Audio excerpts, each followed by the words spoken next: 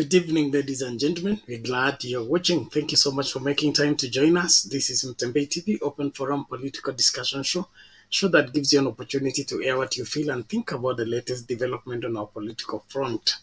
Well, today we are treated to exchange again between the president, his deputy, and Raila Odinga. Well, the president and his deputy are playing down Raila Odinga's mass action plan. What do you think? Will they get away with this? Can they handle Raila Odinga with the Kenyan masses? Something we need to dive into seriously.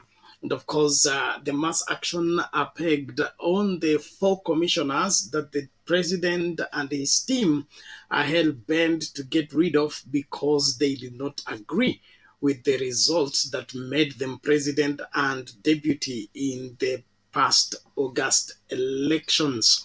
Well, Baba now says he's going to the people and let the people decide whether the four commissioners should go or whether the four commissioners should remain. Who is going to blink last?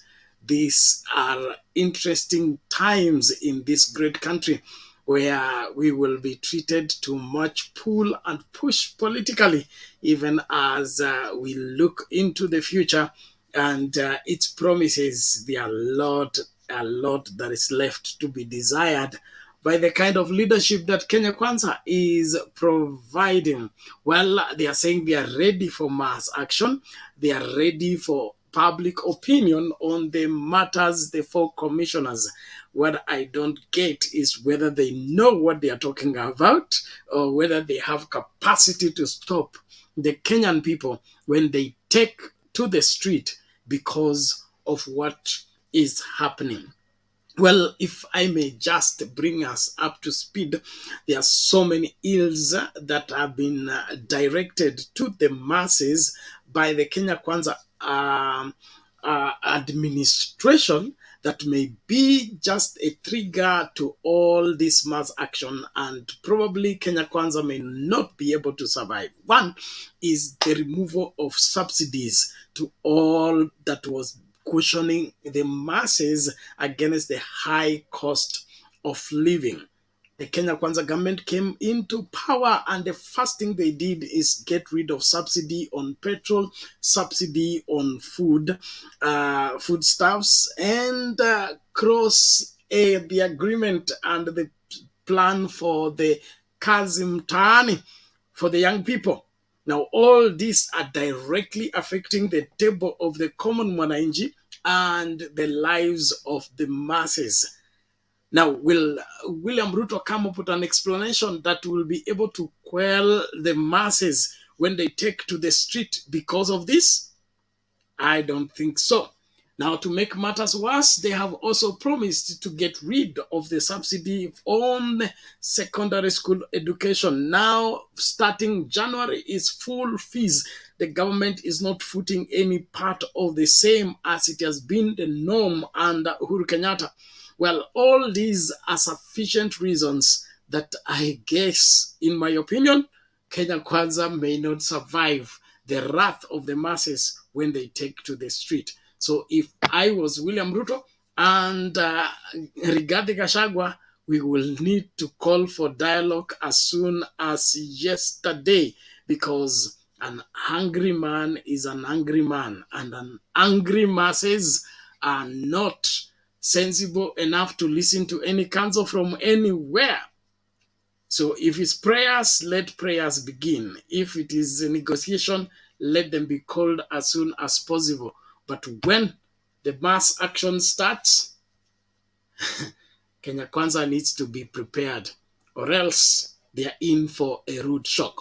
Well, thank you everyone that is joining us from wherever you are joining us. Please make sure that if you are able to get us, you help 1, 2, 3, 4 people to find the broadcast. Glad to announce we are back now safely on Facebook as well as YouTube, and therefore those of you who have been following us on Twitter, we are not able to get on Twitter. We only have whatever capacity to stream on 3 platforms at the same time.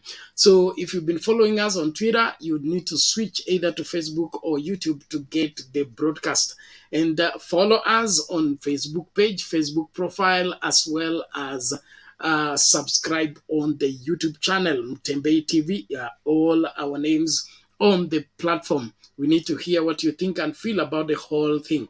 Well, let's get down to business. The link to use to get in the studio is right now in the comment section. All you need to do is click on it, allow StreamYard to configure for you the camera as well as the audio, and you will be in this space for us to get talking.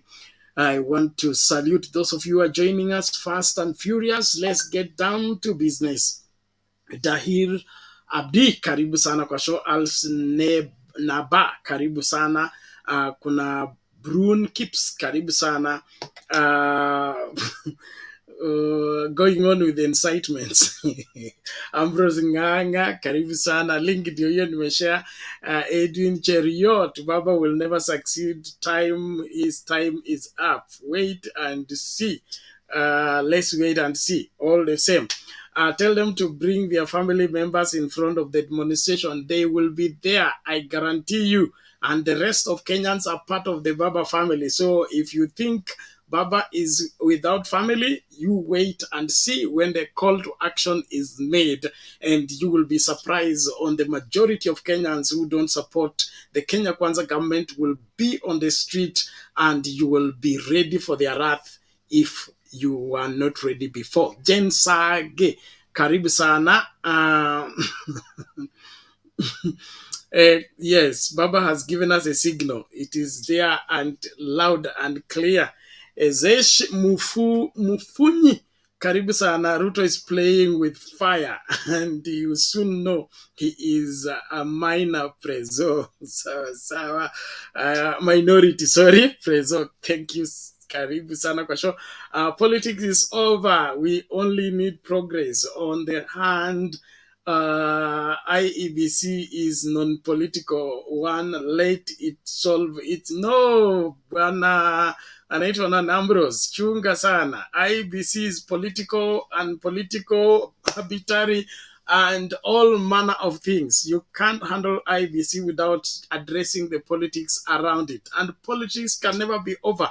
If politics is over, then all politicians should be off the scene. This country is led politically, for your information. So politics can never be over, and they will be here to stay. So you better get prepared for the same, or you will have to look for elsewhere to go. Cleophas Wamabe, Ruto for president. I thought he's already president. You are campaigning for him. Is it 2027? Whichever the way. Thank you so much. Karibu kila mmoja. Use the link in the comment section to join into the discourse and let us look at this thing keenly and soberly, because from where I sit, William Ruto and Gachagua are playing with fire. The wrath of the masses is not anything to underrate when it comes to the pain you have already inflicted on them by the high cost of living, and now withdrawal of every subsidy, now cancellation of kazi mtaani. All this are sufficient reason to get Kenyans off the street. So if I were William Ruto, I would do everything in my power to see to it that nobody gets to the street, because when we get to the street, many things are going to happen, and probably, just probably, that 1 million march to State House may just take place before you know it. So don't underrate what you're about to face. You better call for negotiation before it is late. Well, karibu kila mmoja, na washukuru katika mjadala wa leo. Naomba tu tujitahidi kuhakikisha kwamba hakuna anayesalia nyuma kwa masuala haya. Ni vizuri tuelewanwe na tutende yote ambayo tunaweza kuhakikisha kwamba hakuna Mkenya anasalia nyuma wakati wengine wanasonga mbele, na kuna yeyote ambaye atakosa kuhudumiwa na serikali kwa sababu yeye sio supporter wa Kenya Kwanza. Uongozi wa Kenya ni wa Wakenya wote, si wa mrengo wa kisiasa. Kwa hivyo tujitahidi kila moja. Wewe unaona the mass action call by Raila Odinga being played down by President Ruto and his deputy Gachagua. Is that enough response, or what is it going to be? Let's get talking. Those of you who want to come to the studio, the link is in the comment section. I'm going to share it again. Let's just ensure that we are alert, focused, and helping into the debate on the comment section. We also urge you, please, to ensure that you are contributing to the health of the debate, adding value to the same by your comments and your suggestions. Does William Ruto and Gachagua have capacity to contain the masses when they take to the street? What is your take on the same? Do you think it is in order, okay, for William Ruto and Rigathi Gachagua to play down the suggestions action by one Raila Amolo Odinga as he goes for public opinion on the fate of the 4 commissioners? Let's look in this keenly and be able to address it accurately. In my opinion, the president and his deputy are mistaken. The president and his deputy are mistaken. This is the beginning of a great long stretch that they may never have enough capacity to handle. Yeah. Usichelewe na usiachwe nyuma.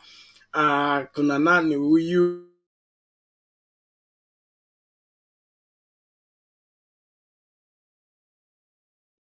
All the same, thank you so much. Akengo Omwangu, thank you so much, watching from Columbus, Ohio, USA. Thank you so much. God bless you. Karibu sana. Fatma Abdullahi Muhammad, hi to you. Thank you so much. Kuna Leah Daily, following from Mariakani Kilifi. Karibu sana Leah. Nani huyu? Kuna Mariam Kache, hi to you. Thank you so much. Kuna Margaret, hi to you, thank you so much. Nawashukuru tu sana wote ambao mnajumuika nasi katika kipindi cha leo. Tunaangazia kucheza na baba, wakati anasema kutakuwa na mass action kama Kenya Kwanza haitafuata sheria ipasavyo. Je, wewe unaona President William Ruto na Gachagua wana uwezo wa kuzuia mass action wakati imeanza? Naomba tu ukatoe maoni yako tukasonge pamoja. Margaret anasema watching from Nairobi. Endelea kukaribisha wawili watatu, usitazame peke yako. Mambo ni kama hayo na inji lazima iongozwe ipasavyo. So kinara wa Azimio amesema anakwenda kuuliza wananchi kuanzia Kamkunji, alafu wasonge wapi? Mombasa, Afraha, alafu Nakuru, Afraha, then of course Buhungu, Kakamega. By the time they get to Kisumu and Homa Bay kutakuwa kumewaka moto. Kwa hivyo karibu kila mmoja. Mambo ni kama hayo. Siku 100 za Kenya Kwanza naona zitaisha vingine. Kwa hivyo tafadhali kila mmoja, ukitupata tu endelea kukaribisha kila Mkenya, tukajumuike pamoja katika kufahamishana na kueleweshana masuala haya ya siasa zetu. Kwangu mimi naona ni kama hii serikali ya Kenya Kwanza haina ufahamu ya masuala ya mass action na madhara yake, lakini kwa vyovyote vile watajitahidi, kwa sababu Wakenya wanasema punda amechoka. Na kama punda amechoka, basi ndio huyo atawajibu wakati maswali itaanza. Well, thank you everybody. We appreciate you for continuing to follow Mtembei TV, open forum political discussion show. Thank you, thank you, thank you. Let's continue with the conversation. as we share part of the videos of these claims. Let's watch out this as we continue with the conversation. Naomba kila mmoja tafadhali hakikisha kwamba una dumu katika haki na ukweli. Hiyo ndio sababu ya kipindi hiki, na tuko hapa kuelimishana, kukumbushana na kuhakikisha kwamba kila kitu kitatendwa kulingana na sheria yetu ya Kenya. Karibu kila moja. Everybody, thank you so much.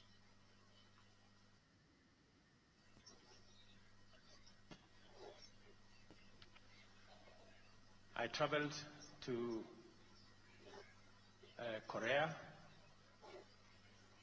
and I was informed that the last time there was a head of state from Kenya who visited Korea was 35 years ago.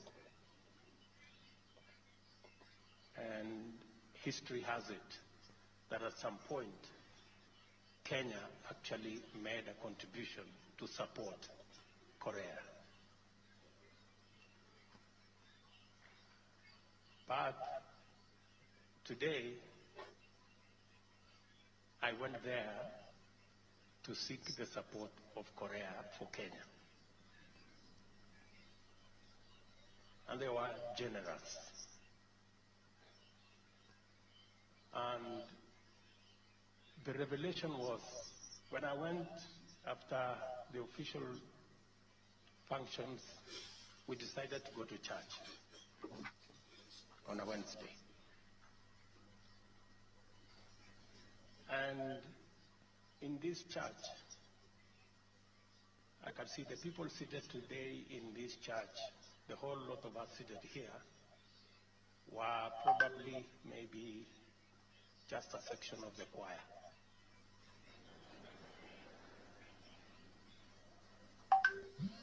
The church has 100,000 worshippers.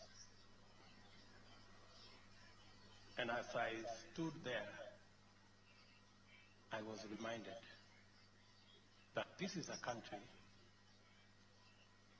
that Kenya was lending money 30 years ago. Today, it is the 10th largest economy in the world. And when I saw them sing, it came to my mind the words of Zechariah 4:6, where God was telling King Zerubbabel, it is not by might, and it is not by power, it is by my spirit, says the Lord. I want you, as Kenyans and as Christians, to trust God with me so that Kenya can be a different country in our lifetime.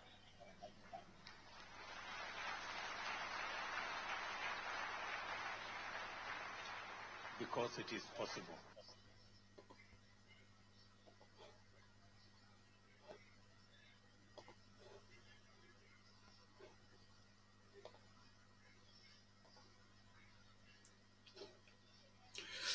Okay, huyo ndio Rais William Ruto akishare na Wakenya is Korea experience. Anasema alishiriki katika kanisa liko na wafuasi ama waumini 1,100, alafu akakumbusha kwamba sio kwa uweza wala nguvu bali ni kwa Roho Mtakatifu, kama ilivyonakiliwa na Zechariah 4:6. Okay, mambo ni kama hayo. Sijui kama Kenya itapona kwa hayo ama itapona kwa kuweka mikakati inayochangia kila Mkenya kuwa productive ili economy ikapone. Thank you everybody. Please let's get talking. Those of you are yet to get the link to get into the studio so that we talk, please do so. Let's get talking. Appreciate everybody. Nani huyu anasema kuna nani huyu Achenga anasema Bernard, you look supreme. Karibu na ukae mpaka masaa Okay, nitajitahidi, lakini leo ilikuwa nisikae sana kwa sababu sina I don't feel too well. Uh, but I'm here because I have to be here. And then I'll hand over to my colleagues to proceed with the rest of the broadcasting. But I want us to keenly participate into ensuring that hakuna Mkenya anadanganywa na hakuna Mkenya anaachwa nyuma. Hii ni nchi yetu na lazima tuwajibike kuhakikisha kwamba tunaikomboa kutokana na uongozi mbaya. Okay, uongozi ambao unaweka masilahi ya viongozi mbele ya masilahi ya wanaoongozwa ambao ni Wakenya.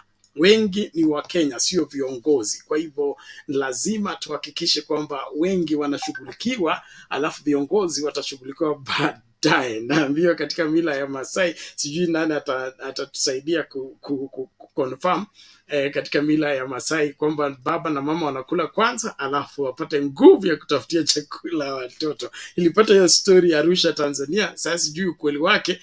Kama unaweza confirm hiyo, basi itakuwa sawa. Eti baba na mama wakule kwanza, wapate nguvu ya kwenda kutafutia watoto chakula. Katika mila ya kwetu ama kule nakotoka, watoto wale kwanza, alafu baba na mama. Sasa sijui itakuwa vipi, lakini kulingana na Kenya Kwanza wanaona viongozi wale kwanza, alafu wanaongozwa baadaye. Let's talk. Everyone, thank you as you make effort to get into the studio, and don't watch alone. Invite your groups. Share that link with all your WhatsApp groups, all your Facebook groups. Let everybody know we are here, and we are here determined to see to it that no Kenyan misses right information in understanding what is going on and the position he must take in order to help this country move forward. As a reminder, President Ruto and his deputy Gachagua play down Raila Odinga'S mass action plan. Are they mistaken or they are right on point? Let's get talking. Baba takes IEBC commissioner's case to public opinion court. If this happens, who is going to carry the day? Is it the 4 commissioners or the Kenya Kwanza administration that is determined to get rid of the 4 commissioners? Let's wait on this and any other thing that you will love us to look at keenly.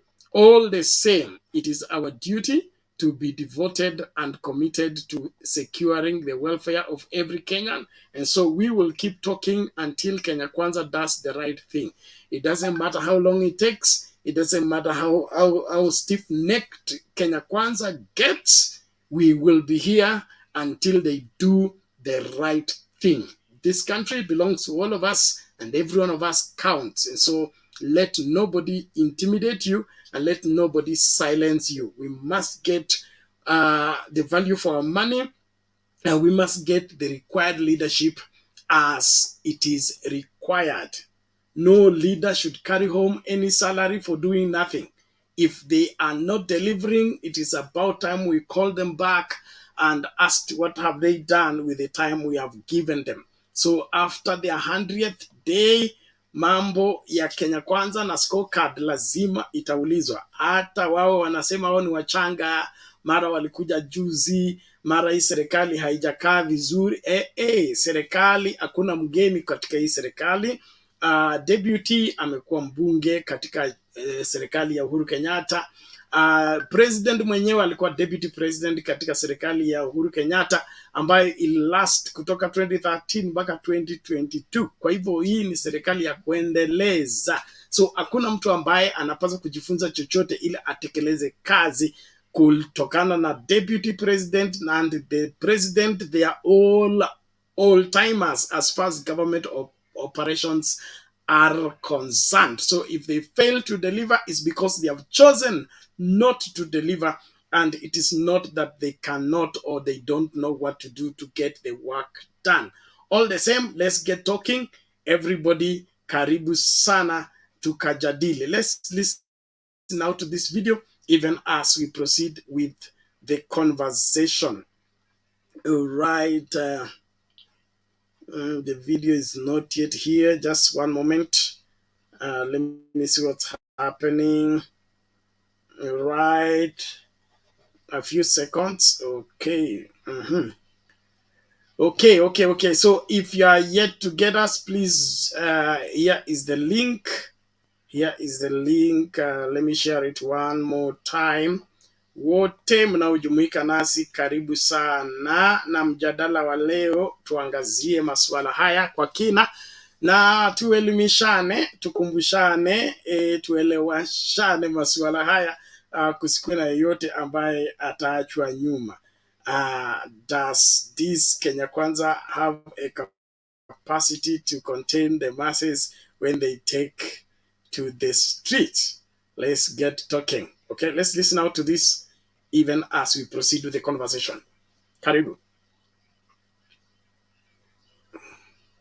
That's not really what I wanted to talk about. I want to talk about critical issue of independent electoral commissioners. As you know that this regime, which came into power through the rigging of the elections, is now hell-bent in trying to send home the commissioners who stood firm on the platform of the truth. And we have said that this is not going to be acceptable. People of Kenya will not accept it because it is now known worldwide that these people lost elections badly and that they stole these elections. But now we cannot accept that on top of that they will add insult to injury by sending away these other commissioners and then imposing on Kenyans a user-friendly commission to them. This is not acceptable.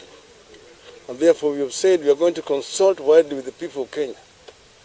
We will begin in Nairobi on Wednesday. We will have a meeting with the people of Nairobi at Kamkunji grounds to ask them if they accept that these commissioners should go home. We will then do the same thing in Mombasa. We'll do the same thing in Nakuru.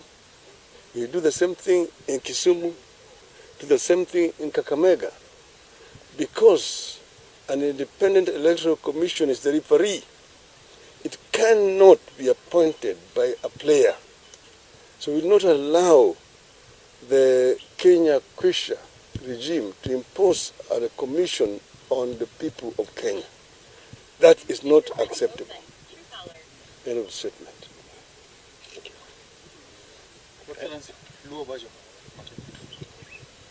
The same people are asking the people of Kenya to go back to the streets because Parliament is doing its work and is an independent institution. If they want the people of Kenya to go to the streets, they must lead by example, because these people who want our children to go to the streets have organized and arranged for their children to go and serve in the East African Legislative Assembly in Arusha. So we are asking them, if you want street protests, it is okay.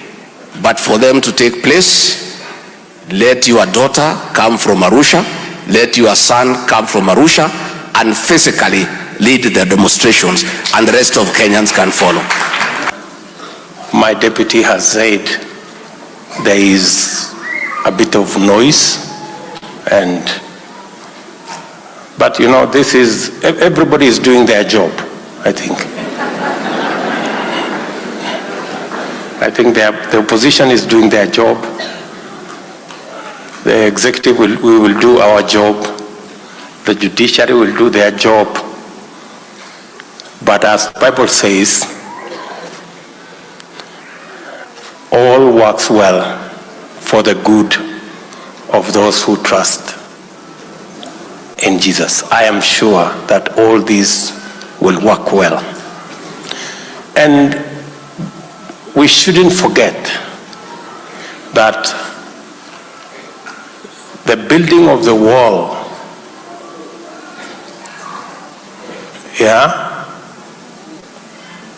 by Nehemiah, was it?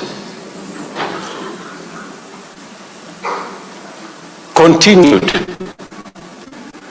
even as Sanballat and Tobias were talking.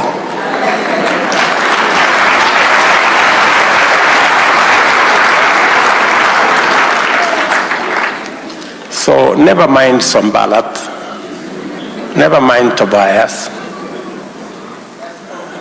Let us focus, and we will build the walls of our nation. Ndugu yangu, kwani hizi app za loans natakaje ndio wanipe loan? Sasa nikuulize ndugu yangu, unataka kufanya nini yodo? Nataka ku expand business, nitaweka gari nyingine. Oh, sasa bro, acha nikueleze. Kuna app inaitwa VIP. Unaona sasa, ukiwa na hii app, ni app yenye inakusaidia kumanage busy yako. Sasa wewe kama msee wa taxi, ukimanage transactions zako through VIP for the next 3 months, unaweza get access to loan. Alright. Na pia kulingana na design yenye unakopa na unalipa hiyo loan, wanaweza kupatia pia access to a better handsome amount ya loan. Unanipata ndugu yangu? Nakupata. Hiyo kwanza iko verified. Kabisa. Sasa download VIP leo na uexpand business yako in the next 3 months, au sio? Kabisa bana, hata niweke sahi.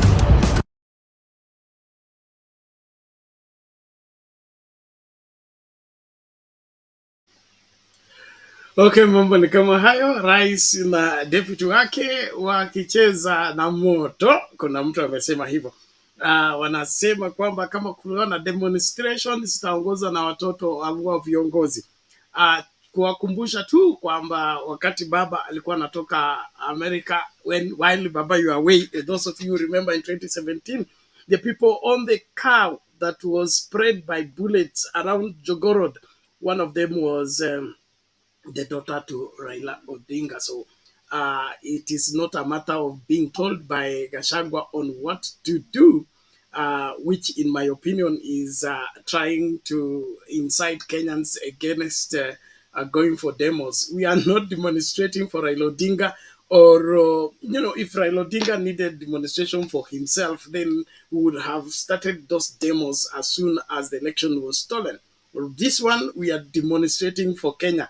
Somebody wants to turn Kenya into his backyard and turn it into his own empire and his own business, other than it remaining the business of each and every Kenyan, where we are all the holders of the title deed of this country called Kenya. He wants to turn it into his backyard, where he will grow whatever he wants, harvest whatever he wants, and nobody should question him on any matter. That is not going to happen under our watch. And so, if they want demos, we will give them. If they want street march, we will give them. It is about time they came to know that they are only custodians. We are the owners of this place. We have the title deed of State House, of Parliament, of the judiciary, and every other property that belongs to the government of Kenya. It belongs to all Kenyans. They are only custodians, that is trustees. They must remember that. All the same, karibuni kila moja. Nashukuru tu sana kwa wote ambao mnajumika nasi katika mjadala wa leo. Naomba karibisha wawili watatu tunapochangia masuala haya. Ndugu yangu Chaga amefika. Karibu mzee wangu, namna gani huko? Salama kabisa ndugu Bernard, ni mzima. Tunamshukuru Mungu huko. Kwa leo hapa patamu.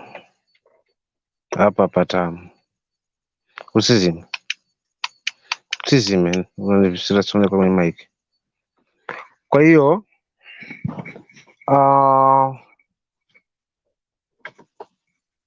baba amezungumza nao, wakazungumza yao, lakini kawaida maji na mafuta huaga yachanganyikani, kwa sababu wale wanasema ni sheria, wale walifanya makosa, wale makamishna kuweza kutoka katika kati ya wenzi wao kuweza kwenda kusimama huko Serena kuweza kuzungumza yenye walizungumza, kwa sababu ni kinyume na sheria. Walitishia usalama wa nchi, na kisheria wanatumia ile katiba ili kuweza kuwatoa. Ni sawa kabisa katika mfumo walioleta kisheria kwamba ni lazima kutokea mtu afanye petition ndivyo ipeleke kwa bunge nayo itengeze hiyo jopo la hawa jamaa sio wanaitwa JK wote, then after hapo iregeshwe tena kwa bunge wajadili, waipigie kura, waone kama mswada huo utakuwa umepitishwa ama uamuzi huo umepitishwa, basi upelekwe kwa rais na waweze kutoa. Ndio plan kubwa ya Kenya Kwanza, na kisingizio ni kwamba watasema wamefuata katiba kisheria. Lakini sasa tukizingatia haswa katika sura ambayo imefichwa nyuma ya hiyo sheria ni kwamba tumeshuhudia kesi nyingi ambazo zimekuwa ziko kama mahakamani kwa baadhi ya ambao wapo katika nyadhifa za uongozi kwenye hii serikali zikiondolewa na zikisingiziwa kwamba ni za kisiasa tu, zilichochewa kisiasa tu na wale ambao walikuwa katika serikali. Sasa swali langu linaingia pale kujiuliza, ikiwa tu kesi ambazo hata mwananchi wa kawaida alishuhudia kabisa kwa macho yake vyenye zinaenda leo zinaambiwa kwamba zilikuwa ni za kisiasa, kwa hivyo hawa watu wako sawa, then pale katika hiyo tume ni ya watu 7, sijapoona hawa wengine ambapo wanaongozwa na mwenyekiti kabisa Chebukati, Agulie, yule mwingine wale wawili ambao wapo, sijaona wakizungumziwa. Na kama ni swala la kuweza kutengeneza hii tume upya, basi wangekuwa wanazungumziwa, lakini hawa kwa sababu waliweza wakatimiza ile agenda ambayo ilikuwa ipo katika serikali, hao wako safe. Sasa kizaazaa ni cha hawa waliobaki 4 kwa sababu ya wale wengine 3 ambao wameweza hatamu zao wanaenda, basi hata hawa waende ndivyo wao watengeneze tume mpya ambayo itaweza kuwasaidia come 2027. Hii ndio plan kubwa, lakini tu kuzungushwa kote kizungumkuti chote kiko katika katiba, wakidhania kwamba na katika maoni yao wakiona kwamba wamefuata njia sahihi ya kuweza kuwatoa makomishina, kwa sababu kivyo vyote kama walijitoa hawa juzi ambao ni upande wa minority. Sasa nashangaa kama hawa wataenda wafanye hiyo tume hiyo kamati itaenda kuweza kukaa ya majority na waregeshe tena mswada bungeni, na pengine hawa minority pia wakatena na wasusie, sisi bado itakuwa hiyo ni ya one man show. Kwa hiyo hii ni agenda ilikuwa imepangwa na ni jambo ambalo limepangwa, kwa hivyo wazungumze tu kinagobaga, wasitupitishe mbali wakati kivyo vyote vile au mswada ama uamuzi utaweza kulalia hawa makomishna 4 for their benefit. Kwa hiyo kwa baba leo kujitokeza Bernard kuweza kuzungumzia kwamba yes, haya maneno sasa itabidi ni ya mwage katika wananchi, wao ndio watakuwa wachanganuzi, wao ndio watakuwa waamuzi, ni jambo ambalo liko sahihi, kwa sababu thamani ya Mkenya ni kubwa mno, kama ulivyotangulia kuichambua kwamba sisi ndio kila kitu, sisi ndio wenye hiyo title deed kwa kila sekta. Kwa maamuzi ya mwisho yashirikishwe katika mwananchi, ni jambo ambalo mimi nalifagilia, kwa sababu kabla ya wabunge wafanye yao ambao wanayafanya kule kutokana na mirengo yao ya kisiasa na kuzingatia kwamba hii jambo limeingizwa siasa, si sheria tena, limeingia sumu ya siasa. Ukweli ni kwamba hata serikali ingeweza kumshirikisha mwananchi before ya mambo yote, ndo waangalie kwamba wananchi watasemaje kuhusiana na jambo kama hili. Kwa hiyo si vyema kutolewa hawa, na sisi tunangoja baba aanze Nairobi, tumkaribishe Mombasa huku, then baadaye wataona haya maneno yakiwa yanawabadilikia kila uchao, maana mwananchi akisema amesema, hakuna kingine. So njia ambayo amechukua mzee kuweza kuyaleta haya kwa wananchi kuyachambua, hakika hapo wamegonga ndipo, na ndio maana ni tishio kwamba sasa washaanza kuingia kiwewe kwamba wanapanga maandamano, sio wanapanga nini. Hiyo yote ni mfamaji hajichi kutapatapa, lakini kweli wa mambo, hii ni serikali ya kuweza kulipiza visasi Bernard.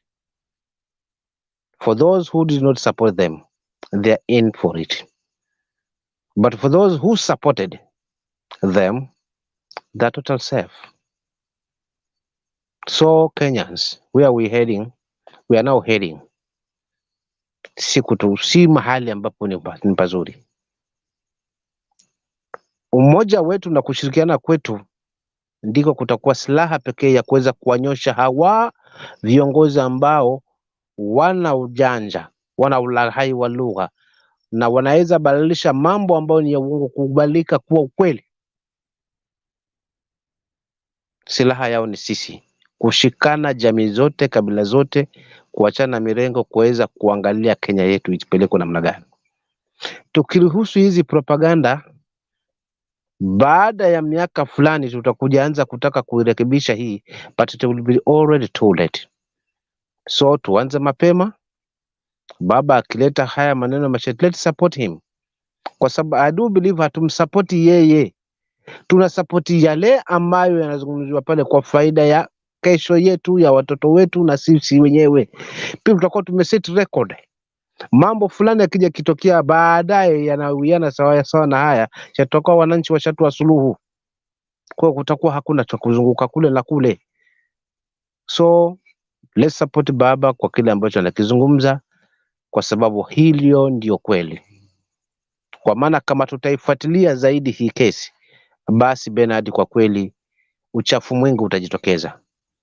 Na ndio maana juzi nilizungumzia kwamba wasijeregeshe tukaanza kutonyeshwa vidonda, na wakumbuka Azimio bado lina wafuasi wakubwa, tena lina wafuasi wengi, na pia baadhi ya hao watu wa Kenya Kwanza walikuwa na matumaini na kwamba serikali hii itaweza kuwafeva. Kuna pande zima limekatika, sisi limerudi upande huu. Ni wachache tu ambao sasa hivi wamefuka. Kwa hiyo kila wakikaa wapige hiyo hesabu, kwa sababu ya utendaji kazi wao. Matendo hakuna zaidi ya maneno mazuri, na maneno matupu, ndugu yangu, hayaleti tija. Kwa hiyo mimi Bernard sitakuwa mrefu kaka kwa muda, ili niweze kupa nafasi pia na kuweza kuwakaribisha wengine warudi waingie hapa wachangie. But for real, I support kile ambacho baba amekizungumza, na ndio dawa ambayo itamaliza haya, kwa sababu mwananchi ndio atakaye amezungumza. Na ndiposa namwamini kwamba huyu bwana ama huyu mzee ni rais kweli hakika wa Kenya. Asante. Asante sana Chaga kwa mchango wako. Tunashukuru sana kwa utangulizi mzuri.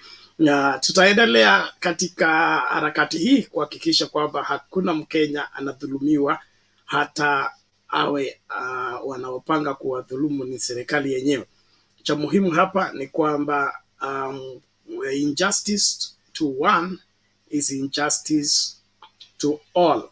And therefore we must look at this case very keenly and see who is on the wrong. I was touched by a question posed by one member of parliament that I don't support much, but today he spoke some sense. I want to play that video so that we can all, be on the same page. Na wale ambao mnataka kuingia studio, tafadhali hakikisha kwamba unaacha StreamYard ina configure your phone or your laptop for you. Don't attempt to deny its capacity to you allow it. If you control it, you will not succeed. Kuna Moses amekuja hapa akatupwa nje. Tafadhali hakikisha unapiga vizuri ili upate nafasi ya kuchangia katika mjadala wa leo. Hebu tusikilize swali hili ambalo linaulizwa na Osoro.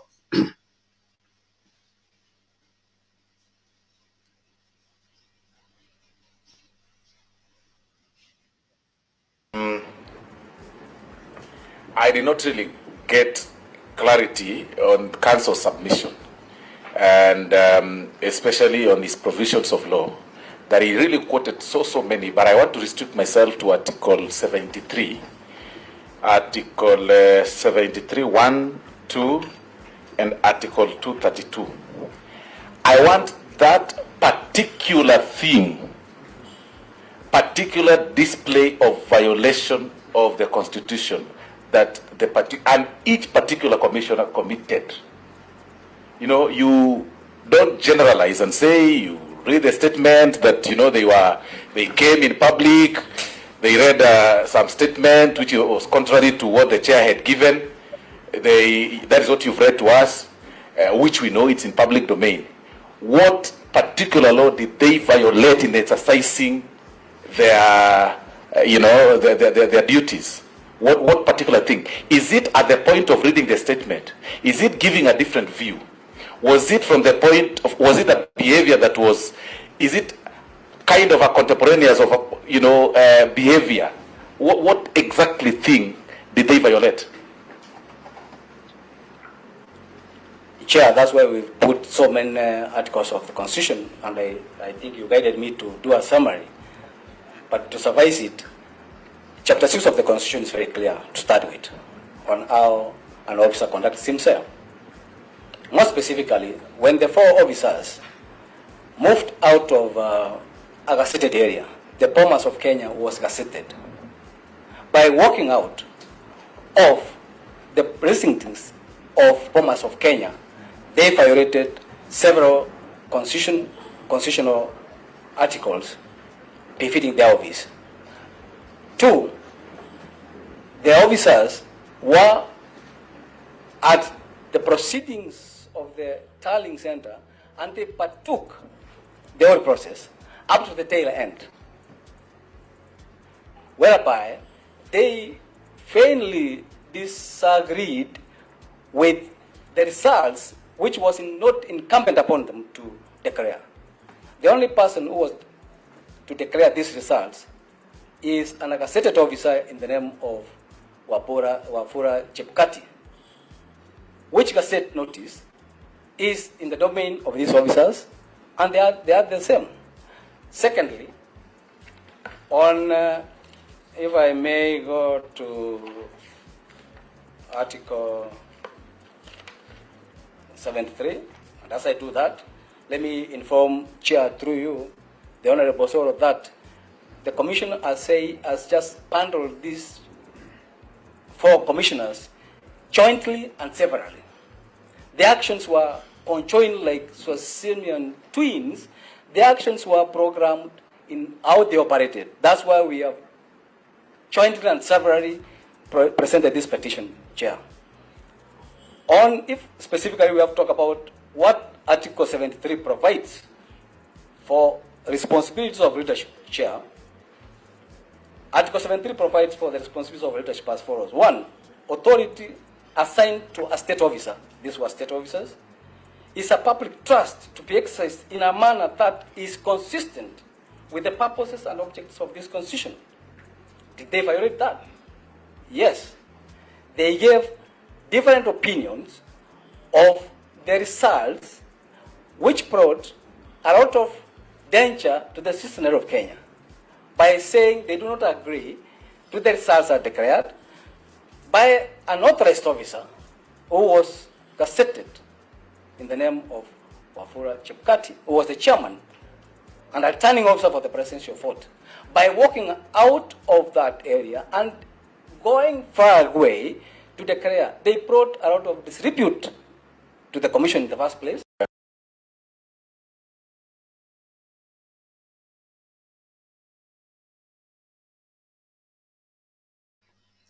Okay.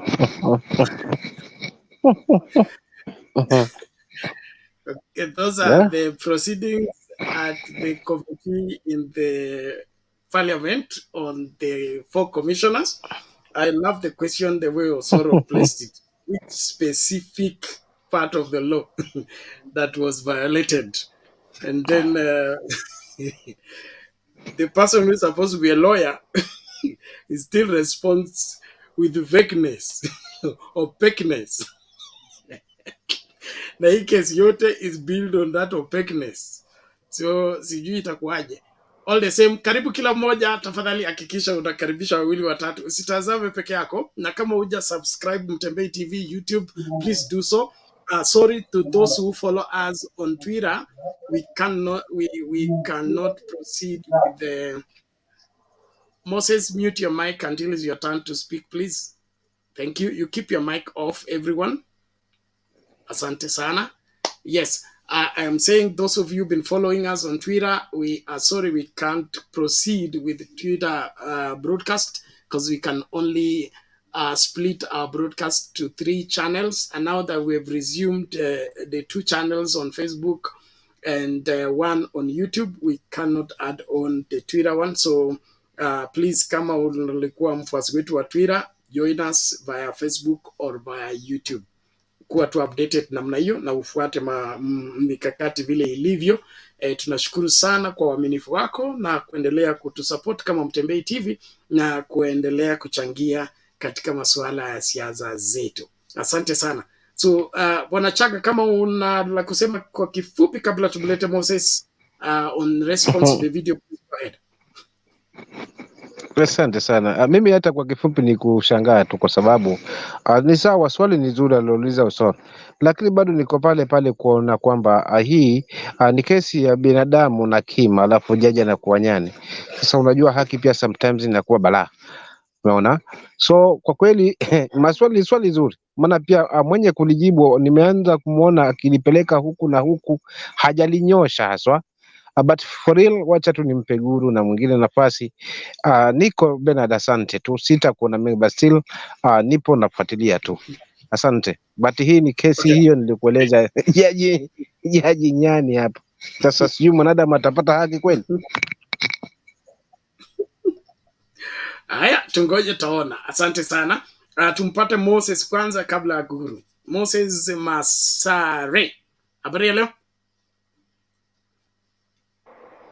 Bwana Moses? Yes. Yes, how are you, Mr. Bernard, and all everyone this corner?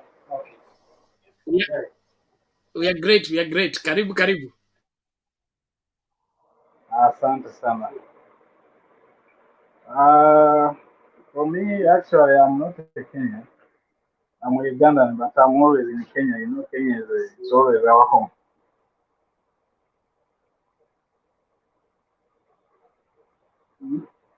Yeah, we are. I'm always following this panel, and I'm always a person who likes things that can move our country forward and things that can make us like getting stuck and all those kinds of stuff. So I'm sorry, but I'll be using English, the little English that I know. Swahili I know, but I'm not good in it. It gives me headaches sometimes when I making a point. Sometimes it disturbs me. There's no problem. Just go ahead, use English. Oh, okay, thank you. Yeah, guys, I've been following you each and every day, and I'm very proud of you. I wish we can join this and we reach our friends in the same country that I'm coming from, that's Uganda. But there are certain things that I'm proud of also. I've had some was it that guy is here an MP or is just a senator? The one that they were in that committee, because I didn't follow up. I don't know whether it was He's a member of parliament from Kisii. I don't know whether it's South Mugirango or whichever. He's a member of parliament, yes. Yeah, I'm proud of what he asked, and I wish he can take it far away from at least to where it is gone now, because the interest behind that we just guess. You know, like me, I'm Ugandan, you know, and we don't wish our brothers and sisters to go the way we are heading to. Not we are heading, we are already in that. So we are looking up to you guys. So it will be a very great if we see you again following the route that we are in. So I wish all goes well for those 4 judges because they were doing what they are supposed to do. The person whom we saw that he was compromised was the chairman of IEBC. No one else. So these guys, I don't know whether the constitution allows them to speak their mind or to take their decision. I don't know. I'm not sure of that. But as a person, I think they have their right to say the truth because they said the truth, nothing else. You know, there are people, there are people who will always protect their legacy and their dignity. Everyone is not after money. However much you bring, you will try to bribe him or her. You will always remember that I'm a Kenyan. And I've, I've my legacy. People who cares about their countries, you know. So a person like Chebukata, I don't know, that guy maybe is not a Kenyan, must be a Ugandan because he has that.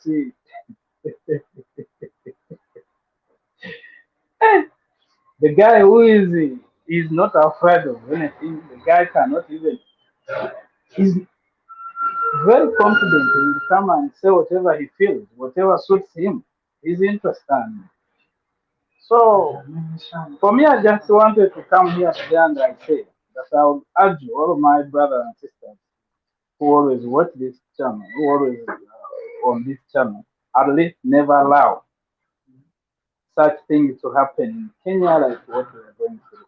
Guys, we are suffering. We don't know how, when, and shall we come out of this saga. But at least you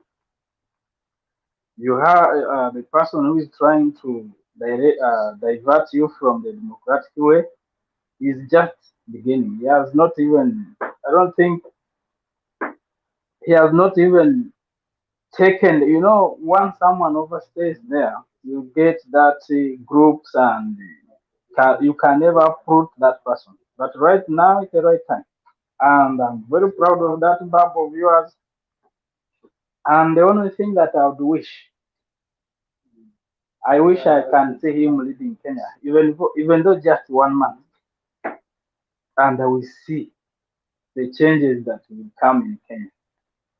Because such people, they are rare to get. They are very rare to get.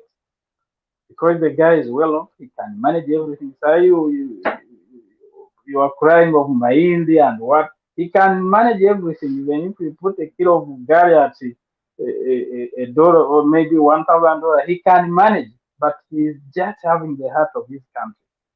His fellow citizens, you know.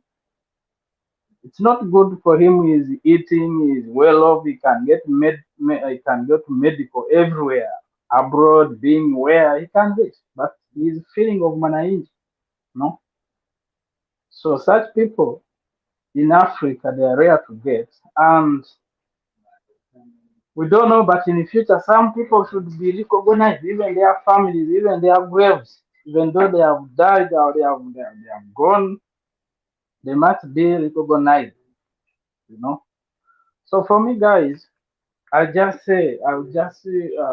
will say few things that where you are as a country, it's the right time to go. But once you delay, the way I'm seeing this guy trying, is trying to set up his empire, of which in the future you can never approach that guy. But to me, he's rushing. He's rushing things of which I'm not sure whether he will reach where he's planning to go. His friend that is, I don't know, maybe is the one that he's looking up to, never started like that. He came, what he did first, he managed to win people's trust. I mean, Ugandans' trust. Then later on, he started using them, doing things when they are, some of them are willing, even they are supporting him. But this guy of yours, I don't see him. Even he has not even win. He has not even won people's trust. Everyone is doubting. Even those ones who gave him few votes that he got, they have started wameanza kulalamika. They are saying, kwanza hii pesa ya hasara, money hasara nation, mama mboga, where are they? I don't see anything. I was thinking by this time we are going to see Mama Mboga. Now they have upgraded their businesses, Hustler Nation, Boda Boda guys. But I don't see anything. So we as Africans, more so our generation, we should be vigilant in such and such statements. People who come just to make their political statement and uh, pave their ways of going through. We should be very vigilant. And I was not happy with some Kenyans, when the time of campaign. Okay, it's Because this is a guy who has been. Moses. Moses, you get another chance to make your submission so that you don't keep many on the queue, please. Just summarize so that we Oh, give another, and then we'll get yeah. back a second round. Okay. All right, all right. I will submit my. Let me just summarize now. So, we should stop acting cheap, like we more so in East African community. I saw people who were like, we don't understand. You can never come and tell me that you have been a deputy president. In Kenya, being a deputy president, that means you have power. You have power to do anything. You are not.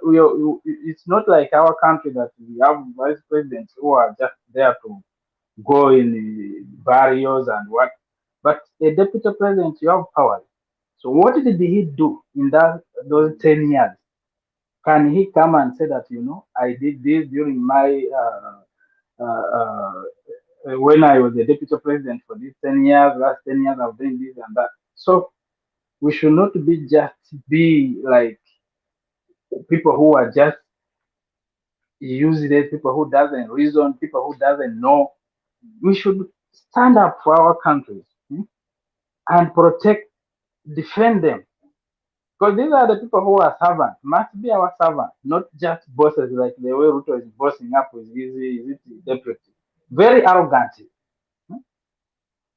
But I appreciate and I hope you guys don't just divert and go where Uganda is, because it's not the right way to go. Thank you. I will leave there for other people. Okay, thank you, Bona Moses. Thank you so much. And we are in the struggle together. A free Africa requires every African free. And that means what affects you in Uganda affects us in Kenya and the rest of the world. And so this is one thing that will require us to hold hands and pull together until we win together. A question posed by Kenya 254 is saying, why don't Azimio allow the four commissioners to answer questions in Parliament? They are overreacting, which means there is fishy, or that is fishy. Kenyan, wherever Kenya 254, you don't understand the law. The law does not require independent commissioners to answer questions before the parliament. If there is a petition against an independent commissioner, the petition is submitted in parliament by the petitioners, okay? And then the JLAC committee will assess the petition if it meets the threshold for it to be prosecuted, and then they will recommend their recommendation to the president. And it's only when the president constitutes a tribunal, it is when the tribunal will summon the four commissioners. So the four commissioners are not required by law to answer questions in parliament. It is a version of the law for them to do that. And that is why the Azimio people are not in support of the subversion of the law. The moment you begin to use the law wrongly, it creates a presidency that must be followed always. And so the moment these commissioners appear before the parliamentary committee, then the requirement for them to appear before the tribunal becomes null and void, because they will have already been prosecuted in parliament. So just upgrade and understand that. And if we are going to follow the constitution, we follow it all the way. If we don't want to follow it, let's throw it away and use the rules of the jungle and see the strongest man win. But from where I sit, we must follow the due process. Due process. You must be able to convince the JLAC committee that these people committed an offense against the constitution, and then the JLAC committee, in their wisdom, will issue recommendation. the president will go through, and then if it's sufficient to constitute a tribunal, then the tribunal will be there and it will hear each and every commissioner. If they win the case, they stay in office. If they lose the case, that's the only time they can leave office. And that means that even if they are before the tribunal, they will still be effective as commissioners. And from what we read, that is fishy, is in the Kenya Kwanza attempt to remove the 4 commissioners when the terms of the 3 commissioners that were in support of UDA in IEBC is expiring. What is fishy is that they want to get rid of these 4 commissioners lest they are sent to power and be in charge of the IEBC, and then the IEBC will only require other 3 commissioners to be a quorum able to conduct a general election. So in my opinion, what is fishy is from Kenya Kwanza and not what Azimio is advocating for. The rule of law must be applied equally and to everyone.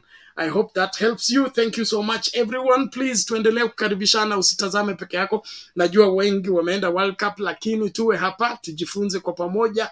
Ni muhimu kueleweshana na kufundishana ili kusikwe na yeyote ambaye atasalia nyuma kwa masuala ambayo yanaguza nchi hii. It is our duty to see to it that everything is done rightly. Kuna Rada anasema kuna nani huyu amesema nani naomba huyu anasema watu anasema Raila anataka kuonja tear gas. Raila amekulia katikati ya tear gas, hiyo sio tisho, tumia kitu kingine.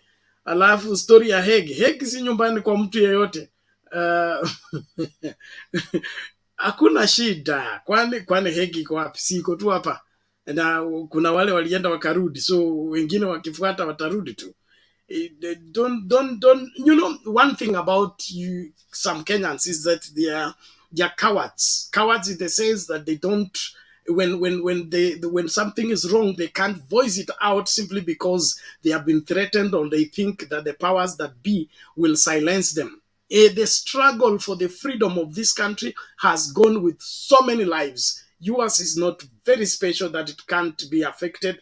Right now, it is affected by the cost of living. It's affected by the withdrawal of subsidies. It's affected by the withdrawal of kazi mtaani. You are affected by bad leadership. You cannot sit back and say you are helpless. There is nothing you can do. Stay in the place where the Constitution provides for you in order for you to understand that what happens.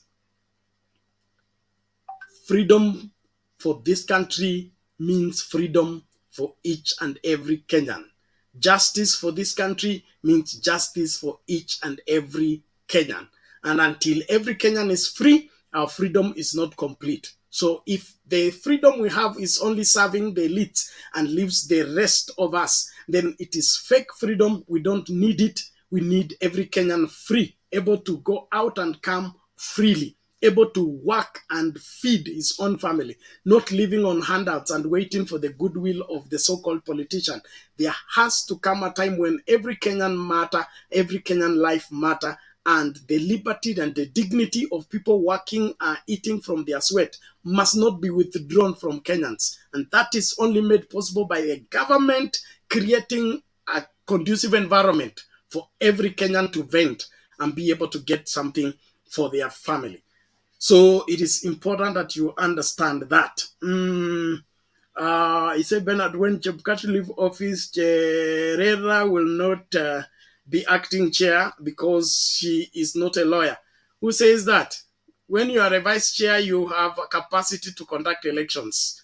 I mean, the fear of Kenya Kwanza is the by-elections that they cost themselves by appointing people who were elected into the cabinet. And so all those seats they created, they are afraid that it will not go in their direction. That's number one. Number two, in case if Chebukati, for example, got incapacitated while we are doing the general elections, the person eligible to announce the winner was Cherera. So whatever you are saying is not founded in the law.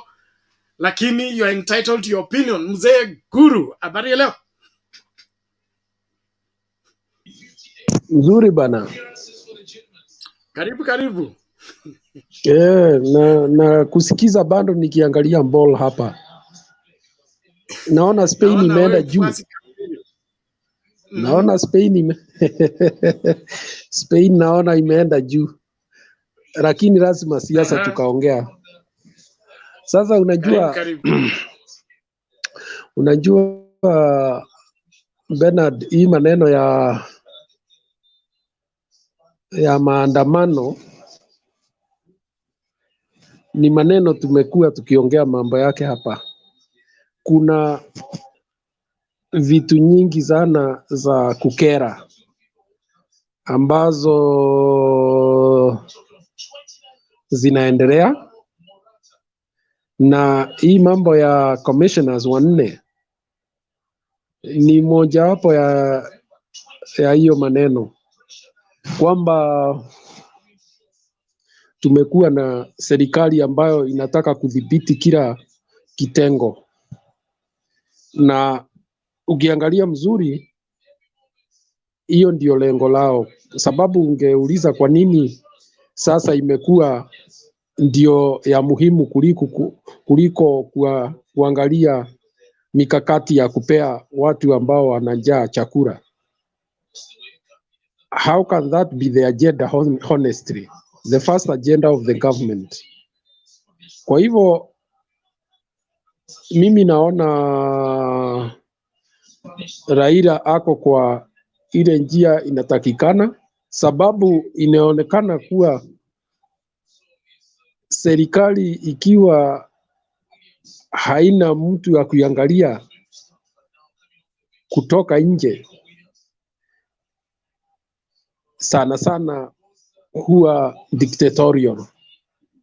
Saa hii watu wengi wa Kenya wanaweza kuona kama hii ni maneno tu ya kusumbua, ama they are just innocent moves that are being made, or you know, and then you let the guard down. By the time you recover that, it will be too late. It has happened to our neighbors, where what they have is not democracy, in the sense that it's just like a ritual. Look at our neighbors here in Uganda. They know that even if they go to the elections, the results are predetermined.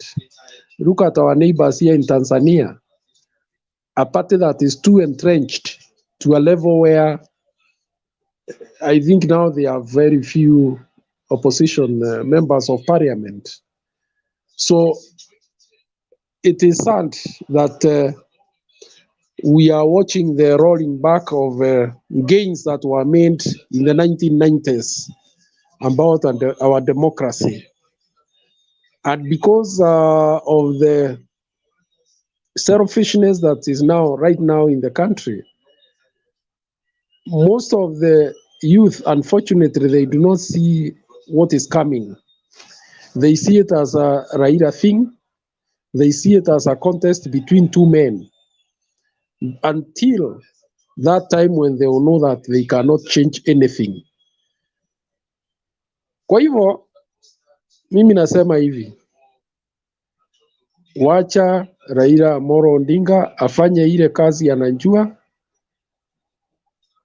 na anaijua mzuri, kwa sababu hapo ndio amekuwa kwa miaka mingi, na akiwa pasi ni mapenzi yake Mwenyezi Mungu, kabla hajazeeka sana, aache ameweka systems za demokrasia yetu kwa kiwango ya juu zaidi ya sasa. Basi tutamkumbuka kama mzalendo kwa miaka mingi sana, hata zaidi ya wale wamekuwa ma-presidents. Sababu there are those who think this is just like Arsenal versus Manchester United. This is about the country. It's not about spectating on who has won and who has lost, because unfortunately that's what some of our youths seem to understand. What role that Baba is playing and has played in the past is something that should be emulated. Unfortunately, that class of leadership is terribly lacking in the country.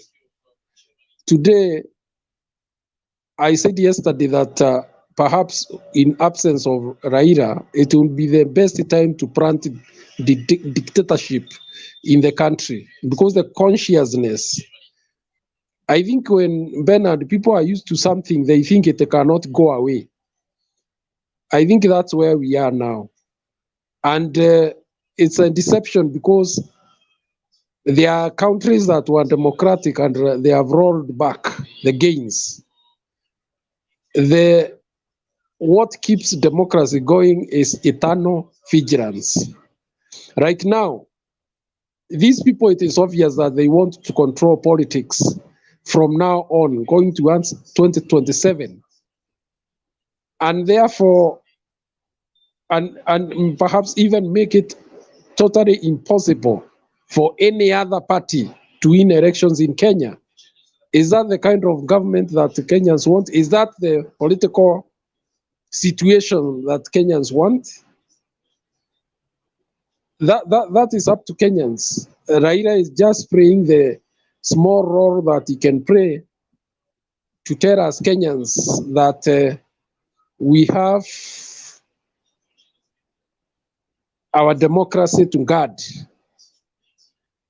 If we listen, so be it. If we don't listen, then whatever will come thereafter, it is up to us. That's all what I can say for now.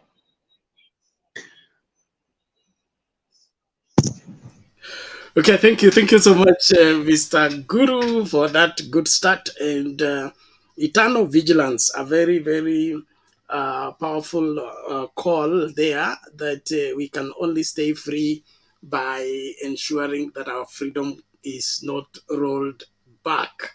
The Holy Scripture says, stand fast, therefore, in the liberty wherein Christ has made you free, and see to it that you don't get entangled again. Every time you are set free, there are those who want to drag you back into prison.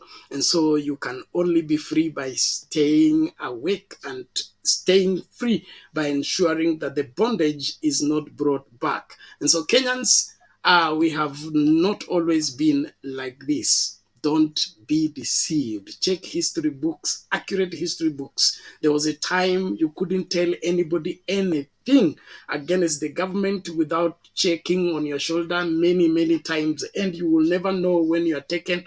And when you are taken, your family will immediately begin to prepare for your funeral. That is if your body will be located. There has been a very dark history behind us as a nation. And so when these things begin to happen like this, tafadhali kuwa macho. Yes, Mr. Guru, nasemaje? Yes, I've just remembered. Today, we got the complaint that one of our mainstream media had a headline that the return of the Nyayo era chief.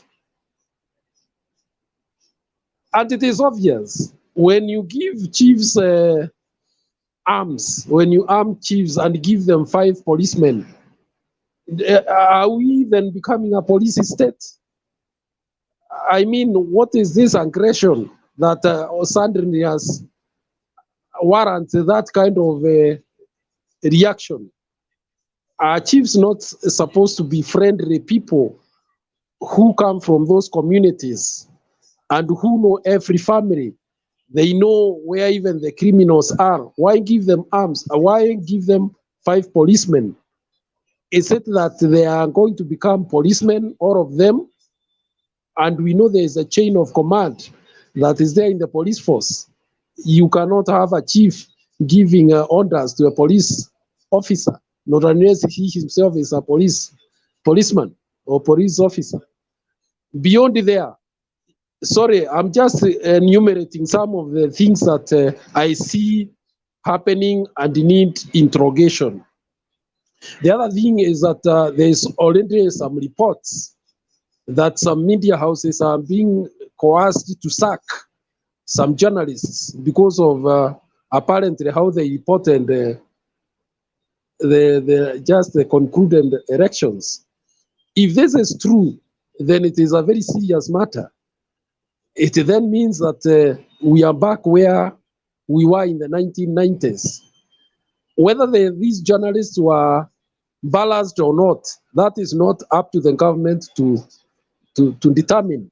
There is the Media Council that they should complain to.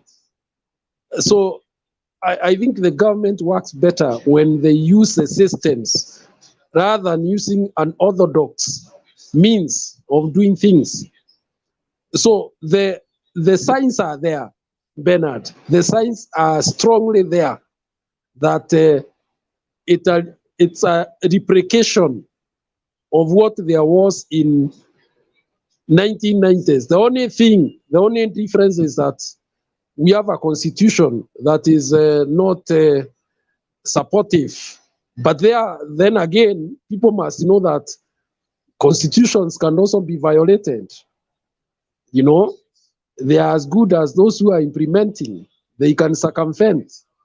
And you have seen it happen. Right now, cases are being dropped one after the other under the wish that there was coercion of the witnesses or some funny narratives. So it is possible to infiltrate and circumvent systems. And that is where we are. It is a sad affair. But then again, people who understand better how evil governments can be, like Raila, they are easily dismissed by these young boys who are yet to, their noses are yet to get clean. I mean, they are still wet because they just think this is a contest between one man and another. It is a serious matter. It is about the future. It is about anchoring our constitution on firm principles that we ourselves determined, that we want democracy, that we want human rights, and so on and so forth. So when Raila speaks about governance, when he says that we should be more sensitive to cross-check what the government is doing, when he tells us to question government intentions on some of these things, he's not merely talking. I dread to find that their chief, the local chief, will be surrounded by 5 policemen. To do what? I mean, have we all of a sudden become a police state? Of course, we know their roar. The roar of the police, we know it. And therefore, then what is the purpose of Nyumba Kumi? The ones who are able to fish out criminals from villages and have 1 or 2 policemen come for them. Why do you have to surround a policeman with five armed policemen? Some of these things, they start like that in Bernard, and then we have a situation that we cannot handle. Let me stop there and welcome Rhoda. I can see you are well psyched to give our view. Although you are far away, you may not know what is happening here. Okay, so thank you, Mr. Guru, for that. It is a sad state of affairs. The deputy president, Gachagua, and by the way, you are aware that some journalists have started being beaten up in the field, and beyond there, you are also aware that the deputy president has constantly been complaining about what we are media. So that is not a very good sign, by the way. This is not coming out. It's not shocking because it was anticipated. It was part of the things that we warned people about the Ruto administration. And whatever that wants to govern wrongly will always be the first people to deal with are the prophets. If you want to go against the law, you attack the prophet. When you attack the prophet, you get the leeway to continue with your perversion without the prophet telling you that that is wrong. all the same, we have been here before. We have been here before, and we won. And so whoever that is bringing up that should also be prepared to face the wrath of Kenyans. We cannot be a country that is quickly striving to get back to where we have been. We must forge ahead. And if the Ruto administration is not comfortable with Kenyans having the liberty to say what they want to say, they better look for when to govern and where to govern, because it is not going to be possible at this time and age. And so it is important. The 5 police officers per chief, where are they going to generate police officers? From the last time I checked, we don't have sufficient number of police officers to take care of Kenyans. And now if you relocate 5 of them to go to every chief, how many chiefs do we have in this country? Are we not going to reach a place? Are we not creating as a state whereby we are opening one gate and opening the gate for the thief, and then go and gather the police officers in one section so that the thieves can do whatever they want to do. When they are done, then the police will come and say we were taking care of the chief. That is why there was nobody doing patrol. There was nobody taking care of the city. I think Kenya Kwanza needs to call a conference for themselves and understand what is governance. From what they are talking about, they seem to be off tune with everything happening in this country. And the worst thing is that they assume that they know, and they think that they know better than everyone else. If they had a listening ear and a seeing eye, they would have already smelled that whatever they are inviting upon themselves, it is beyond their capacity to handle. Quickly, I will mention just 4 things that will inevitably charge up the masses when the mass action is called. 1, GMO was introduced without the participation of Kenyans. Withdrawal of subsidy was done without the consultation of the masses. Kazi Mtaani was withdrawn without the consultation with the masses. And now they want to get rid of the 4 commissioners who every Kenyan know they were standing for the truth, while the rest were lying. Now, these 4 things are going to be the trigger of the mass action. And if it's not well managed, Kenya Kwanza tutaanza kuwaimbia kwa heri mapema tu kabla ya siku ya mazishi kufika. Asante kila mmoja, tuendelee kukaribishana. Dada yetu Roda, vipi lakini?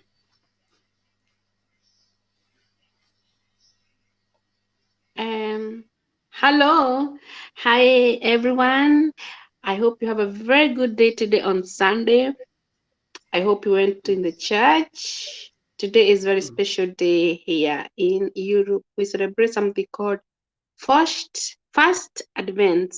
It's where we pull the lights for the Christmas trees and everything. So today is very special. So today, even people who doesn't go to church, they go because this is a very seculation country. So today, people here, they used to go in the church in the funeral, but today, yeah, because this is a country ruled by the law and the democracy. So here, you cannot force people to be Christians. In fact, to be a pastor, like reverend in the state church, you need to have a degree. That is the way according to the law. Here is very. I hope our country can be like that.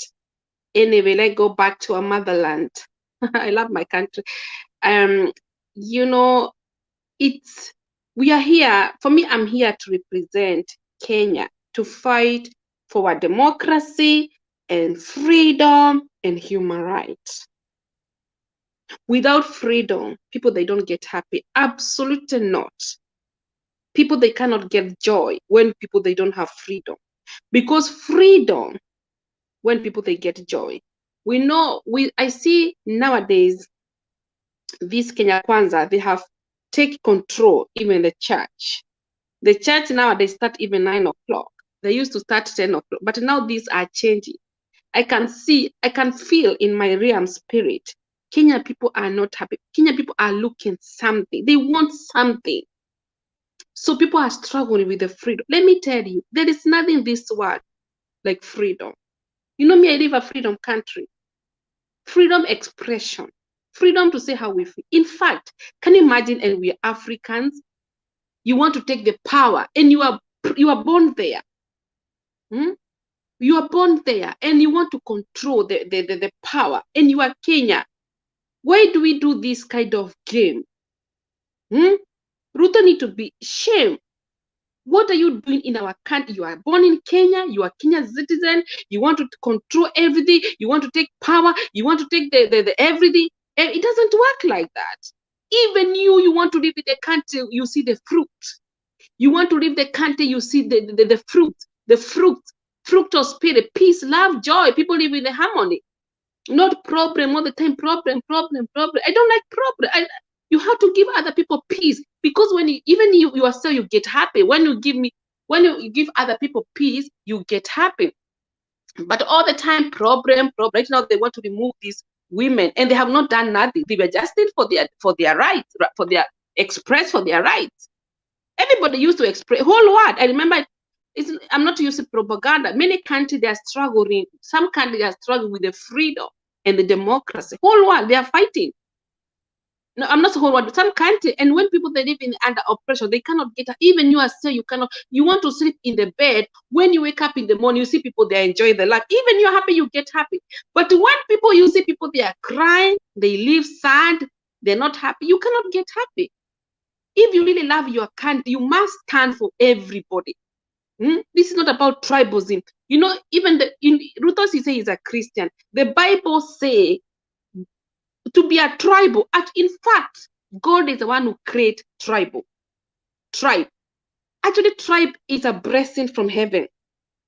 If they understand, tribe is blessing, because even the Israel, there was a 5 tribe, and then we are all the tribe of Lion of Judah. It doesn't matter that we are really blessed. We speak our mother tongue language, everybody. So let us come together. We hold hand together. We cry together. We say, no enemy, you don't have power. It's not good to remove those people. Those people, they need money for food, for the rent, to pay for the school fees, and they are Kenyan citizens. Why they want to remove them? They need to stay. They didn't do that. They were expressing like the way you can express. So, and they were fighting for a democracy. So Ruto must respect every community. You must respect every Kenyan. If you're not enough to be the president, it's about you get at the state house. We get a people who will respect our community, who respect every tribe, who respect our democracy and our freedom. That's what we are looking. We are here to fight for our democracy and freedom, because without freedom, no joy, no peace. You want to live in a country, you wake up in the morning, you can express, you can say, I'm going anywhere. In the church, nobody, you can be the way God created. If God created like a woman, you behave like a woman. If God created like a man, you behave, nobody behave like this because I give you, if you are this tribe, you have to behave like this because I don't do. And so that doesn't work like that. Come on, Kenyan people, we have to stop this kind of evil. That is the evil, the manner of evil. It's very sad. We must stand still. We say our freedom must sit in the street. Our freedom must sit in the street, and our democracy and our human right, and every community must be respected. Whether you speak with the hand, whether your ear doesn't work like that, that is the Kenya we want to live. Then we see the fruit. Even when we live like that, our God is in heaven. He get happy. But when people are divided, when people cannot be themselves, God cannot get sad. God gets sad because he's the one who created us. He's the one who created every tribe. He's the one who created Kenya. Even before we are born, he knew the name called Kenya. Even those who died before our first president, they didn't know nothing about Kenya. So let us respect every community, and we fight for our democracy and our freedom expression, freedom to say how we feel, and everybody live with the harmony and peace. That's what the message I want to address for Kenya citizens. Thank you. Okay, thank you so much, Rhoda, for that appeal and passionate reaching out to Kenyans. I believe they get your message loud and clear. Let us, every one of us, rally ourselves together to do the right thing, because that's the only thing that will help this country. We can never build a country on lies. The Bible says that righteousness exalts a nation, but sin is a reproach to any people. So if we want to forge ahead as a nation, we must embrace what is right. One thing we must also appreciate is that we have a few twisted people in our midst who would want to pervert the justice system of the country and the governance of this great country. Those are the people we must be vigilant in resisting them, lest they mess up our country completely. And this war is not about us. It's not about the Kenya Kwanza government. It's about the future of our children and our children's children. Do you want your children's children to live on their knees begging from State House in order to get something to eat? If you don't want that, then you must get angry enough with the attempt to curtail the Constitution and turn it into a tool that serves the wish and the interest of one individual at the expense of the 50 million of us. So whatever it takes, let us watch out and see to it that we don't get back into the bondage. The bondage Kenya Kwanza wants to bring, let us give it back to them. A good measure, pressed down, shaken together, and running over. We take it back to Kenya Kwanza. They will not turn this country into their place to play games on the minds of Kenyans. And so from Wednesday, the train has left the station. Let Kenyan determine the destiny and the fate of the 4 commissioners. I'm loving what Kenya Kwanza is bringing on themselves, because they will live to tell the tale on what hit them. That is if they will see it. All in all, tuendelee pamoja kuchangia maoni yetu na kukaribishana. Usitazame peke yako tafadhali. Make sure you are inviting somebody to watch with you. If you haven't subscribed, subscribe on our new channel, Sound Candid Talk. If you have not subscribed, please subscribe. I'll be sharing the link shortly. I need to see those subscriptions rising so that the content we place there will be able to reach you without you having to be, get it late. So please be a subscriber.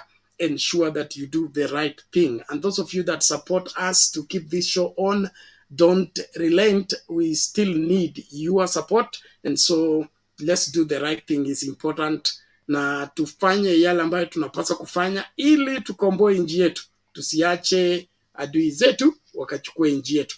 I'll play one video and then we bring Bado Mapambano. That has been prophetic, and now we see the prophecy come to pass. Bado Mapambano. Let's listen out to this before Bado Mapambano can come in and speak on this. All right.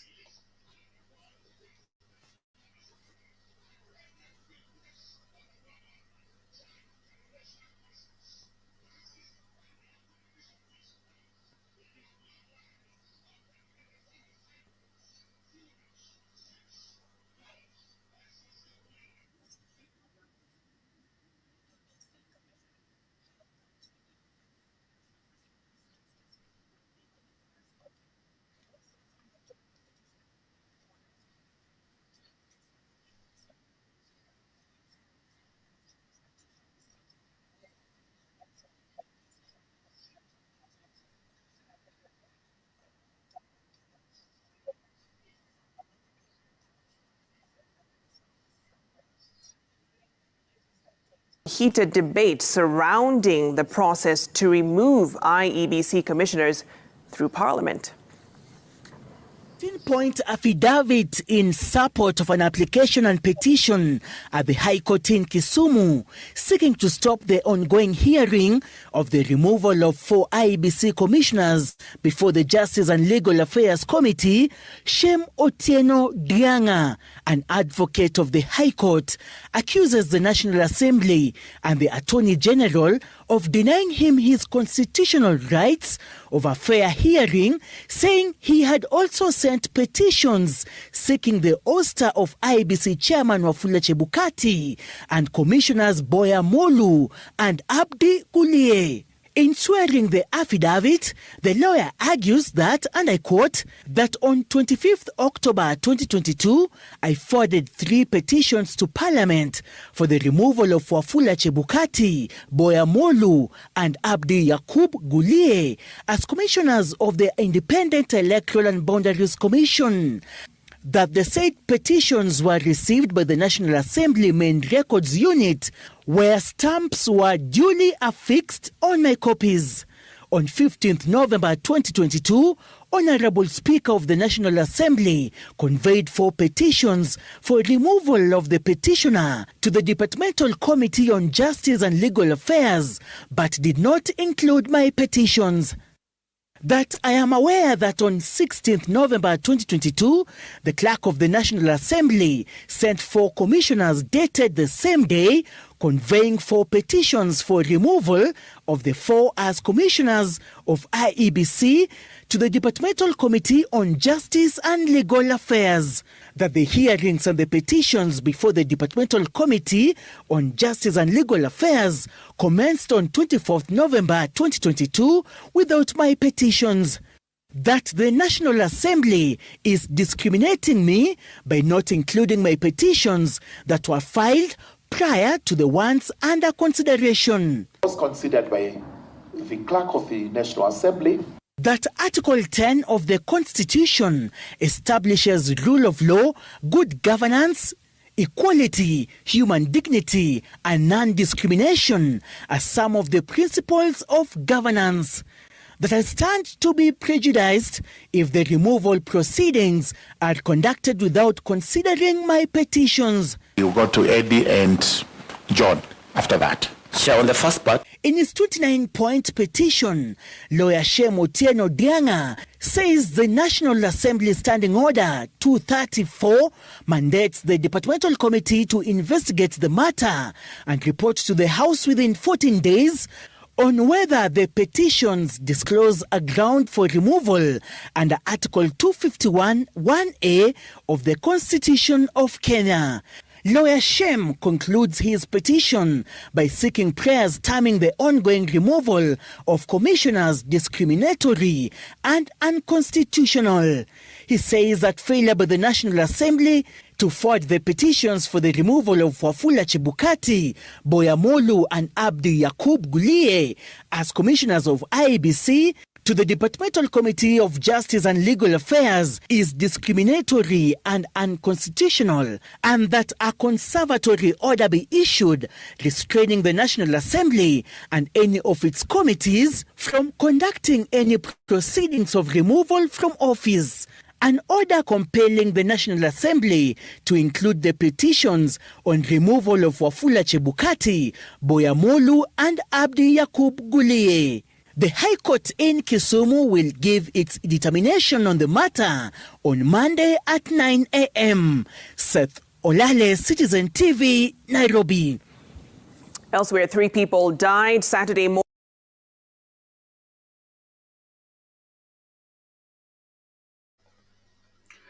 An interesting twist there about this petition. I don't know what you feel and think about the same. Please, let's keep the conversation going. Let's do what is good for Kenya, what is right for Kenya. It is what can make every Kenyan be happy. But the moment we begin to twist the truth and embrace lies, we make lives to suffer. Karibu sana, bado mapambano. Vipi le? Poa sana. How are you Bwana Bernard? Na Nguru namuona hapo amejaajaa. Yes. Tumejaajaa hapa. Nguru nataka tuwe mstari ya mbele Wednesday Hii inaitangwa picketing. It's part of democracy. Tutakutana wapi? Tukutane hapo CBD Nation Center. Tunaanzia wewe bado mapambano wewe. Tunaanzia baba. Okay? Tunaanzia wapi? Matumbo ugali kwanza. Tusibe. Unajua nilikuwako 1997. Ile sabasaba. Ile ya sabasaba. Hizo nilikuwa. Hii sasa hii lazima hii inaitwa final push. Hii sasa hata Bernard anakosea kusema ati ni vitu 4. Kuna vitu mingi sana hii serikali imefanya mbaya.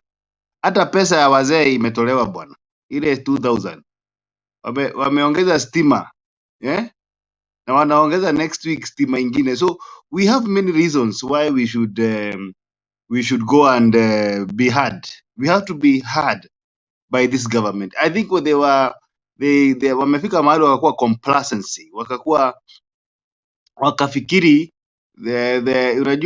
unajua siku ya Moi, Nguru anajua hii, ilifika mahali Moi akakuwa ndio headmaster number 1, akakuwa ndio daktari number 1, akakuwa ndio judge number 1, prosecutor number 1. And that is what is happening with this government, because Ruto is becoming, he's a very cunning person. Unaweza fikiri kwa sababu umemuona kwa kanisa, his hand is not in parliament. He's number 1 parliamentarian. Yeye ndiye speaker huko. Akitoka hapo kwenda kotini, yeye ndiye judge.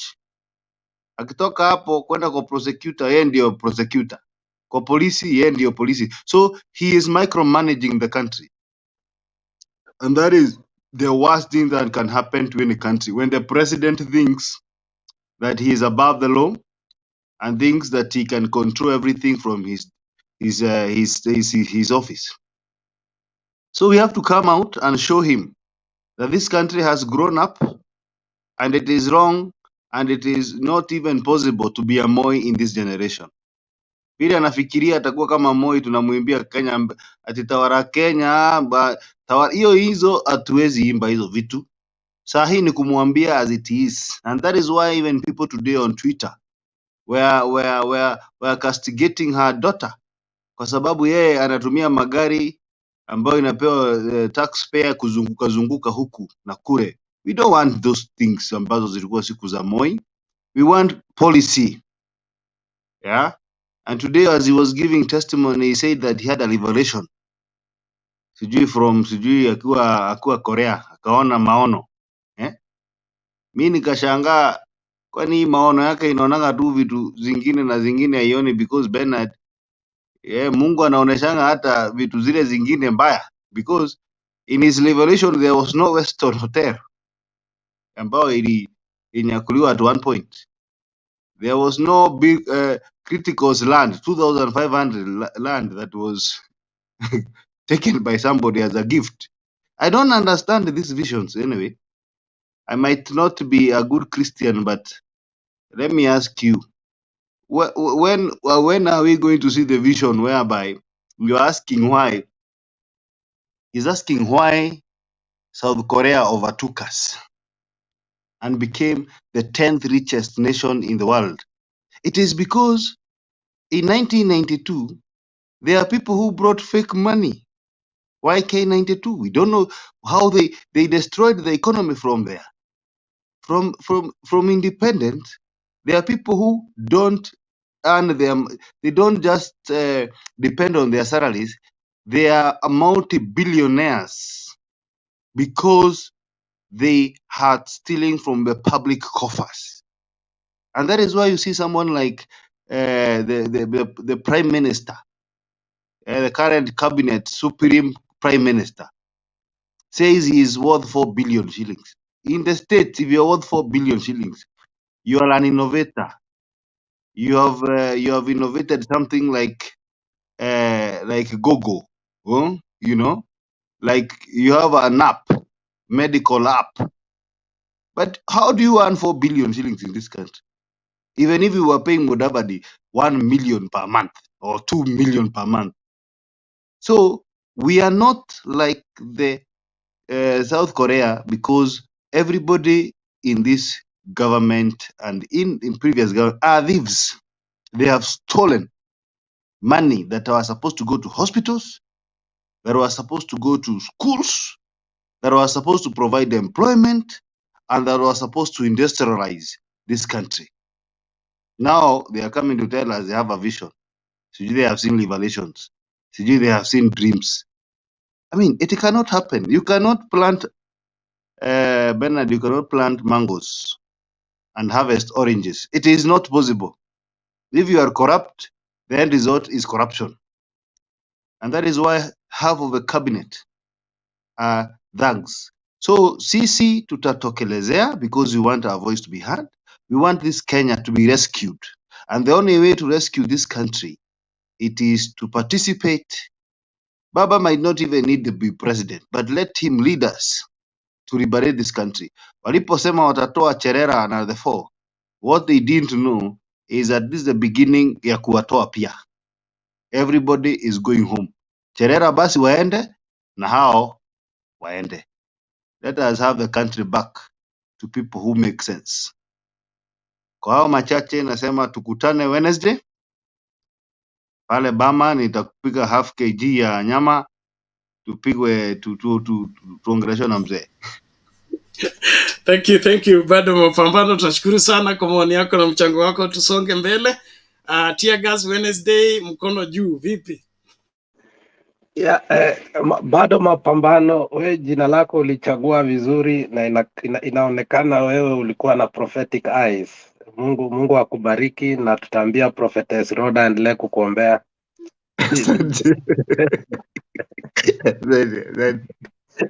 So lakini kitu nataka nikuulize, kwa hizi vitu zote hiyo alisema 4, wewe ukaongeza zingine, unajua kitu yenye imefanyika latest, kitu wamefanya katika payslip ya December, unapatanga majeshi ndio wanapata payslip yao first before mtu yoyote apate. So I saw a little article that was written in a newspaper, then I called a friend of mine who is in the military, nikamuuliza, hey, mulikubali kuwa mnachanga kwenda kwa hii pesa yenye Gachagua anasema? Akaniambia tumekatwa 12,000 na nguvu ati tunachanga. Do you know that's what they have done? So nyinyi wengine who are civil servants, what you don't even know, kuwa payslip yenu inaenda kukatwa pesa ngapi. And I like that fact that now that they are taking your money by force. Look, they are not adding new salaries, but the December salary inatolewa na nguvu towards what? The so-called the famine. Because they were looking for 2 billion. They got 5 billion. Now they've started taking by force from civil servants. Very unfortunate. So kama unaenda kuchukua payslip yako ya December na hujapewa, be prepared. That's when utajua hiyo maandamano ni ya ukweli. Asante sana. Hata hiyo nyama haitakuwa hapo Bama. Tutakula tu tear gas, rudi nyumbani. Sawa, we are prepared. Mr. Guru. Nauliza You're mute, Mr. Guru, you're mute. Is it Alex? Tear gas Wednesday. Tear gas. Kwani umejiita? Oh, you have changed. Okay, sawa. Sasa, now, I don't know what you have to say about the strengthening of the... I'm very suspicious about these 5 policemen per chief. I see a sinister motive, because when I know what the work of the chief is, it's okay. Yeah, they have some security issues that they do, but they have nyumba kumi. They are the ones who call the chief's office in case somebody has messed up things in the villages, and then the 2 or so chiefs that are around are told to go for him. So what are the 5 going to be doing honestly? Or ama tunarundi pale walikuwa anakuja kuchukua kuku yetu?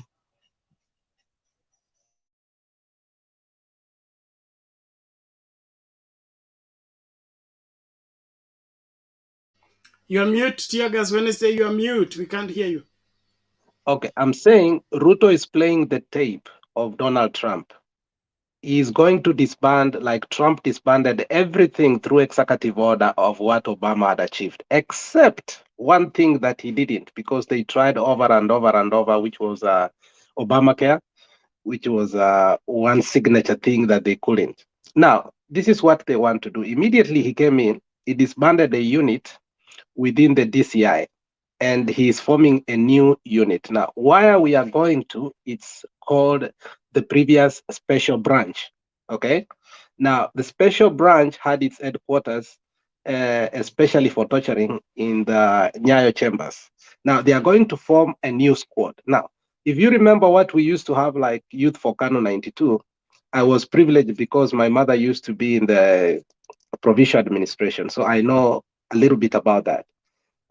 What the chiefs used to do, they had unilateral powers. Angekuja mahali chang'aa iko, angechukua kuku yako. And remember those times, because there are articles that have been written by Dikembe and many others showing how chiefs had sweeping power, sometimes even more than DOs. Now, this is what used to happen.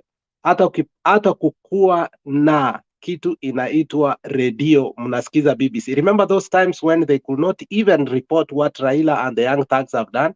We used to, jioni kifika 6 p.m., we go to listen to BBC. And you could find ourselves congregated in many, many groups. Probably that's what we did in Kisumu. I don't know in Central what you did. But you could find that about only 6 to 7 people in a big village have been given permit for what? For radios. So I think what they are trying to do is micromanage our lives. Ruto understands how to micromanage the lives. These are people who study. And we said this before. The Kalenjins have been in power. The Kikuyus have been in power. When the Kalenjins come to power, they don't need Kikuyus or any other tribe. They can, wanaweza leta Tonjo, watoe nani walete huyu mwingine hapa. They can form a government without needing anybody. You need to know that. And that's why you see even these PSS that he chose, he just didn't need to train them. These were people who have previously have experience within what? The government. So Ruto understands how he's going to do everything to calm everybody down. Okay? So good thing is that he has not entrenched his powers. He's trying to do that. So the 5 policemen is not for the chief. It is the provincial administration. And that is where I still say that Baba did a wrong thing. Baba, once the handshake came in, remember the issue of provincial administration was taken to the court. Because after we got into devolution, provincial administration was supposed to be abolished totally, completely, and entirely. It was not supposed to survive. But then, because of courtesy, we said, if the president does not have a good will for the sitting governor, it will be difficult for the president to go in. So we allowed it for only one term. The court allowed it. But we have made a mistake to allow it to continue. Now it's being used now by the government for its own expediency. We don't need county commissioners and all that provincial administration that we still have. We still have DOs, we still have DCs in one way or the other. So they are going to use that to perpetrate our lives and control us in a way that the county governments are not going to have powers. Look today what has happened in Nairobi. Umeona vile wamenyandua watu kutoka wapi? Kutoka kwa mabasi. That is the kind of powers they are going to. We may be happy kuwa wametoa watu huko. But now when they will start using that sweeping powers in every village, that is when you come to know that, hey, this man had a cathedral mindset.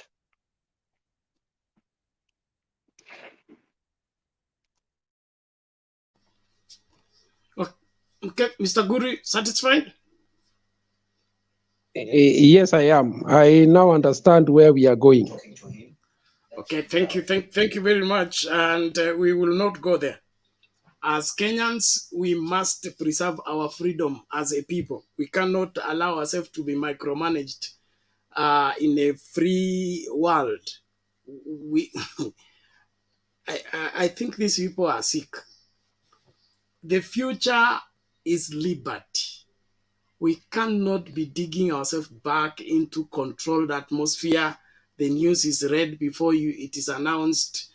The country is slowed down because you have to wait for clearance for this and this. You can't hold a meeting without being cleared. The chief is free to disrupt anything anyone is doing and all that. Hiyo ni utoto ambao hatutarudi kwayo. We have matured. We are 60 years of age as a country. We cannot go back to the first few weeks of independence where everything was micromanaged from the headquarters.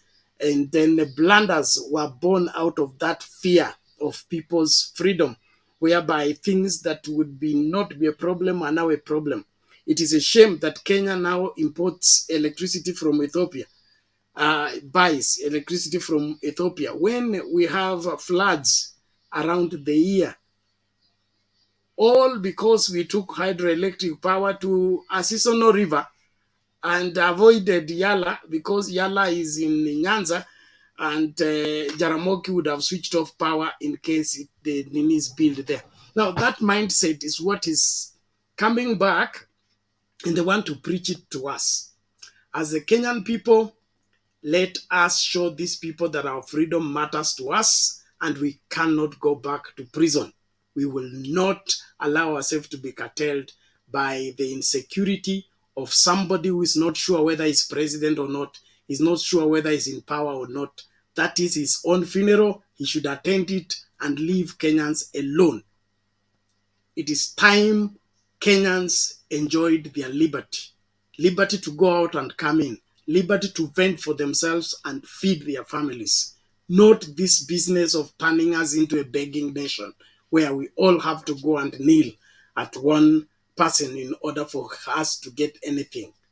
Hiyo tusikubali tafadhali. So Tear Gas Wednesday, kila mtu appear for someone, and let us sensitize our people around the country. This is it. We must get our act together as a country and move forward. Asante sana, nashukuru mzee Wangira is here. Nawe atatusaidia kuchambua constitution na ile swali limeulizwa na Osoro. At least there's one thing that came out of the mouth of Osoro that made sense to me. I'm sorry to confess for the first time, so mwendelee tu kunisamee. Wacha tusikilize hawa alafu Mr. Wangira aje.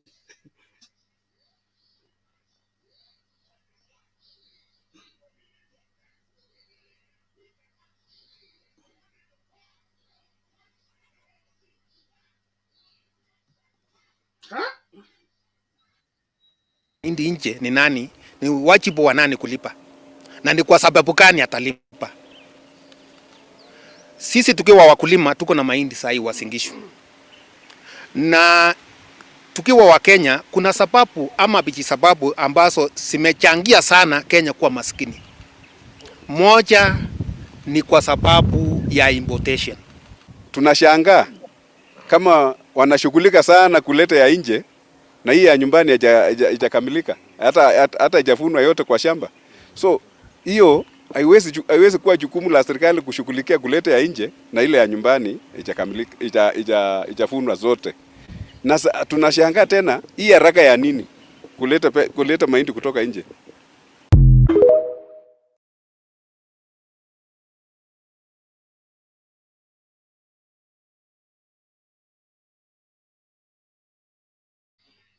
Okay, haraka ya nini? Mr. Wangira, karibu. Bottom down, why are you behind the camera? We need to see you. Toka nyuma ya curtain. Oh, thank you, Bernard.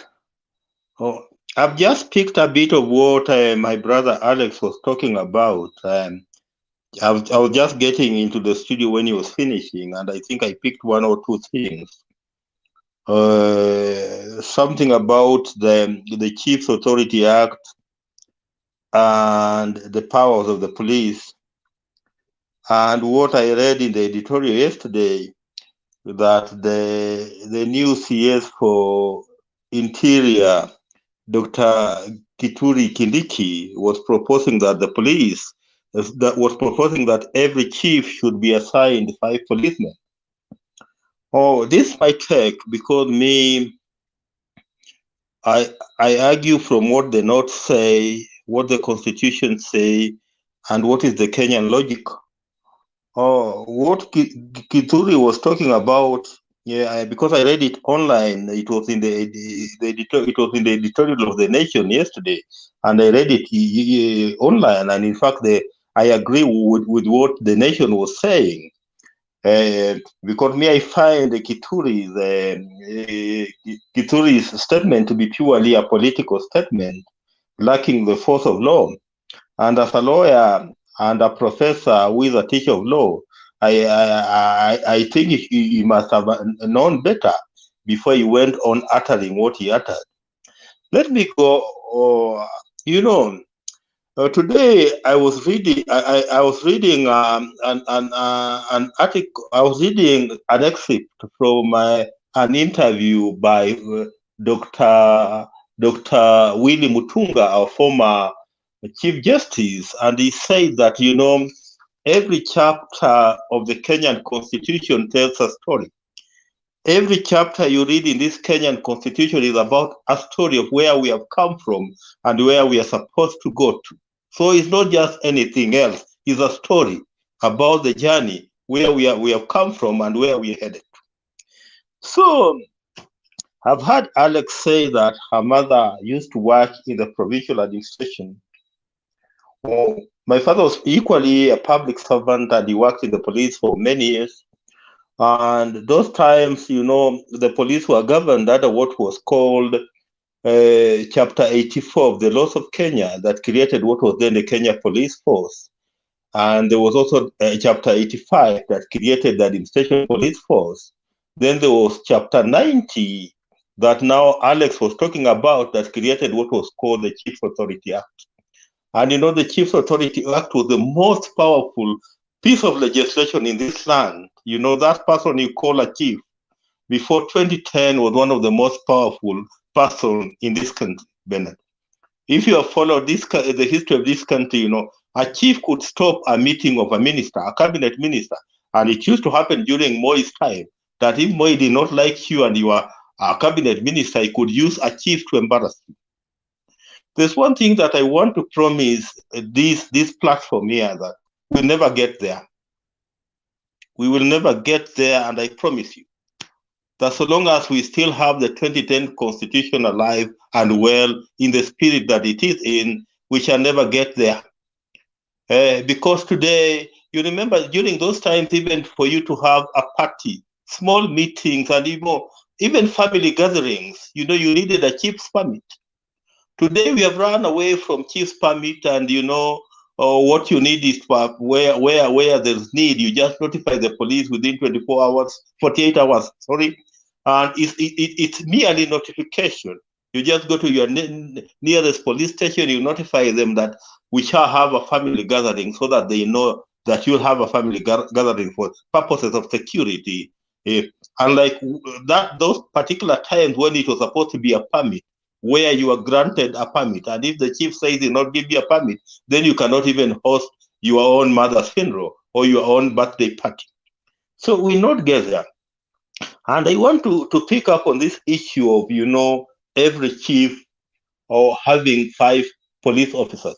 First, if you look at the job group of a police constable today, the government job group, a police constable's job group is higher than the job group of a chief. Because today, chiefs still earn up to 17,000 shillings. Those are their salaries. A police constable starting salary goes up to around 25,000 shillings.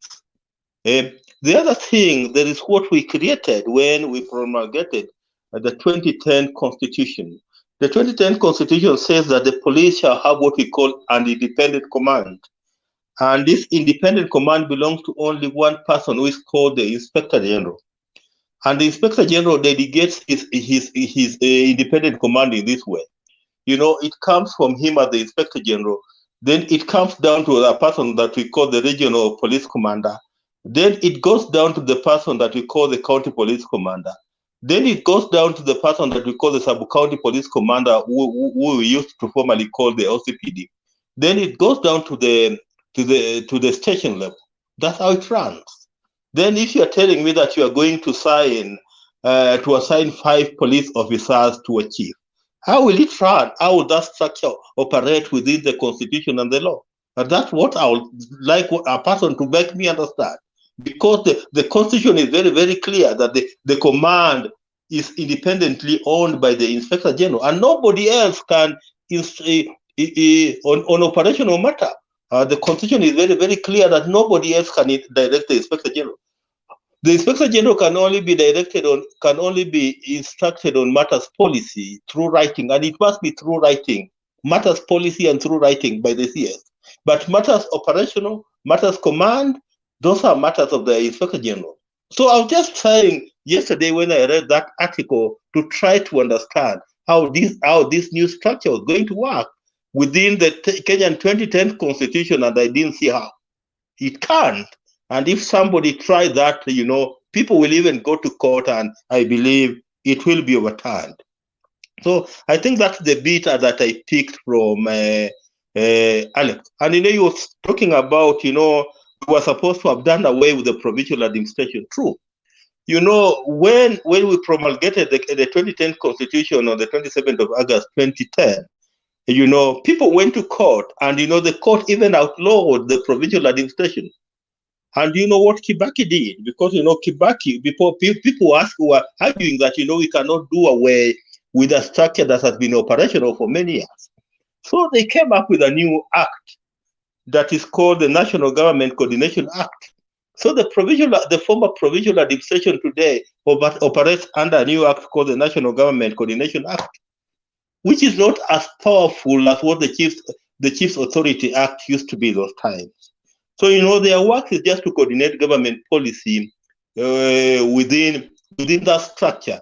Within that structure that is, the county level. And that's how they operate, because you have now the county commissioner, then you have what we call we have the county commissioner himself, and I think he's a deputy county commissioner, then assistant county commissioners, then under him you'll find the chiefs, then the assistant chief. That's how it operates. And they are supposed to coordinate the policy matters on behalf of the national government.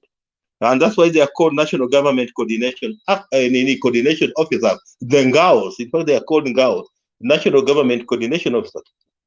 But when it comes to matters police operations, that's another ball game altogether. That's another ball game altogether. And that's why you'll discover that today, those areas that used to be, there were policemen and the administration police who used to live in what we used to call the former chiefs camps. Today, they are not chiefs camps. Those places that used to be chiefs camps are all police posts. If you go at a place that used to be a chiefs camp, even in your village, you'll discover that today it is a police post. So perhaps that's all that perhaps I picked from Alex, unless he has something else to add, Alex. So perhaps that's all that perhaps I picked from Alex, unless he has something else to add, Alex. So perhaps that's all that perhaps I picked from Alex, unless he has something else. Is that Mary? Mary was having a.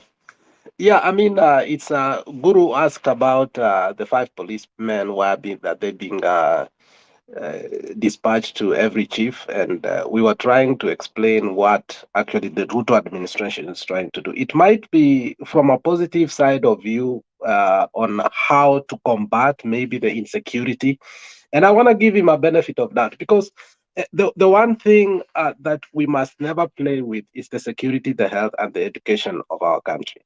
When you look at countries like America, when they are attacked, they solidify their unity and they speak in one voice.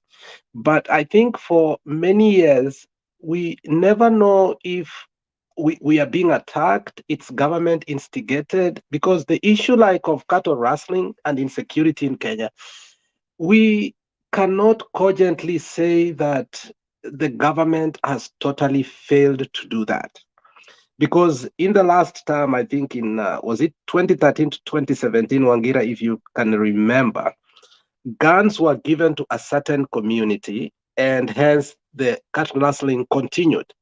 And this time around, when you say you're going to give chiefs guns to some chiefs to certain area, but not certain area, then I think now you start causing an animosity of no order. So what we are trying to say is they must tackle security as a national issue, not as a UDA issue. But if they have a plan on how to tackle that, which, as you said, when you read whatever you read from the newspaper, as a legal scholar, Kindiki is one of the great legal scholars, according to what I hear. I don't know his credentials very well. I have heard people praise him a lot. But if from a legal point of order, he's just giving roadside declaration, it is very wrong. But one thing I know is this: you cannot take for granted what Ruto says. So they are going to marshal their forces and try to do that. But the impact is going to be overwhelming, because even now you saw in Mombasa, when Joho was trying to exercise his power as a governor, they used Marwa, who was the county and the police to frustrate him so much. And remember how many times they had fights. So I think because we have more counties as governors, and I have seen a trend here that is worrying, whereby he's using again the Trump directive, whereby Trump's daughter was the one who was like the first lady, and now you have seen her daughter go to every county using government money. So that trend is very dangerous. So, and that is why we are saying whatever that he wants to create is obviously that he wants to micromanage the lives of our people. Who was next? I think it was, did Moses speak? Bernard is back. Bernard is back. Thank I you, can also Tia talk guys. if Wednesday, needed. thank you for stepping in and holding on. Thank you so much. Just a moment, we will get into order. Asante sana. Salome Mbone, Mama Selina alienda wapi? Mama Selina yupo mzima. She's just held up, so she's not in the show every time, but she was here recently. I beg to talk. I said order. Thank you. Now, I'm responding to Salome Mbone kwamba Mama Selina yuko mzima na amekuwa hapa juzi lakini hawezi kuwa kwa show kila mara because she's busy at her workplace and there are other development that cannot allow her to be on the show every day, but she's fine. Thank you for asking and seeking out, and I'm happy that you are back. We've also been missing you in action. I'm happy that we are all regrouping and reassigning ourselves into our positions so that we do what is right for this great country. Asante sana. Bottom down, you said you have some synopsis to give us. I'm waiting. Yes, thank you so much for the time. Bottom down, I'm a graduate in this mere Kenya we are living in. And thank you so much for the time which you've given me. And I appreciate all the comments and the sentiments you people have made, because they do educate a lot. But now maybe if I may request to ask a question, because you people, you are like my fathers and my uncles. Part of people who have gone to school and now we are tarmacking as usual. What the best we can do, because our parents maybe did try in a way or the other to raise us, to educate us. And now maybe we can't have even anything to give back, because you understand the Kenya we are in, it is being run with the dynasties. Thank you. Dear Gas Wednesday, I think you're set. Give an answer to that one. I think from the accent that is my homeboy, and I can almost say that he's from my village. I don't know, but let me assure you, siku njema inafanya nini? So huonekana asubuhi. Huonekana asubuhi. Yeah. So when we had the coalition government and Kibaki was given his word and Raila was given his, you understood how we shared the government. In fact, in the Raila side, you saw lawyers like Oparanya come up. You saw people like Ruto from the Kalenjin community, from the Kisi community, from the... I mean, it was a mosaic of our country. You could look at it. I understand. Yeah, you could look at the country and feel like it's being represented. When 2013 came in and they shared the 50-50, what you saw was in terms of ministerial cabinets, Uhuru tried, but when it comes to the issue of corporate and parastatal and ambassadorial, you could see how both of them were extremely biased. Okay, but again, now when you have seen now Gachagua and Ruto has completely boop Kalenjins, Gachagua boop Kikuyus, and True. And you sit down, you ask yourself, where are we headed? Now, let me give you the complexity of the structure of human capacity in absorbing in our country. This is how it is done. It's done on two phases. The first phase is this. Now that we created county government, we have an issue that we have internally created that if it was possible, we could overlook everything and start devolution afresh. If it was possible, creating tribal counties has given us an opportunity to only elect tribal governors. And when a governor is a Kisi, he must name his deputy to be a Kisi. His minister has to be a Kisi. So and see, it's already structured within the county. Now it goes again to be structured where? In the national government. So it's like tumekubali kuwa uongozi, we benefit from the people who are where? Within the government again. Until and unless you rise up and fight and refute that kind of arrangement, in the future, you can only get a job in alignment with your tribe. Now, the reason why the newfound relationship between Kanini Kega, Sabina Chega, Gachagua, and others is they tried a little bit, wakafanya ministerial. They tried a little bit, the PSS.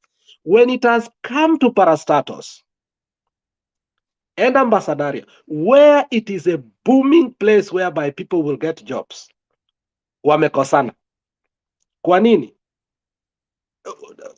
It looks like Ruto is a little bit hesitant to extend that to the other side. Do you know that sometimes even being a minister for energy is nothing than when you are you are the MD or the CEO of Kenya Pipeline, my friend? Because you are going to hire. Remember, you're coming from Kisi. Remember when Pavel Oimeke was in oil regulation. And the former MP Bonchari. Yeah, remember when he went to the oil regulatory and he found out they were only Kalenjin. Within 2 years, he fired them and hired 80% Kisis. And what happened? He was fired. Because he understood that in the Ministry of Energy that Keter was heading, Kisis were less than 3%. And he said, since I've been given here, watu wetu wanakula hapa. So for us now to get jobs is watu wenu wakipewa parastato, because not all your people are going to be hired in Kisii County. And remember even how schools have been put. Now, before you could be given letters through the TSC headquarters. Nowadays, it's the schools who say we have a position primary hapa, ya secondary, kuna hii mwalimu na hii mwalimu. Alafu, what do you see the board of governors say? Sometimes if you get the best teacher from Luo and bring him to Kisii, people will speak ill and say, Inkyo mogeracha koiruega asi omugusio tigego. In the likes of Kereri girls, eh? Exactly, that is what I'm telling you. Now, for us to supersede that problem, let us be patriotic. Let us understand, and I've said it over and over, we have a common problem and we need a common solution. Don't think that the Kikuyus have a different problems from the Kalenjin, from so and so. If you saw what is happening right now, you vote for your man, but you forget that this fight for maize started a long time ago. When last the 12th parliament was formed, this young man called Kateri was put to be the chairman of agriculture. The chairman of agriculture alitolewa because he used to fight for the maize. Ruto was not happy about him. They took him away. Kutunyu too has been sidelined because they have been advocates of what? Maize. Today, Cheregai Baraza are now left in the limbo. They have been told not to talk about the maize, and hence, and you saw today what Cheregai was saying. Cheregai was saying, Moses Kuria is telling us that we must give maize in 72 hours. And he went to his shamba, akapiga picha. And what did he do? He said, how do we give you maize within 72 hours and it has not even dried? So sometimes you support people blindly, not knowing where we are headed to, but without thinking of a real solution to our problems. So the issue of you getting a job is not as easy as you think. You must go back and know that the quality of leaders that you elect are the ones who are capable to create jobs, and not only that, to give jobs all over Kenya without tribal affiliation. So Sahi, because the government is not part of us, for the first time, Kisses do not have one permanent secretary in the history of Kenya. Ndugu yangu, wewe ni boda boda, Yes, na wewe ni I'm mama mboga. getting you. Asante sana. Thank you so much. Thank you so much. I'm following. Okay, so bottom down, thank you so much for the question and participation. Thank you everybody who is joining into the discourse. Please, let's keep inviting each other and learning in the course of watching. And if there is any matter arising, please bring it up in a more civil way. The exchanges on the chat should be to the what's making and enriching the debate and not going personal or otherwise. Just to say something on the question of bottom down, it's this country needs badly a national leader, a nationalist for a leader. We have not had a nationalist as a leader of this country from independence, I would say that. Probably I would say Jomo Kenyatta tried it, but it didn't last long. The nationalistic approach towards building Kenya has never taken root, and that is why we always revert into a tribalism, and in the process we miss a lot on what Kenya can be. But if we had a nationalist as a leader and be able to channel the potential and the capability of this country into production, no Kenyan will be complaining on anything. No tribe, no community will be left out the moment we have a nationalistic approach. But when we are doing mtu wetu hapa, mtu wetu hapa, mtu wetu hapa, mtu wetu hapa, we use the country to profit our community, other than build the country to accommodate every community and every Kenyan. You see now the way Kenya Kwanza has started. Instead of them increasing the industries, they are increasing the taxes. Instead of them opening up production centers, they said they will give free air bundles to all marketplaces, give free phone calls to all marketplaces. Instead of them concentrating on that, they are registering every small kiosk so that they can collect money from every kiosk. So that narrow-mindedness, when you have it in the forefront of the leadership, there is no way we can pick up as a country and move forward. We'll keep jostling and fighting for that small thing when we could have expanded it and made it able to feed everybody without anybody missing out. So kile kinachoangamiza nchi kabisa ni uongozi mbaya, na uongozi mbaya unatokana na akili ndogo kutawala akili kubwa. Hiyo nitaendelea kusema mpaka dakika ya mwisho. Hii nchi inapaswa kusonga mbele, na kwa hiyo nchi kusonga mbele tunahitaji better nationalistic leadership, ambapo Mpokomo atatoa maoni yake, Mturukana atoe maoni yake, Mluya, Mjaluo. Tukileta hiyo mambo yote kwa meza moja, tutatoa suluhisho kwa matatizo yetu.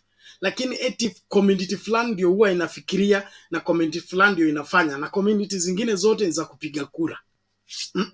With that, we will never take off. It doesn't matter which magic we use. Bwana Guru, what is your question? Be very brief, ni wakati wa Mama Mary. Ni huyo bottom down.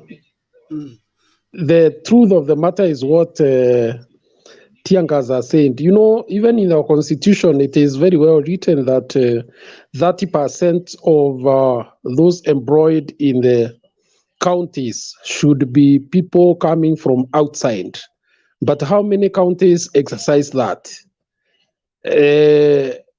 Even the minorities in some of those counties are really suffering what we call discrimination. You find a county that has 70% indigenous and maybe 30% immigrant community, if we call them that. The 30% are severely disadvantaged. Now, unfortunately, I think Uhuru and Raila had noted that we have to retool our constitution according to our mindset, because some of these things you don't change them overnight. And that's why there was a BBI, so that there is a more political conscious structure that would accommodate the various shades of communities that we have in Kenya for posterity. But that was defeated. And I laughed today when I heard the president Ruto say that in the last elections we walked away from tribalism. In fact, I want to make it clear in this forum. Already, it is very clear that the caucusing will be done along ethnic lines. Already, the Murembe nation, so-called, has met. And I'm sure they were not just meeting, they were meeting so that they make their demands. The Kikuyu have met, and I'm sure they met because they want to make their demands. Something that did not used to happen mostly during the Uhuru years. So I don't know what it means by saying that Kenyans walked away from tribalism. Thank you. Thank you so much, Mr. Guru. We are with the president who believes in creating narratives that he trusts that Kenyans will fall for them no matter what. But I think it's about time he was told that Kenyans are not that naive to fall for everything he says. Yesterday, no, the day before yesterday, he said the elections was between the people who believe in God and those who believe in man. Those who believe in God won, and those who believe in man lost. Now it is changed to be walk away from tribalism into what? Mama Mary, karibu.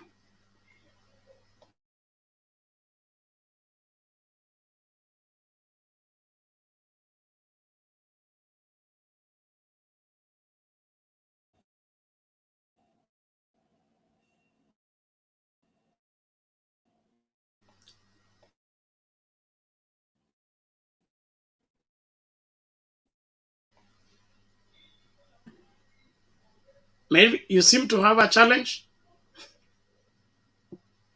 Can you hear me? Yes, we can get you. Go ahead, although it's like you are hanging.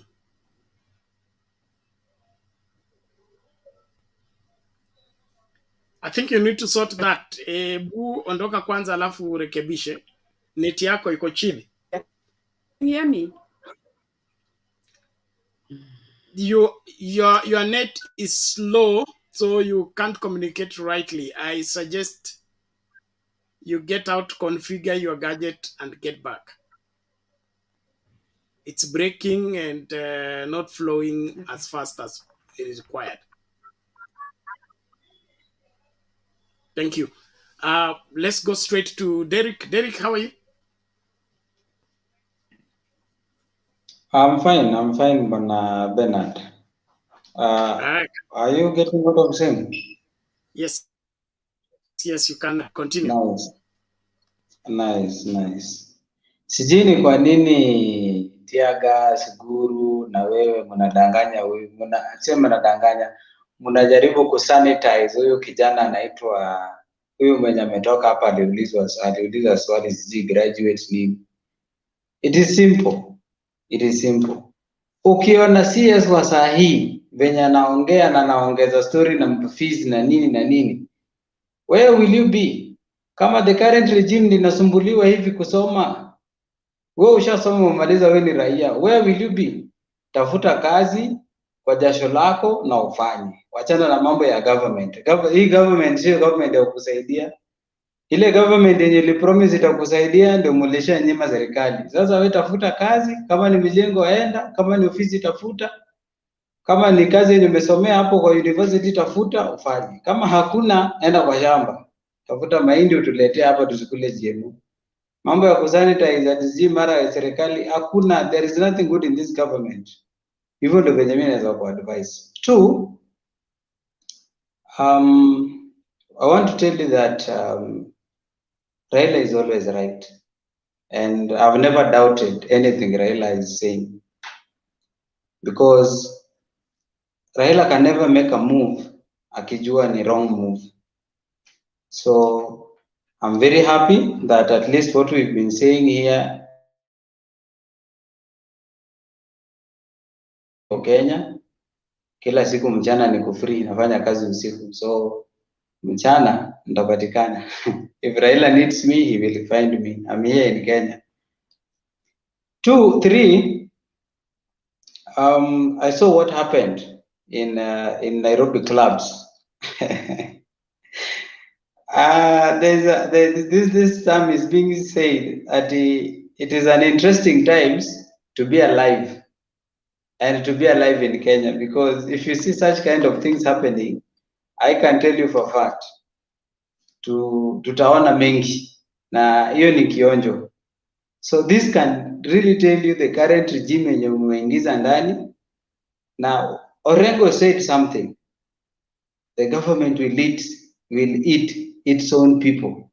Sahi serikali inatukula, inakunyonya, inasema utoe pesa, inataka tax kutoka kwako, at the same time bado inapigana na hiyo biashara yenye unafanya. So sijui what is going on, but nimeona hiyo video clip and I was not happy, because hiyo ni biashara ya mtu na hiyo biashara ndo nakula. Hiyo biashara inamsomesha watoto wenye sasa bado sasa hiyo umesema unataka kuongezea fee. Hiyo mshahara ndio inakupatia hiyo nini, hiyo pesa ndio nataka kama tax, and I was not happy about that. 3, 4, Ruto went to Korea. Na leo I want to tell you that Ruto ni muongo. Kama hujaiamini Ruto ni muongo, listen to this. Ruto alikuwa anasema kila siku yeye si mlevi. I was so surprised Ruto alikunywa something that has got alcohol concentration in it wakiwa Korea na bibi yake. So that tells you very much that anything that Ruto is going to tell you, hakuna anything good that you are going to get out of it. This is zote ni uongo, and you should get used to it.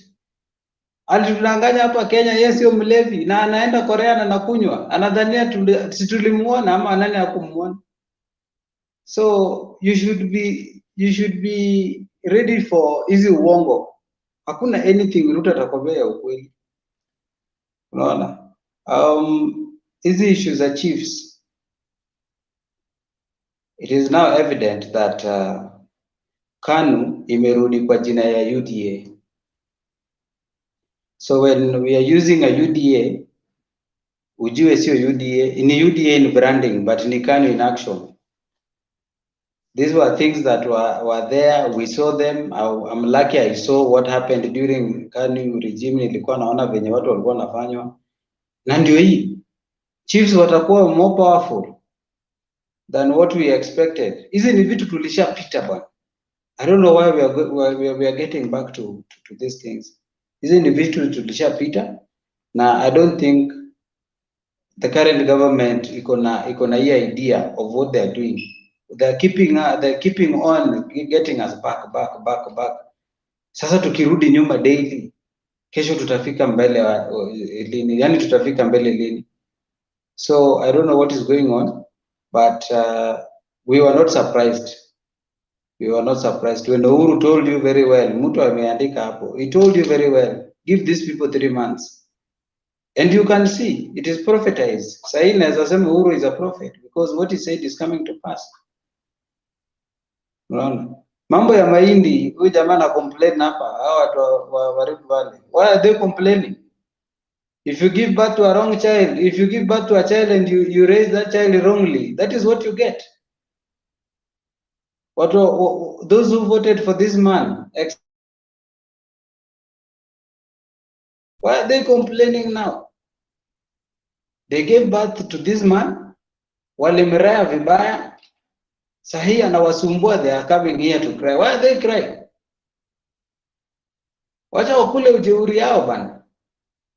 Yeah, I'm a happy guy. At least kilio kimeanzia mahali hatukuwa tuna expect. Kilio imeanzia headquarters. Naona sisi kama watu wenye tulivotea Azimio tutulie, tuone mahali mzee anataka tuende. Wenye walivotea huyu jamaa wacha wapige kelele, waendelee kule ujeuri yao, na tutaona mahali Kenya itafika. Na we will now see na kati the who ile last laugh ni gani na kwa tamu. That is what I want to see from Wednesday. Asante. Okay, thank you, Derek, for that submission. Good line of questions which Kenyans must come to terms with. Njia ya mwongo ni fupi, wahenga washasema. Let's get this video before Mama Mary comes back to continue with her submission. I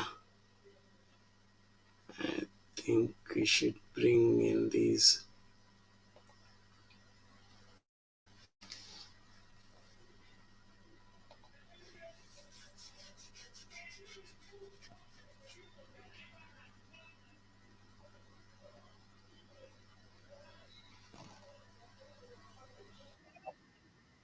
Tanzania ni wakulima wanaolima kwa jembe la mkono.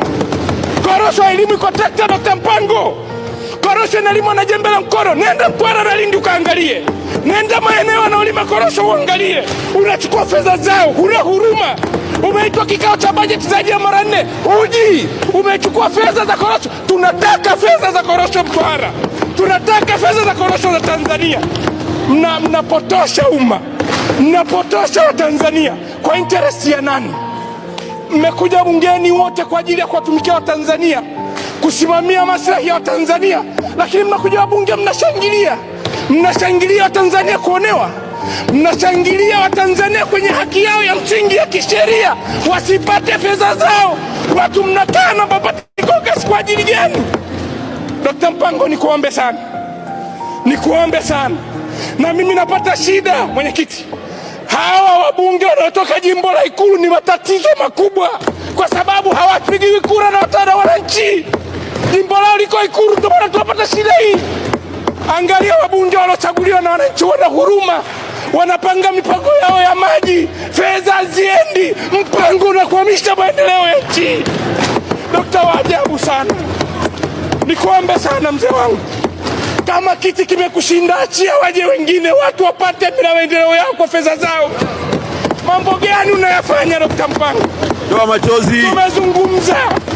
Tumezungumza toka kwenye bajeti ya Wizara ya Kilimo. Tukakuomba uje kwenye bajeti mara 3.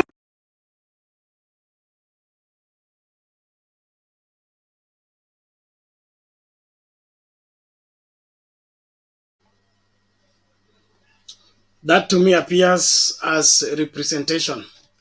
We need that passionate fight again for this great country. Thank you, Mama Mary. Karibu, vipi? Habari zenu ndugu zangu, mimi mzima, nasalimia Bernard, Guru na Moses. Mimi mzima sana. Tumesalimika, karibu. Yes, asante. Tear gas Wednesday ameondoka, nilikuwa nataka kumpea hongera vile ameongea kuhusu walimu kuwa it should be not streamlined, ati mtu awe kama ni Kalenjin anasomesha kwao, kama ni Mjaluo anasomesha kwao, kama ni Kikuyu anasomesha kwao. These are things that people should try to avoid, because we want diversity, because we really believe and we know that we are many tribes in our country and we should be proud of. So that one they should put in a account that we want everybody to feel free, each and every corner of the country.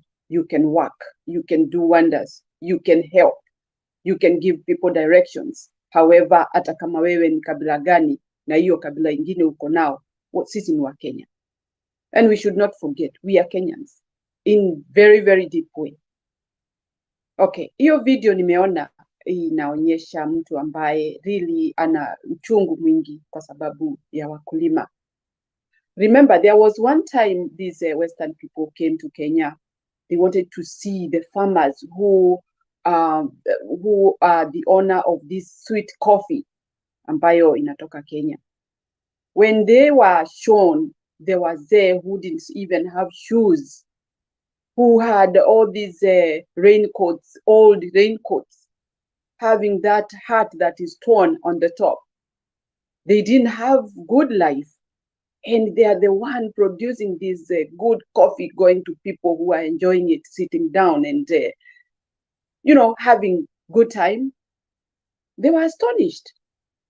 They couldn't believe this is the country that brings up or farms up this great coffee. So that's the same thing that is happening. Look at those people who have got farms and they have got maize in their field. They are being treated like those are just weed in the field. It's not like it is food in the field. So hii mambo ni mbaya sana, na ni kuonyesha ati watu hawapewi heshima inayowatosha ama kutoshana na kazi zao. Hawa wakulima hawalii bure. Hata kama walimvotia, basi kwa nini amewageuka? Kwa nini anafanya mateso kama hiyo? Why does he want us to see those people who voted for him, they are crying? Or it is about our perception. Maybe they never voted for him and he is aware. So he wants to put them down. We don't know. We have to keep up with our country. The country is so rich. It has everything for us to enjoy. The other thing is about the 4 commissioners.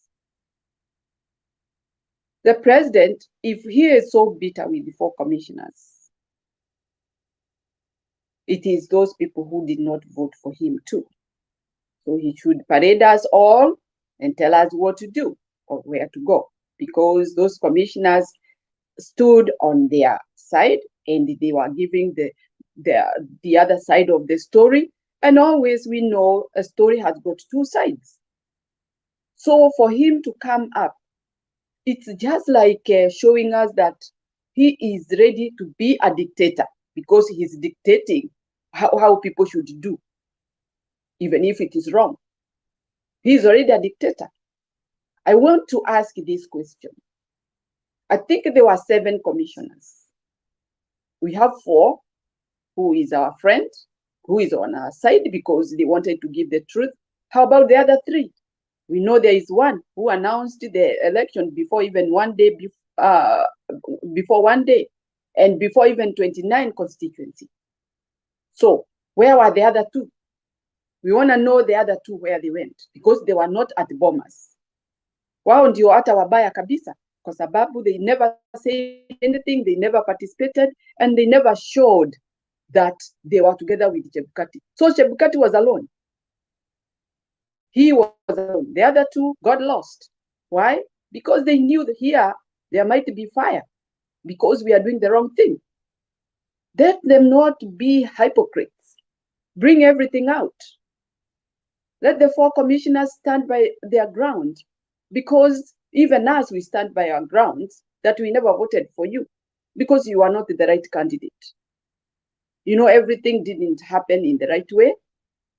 There was a lot of mischievous, and we believe that everything that was done was wrong by Chebukati. It started from the word go.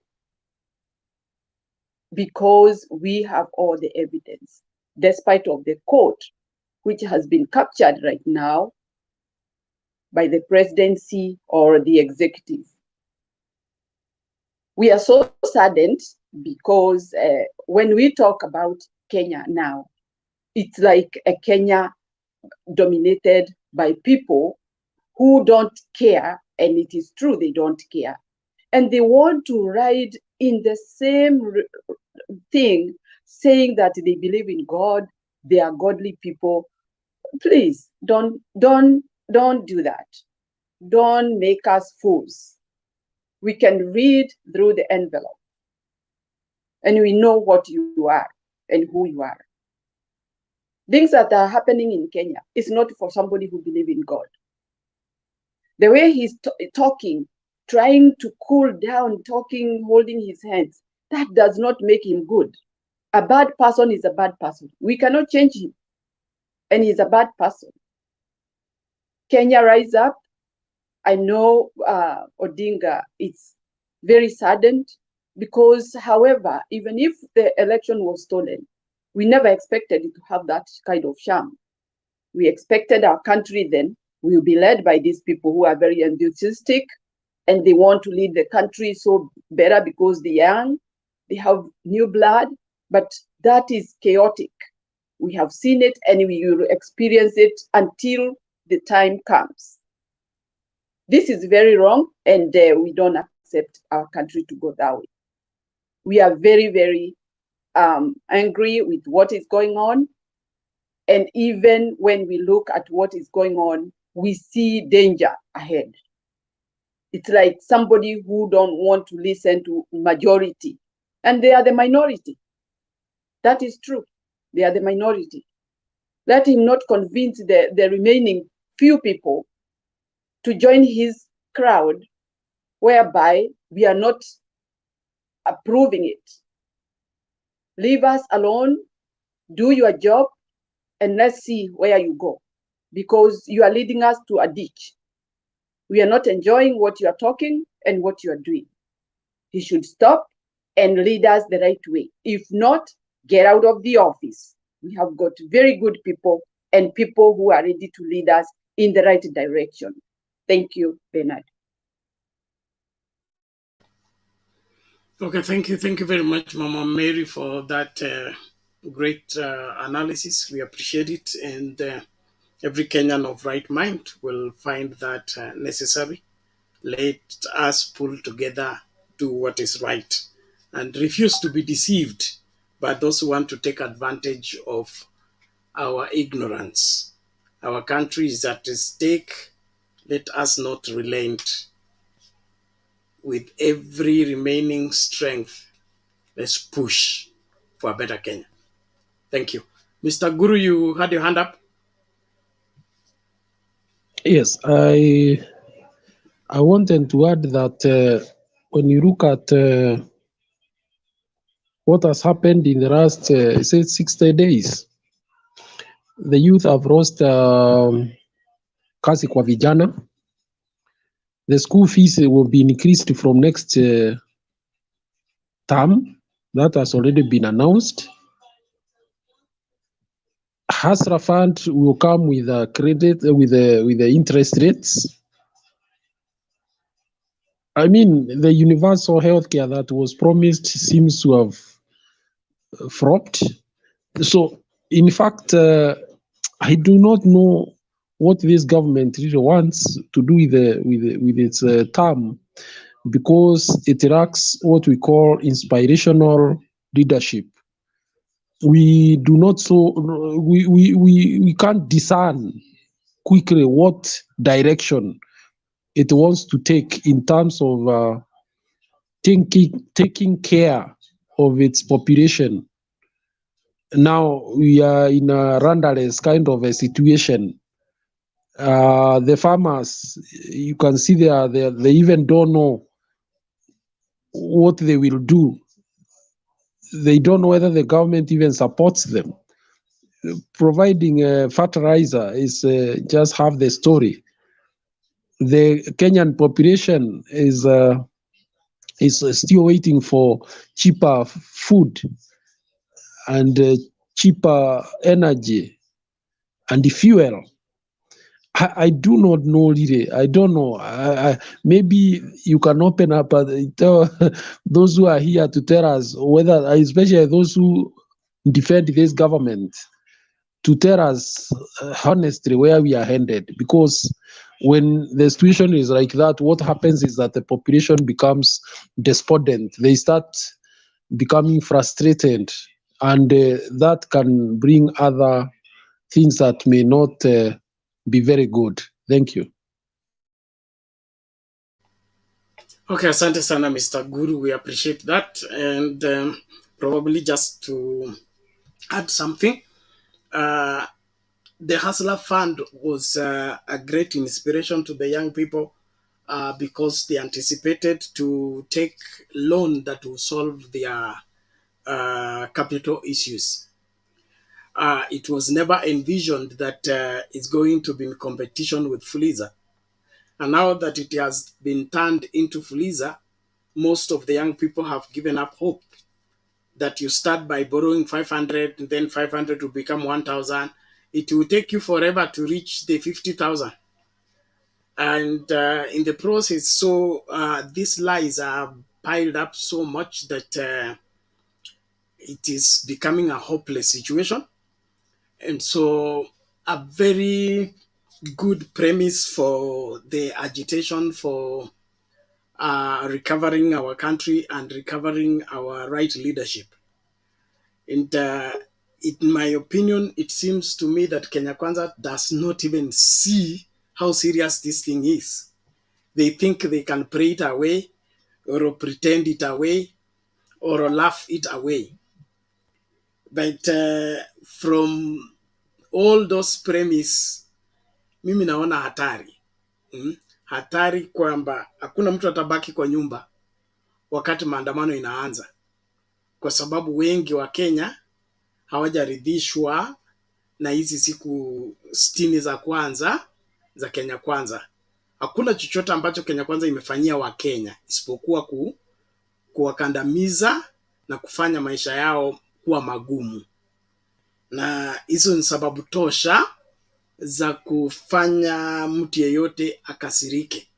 Na wakati hasira itapanda wa Kenya, sijui kama Gachagua na William Ruto watapata kitulizo cha kutosha, kwa sababu how will you explain that withdrawing kazi mtaani was for the good of Kenya?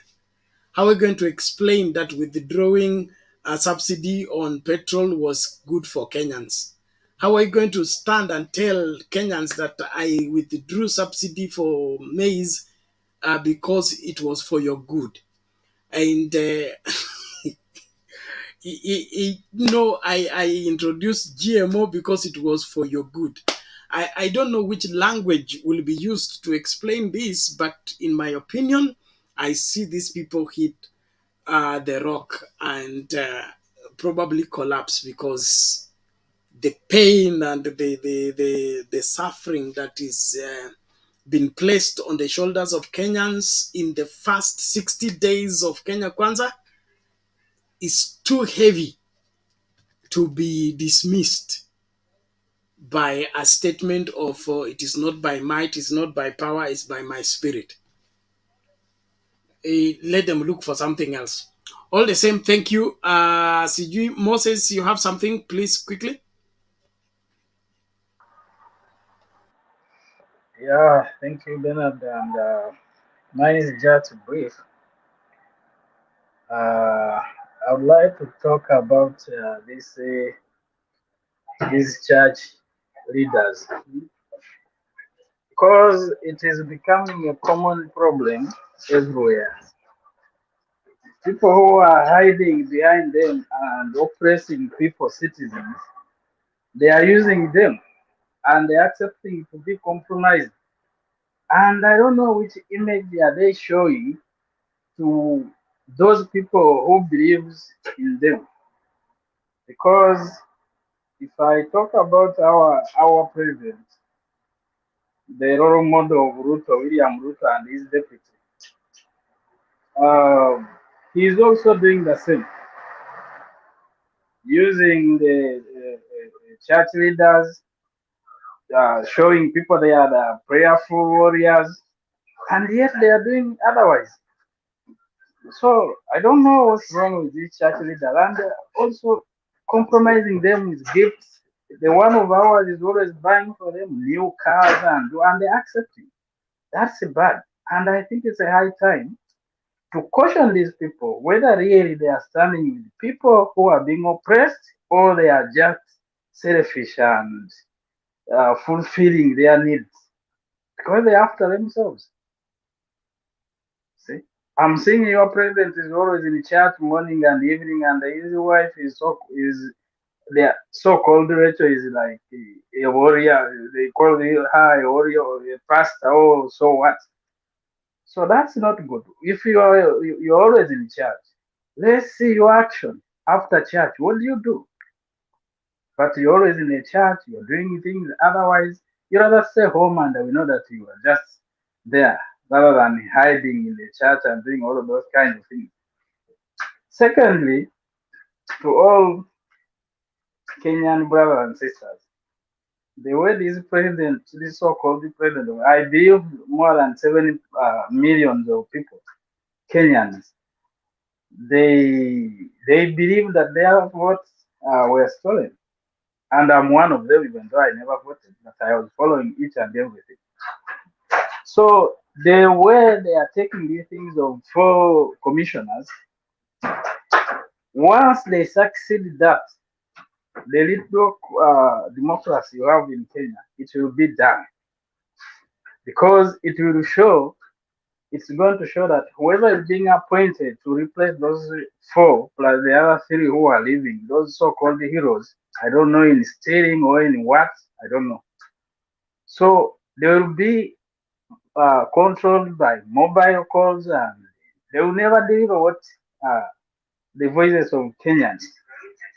Because once these 4 are being successfully removed, whoever will be appointed there will be doing what they want. Because they will say, how can we do the otherwise? Who is going to protect us? After all, we are earning. After all, they are going to give us this and this. Because those 4 sacrificed.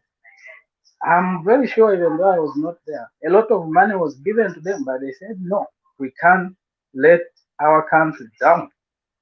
And it's a high time you guys to come and stand with them in this time. If these guys successfully remove those 4 commissioners, because what I see and what I read in front, this guy is planning to win this the next election of 2027. Is now there. He's not doing working for Kenyans. I don't know. Maybe someone should tell me in this 1 month plus, what has your president done for the country? I don't see it. But he's fighting for the 2027 election. And if you let this go through, then we just welcome you to the club, Uganda. So that's what is this guy planning to do. And you have time. At least you have time. It's still early for him. He has not yet planted his dictatorial thing in each corner. At least I can see you Kenyans, you are starting talking one voice, which is good. Everyone is being oppressed. And Baba is always there to stand with you. He's always there. I don't know this mosaic. You got him like he's like a gift. I don't know. They call people heroes, but they don't know. Maybe the meaning of hero is otherwise, you know. So that's my point. And another thing here, the last one, I think. I'm very happy of the way this government of William Ruto and the deputy, the way they are doing Moses, their one thing. moment, Moses. You have some Yeah, feedback yeah. from behind. You are listening to your TV or something. Put it off so that it doesn't provide two conflicting voices. Thank you. All right. All right. That's So the way this government of yours they are acting, it is just a wakening up call to Kenyans because they are doing things that I was expecting, and I'm very happy. They are just informing you that you are nothing to us. We can move on, we can work, we can do everything without you.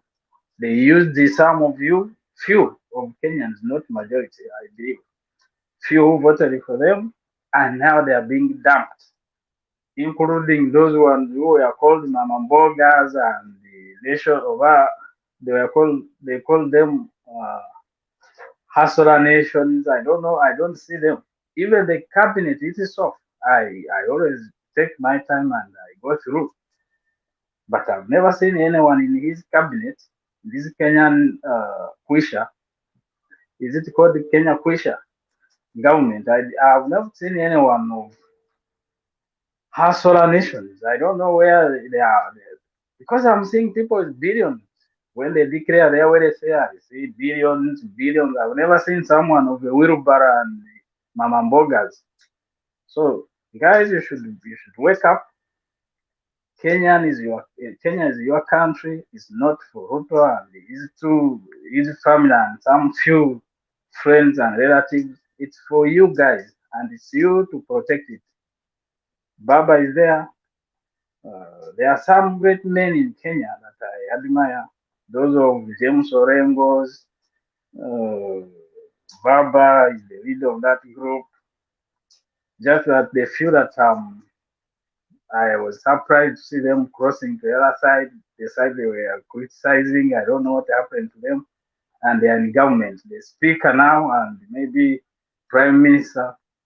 Those are the people. And good enough. Kalonzo is still there. So guys, never allow that to go through because we talk with experience. And I know Bernard and the group, we always watch what is happening in the neighboring country. Ever since I was born, we're in that government. But for them, they successfully did that in the other generation, those old generations. But this generation, you cannot go do and go away with it. People, they are being educated. That one, at least, we have tried. And people, they are well informed. So that is mine for now. And maybe hopefully later I can drop in something else. Thank you.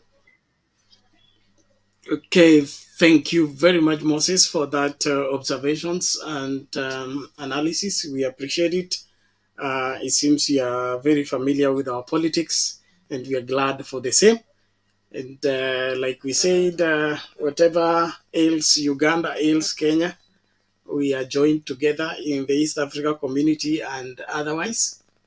But everything must be done to safeguard our liberty. Happy to hear you warn us that we shouldn't sit pretty until we have secured our liberty indeed. So wherever you are joining us into the discourse, please let's not watch alone. Make sure you're inviting somebody to join. And let's discuss these matters clearly because this is about our country. I have asked a question and I keep asking, what is it? One thing that the 60 days of Kenya Kwanza has done for Kenyans, just to safeguard the Kenyans and help the livelihood of Kenyans, other than inflicting more pain, inflicting more confusion, and increasing the burden on the shoulders of Kenyans. Is that reason that the Kenyans should stand by the Kenya Kwanza government? I don't think so. And so Kamkunji on Wednesday is going to be a defining moment. Will we continue with the dictatorship or we will rescue ourselves from this dictatorship and be free indeed as a nation in doing what is good and progressive for our great country? Let's bring in one video before Rhoda can make her submission. Let's keep vigilant. Tuendelee kukaribishana. Thank you those who are sending their support for the show. Please, let's keep it up so that we sustain this work without struggle. Let's listen to this Homa Bay women rep as she talks about teachers.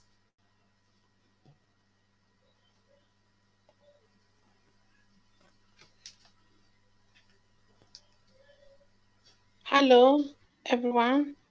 Uh, what I want to say is, Rhoda is after the video. After the video.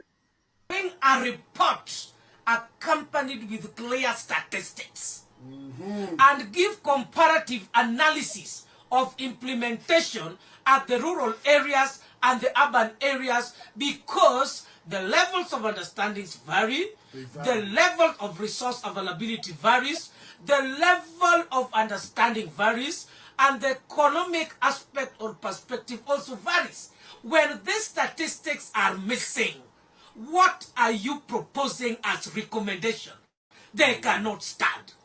I also am talking about teachers should be trained. They're leaving them hanging. Trained where? Do we have adequate facilities that are just known that these are centers for training teachers on competency-based curriculum? The gap. By the time they are training the teachers, who is handling the learners in school? The gap. What duration is recommended to achieve realistic training of a person? That is another gap. What are the motivational perspectives of a teacher who is being trained? We are talking of teachers training. It's like there is always a common say that a teacher is somebody who is a servant for service. Okay, we keep on using that. Do we get the results? A teacher who is not motivated. You want this teacher to translate to competency-based curriculum, no promotion. This teacher has been looking for promotion for the last 10 years, no promotion. But you are telling this teacher that now we are recommending for a transition. You are just dreaming. Whoa.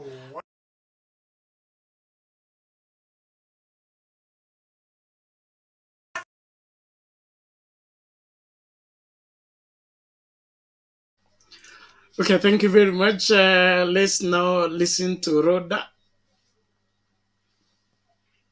hi, everyone. I come back here again, the route 2. I was here before, then I relaxed, then I come back. Mi nasema naunga mkono watu waende Kamukoji ground. Kuna siku nilisema hivi, watu wataenda Kamukoji. Endeni Kamukoji na mbebe bendera ya Kenya. Museme yote yawezekana. Na muibe song za Kenya National Anthem. Just be assured to defend my dual and unity. In fact, demonstration is a constitution. It's not only Kenya, whole world they do demonstrations. Even in America, when Biden did it, when Biden did it, accept the result, he thought that he win, and Donald Trump's side they were doing demo. Even church, I'm so proud with the Church of Kenya of America. I salute you. They are really men of. They were doing demonstration. This because they vote for the Trump, and they were doing demonstration. And in America you cannot shoot. So our constituents, you have right to do demonstration, and nobody have right to shoot you. Even it's in the law, according even United Nations, the human right, you have right to demonstrate.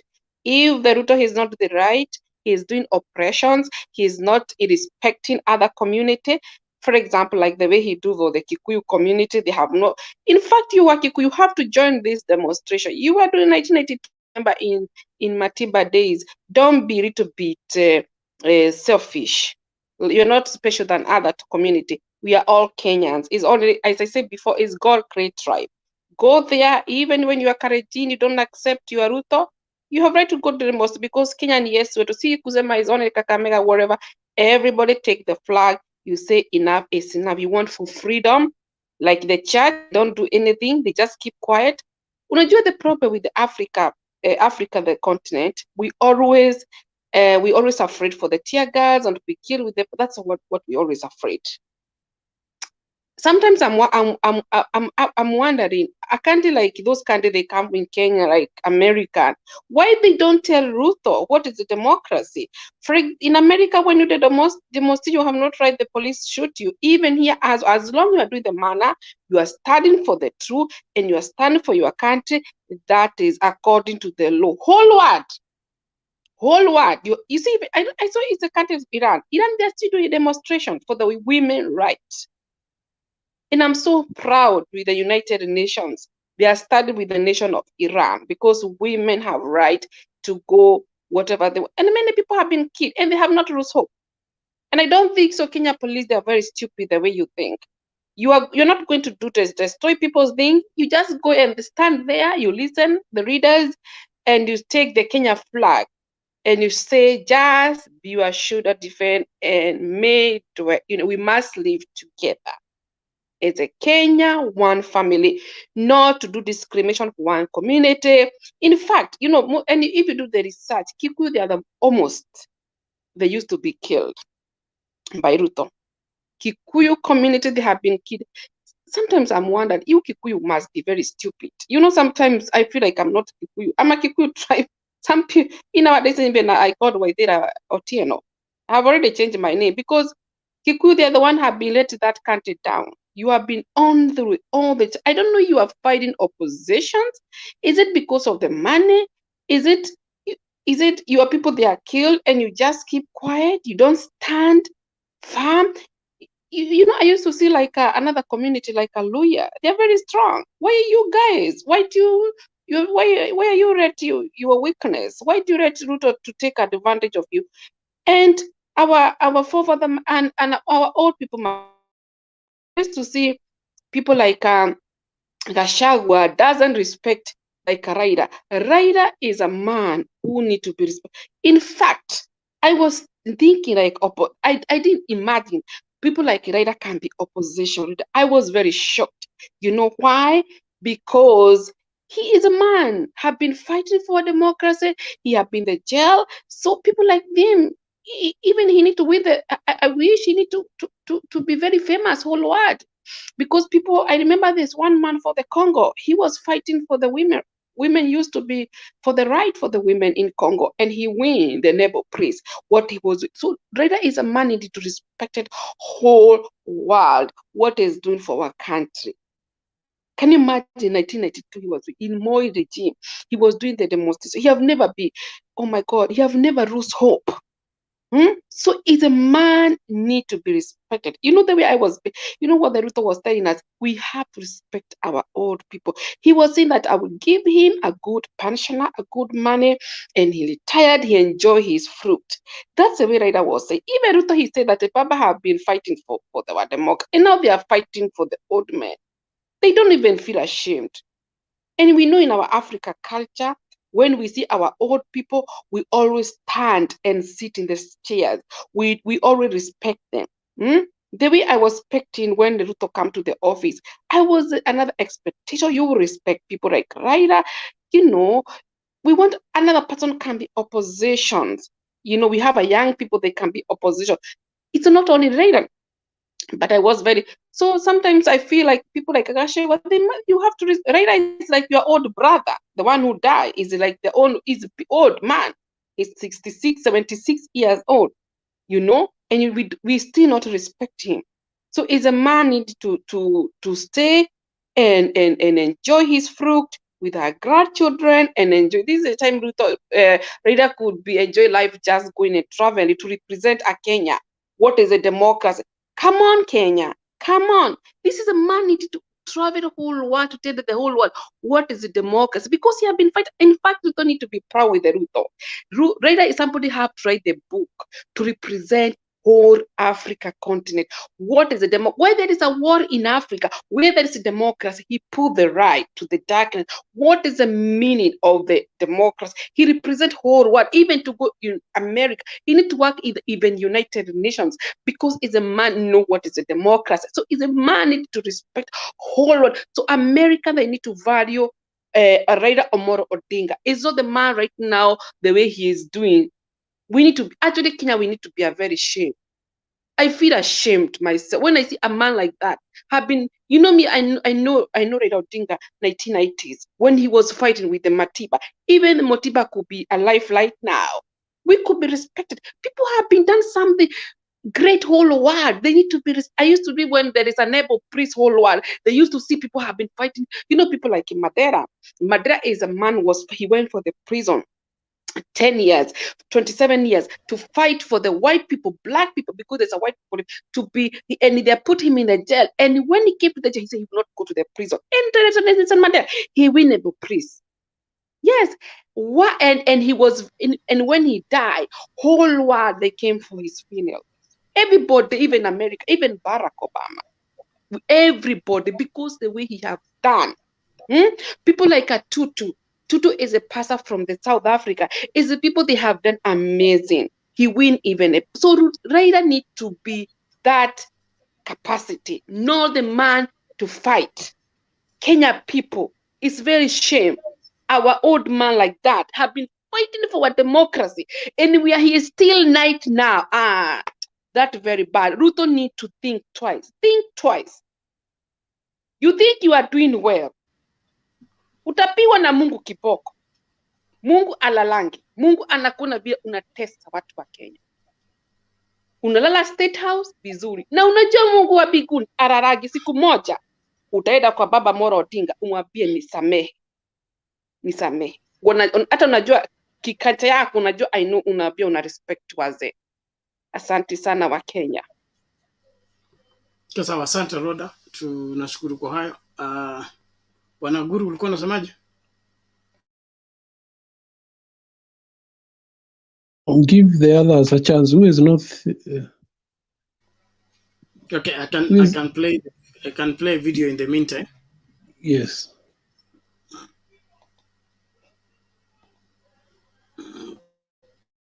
Okay.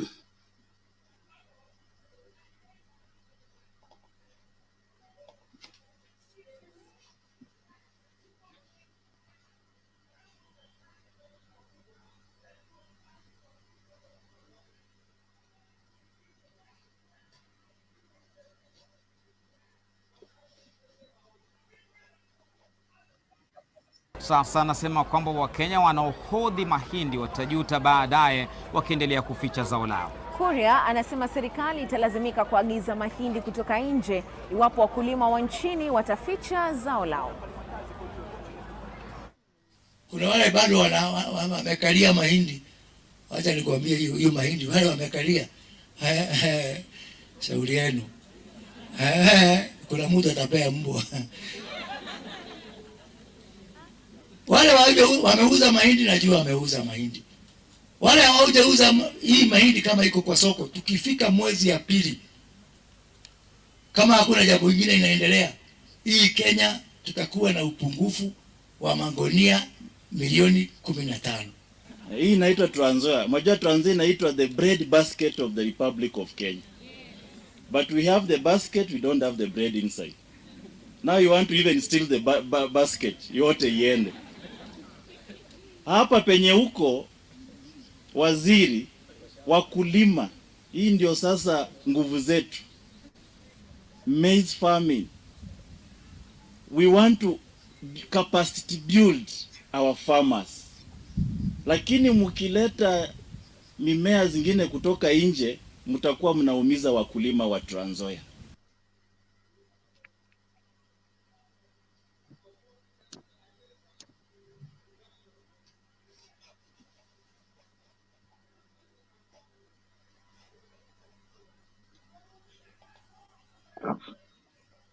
Unaenda wapi Bernard? Okay. One moment. I needed to add one more before. Where are we? Okay, let's just analyze that first. Okay, get rid of this.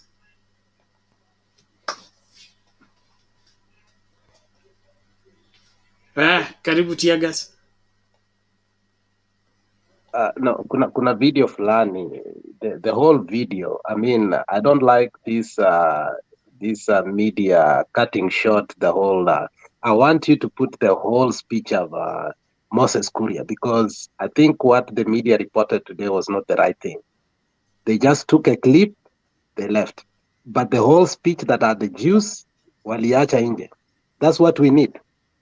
Just from minute 7, minute 6, 10, play it until when Moses Kuria finishes. That will give you a glimpse of what Ruto was saying. Oh, you want me to play that? That is Kakasungura video. I have to separate them before I play.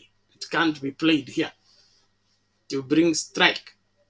No, but if you can play from where Moses Kuria only talks. Exactly what I'm telling you. Okay. For that Okay. to be played, I have to work on it to take some time. So get the conversation Okay. going fast as I Okay. work on it. What I'm saying is Moses Kuria today goes to Trans Nzoia. Actually, he was in Kimilili. And remember, Moses Kuria had said, we like it or not, the maize, the GMO maize is here for us. He goes and changes the tune today. And the tune is, hatukuchaguliwa kwa sababu ya GMO ama vitu zingine. Sisi tulichaguliwa tufanye nini? Tutumikie serikali ya watu wote. And he ended up saying something that was very interesting. Mimi maneno ya hii mahindi ya GMO sijui. Bernard, umaiona mtu anaruka mimba ya demu wake?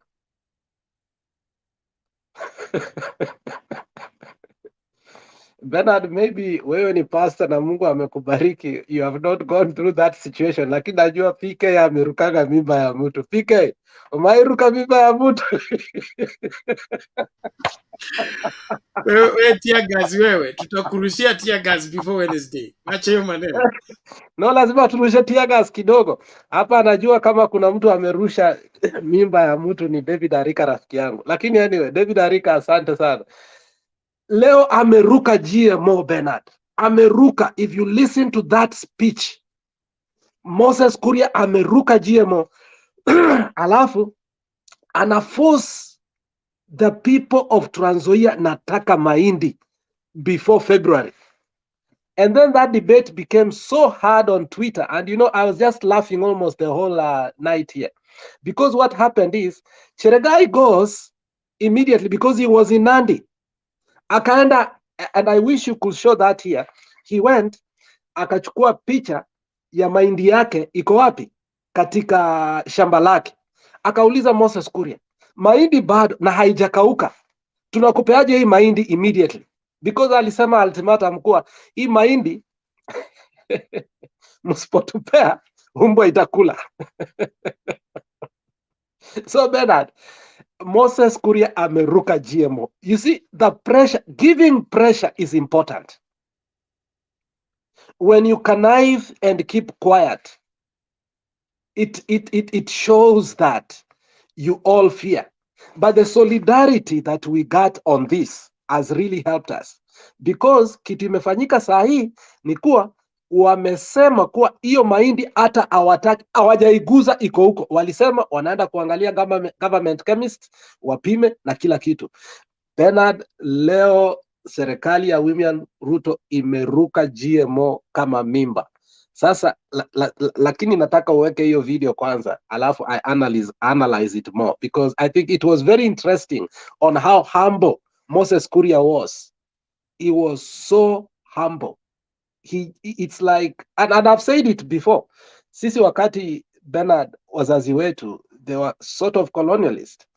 Baba anaweza kosa kabisa, muone leo baba amekosa, na lakini baba ukiona amekuja mapema na gazeti, ndio pip pip, mnakimbia mnafungua nini ya gate, alafu mnapata, because lazima mngeenda mchukue gazeti yake na vitu zake zenye amebeba, unapata hiyo siku kuna samaki ama kuna nyama, na alafu mzee badala atoke aende ba, unapata tu amekaa kwa hiyo kiti. Then hata amkai sitting room, but that's a way to apologize. Moses Kuria was basically apologizing today for his rhetoric.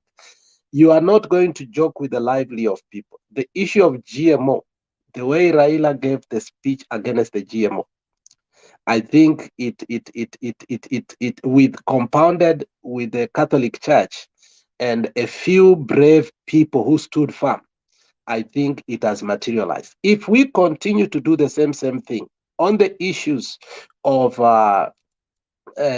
standard of living and the issues that right now we are going through, and especially the issue of Cherare 4, where Baba said it will not end well, I think we are going to win big. And more especially, we must know that the problem we have today with the leadership of William Samoei Ruto is because we kept on joking, and we knew very well that Chebukati was the biggest problem. And we kept thinking that Chebukati is going to play it fair. And I think it's no longer on our side to keep on with those assumptions that now we can let the Cherare 4 go, and then the 3 are retiring, and entirely Ruto to constitute a new electoral commission. That will be not good, Bernard. And I think that will be the worst legacy that Baba could have left. If there is a fight, Bernard, I remember during the tear gas when Baba said Hassan must go, and Uhuru stood up, and as a president, he said, kama kuna kitu I will never do is for this one to go home. And I thought Uhuru was firm. And Raila said, I have said, they will go home. And I was like, huyu mzee saa ingine anaongea kama mchezo. But I remember it started like a joke until the Nairobi Business Group came and told Uhuru, we have lost it. There is no business in the CBD. And what happened eventually? They went. They went. So when you hear Baba says, we are going to go to Kamkunji Wednesday, we'll go to Mombasa, we'll come to Kisumu, we'll go to Kakamega, and from there, we are going, and he called it public participation. But obviously, you know, it's not public participation. And for us, we don't need public participation anymore because public participation is talking with them. We are not talking anything. What we need for them is to stop this nonsense. So I hope you put that clip so that we can analyze the issue of GMO. We are winning it halfway, and I think now they are going. Now, even he talked about the prices of maize, and now you can hear saying 5,000, 7,000 a bag. It looks like what Cheregai was saying that tulipanda mahindi wakati mbolea ilikuwa juu na mbegu ilikuwa juu, and we need 7,000 per bag, and even made a mistake by saying niliuliza rais kwa sababu rais yeye ni mkulima, aliuza yake ni pesa ngapi. Ruto has already sold his maize, Bernard, and he has told Moses Kuria that he sold his maize in a good price, and he could not tell us that price. So those are the bullet points that he gives us, that we must hammer these people politically so that our farmers are able also to get back profit, because the standard of living has really raised up. So I hope you put that video so that tunaweza ichambua. Stone PK, karibu sana.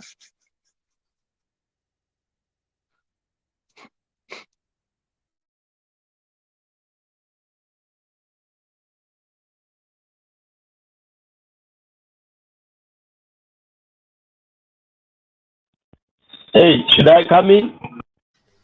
Yeah, carry on, Stone PK. The video is still cooking. It will be ready in a short. Sawa, salamu nyingi Bernard. Good to see you. I hope utakaa kidogo. Najua masaa ni injury.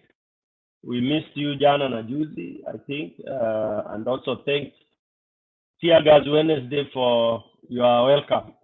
Aki ya Mungu, hii majina si inazaliwa. All right. Let me say also jambo to Moses Mesora. Good to see you guys, and I'm one of those people who are really happy now that we are doing something. So that's why I'm back. I keep on telling people I'm back because the river now is flowing the way it's supposed to flow. Let me begin by saying, you see, all those of you who did some literature, whether in secondary school, college level, or whatever, at whatever level, yeah, there is a genre we call satire. You know, satire, satirical literature, and that is what I would call Ruto and his people.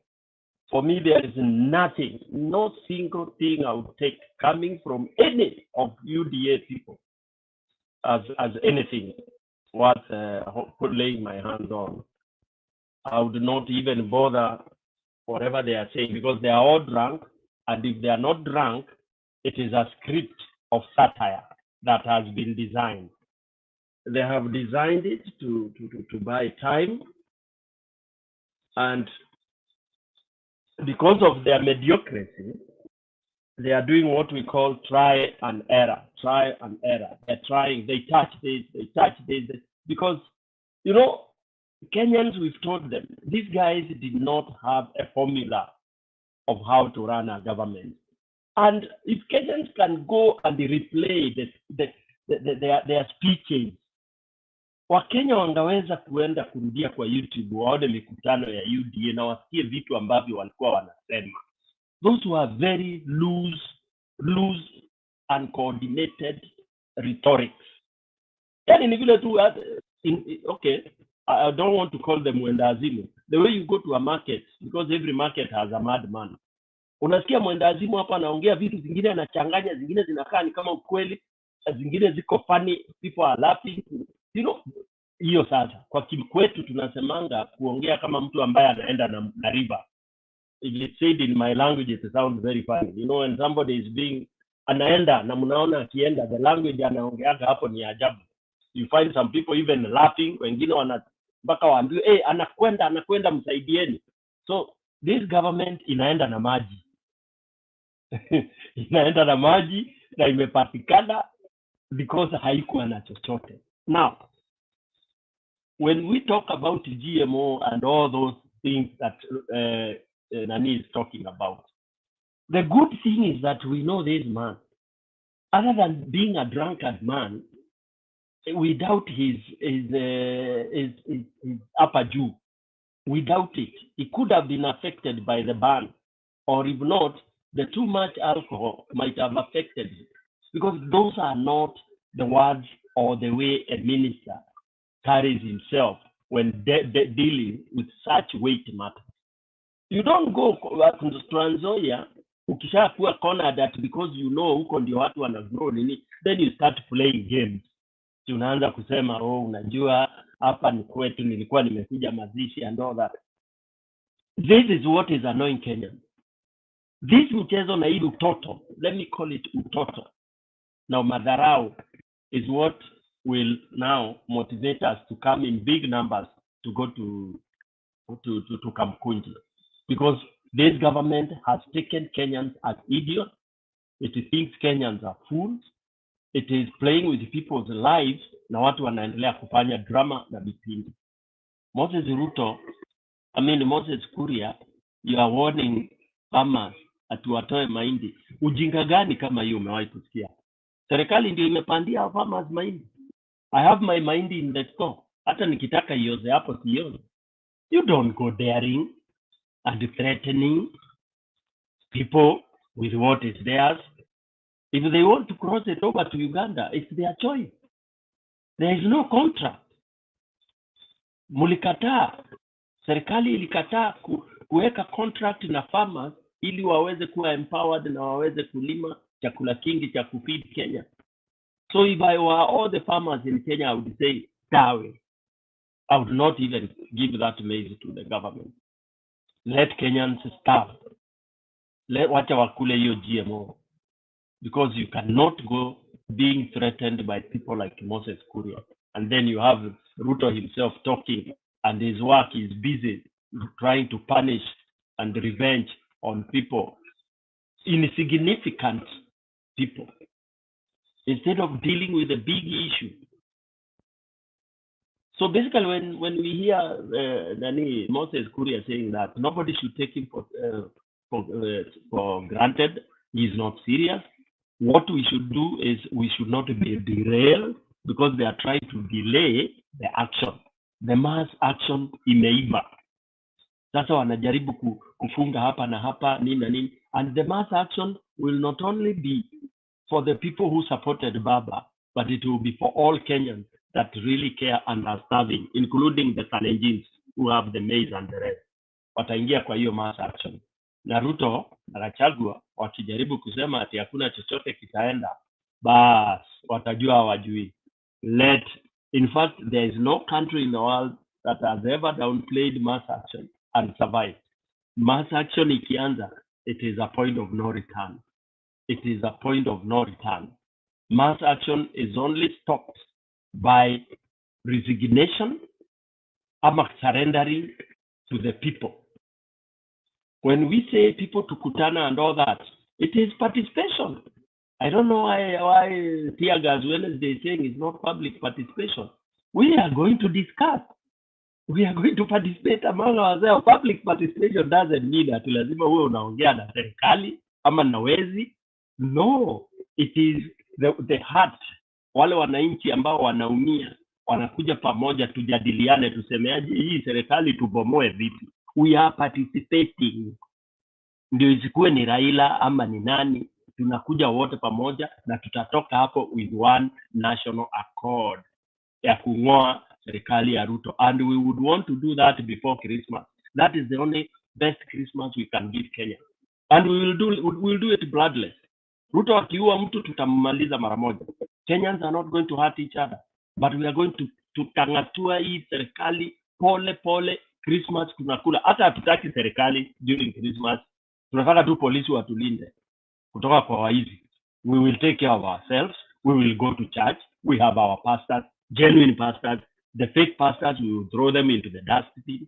Alafu tutaomba Mungu mwaka mpya tuanze vile tunataka. We can be able to do that. We have people who can arbitrate us. We have people who can decide the way we want to go. We can even suspend our constitution for 100 days. Hakuna shida, but we have to get rid of the Moses Kurias, the Rutos, the Gachaguas. It is a must. They must go. And thank you, Baba, and everybody else for saying we have to go meeting. Your meeting tufanye zote kila county. We talk. Vile wananchi wataamua hapo, bas, tuende kazi. Back to you, Bana. Okay, thank you very much, Stony PK, for that candid observation and givings. Let's remain vigilant. That is the reason why God has kept us alive for such a time as this. We must preserve Kenya for the future generations. Nobody should take it for his personal property. This country belongs to all of us, and each one of us has a stake in this country. And just as a reminder, William Ruto, Gachagua, and the rest of the people are custodians, yani stewards, yani makeateka. Okay, caretaker sio mwenye nyumba. Caretaker analinda tu nyumba kwa niaba ya mwenyewe. So sisi ndio wenye nchi. Caretaker mmoja anaitwa Ruto, caretaker mwingine anaitwa Gachagua. Wakati caretaker ameanza kula rent badala ya kusubmit. Okay? Caretaker akipewa pesa ya kupaka rangi nyumba, anahepa nayo, nyumba zinaparara. Mwenye nyumba huwa anafanya nini? Anatimua caretaker, anatafuta caretaker mwingine. And that is where we are as a country. If the caretaker is not doing his job well, let's get a better caretaker, because we will not let our properties be destroyed by bad leadership. So let's remain vigilant to do that. I'm still working on the Moses Kuria video. Let me get this advert run shortly before Moses. Ngoja kidogo tu. We are coming back to you. We have run this. Where are we? Right. Let's get this running. Okay, one moment. Right.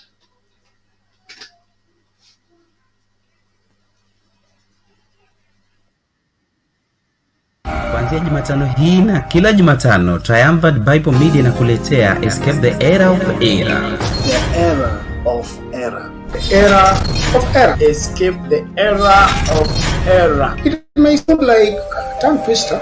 God is never in the noise, and he does not compete with the noise. Critical subject. In our day, it is not called syncretism as it were, it is called interfaith. Well, this is our online Bible summit where we are given to see to it that you establish your understanding of the truth so that you will be able to escape the kind of falsehood that is being cultivated, embraced. Sasa usikose mafundisho haya ya era ukiwa naye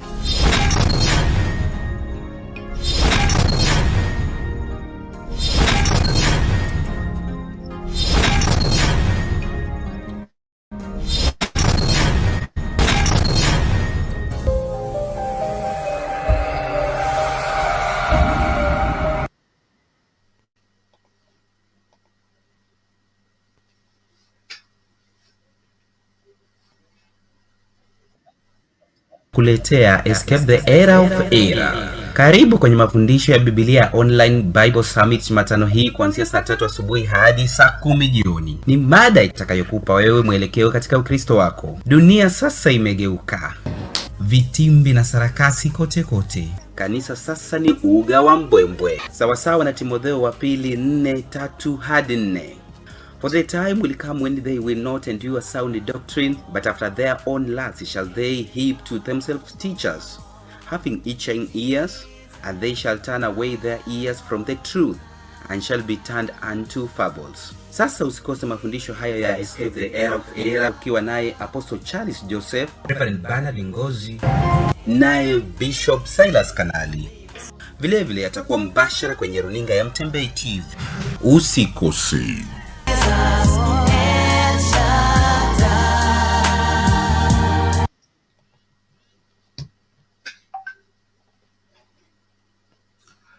Yes, Moses, you're saying?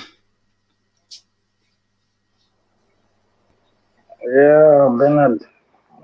We have seen earlier, but I hope yours is real, not like these others we are seeing standing with Ruto and the group. Stone was saying about let's say Moses Kuria and the group. You know, a dysfunctioning government, they don't appoint people. They just reward people to the positions and offices, such that they can turn according to their tune, you know. They can, in fact, they don't work for the country. They work for their bosses. So now Moses Kuria is not talking, is not here to make you Stone and Bernard and the others happy. He's working for his boss because he was rewarded, not appointed, you know. So those are the things that we expect.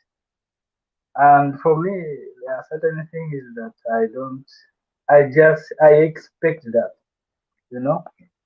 But if they do something better than that, this government, Kenya Kwisha government, if they do something very important, I'll be surprised.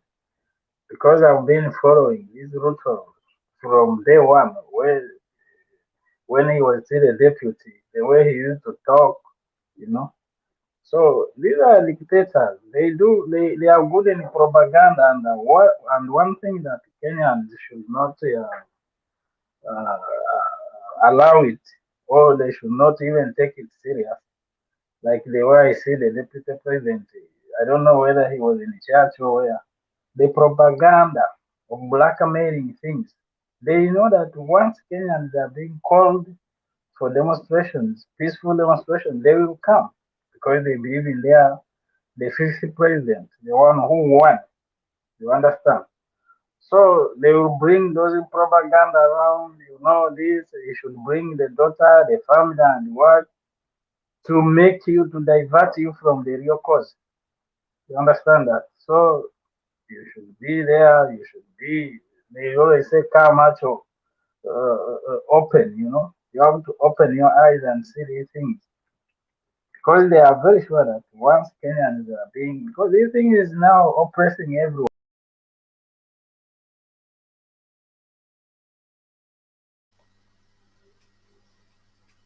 Sorry, seems like we lost Moses. You'll continue when you come back. Thank you. I think it is important that we all appreciate the fact that we understand the purpose of a government. The purpose of a government is not to do business. The purpose of the government is not to oppress the people. The purpose of a government is to create a conducive environment for people to thrive, not to stifle people or, you know, curtail the freedoms that the people have. It is clear from the word God that the Kenya Kwanza government is out to oppress Kenyans, out to curtail Kenyans, out to limit the space of Kenyans. And unfortunately, they are doing it so openly because of their impunity.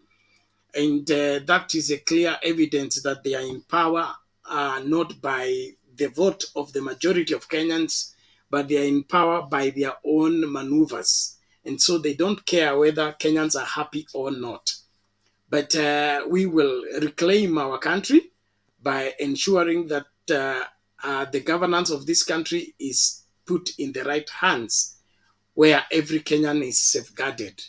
The people made themselves president, made themselves deputy president, made themselves governors, made themselves MPs. They don't care about anyone because they think they have the formula.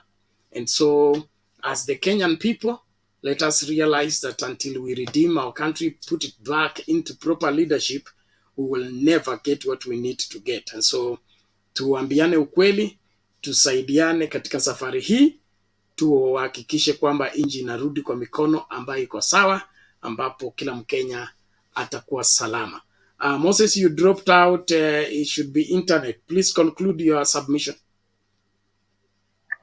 Yeah, I think it was internet problem. So I was saying, as Kenyans should not be diverted by propaganda. I heard this deputy was talking nothing that those ones who are saying that they should go to street, they should bring their kids or their families also to come together to open up. So that's the diversion. Kenyans should do what is the best for them and what is good for the country. Another thing, this thing of saying, they are fighting for who? You are not fighting for Raila. You are fighting for yourselves. No one is coming out to fight for Raila. If it is Raila to fight for himself, I think he would have started from day one after announcing those what it got announced the other time. That was the time he would have come out and said, no, I have to defend what belongs to me. But this is for the country and everyone is there to fight for him, him or herself, not for anyone. You know, like for them, what they do, they are good in corrupting people, buying people. When they see that you are good in this, they will buy your voice, then they make you silent. So Kenyans should know that whenever you come out and you do something or you act according to what the law permits you, you are doing it for your family and for your maybe the new generation and mostly yourself, not for Raila, not for Kalonzo, not for Martha Karua, not for it's for you because this country belongs to everyone. It's for Kenyan. And Baba is someone who is in his evening. If he was like the way other people think, he would have been there enjoying life, doing this, eating what, taking his milk, going on honeymoons and traveling out in and out. You see, but he's still there feeling that no, this country should move on the right direction. He's even feeling for you the Bennett and the Stone because you still have more years to live. You know, so that is what I wanted to say. And propaganda is the one that dictators use. Propaganda and bribing people. They are good in that. They will come and say when they see you when they call, they bring this. You know now deputy wanted to divert Kenyans. That you see, then few of them will think, I think the guy is right. You know, we are fighting and their families and this. You mean his daughter or the son is better than him? Once he commands, that is his family. We don't need you don't need anyone else. Hmm? So just do it on Wednesday. Wait for his voice, and he's a man of his word. What he says in the morning is what he will say in the evening and next. So that was my point for now. Let's wait for what next. Thank you. Okay, thank you very much, Moses, for that observation and submission. Thank you so much for being observant of our politics and the way forward. Baba can be trusted. I have every reservation to believe anything submitted by William Ruto because of his doublespeak and his given to change. the Bible says, woe unto you that are given to change. If you rely to someone who is given to change, you will be left with no protection whatsoever. And so as Kenyan people, let us make a choice. Can we trust a liar or do we trust a truthful person? Why would Baba wants to be the leader of this country? Is it for his personal gain or for the profiting of Kenyans? Who has been in the trenches for Kenya? Who has committed himself to a better Kenya in this struggle at this point in time? Like it is clearly painted, there is what others want and there is what Kenya needs.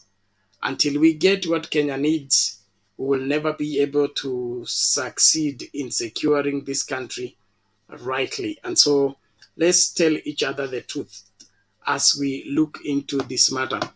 But of keen interest is IEBC. IEBC, why is William Ruto and team keen on reconstructing IEBC by willing to pay off the 4 commissioners just for them to get a chance to reconstitute IEBC? That is where the bone of contention lies.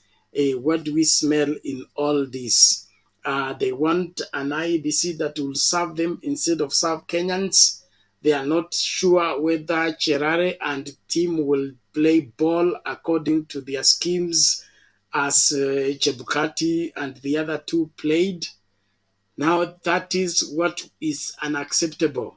If elections are going to be turned into a ritual, then we would rather not have them at all.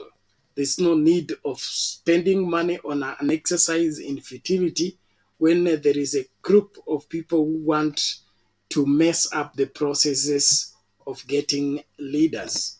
So Wakenya tuambiane ukweli, tuache kudanganyana.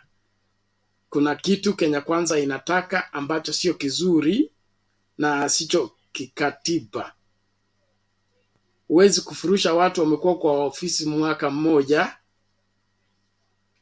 walipe mshahara wa miaka 5 kwa hivyo kwa sababu wapendi. I don't think so. So whatever they are afraid of, it will hit them. The Bible talking about Job, he said the thing I feared most has finally befallen me. I think whatever they are fearing will finally reach to them. Okay, let's watch this video and then we proceed to the conversation. The change of tone by Moses Kuria on GMO. Tusikilize vizuri, kuna mtu anaruka mimba hapa kama vile Alex amesema.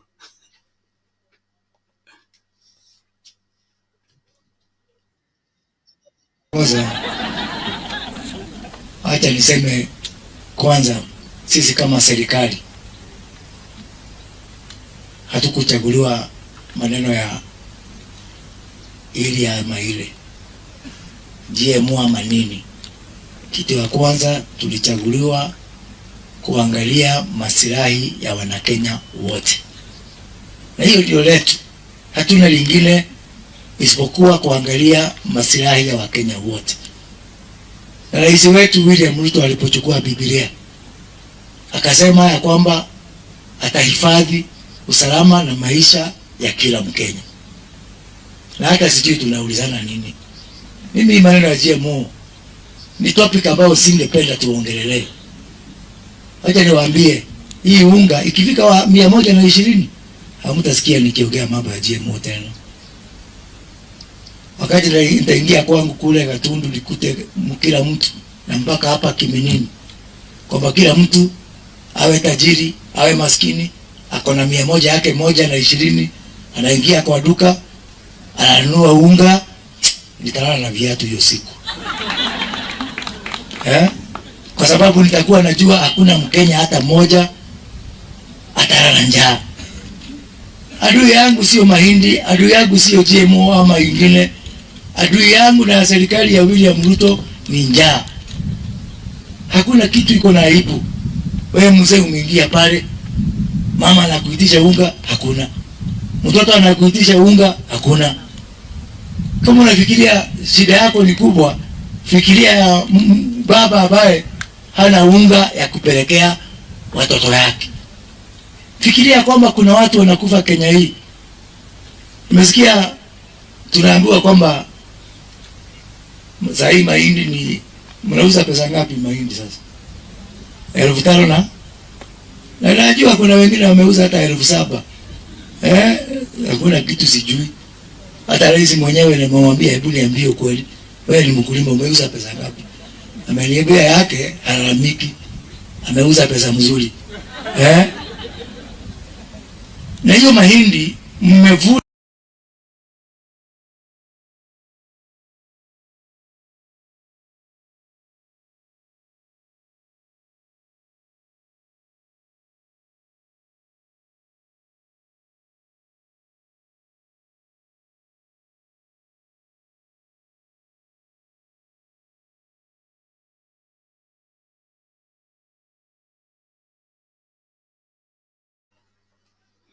Okay, Stone PK. Tuambie hiyo kizungu inasemaje? Bana hii mambo ya watu unajua, in the estate where I was born and bred, people thought I was born and bred in Eastland. Na Eastland ilikuwa hatuchezi na mtu. In fact kucheza na mtu nini, tulikuwa lazima usituletee ufala. And that's why up to today Eastland is a no-go zone if you are a fool. Kama wewe, they don't tolerate wajinga because huko unasolviwa tu haraka haraka. You can't stand in front of people, talk and then unaongea ujinga na watu wanacheka. I don't know what has happened to Kenyans. What was funny there? There's nothing funny, but I find Kenyans laughing everywhere. No wonder wamekuwa fooled that easily. Why would you sit or stand and listen to nonsense from MK and laugh and cheer? Ujinga tupu. People should even walk away. Or are people paid to attend those meetings? Where are those days when Bernard, you would start talking, ukianza kufungua kinywa vibaya, people start going away? Where are those days? Kwani watu akili imeteremka kutoka juu ikaenda bottom? Hiyo ya Ruto. I think it looks like we are actually tumeteremsha akili into the wrong place. You stand, you sit, you wait, you persevere, jua kuchomwa ama mvua, kusikiza garbage kama hiyo kutoka kwa such people. Let me also talk about this. There are some Kenyans also talking and saying, oh, you know, Baba onewe huruma. I'm tired of that. That is a tired narrative. See, Baba anaonewa huruma. The struggle that we have is not for Baba. And Bernard, you put it very correctly. Let Kenyans forget ati wanaambiwa ati tuhurumie huyu mzee. That is also another annoying statement. It is not about this mzee. Raila is comfortable. Guys, Kenyans should know Raila lives like a king. Yeah, or he can live like a king if you want. He can live in any part of this world in the most expensive life. That is what Kenyans should know. But by his nature, he can't be comfortable. And we have people like that in the country. We also have people like Ruto in the country who don't care about others. There are the people who find unakuta mtu amegongwa na gari, anagaagaa hapo, anahitaji msaada, wewe unapita na yako, lakini kuna mtu ambaye ndio Biblia huwa inasema msamaria mwema. Atasimama hata kama ni usiku wa manane na Mungu atamlinda na atasaidia huyo mtu ambaye labda amegongwa na hit and run. The same thing, you find some people are starving na kuna wale wanakula bila kujali, hata wanatupa chakula ovyo ovyo. But there is somebody who can eat, who cannot eat before asking, na je, watu kule ni ushago wamekaa aje? They are like that. So in Kenya now, we want to rally to those people who are of concern about the country. Not Raila. Na hiyo mazungumzo, na hiyo maandamano, na hiyo kukutana, it is people who really are thinking with their brains and heads, not bottoms. They are thinking with their heads and they can see the direction and where this country is going. Let me thank Brian, of course, and and Julia and those other colleagues for saying, what I'm stating is I'm using my head. And because we have seen this. We saw what happened for 24 years. Wale walikuwa young hawakuona. Listen to us who saw it. It is when this country had nothing was working. Absolutely nothing was working. Hata hiyo maziwa ya nyao watoto walikuwa wanapewa, it was a concoction of some rubbish that if we went to research, watu watafungwa na watapelekwa kotini. Kenyans for 24 years were fed. That was not milk. I don't want to open that can of worms. Okay. Later it was recovered, it was garbage. Takataka. Watu walipewa. Labda ndio inaua watu sasa. Probably watu wanyao hamtaishi miaka mingi. Those people who drank that milk. Pole yenu. Okay. Because that was not milk from the cow. It wasn't. Poleni. It was not powder milk. Okay. So somebody who doesn't care about a human being, you can do mass killing because you want money. Somebody who is going to sign for GMO because umeambiwa utakuwa na this percentage of cut. Mtu aliulizwa how much is enough, akasema enough, sijui alijibu aje bana, utanikumbusha. And you stand to listen to such a person, sincerely speaking. Dunia hii unataka hela kiasi gani? Na utazikwa tu na 6x6. Even if we do your funeral for 6 months, watu wasiende kazini to celebrate, utaoza tu na utaliwa na mchwa na utaenda kwa shetani, because there is no way such people will go to heaven for sure.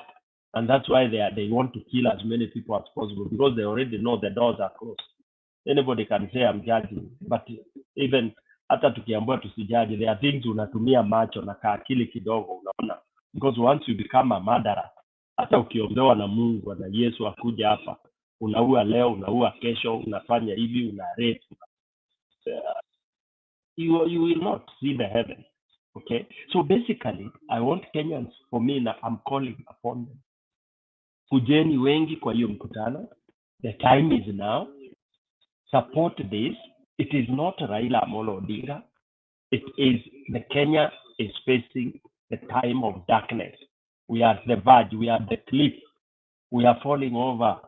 And it's not that we don't know how it feels. We felt that. And we have seen our neighbors who have fallen over. The only country that has tried to turn away from that doom, and they lost 1 million of their own, is Rwanda. Okay? There are so many other countries that have sacrificed. Wakenya tusiogope. Ni ujinga kuambiwa ati Raila akuje na familia yake na all that. We have all what we have today because of our mass action. Period. Hakuna kitu tuliletewa kwa sahani ati kwa round table. Hakuna. Bernard, you can remind me. I don't think there is anything Kenya has gotten by being given kwa sahani ama kwa tray. Wakenya kujeni. Sasa hii ni yenu. Wakenya kujeni. Sasa leo tunawapatia katiba. Wakenya kujeni. Leo tunatoa section 2A. It is through wanaume na wanawake kujitolea muhanga. And that is what we're going to do. And that is what is going to happen. Bernard, back to you. Okay, thank you so much for that, and we look forward to engaging further. Unajua masuala ya serikali inaitwa siri kali. Kuna maovu tu mengi tumefanyiwa katika hii nchi tukipitia hiyo maneno ya siri kali ambayo lazima tuyashughulikie, na hawa wameanza kufanya siri yao kali peupe. So when somebody begins to plan evil and makes it clear to you that he's planning evil for you, that means he has some level of impunity that is almost beyond repair. And such people need to be pushed back, and be given what is equal to to their desires, equal to their match. And so it is that time that we taught Kenya Kwanza government that the government is run on behalf of Kenyans and for the interest of Kenyans. Run on behalf of Kenyans and for the interest of Kenyans, not on behalf of the president and his deputy. That must be very clear. And if they are not delivering the interest of Kenyans for Kenyans, then they are unfit to be in that office. And for that matter, they need to go and find something else to do. Na hiyo sio tafadhali. It is a must. We need to have governance that is safeguarding the welfare of Kenyans, safeguarding the least person to the greatest person. Story hatutaki. Naendelea kuuliza swali. Kitu kimoja tu ambacho Kenya Kwanza imefanya in the 60 days that was for Kenyans. Let them come out and tell us that tulifunga kazi mtaani kusaidia Kenyans. Tulitoa subsidy ya chakula kusaidia Kenyans. Tulitoa subsidy ya petrol kusaidia Kenyans. Tumetoa subsidy ya education kusaidia Kenyans.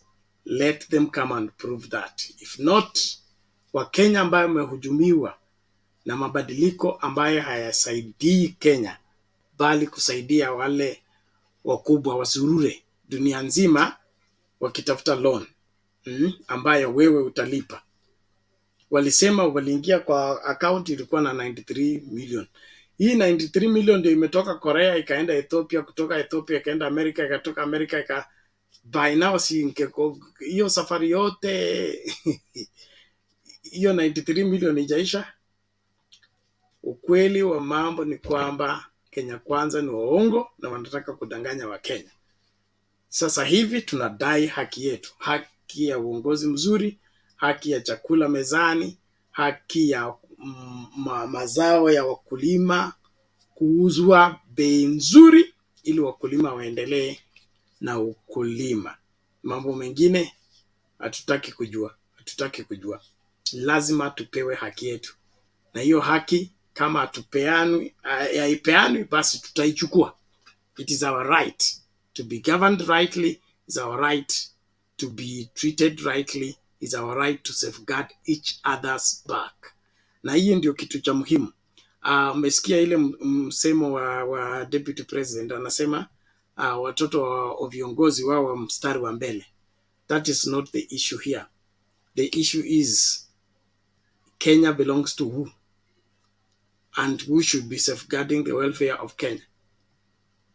So kama watoto wake alisema mmoja ni architect, sijui mwingine ni daktari ama nini, hao wote wamesomea wapi? And they are enjoying this environment because somebody paid the price. That cowardice talk needs to be stopped. And Kenyans of goodwill, let's do what is required. I'm looking for Julia. I think I've seen her somewhere. It is my turn to sign out. So please, Julia, if you're able to get me, get here. And then who else? Francis told me he has some issues. Some engagements. So probably he may not make it. But wale wengine wote mkuje not night runners. Night learners. Akina Rich Makiadi wako wapi? Yes, Rich Makiadi muda wake na saa hii ni mapema kwake, lakini kuna wale ambao wanaweza kuwahi mapema. Tuangazie masuala haya kwa kina. So nitacheza video labda tumpatie nani Sister Roda, na I'm sure she has something to say. Lakini ningependa kuemphasize wale watu wa kutuma sadaka. Nilisikia nimeona hapo nani akisema miwani yangu inaonyesha leo sadaka ilikuwa nzuri. Nani huyu? David Arika. Okay, ni sadaka yako sijaona. Nimeona sadaka kila mtu isipokuwa yako. Kwa hivyo tuma hiyo miwani isafishwe ili nianze kuona vizuri mpaka rohoni. Kwa hivyo ningependa tu kuemphasize, tafadhali let's support this show, let's support the program. because we need that support to keep going and be able to facilitate everything to work rightly. Tafadhali, kama hujatuma mchango wako, tuma, na tutafurahi kwamba umetuma na tutaendelea kutekeleza kazi ipasavyo. If it is stressful, it becomes very difficult to run the show and sustain the programming of everything here. Na wakati hiyo yote inafanyika, ni simu yangu inalia tu, like jana ilikuwa held up, so sikuweza kuanzisha show, na so ikawa madai nini kimeendelea, nini kinaendelea. So let's please do what is required and serve the purposes that are needed. Kila mtu afanye sehemu yake, alafu tutaendelea pamoja. So Stony PK, wewe ndio utakuwa msimamizi. Mwenyekiti Julia ako back office, ataendelea kuongeza watu kwa mjadala na kazi iendelee mbele. Lakini Wednesday tuko Kamkunji, hiyo siku ingine tonoka, tukiteremka hivyo mpaka haki ya Wakenya itimizwe. Let the people decide. Let the people decide whether Cherare and team should go or not. It is not a matter of Kenya Kwanza. Na Kenya Kwanza kama wanataka kufanya audit ya elections, waanza na Chebukati, waende kwa hao wawili kabla wafikie kina Cherare, kwa sababu wa kwanza kuwa petitioned against was Chebukati and the team. How did they jump the 2 and the 3 and then jumped on the 4 at last? Is it that the parliament will be doing the will of one William Ruto and no other Kenyan matters? Hiyo ni swala ambalo ni nyeti, lakini lazima tulishughulikie. So please, let's play all our roles. If you have not subscribed kwa Sound Candid Talk, please subscribe. Kuna mambo mazuri mazito yanakuja on that particular channel ambayo haitakuwa kwa hii channel. Kwa hivyo kama huja subscribe, please subscribe. And I'll be waiting for your support even as we proceed with the show. Thank you very much. Tumsikilize Roda, alafu PK utakuwa in charge in case I drop out in the middle of her submission.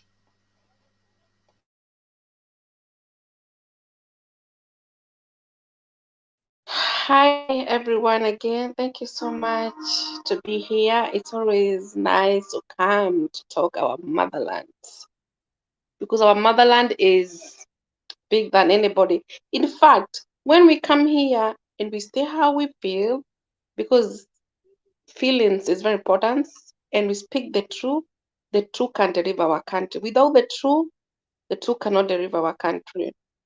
It's very sad. Unfortunately, people like Moses Kuda, how he was speaking in it was Trans Nzoia. It's so shame. He's a SC. They're called the SJ. You know, those days they were called a minister, but nowadays they call as something. You know, I was very surprised to see him how he was speaking, and he's a full minister of trade. You know, me, I have seen ministers whole world. They always give the hope for people, not to destroy. So I'm wondering, this government of Kenya Kwisha, mimi naita Kenya Kwisha, imesaa kwisha. How can you are full uko minister alafu unakuja kuongea negative instead of kuja unaambia watu, alafu mimi na shida na Wakenya wanacheka. Haki nyinyi wa Kenya, I thought Kenya you are very smart. Yani mnakuja instead of mwambie no, mnacheka. So I think hii serikali ya Kenya Kwisha inachezea watu akili sana. They have been brainwashing Kenyan people. It's very sad what they are blaming a beautiful Kenyans, a Kenya who are very Kenya, we are not stupid the way people think. We are not. We want people who are intelligent. Ukifanya kazi kwa serikali, you respect. Si kuongea tembauti sijui ati umbwa mtu nakuranga. I remember one man from Nyahururu, he was selling I don't know, it was last year, he was selling dog to the people from, I don't know, it was Nyahururu those side, and he went for the prison. to eat dog, to talk about that is not a law. That's why in Kenya we need a really, and that's why this BBI was bringing such kind of thing. You know, BBI, it was bringing a new constitution. Ati ukiongea ati everything is a law by the law. Kuna vitu hauwezi ongea. Hii serikali ana waheshimu wa Kenya, walisema ni wao si wa Kenya, walisema ni wachaguliwa. Kwa nini wao watu wa Trans Nzoia si waliwekea kura? Kwa nini wanaongea hivyo? They don't respect them. This Kenya Kwisha government, they don't respect us. How can you tell Kenya citizen at wa kure umbwa? And something I noticed with this Kenya Kwanza, if you just corruption. Corruption it's have been killing Kenya.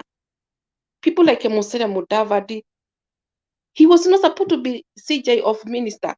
It's not in the constituency. It's not it's called what? It's not whatever. Katiba yetu haijasema kuwe na hiyo. Unaona, hawa ni watu wanataka kuwa they want to destroy our katiba yetu ile tulivote 2010. You know, can you imagine watu wanakuja, they came and they were not supposed to be that wherever, you know, and they just eat in corruption. You see, those people are just corruption. They just enjoy our money and going to Mombasa. You see, like Mudavadi was yesterday, you enjoy in Mombasa, you know, and it's the money for the government. He eat food and he sleep hotel there. Everything is for. So this Kenya Kwisha, they are taking advantage of. Na watu wengine wanateseka. Watu wanateseka Kenya. Can you imagine? They don't care. They don't have the heart for the people. Hata nasema ati ni Kristo. Ai. Mungu wetu ni wa mapenzi. Mungu wetu hawezi kuambia ufanye corruption. Mungu wetu hawezi sema, hawezi kuambia udanganye uchukue cheo. Mungu wangu hawezi. Mungu wako anakupatia roho ya kupenda watu, kusaidia watu wale maskini, watu wale wajiwezi. That is the work of the government. Lakini wao kazi yao ni kuinvite watu kwa, kama leo ni Monday, kisha ni Monday, utaona kama last week it was very busy. Musalia Mudavadi was meeting the Scandinavian people in his office, and akona office poa. Oh my God, wanaka kama kings. Tuko na kings Kenya nowadays, and kings and queens. Kila mtu akona ofisi poa. Unaona vile wanang'ara wakiwa na matai na suti na pesa zetu. They don't care about Kenya. They don't care for those women sleep in the street in Kenya. It really hurt me. Wanaume wengi sana wanalala na watoto. Can you imagine? Children, innocent children are sleeping in the street with the mothers. Instead of the government, they have an opportunity. The work of the president need to go and feed those women, or to build, to help them, or to build like a children's home where those children, they can stay. They just enjoy our money and go in different countries, South Korea, whatever, Congo, whatever. Unajua Ruto na behave kama king, monarchy. Una behave kama monarchy. That is not good the way they are. And all those minister, corruption, no, all those guys. Kama huyo Moses Kuria alikuwa anadanganyana leo akiwa nini Inoro TV, sijui alafu na mtu wa musiki. Mimi I don't trust, by the way, Moses Kuria. He was lying for us that he want to be the president. I think KTN alikuwa anatudanganya alafu anasema ati wakikuwa ati wanakuanga na nini, they don't love our, ati we don't love ourselves. Yeye ajipendi kwa sababu anaita watu wa kule wa umbwa. Hii government, we must take step. Wanatuchezea akili sana, propaganda. They are not serious. Hakuna kitu wanafanya, ni pesa zetu wanakula mali na watu wanateseka. People live in the slum, watu wanateseka, watu wanakaa nyumba za matope. You know, watoto wana shule, wana breakfast, wana nini. Na they just enjoy their money. Alafu mimi na shidangu aje. Unajua saa zingine mimi naudhika kama watu wa Amerika wanakujaga huko wanakikuja. Unajua mimi I get hurt, to be honest Bernard, I get hurt nikiona kama watu wa Amerika wanakuja hizo maofisi za government kama huko Nyayo, kunaitwa Nyayo huko Nyayo, kunaitwa Nyayo State ama kunaitwa aje, wanaenda wanakula pesa za serikali, wanakunywa maji. Wakikuja kila mtu anapatiwa maji na ni maji ya serikali. Unaona, wakipatiwa kahawa ni kahawa ya serikali. Kwa nini wa Amerika wabie serikali tuende tusaidie watu wale wanakaa hasira, tuende tusaidie wachukura? Tusaidie watu wa chakula, tusaidie watu wa mama wanalala nje. Watu wanateseka. Unajua watu Afrika watu wanatesekaga sana. It's really hurt me. Na wazungu nchi zao hakuna mtu anateseka. Ukida huko Marekani hakuna mtu analala nje na mtoto. Kuna homeless, I know. Even here we have a homeless, lakini homeless walalagi na watoto. According to the law, wanapelekwa kwa family. Kwa nini hao Amerika wakuja wabie serikali ya Kenya?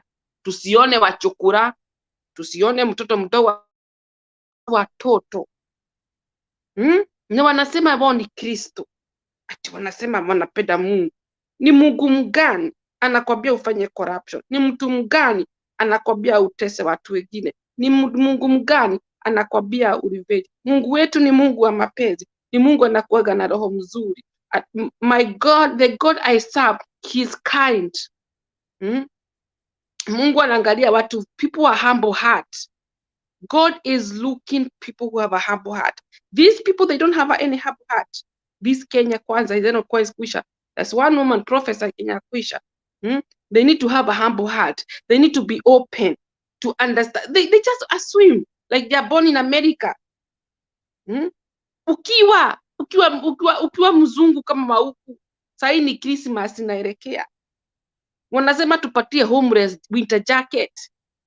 Wote tuwapikie chakula. Huku siku ya Christmas Bernard ikikuja.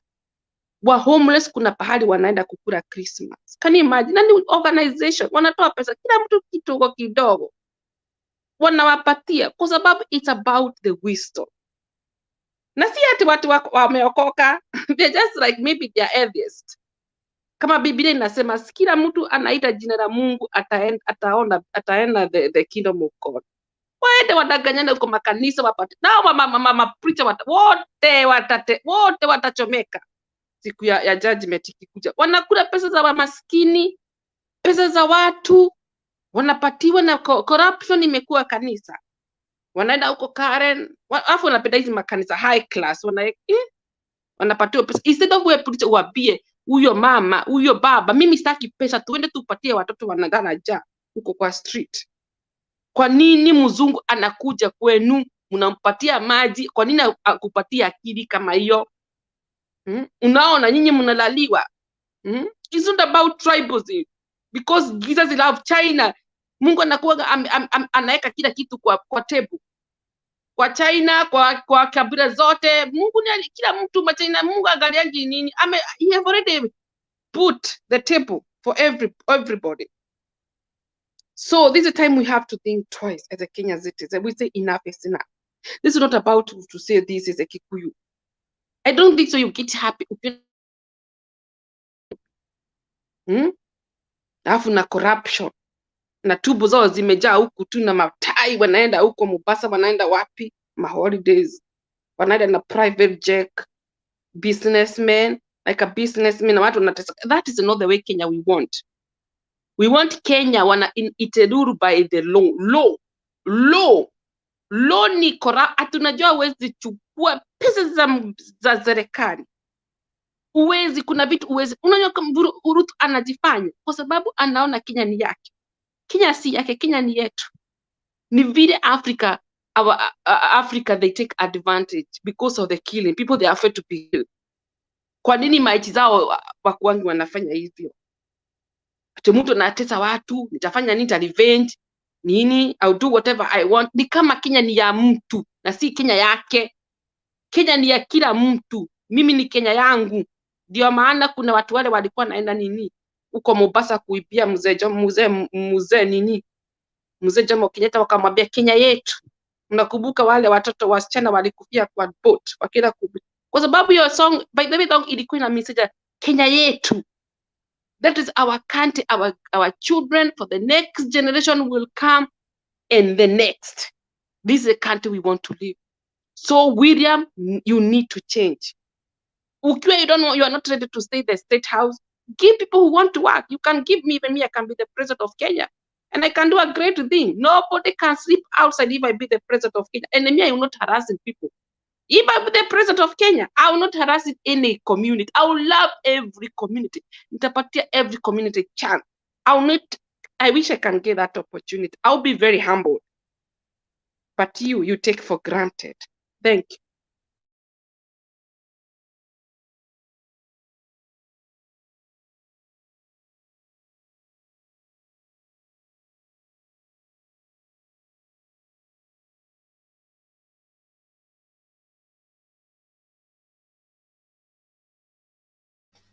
Hey, Stony, you are umesahau kazi wewe.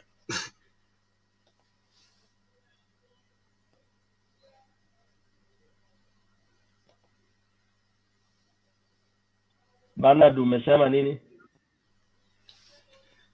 Let's play video and then you go. Haya, sawa.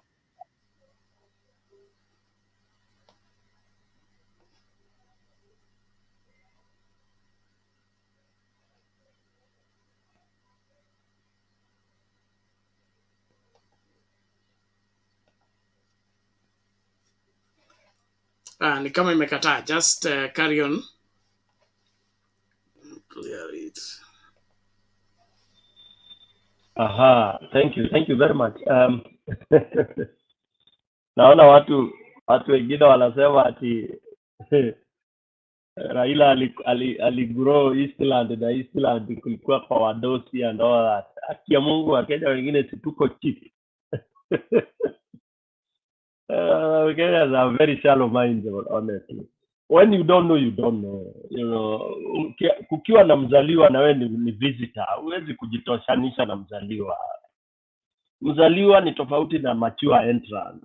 Ikiwa uliingia mjini kutoka ushago, huwezi kujifananisha na watu wa Nairobi, watu wale wamezaliwa Eldoret town. Town ni town, ushago ni ushago bro. Na estate huwezi anza kusema ati Jerusalem unajua. Yeah, every city has a history, of course, and as it turned, it changed, it mutated to various levels of society. It is true, Raila wana nyumba huko, Odinga was living there, but to those who don't know, Raila spent very little time in Jerusalem. Very little time in Jerusalem. Most of his time is spent in the village. For those who don't know and pretend to know. Okay, the other thing I would want to mention is this idea of witch hunting press, what was press and all that. Actually, it's a very archaic way of doing things, and I'm surprised that a government claiming to be in power would start really going for small people, for small people in the press, and giving conditions. Really, how petty can such people be? We have huge issues. When you know you are illegitimate, you should be fighting to legitimize your government. When you know you stole, you should be trying to move around and pretend to be doing something that can be seen. Ndio watu wasahau wizi yako. Si kuenda kufuata akina Okwara, those are very simple Kenyans. Watu wadogo sana, sincerely speaking. Ukienda kuanza office of the president, starting dealing with, huyu aliniuliza swali, alini-embarrass kwa this, the sooner we get rid of this rubbish, hii cartoon inaitwa Kenya Kwanza, the comedians, is the better. The sooner they go and disappear forever. It's nonsense. You don't start telling us, iko hivi. By the way, Kenyans, we know very many things.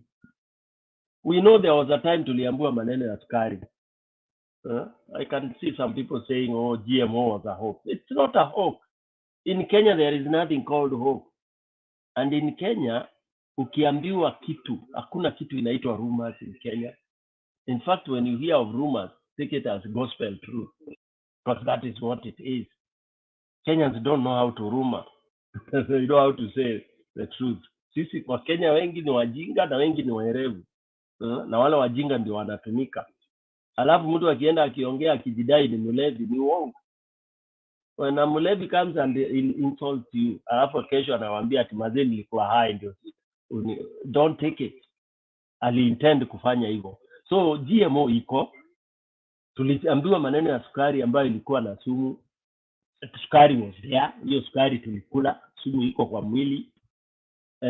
Tumeambiwa juzi mafuta sijui one of the oil companies that hiyo mafuta ilikuwa mbaya, did. You see, we know why the mafuta was being spoiled. So basically what we are saying, to get rid of these melodramatic activities that are geared towards destroying this country, it is so simple. It is so simple. It's getting away with whoever came through the back door. Whoever alijipatia uongozi. There is no way it can turn out to be legitimate. It's not possible. If somebody comes and takes your wife by force or your husband by force, there is no way you can ever legitimize that. Ati sasa unarudi, ati muna negotiate, alafu unamwambia haya kaa na yeye tu, ni sawa. Mungu atanipatia mwingine. It is not possible. Kenyans hatuna namna nyingine ila kungatua Ruto tuweke mtu mwingine. It doesn't matter who.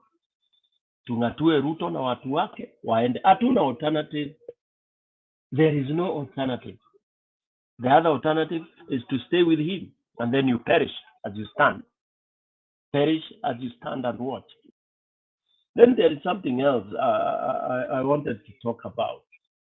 The issue of IEBC being taken into public opinion. That is okay. It is okay. Raila has turned over the issues to those who Kenya belong to. Kenya belongs to the people. And the constitution says it. Some of the Kenyans who don't even dare read. Kama usomi, soma tu chapter ya kwanza pale, chapter 1 hapo, hata preamble. Then wachana na the rest. That this country belongs to the people. Na ukichoka na hii nchi, regeshea wenyewe. Na wenyewe ni sisi. Wenyewe ni sisi. Wenyewe ni wewe na mimi na yule mwingine. As a group, it's co-owned. There is no one who can claim unauma meno ukisema ati wewe ni rais, wewe ni nini. Kwanza, more once when you are not voted for. Let's assume even Ruto was voted for with the 50 CG plus whatever. Can you even go proudly talking, addressing Kenyans ukiwa umeuma meno as a legitimate president when you have almost 50% saying no to you? In fact, if you are a gentleman, you should just simply say, this majority nimewini nayo, I unify. And you work very hard to convince those who are on the other side. You get at least another 20% or 30% from that side. And you get that by, trying to reform your ways, trying to really honor your promises, trying to track on whatever you had said you would do. Yeah. In fact, I would have said, if I were Ruto, I'd rather run bankrupt as I honor all the promises, as I have all the other hustlers getting that pesa mfukoni he had promised, whichever way he wanted to do it. Not to go back and anauliza uliona pesa ya bure wapi. How do you do that? If I were him, I would give you that money for free, at least for 2-3 years.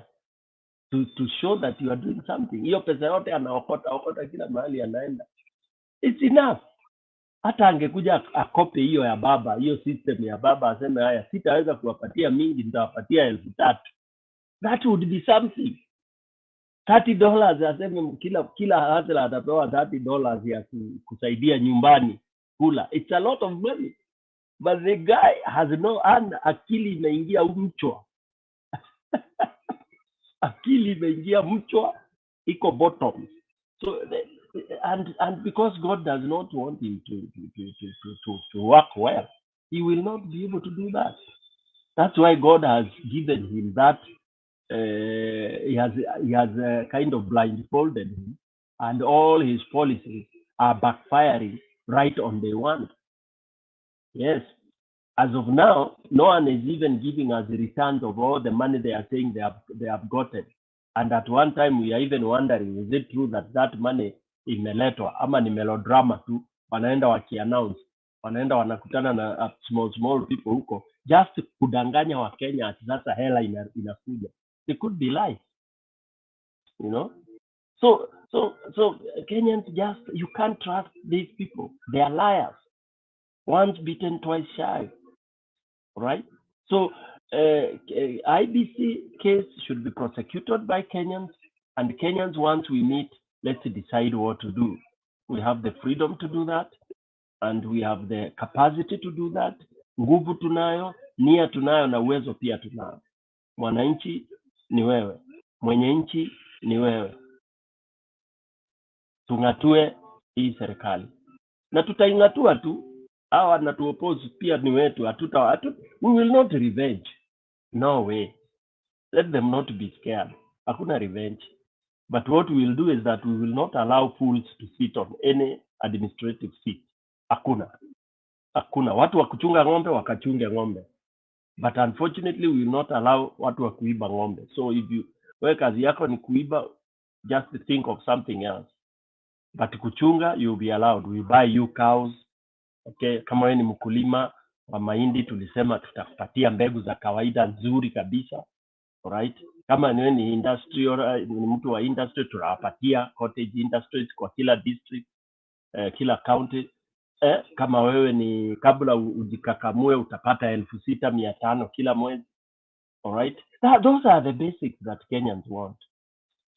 Kenyans hawataki ati theory mingi, sijui ati sijui itakuwa itaenda. Hapana. Kama wewe ni mkulima wa maziwa, factory za maziwa Eldoret kuwe na kiwanda kubwa, Nyeri iko kiwanda kubwa, Nakuru iko, Sotik, kila mahali.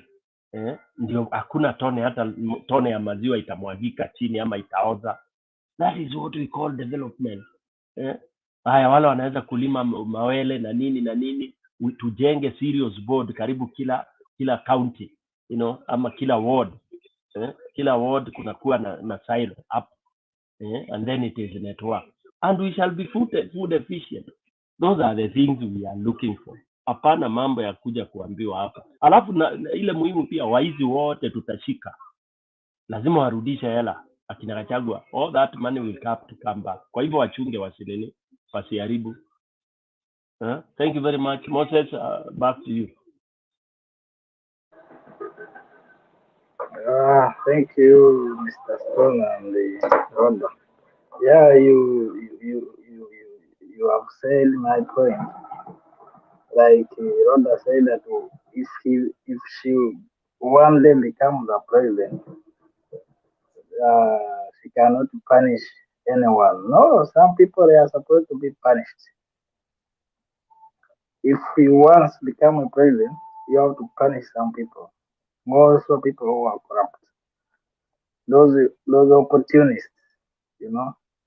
Today they stand with you. Once the power shifts, then they will shift with the power. They start again talking lies, you know. But another thing, the way I've seen to this government of Kenya Kwisha, it's like they were not prepared. They don't know what to do. They don't know how to run this government. Because I don't see anything that is promising ever since they were sworn in as a government. I have not seen anything that is good for the country, apart from criticizing people, abusing people in public, and pretending to be spending their time in churches. I don't know what church teaches them. If that's what they are putting in action, they are bringing it from their prayers, then everyone should be afraid of going to church. Because if you go, we see you praising the Lord and pretending to be like a believer, then you come and start off praising people. They are dying for you in honeymoon. It doesn't really look good.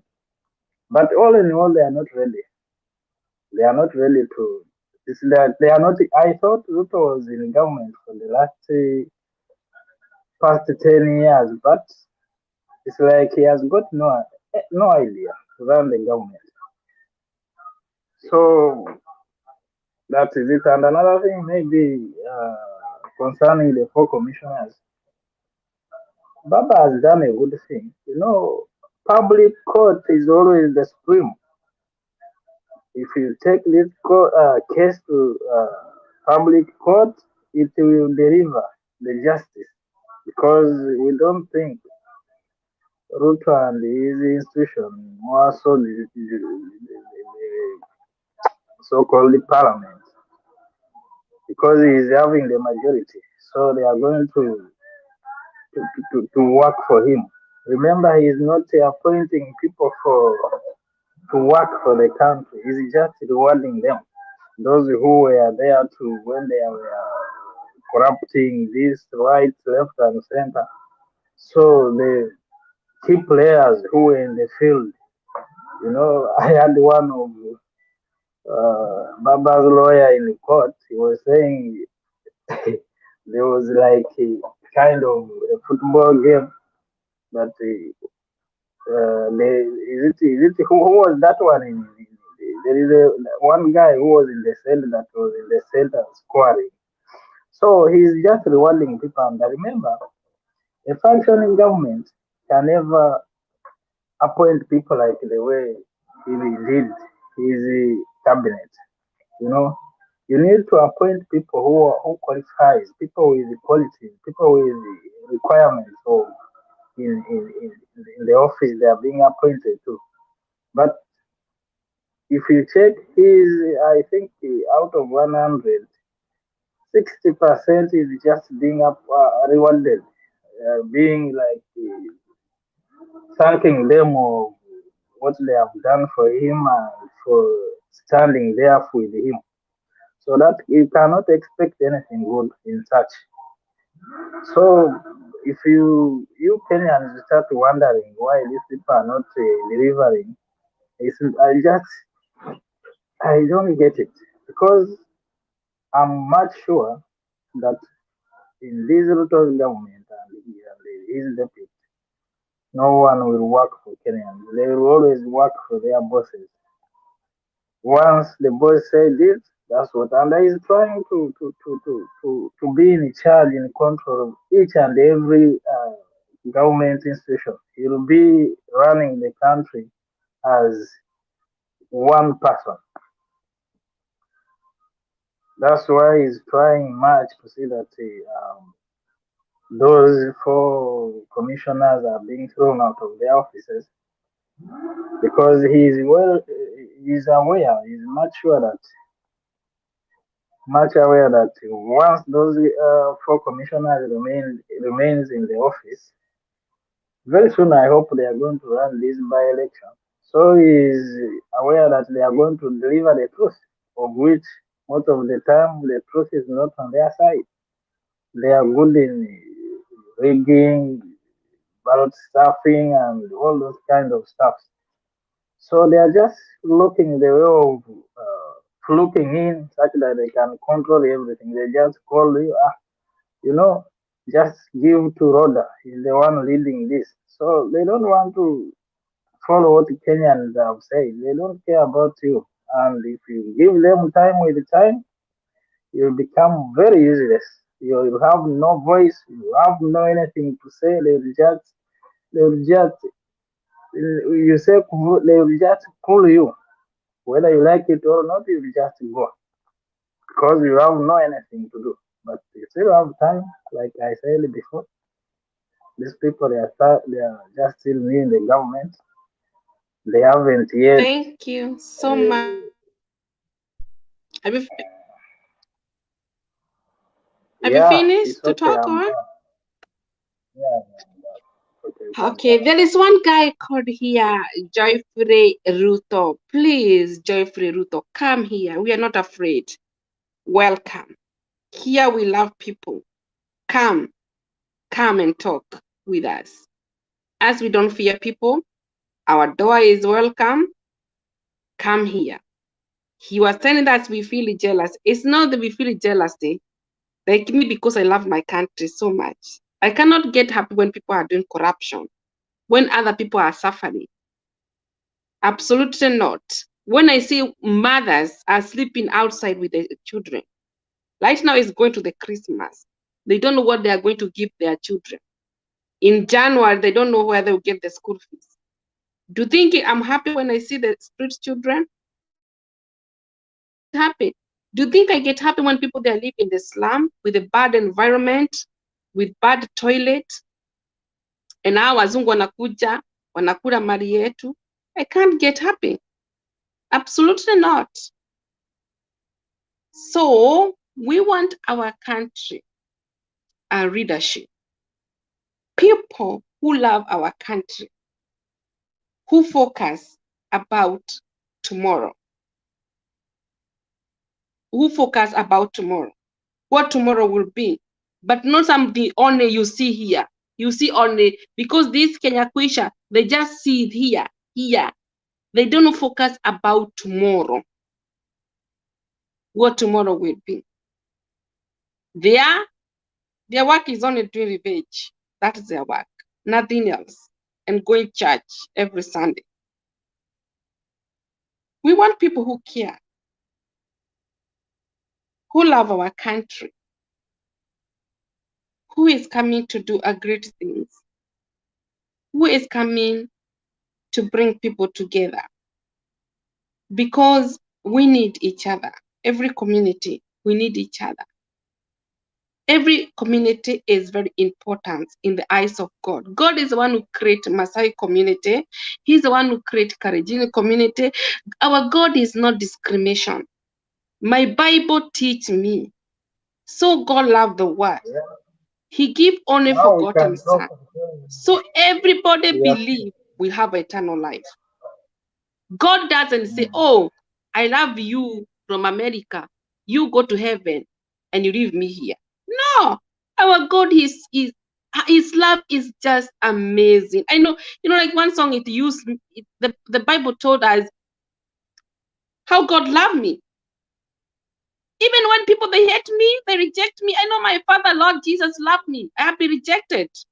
And I know Jesus loved me because the Bible told me Jesus loved me. Even people they hate me, I know Jesus loved me. Even if you're handicapped, Jesus loves you. You are sitting in the wheelchair, Jesus loves you. But we are the one who love problem. If we have a very good leadership in Kenya, and it's not only Kenya, whole Africa can be a good, great future for whole world. Whole world they come to see, wow, what is a miracle Jesus is doing? Because Africa, we have a lot of resource. Many countries they don't have. I need to say a country like Congo, they have a gold. But the problem is the leadership. I used to see a country like Senegal. It's like Ireland. And thank God that Kenya, they opened the flight from Senegal to like Senegal is very famous country whole world. Their footballer, so nobody can put Senegal down. Nigeria, they are very good. Nigeria have oil. In fact, Nigeria is the richest country in whole Africa. They have oil. Egypt, Arabia is rich, Morocco. So we have Africa, even we count because North Africa is still Africa. We can go very far if we have a leadership who take a responsibility, who work according to the will of God, who love Jesus and love people. To love people is a king. Love people. I wish me I can be the president of Kenya. I can make the history. I will not do divide for the community. I will love every community and I'll work for everyone. I will listen everybody's voice and I will not do the revenge. Why do I do revenge? At people they have done like this, you have to do revenge. Why do you do revenge? Why? And God have given you that opposition to be the president and you still want to do the revenge. Why do you do it? Me, I can't. Because I don't care. People, they can hurt me. People, they can talk the shit about me, but I don't care. Because I know Jesus loved me. So in Africa, the things is bringing us back is a tribal. Because Africa, every country in Africa, we have a tribe. When you go to Congo, they have a mini tribe. When you go to Senegal, they have a tribe. When you go to Nigeria, Liberia, all. And when I do research, when I talk with people from Africa, they tell me the problem is a tribal. The problem in Africa we have is tribe. When Africa we get deliverance, mentality of tribal, we can go very far. We can go very far. You know, I used to talk with people from Senegal. The problem with my country is a tribe. When I talk with people from Gambia, and Gambia is fantastic. You know, Gambia is very beautiful. It's island. They have a tourist, but it's management. Like Ghana is very beautiful. I wish Africa we can have one president. Africa. People they can speak their own language. One time we will have one president in Africa, and we can go very far. Because when we have a president, every country in Africa will have the governor, like in America is a big continent. Everybody will have their own governance and senate and something like that. Africa, we can go very far. And these white people, they cannot come to pray with us. They used to pray with us because they know Africa, we are not unity. I pray that, you know me, when I pray, I used to pray for whole Africa. I pray, I declare blessing the nation of Senegal. I declare the nation of Liberia, Sierra Leone. I used to pray for whole Africa. Sometimes I fast. I say, God bless Africa. God bless Kenya. Because I love Africa so much. I want to see Africa is succeed. I want to see Africa is going very far. But we have enemy have been trying to split. Is God create tribal? Jesus is the one who create tribal. In Israel, we have a 5 tribal. And when you are born again, you are Christian. You are not a tribal anymore. You are a tribe of Lion of Judah. Me, like somebody tell me about tribal. I'm a tribe of Lion Judah. Hata ukiweka kwa tribe moja uweke Mchina, uweke Mkikuyu, uweke Mkalenjin, uweke Masai, na hata mtu ajui ni Mkalenjin, hata ajui maana ni Mkikuyu, hata ajui ni nani. There's a lot of Chinese women, they have been married with the Kalenjin men. They say Kalenjin, they are beautiful men because they are black beauty. There is a lot of white women, they have been married with the Maasai. They say Maasai are beautiful. There is a lot of, Don't hate yourself because you are tribe. Love yourself. Accept yourself. When you love yourself, you always things going positive. But when you start to hate yourself, you always negative. Thank you. That's true. That's true. The person before I heard you talking about the person called Ruto. Those are the kind of people that they feel that once the president is from their side, they don't care whether he's doing good for the country, whether he's not performing his duty as the president. They don't care. But what they care is from our tribe, like you have said, is someone from home.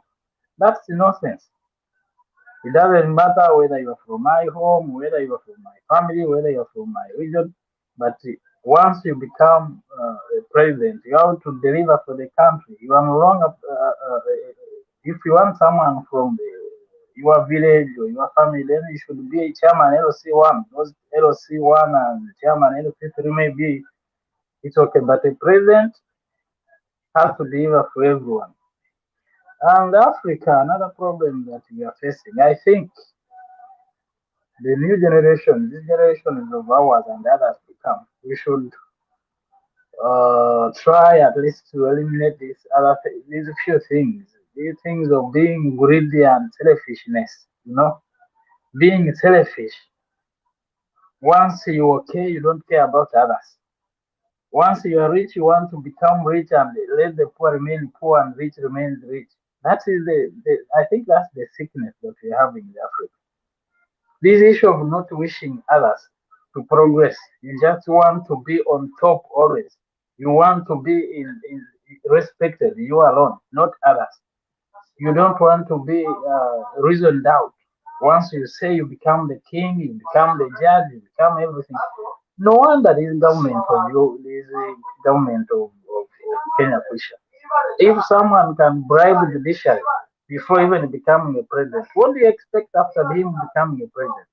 Because I'm very sure the judgment that we received after the petition of the election, it was not fair. I have never find it justice. They never delivered justice for Kenyan. They just cut a deal and it was done and sealed. So that is selfishness. And people who think, why should I get? Why should I bother myself once after all? That's why the heroes have had the president. I his William Ruto saying that Chebukata and the group, not even the group. He only mentioned the Chebukata all the time that he's the hero. The hero are the four commissioners because I am very sure that they were given some good amount of money, but they never took the money. They said no, this is not the Kenya we want. This is not the Kenya we dream of tomorrow. So we have to at least try to be well wishers and having mercy. When you see someone on the street, let's have love for each other at least. You feel, when you find someone is going through difficulties, at least feel the same that person feel like, let's bring back our humanity. Hmm? It doesn't matter whether you are who and who. That's why some of those Baba and the group, we give them credit. They have everything. They can live the life that they wish. That expensive life, and they manage to get everything for their life in their life.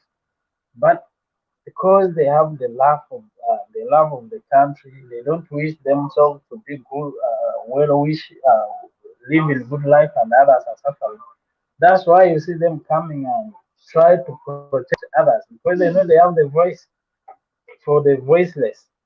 You know, so we should think about others. Let's know that we are all one and we have love for each other, not thinking about ourselves. Once I'm a president, the deputy must be from my community. Then every institution should be from one community. So where do you think such a government can? If you're in such a government, then we just expect wonders after wonders. Cannot expect anything good. If we bring tribalism, once you're president and they start saying, I'll do revenge, you will never be loved by everyone in the country. Never. Even you, Rhoda, you say when you become, if you one day become a president, you will do what you have to do, but you'll never be loved by everyone. You know, there are people who will feel that, you are not good. Those ones who are corrupt will see you as a devil because you are oppressing them. You don't give them room to steal. You think they will like you? No. You talk about Jesus and so on. You see how good he was, but he was not loved by everyone. You know? People were against him. People even so you will never be loved by everyone in this world.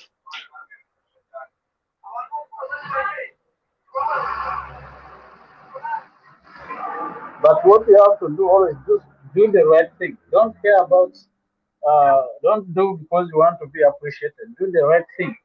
Once you are doing the right thing, don't care about other people. But do what is good and never do because you want to be appreciated. No. Because people, as we people, we can't appreciate. You know, we sometimes we get confused. We don't know what we want. But you do what you're supposed to do. Do the right thing always. Ah, Rhoda, do you have something to say? Yes, this about the love. I can share. I don't know if this forum is live. Is like me. I can say how I grown up. I grown up. People that used to hate me, the bridge I grown up. I used to be bullied at school. You know, bully. But I have never lose hope. I have been keeping moving because I know Jesus love me. You know, to be bullied is not easy. And God have planned for my life. God is so amazing. I was bullied at school so much. People that used to hate me for nothing. My neighbor used to hate me for nothing. But this time I was asking I was looking my mirror. You know, I didn't have a self-confidence myself. I didn't love myself for real, because I see people, they are rejecting me. I was bullied at school, and then, you know, but God is so amazing. He opened for me the door to come to Europe. Even if people, they hate me. Can you imagine? God is God of miracles.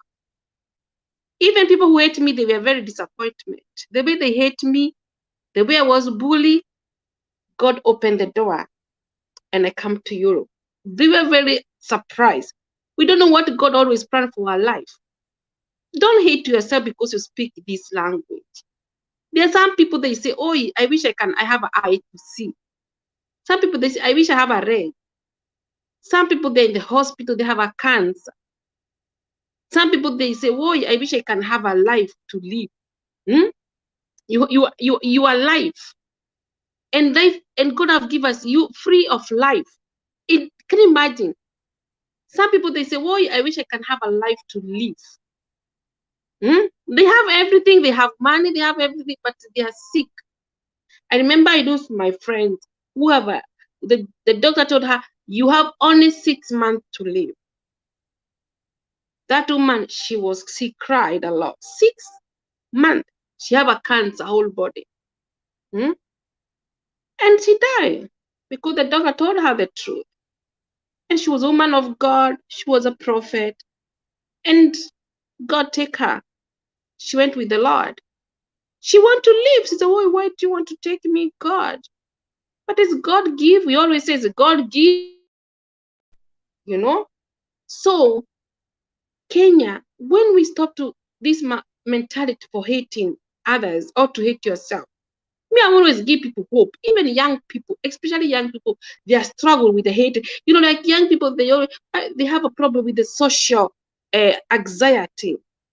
Young people in Europe, they are struggling, hating themselves. But thank God, here they have us. They used to meet like a counselor used to counsel them. They meet someone, counsel them.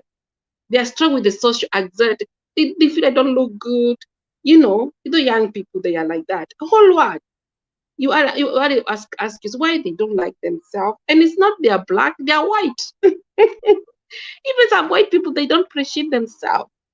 They say, oh, my skin is not beautiful. I want to be black. Can you imagine?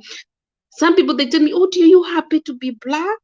When it's summertime, you go to the beach, your skin is shining. Them, they cannot show some to the sun because of their skin because some white people, they feel ashamed themselves because of their skin color.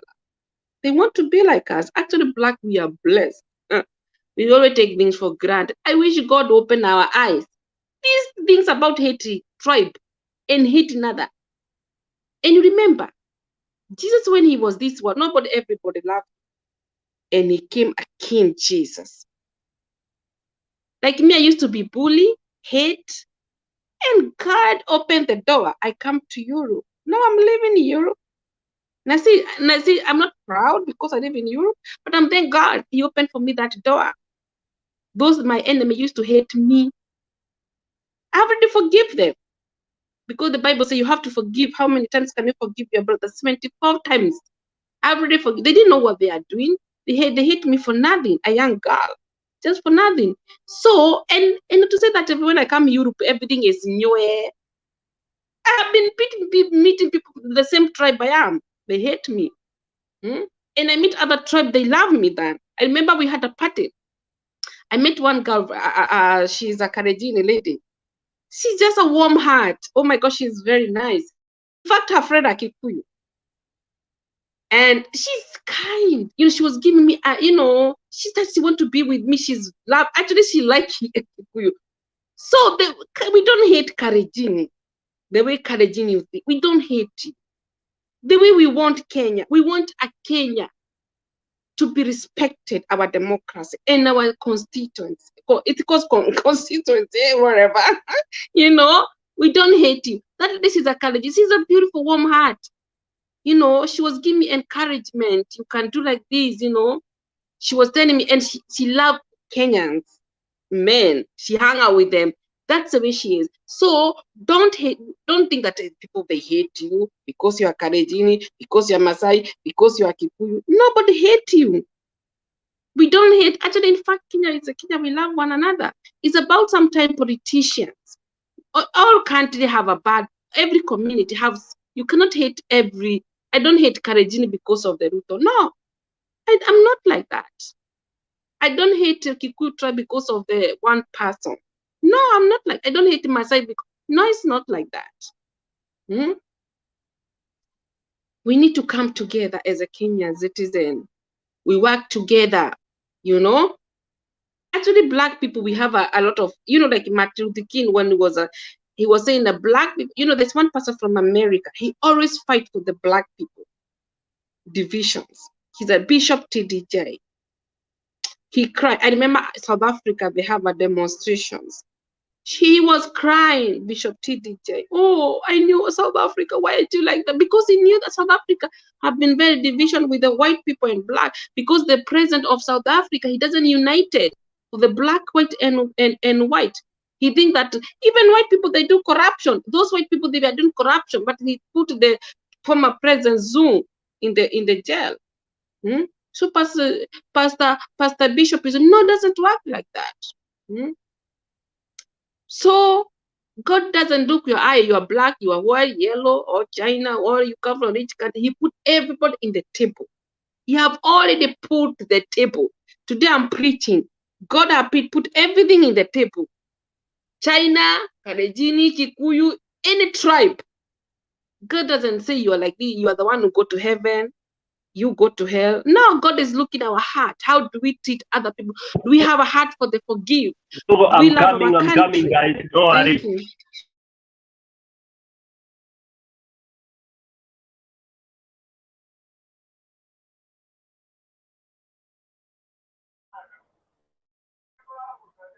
Yeah, we had you. So, I'm the only guy, the only person who will unite Kenyans. No one else but Baba. Only Raila can do that. Because he's that kind of a father. Even if you listen to him when he's talking, last time I listened to him when it was Ruto and his deputy they were I forgot what they did exactly. But you see, yeah, he was like they want to turn the little democracy that Kenyans they have to take it and finish it away. They want to do it to do away with it. But when you listen to the way the man was talking, you feel, you know, he talks something that you even see. It's even it will be showing in his face. You know, he's feeling like this democracy we fought for it. The little we have that you are enjoying right here, we fought for it, and you want to spoil each and everything that we have fought for. So he's the only person that can unite Kenyans and do away with these issues of tribalism and the amount. So another thing of as citizens, like ordinary people in the countries, we should learn and we should know what we want. We should not act that cheap. Someone you know that this person is corrupt, this person is not going to deliver anything, but because he's giving you 50 shillings, 100 shillings, you vote for a person who you know is someone who is corrupt, someone who is going to steal everything, someone who is not going to do anything, and you vote for that person. We are acting cheap. That's why these people, after going through, they don't care because they vote you. Their vote, it was bought. They gave you money and I voted for them. You never voted for them because of their brain. So it's a high time I think we start acting in the right way. It doesn't matter that it's not a matter that if someone comes to you and gives you. In fact, if someone comes to you during campaign and gives you money, that only that disqualifies that person. That person is not capable to be an MP or being a governor or a senator. That only that shows that this person is corrupt. Why should you give me money before I vote you? I vote for you. Just come and give me, let's share idea. Tell me what you are going to do. Tell me what you can do. If in case you are elected in the office, what are the things that we expect from you? But you are coming, you are talking nonsense, but because you have given me 100 shillings for Unga, then I will vote for you. We should stop that because we are the one supporting people, such kind of people to go against our wish. But if someone buys you, then how will you again make that person to be your servant? You should just follow whatever he does because he bought the vote. You never voted for him because he is capable to do that. So we are lending our. It's like we are creating problems for ourselves. You know, being that cheap. I don't know what can someone do with 50 shillings that makes you to sell your vote just for someone you really know that this person is useless. Before we care about others, we should first start with we because we are the people who are electing such people. And I was very disappointed with some Kenyans. Well, I used to watch these Ruto's rallies and campaigns. You could find him with a lot of people who are very happy and now you get confused. Mamba is here telling you the truth. He warned you, and I told you if you want Kenya for thieves, vote for them. If you want Kenya for all of us, vote for us. Yes, he never won the election, but he got a lot of votes that I could not even wish him to get.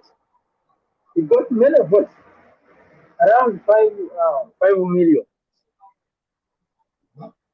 But the person whom you know, the person who has been in government for that long, he has not done anything. His work is to cry, oh, Mara this, they have done this, they have done this.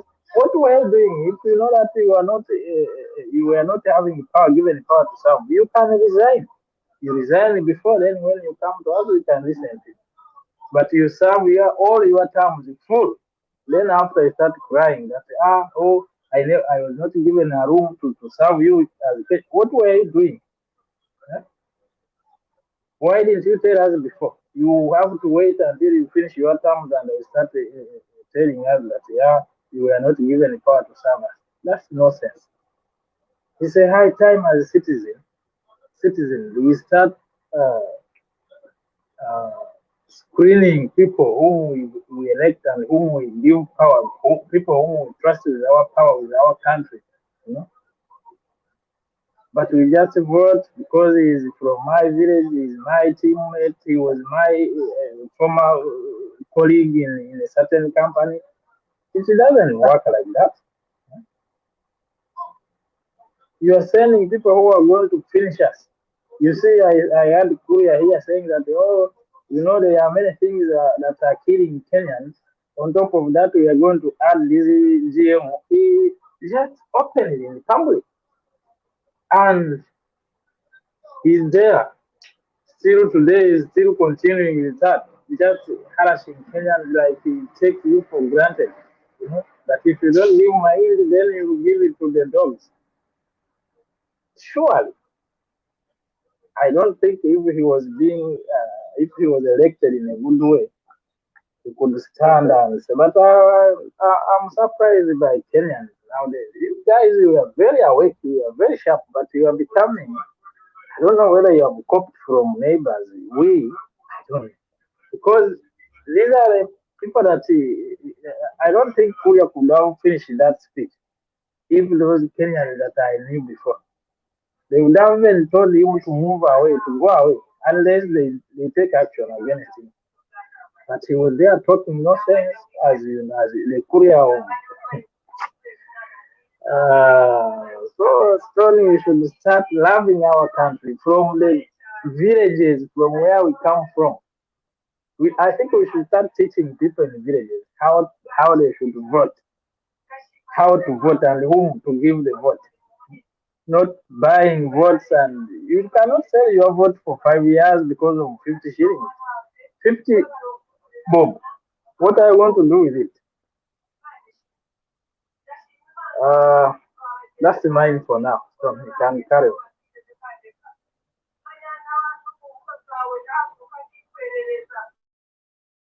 Thank you, Moses. Moses.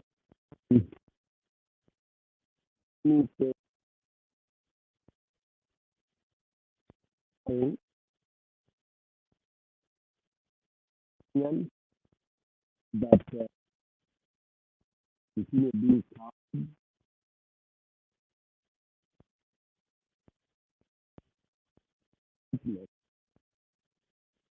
I can say something here. I can share the word of God. You know, PK used to tell me that I talk so much about Jesus. You know, I used to see some like in Kenya, you see some governor, they are getting more money because they are can you imagine? Like Azimio governor, they don't get so much money like maybe like Uda. And that's not love. Because the Bible say, Jesus say in the book of John 13 that to love one another. Love one another, measure to this is the New Testament. I give you love one another as I love you. You must love one another. You know, love is what the meaning of love. Love, you will treat other people like the way you treat other. That is the meaning of love.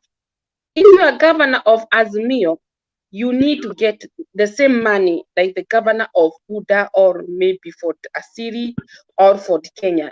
You will not do discrimination. But because like Ruto, actually Ruto is an example because he's a Christian, he's a born again. He need to be to right to the darkness. He's the one who need to spread love than other. Like me, I used to spread where there is the darkness. I put the right because I have Jesus with me because Jesus is always inside of our heart, especially when as we are born again Christian. So I'm wondering which kind of God Ruto worship, you know, because when you love one another, you will not treat other people bad. You have a heart for the forgiveness. For example, you will not take offer. You will not control people in the church. You will not let people to obey you because you love you love. If you don't love, like you don't need to be humble because he's Christian with his wife Rachel. They need to be very humble, not let people to be bow for them. Then they need to bow for Jesus, not to human being. You know, because the Bible said, do not bow for any God, idol. To bow for human being, that is an idol. You know, I remember like one woman from Nyeri, she was bow for Ruto. That's not good. That's a sin. So Ruto, if he's a little man of God, he need to preach the gospel and to tell people about love one another as Christ love you. If he said that he's a Christian, why he do revenge? Why do he hate? Why do he like to punish other people? Why he like sometimes I get doubt with him. Then he's not a Christian because my Bible it talk about love and kind. If he didn't love one another with his wife Rachel, they need to shine. They need to they need to shine light to the darkness. Even the whole world they need to spread how but all the time when you go to church, you always talk about God did it for me, president, the P, on 3 months they'll be talking about that, but you have never talked about love one another as a Christ love you, or for example, or to forgive it. Even Raila Odinga, if Raila Odinga did for him very bad in campaign, he need to forgive one another. I remember Ruto, he said that in the Bomas of Kenya, he's not going to revenge. He said that. And then he changed. Then he is not honest. So Ruto need to repent. If I meet Ruto, I could tell Ruto, please, you need to repent, because he was lying to the world. He was lying to the Kenyan people that he's not going to revenge. If and then he say in the parliament, in the Bomas of Kenya, no, they were interviewing him. Nobody win or lose. That's the way he said. Nobody win or lose. That means he's not honest with God. So and maybe he usually hides something. I think he played this game. Then that means he's not a real Christian, because when you're a Christian, you cannot hide anything. Like me, like when I'm coming, I'm real. I don't try to hide something. I'm real because I'm Christian. I cannot hide who I am or to fool other people. I cannot fool people. That is not my Christianity. I fear God. I don't want to go to hell. Those people who fool other people, they'll go to and they'll burn with the fire 24 hours. So Ruto, you need to repent. Stop lying. You are Christian. How can you fool Kenyans? You say you're not going to revenge, and you talk with your mouth, and he said that you are going to respect old people, and you're going to give them good pensioner, and you say even for the former president, you are going to treat him very well. And immediately when you came to the office, you take to the boat in his property in Mombasa. Do you think I trust you? I don't trust you. That means so you will go to hell.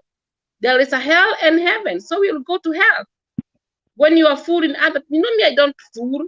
When I was not born again, in fact, me, I get born again here in Europe. When I was not born again, there's many things I was lying in migration. Then I repent. I say, God, forgive me. Have mercy on me. Why do you fool people? Why do you lie? You have been fooling for all those 10 years, Uhuru Kenyatta. He could not be himself. He was trying to be somebody. He could not have freedom. Then you are not a good person. You will go to hell if you not repent. In the front of you need to bow for Jesus and you say, sorry for Kenyan people, what you have been lying and fooling us. You need to say, Jesus, have mercy on me. You cry to him. In the front of us, you tell, and I know you want, I know, Ruto, when you know you have done a mistake, I know the same you did 2007.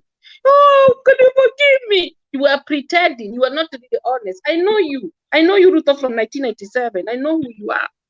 So we want people who are serious in our country. I have to correct you if you are not doing me. Me, I will not give you chance. I'm not that kind of preacher. They say, ha, ha, ha. I'm not such kind of, me, I'll tell you that. Me, I tell you the truth. Even my own family. If they don't like me, I'll tell them. That is the way I'm Christian. Even people, they always tell you, yes. I don't like to pretend. I'm real. If I'm like this, I don't try to hide something or to fool. I never fool anybody. But before I was born again, I was fooling. I was fooling people because I was not born again. There was no God inside my heart. But when you have God inside, you cannot fool other people that I'm not going to revenge. And you know what you were planning? You have a lot of anger. Even your speech in your ceremony, you had a lot of anger and bitterness. I saw that. But people, they didn't know that. And you fool even Uhuru Kenyatta when he came to the State House. And me, I saw those things before. I didn't see that. I didn't, because the way you are saying, I was believing it. And that's what the Bible said. Do not trust any man. Trust God. I will never trust you, Ruto. So, Ruto, if you don't repent, you go to hell. That is a hell and heaven. Be very careful. Thank you. Thank you. All right. Lady and gentlemen, we should be winding up. We've done the much we can. But as we wind up, and Julia, if you're there, just be on standby as we do our final remark. I think Rhoda has done a final remark. She's urging Ruto to repent, which is a good thing. I wish he could repent. And I wish he could be worshiping the God that she wishes he should be worshiping. As we wind up, I would want us to reflect on some words that are being moved around, people trying to talk and trying to de-whip, rather to discourage Kenyans from seeing and calling it as it is.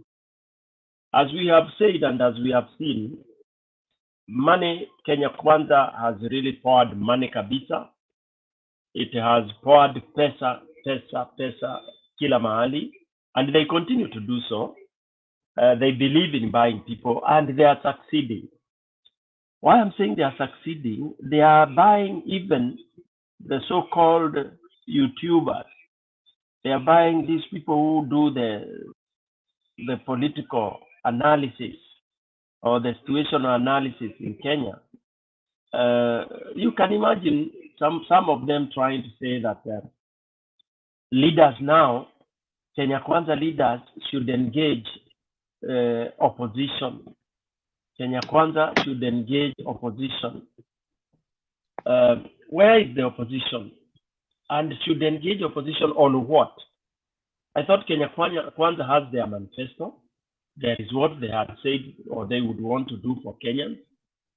Why are these people, the analysts, politicians saying that they should engage Azimio? They don't need to engage Azimio. Azimio's policies and manifesto is totally different. So Kenya Kwanza should do what they want to do, and they should do what they think is okay. Well, so if it messes them, it's up to them. If Mwananchi is happy with them, that's okay. But if they continue doing that, I do not think, it is very naive of people trying to say, oh, Kenyans, we are one. Oh, leaders should sit together. How do you sit together with somebody who has stolen from you? I don't understand what Kenyans talk about. And even if you think you never stole, but Azimio thinks you stole, so don't try to start saying that you want to talk to them and all that. That's a waste of time.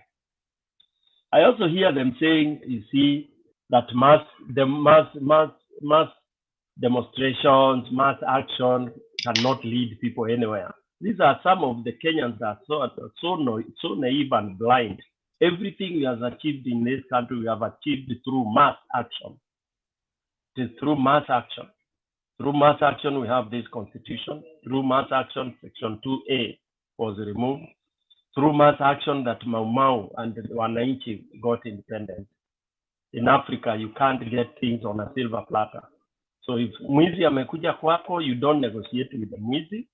You just plan to pluck mwizi out of that, or do whatever that you can do to chase the mwizi out of you. So those are dreamers. When people say mass action can't achieve, we have mass action that has just happened in other countries. So why would it not happen in Kenya? Yeah, we know we have people who have made their little money, their little things here and there. They are trying to protect those, while the majority of Kenyans are suffering and crying. It's only pretenders who are seated thinking that all is well in a country called Kenya. And it is so sad that those people who talk like that are the ones driving V8 and they are in the comfort of their cubicles. So Kenyans of goodwill, mass action is what will save you out of this very rotten system. We are not mincing words out of that. The rot doesn't have to be, you don't have to be told something is rotten. It smells, it stinks. When you pass near garbage, you don't need to be told there is a garbage pit there or there is a pit latrine nearby. So what happens is they are always there. Yeah. So rot ni rot. Kama kameoza. Hata kanyama kakiwa kameoza, hata ukaweke mapilipili, ukaweke manini gani. Yes. Serikali ya Ruto imeoza. He had a chance to do something good, but again, because I think he has been blinded by the devil, he cannot, and he continues to sink, and he will sink and sink further. Also, when people are cautioning, saying that, oh, mass action, it will mean we will all lose, we will scare away investors and all that. What's the purpose of having investors that are benefiting only a few people? Yeah, we can as well go back to the drawing board. Yeah, sometimes it's good to take it the hard way. Softness has never helped. So basically, for me, I support the mass action. Mass action doesn't mean fighting. It means people sitting and reasoning. People reasoning the same. We don't want to sit with UDA. We want those people who feel that things are not right, and they can never be right. The step one was wrong. You stole elections. Period. Hakuna njia ingine pale ati ya sijui kujaribu kurekebisha nini. Uliiba ng'ombe. We can only start talking when you talk hapo, yeah, and then we redo again. I don't know how it will ever be done, because elections can never be right in Kenya. I think the Kenya is doomed, it's cast. It must have started on the very wrong footing. So mass action, very, very, very welcome. Iendelee, watu wakutane, waongee, tukatae kila kitu na watu waende nyumbani. We are also calling on all Azimio MPs to down their tools. Waachie Kenya Kwisha government iendelee kutawala. They can go for elections if they want to fill in the positions. Let us do what has never been done, because we have to do extraordinary ways to be able to salvage this country. With those few marks, let me welcome Mr. Duke, and also I can see Mato Maka Direto is around. You guys came when we were just about to start thinking otherwise, because we feel we have exhausted the most hitting, whatever. So before Moses, because you've spoken, let's get those guys who just come, Duke and Mato. Who wants to come first? Duke came first, then Mato. Duke, you can go ahead.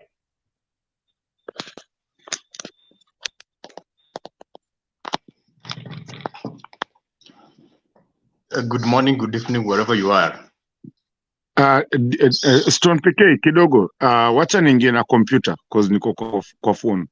Nikubali tena kama unaweza nikubalisha. Nataka kutoka hapa niingie. Utaigizwa tu na nani yako background, Julia. Duke, you can go ahead. Mato enda urudi basi. Duke, meanwhile you can go ahead. I want to start on the mass action of Raila. Why are people scared of the mass action? Actually, the mass action is something normal. And to some extent, it's necessary. If you consider the changes or achievements of countries across the world, the changes were brought by mass action. If you start even from the slave trade, in America, in Europe, there was a time where black people like you were the same as donkeys, because you used to work for free, or used to be given food and forced to work. And that persisted for almost 4 centuries. But through mass action, changes were effected. Even if you talk about segregation, racial segregation, maybe in South Africa, in the US, there was segregation of education facilities. There was education for white people, education facilities for white people, and other education facilities for black people. But politicians who are against that, actually what brought the change, the mass action, compelled the Supreme Court to rule that the segregation was unconstitutional. And even after that, when black students were trying to enter so-called white education facilities, they were shot and men died. And even those who were doing that, most of them were not brought to book. So in short, mass action is good. It brings change. It makes the government to be accountable. It compels the government to do the right thing. But the question should be, what is the purpose of the mass action? You are going for the mass action for what? What are the pertinence, the cardinal issues which we have in Kenya right now? there are many issues. Talk about unemployment. If maybe somebody comes to me and tells you want to demonstrate that all Kenyans who are unemployed can skill employment opportunities so that the government can come up with the changes to create working opportunities for many Kenyans. That's good and that is transformative. If somebody comes and says we want proper access to healthcare and proper healthcare facilities across the republic. So we are fighting or demonstrating and comparing the government to do exactly that. That's good and that's transformational. So to do exactly that, that's good and that's transformational. So to do exactly that, that's good and that's transformational. Can you mute? See, you are not speaking. Mute. Kenyan and Stone became mute. That's good and that's transformational.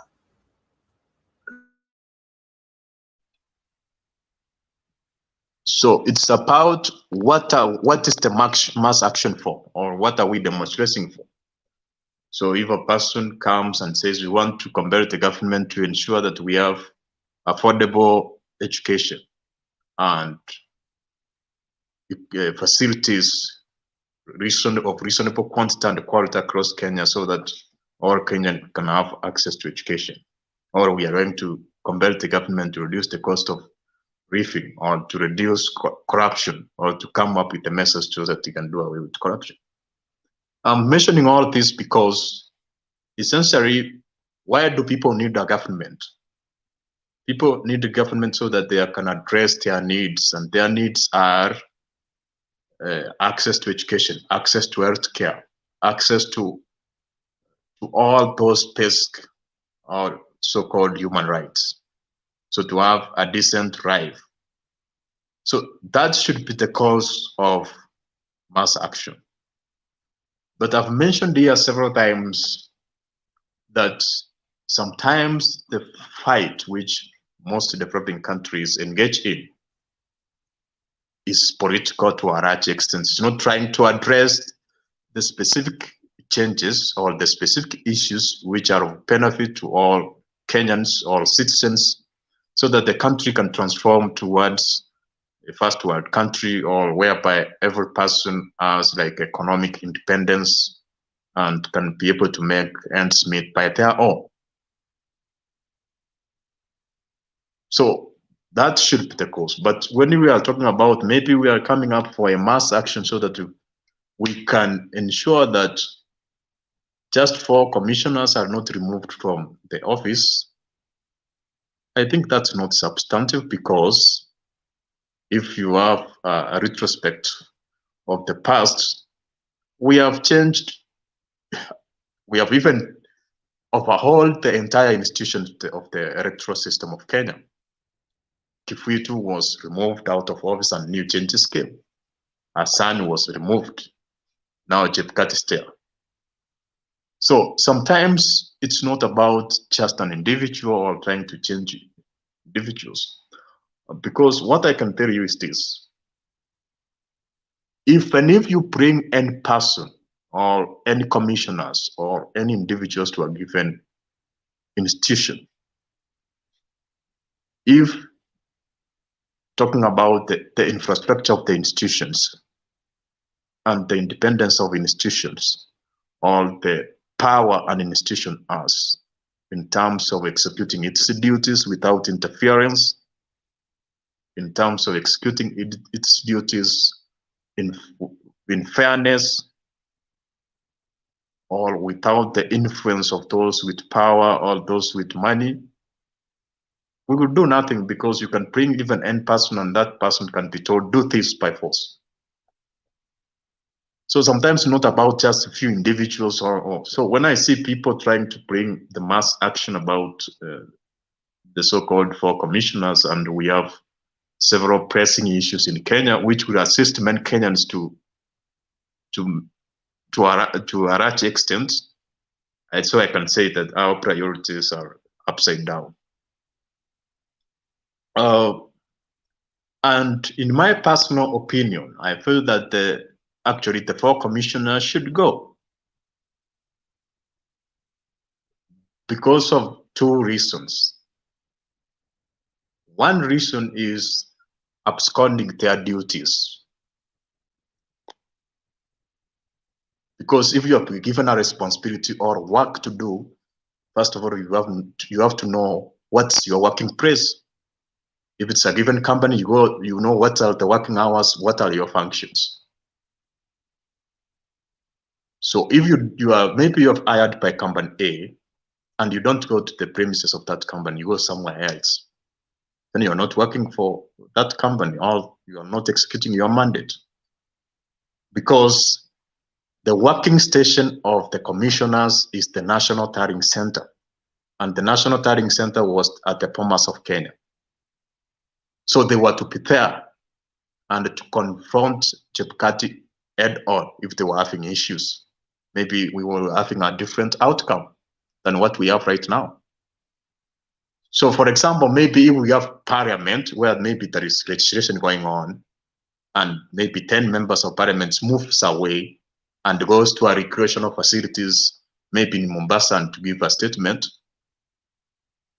The number of votes which will be cast are the ones which are counted on the floor of the National Assembly. So that's absconding their duties. Number two, in any democratic institution or constitutional country, we have mandated institutions which are given the responsibilities of executing specific duties or even solving disputes. So when those institutions are executing their mandate, nobody should interfere. Or when they have come up with the outcome and a ruling which is final, we may not agree with it, but we have to obey it because that is the constitution which all of us agreed to obey and to abide by. So that's my submission for today. So if somebody has a question, I can give it at that.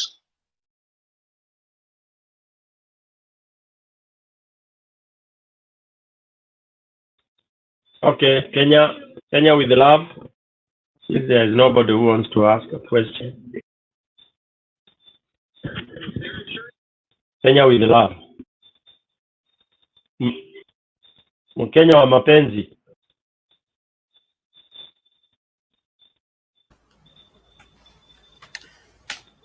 Hey, sema vipi. Mnanisikia sasa? Endelea bana. Usukani ni wako. Hali yenyu nyote. I hope you're doing good. Duke, I hope uko poa.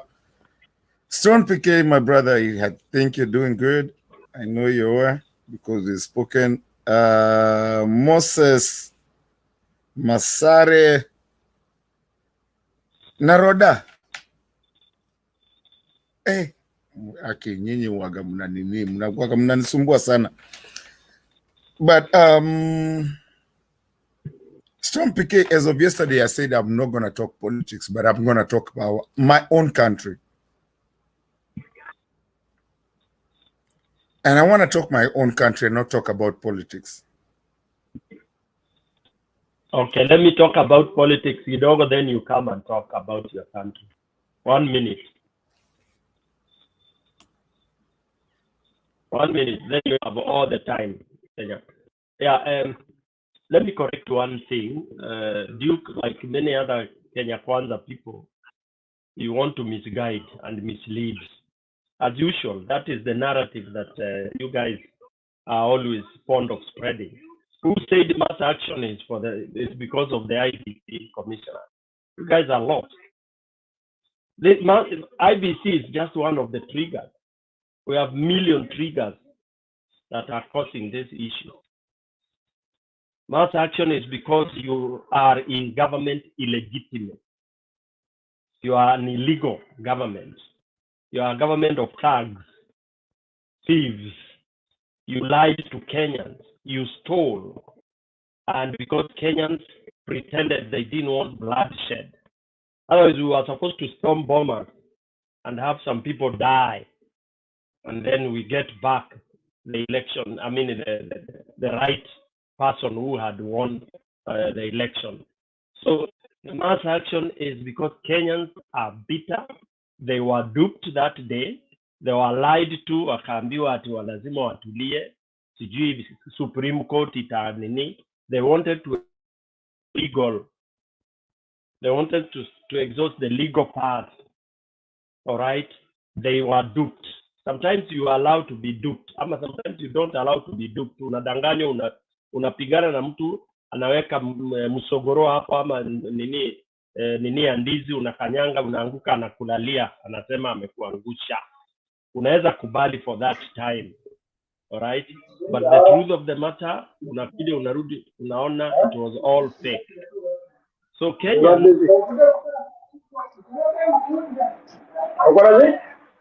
Moses, mute.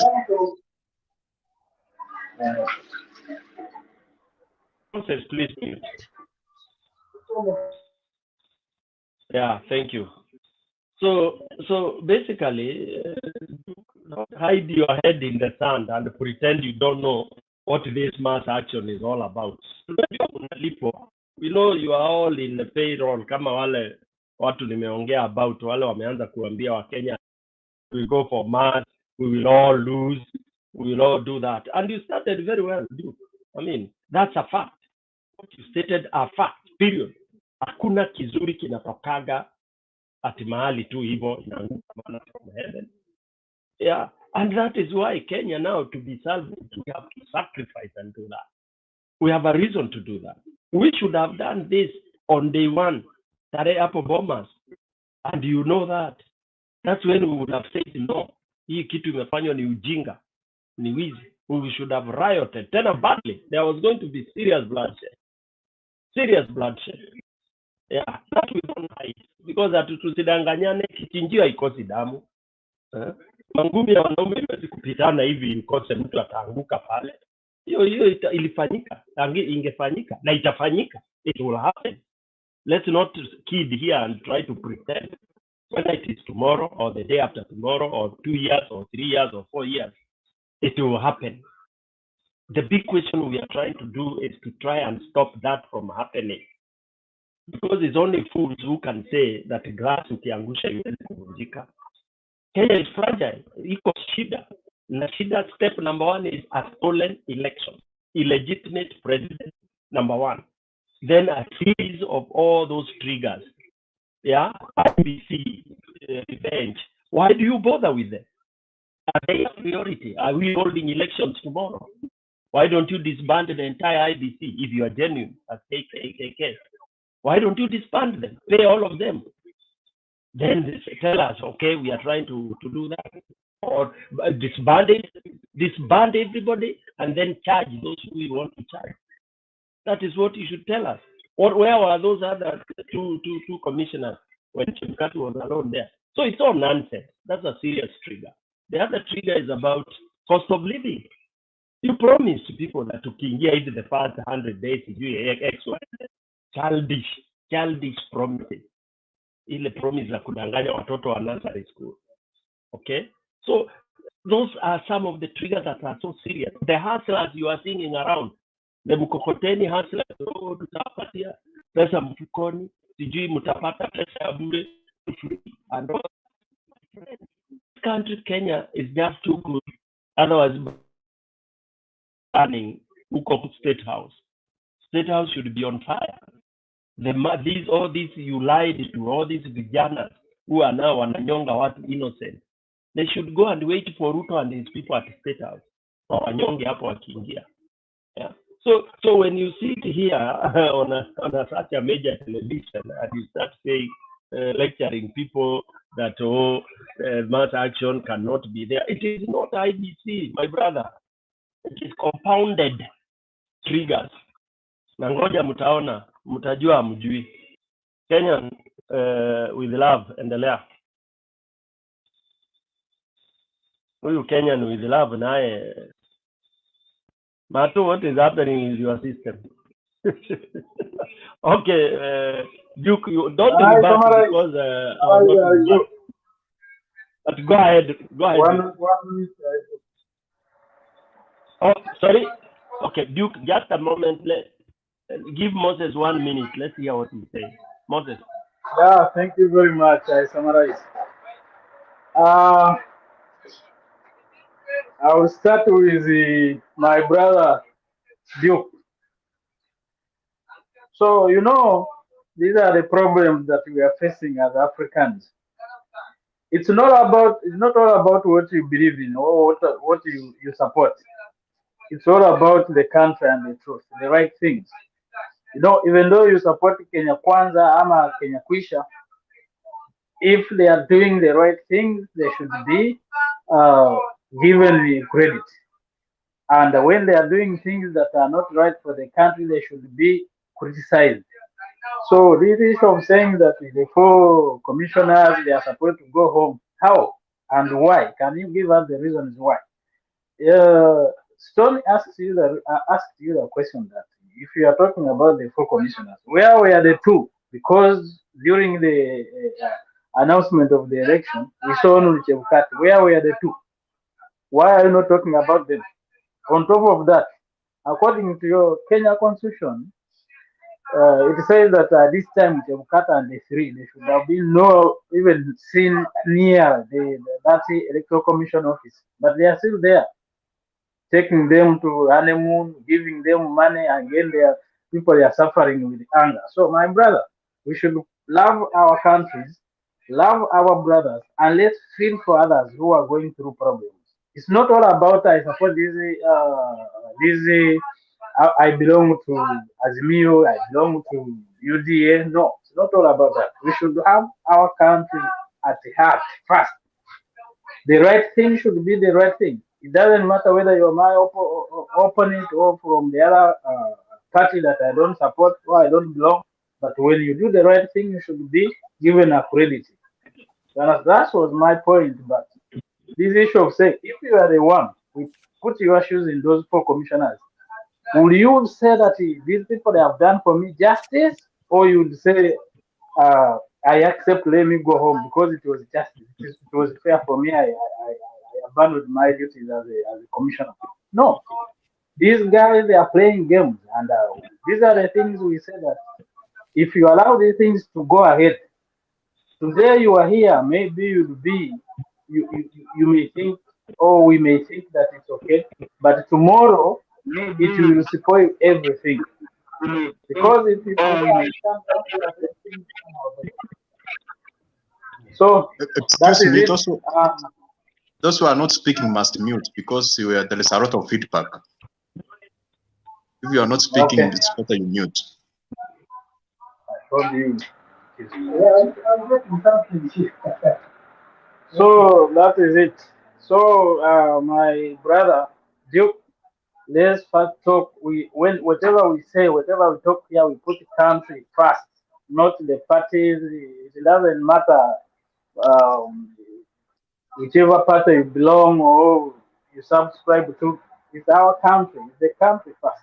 Because even you can know, you see what is going on. These guys, they don't care about the citizens. They care about themselves. For them, they are eating, they are loving, they are the one who's called so-called born again. I saw them taking wine with alcohol. So these are the people full of faking their lives. They are not real. So that is my for now, and I wish you the best. Let's love our country before we go into parties. These parties they are not there for others. They are just there for their own benefits. They have their own beliefs that they want to drive to home, not for every citizen. So at least for Stone, you are real. I like people who are real. Call a spade a spade. Not it doesn't matter. Today it will be for those who are for commissioners, but tomorrow it will be for you, brother Joe. So let a spade be a spade. Let's be real and love one another. Thank you for today and see you maybe later. Thank you, I'm Moses. out for now. Thank you, Moses. Duke, do you want to go now, or you wait for Mary? Because they are responding to what you said, Duke. But even Moses has asked me like two. You know, Moses has asked like two questions. Okay, you go then. Then Mary comes. Yes, I want to respond to what you said and the questions which Moses asked. Moses, mute. Stone PK, you are saying that the government is illegal and illegitimate. You know, that is maybe that's your perspective and you are entitled to that as a person. But there is a reason why we have a third party to solve conflicts. Even if we start the debate in Kenya whether the government of Ruto is legitimate or illegitimate, we will have like a discussion for 100 years. Others saying it's legitimate, others saying it's illegitimate.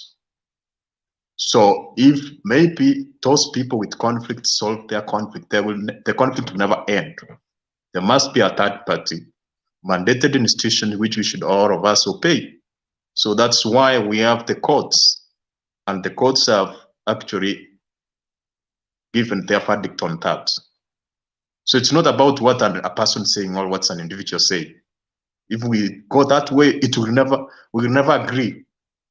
And of course, I agree that the people have the sovereign power or the supreme power, but that does not mean all people agree with what you are saying. You don't even have the capacity to do an accurate statistics to show how many people are saying this government is legitimate or this government is legitimate. So it's more about personal opinions, which we will never have a consensus for like 100 years, because most Kenyans are very political and they just listen to what their masters say. They don't even consider facts. According to Moses, I agree. It's about what's right and what's wrong. Actually, there are a lot of things which I don't agree with what Ruto is doing. I'm against the GMO. I'm against even the selection of the cabinet secretaries and the PS. They never represented the face of Kenya.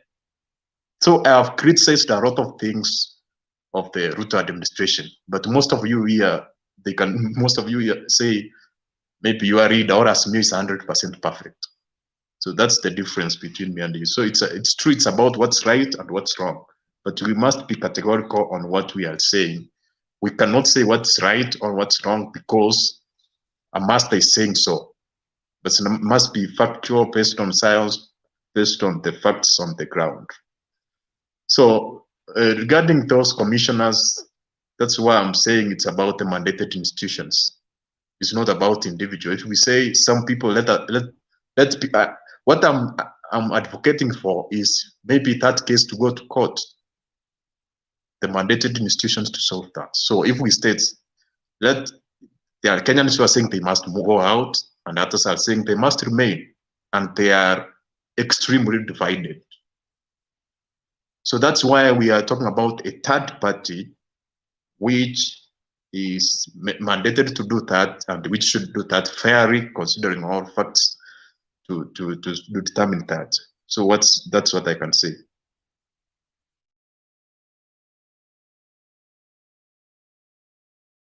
Thank you, Mary.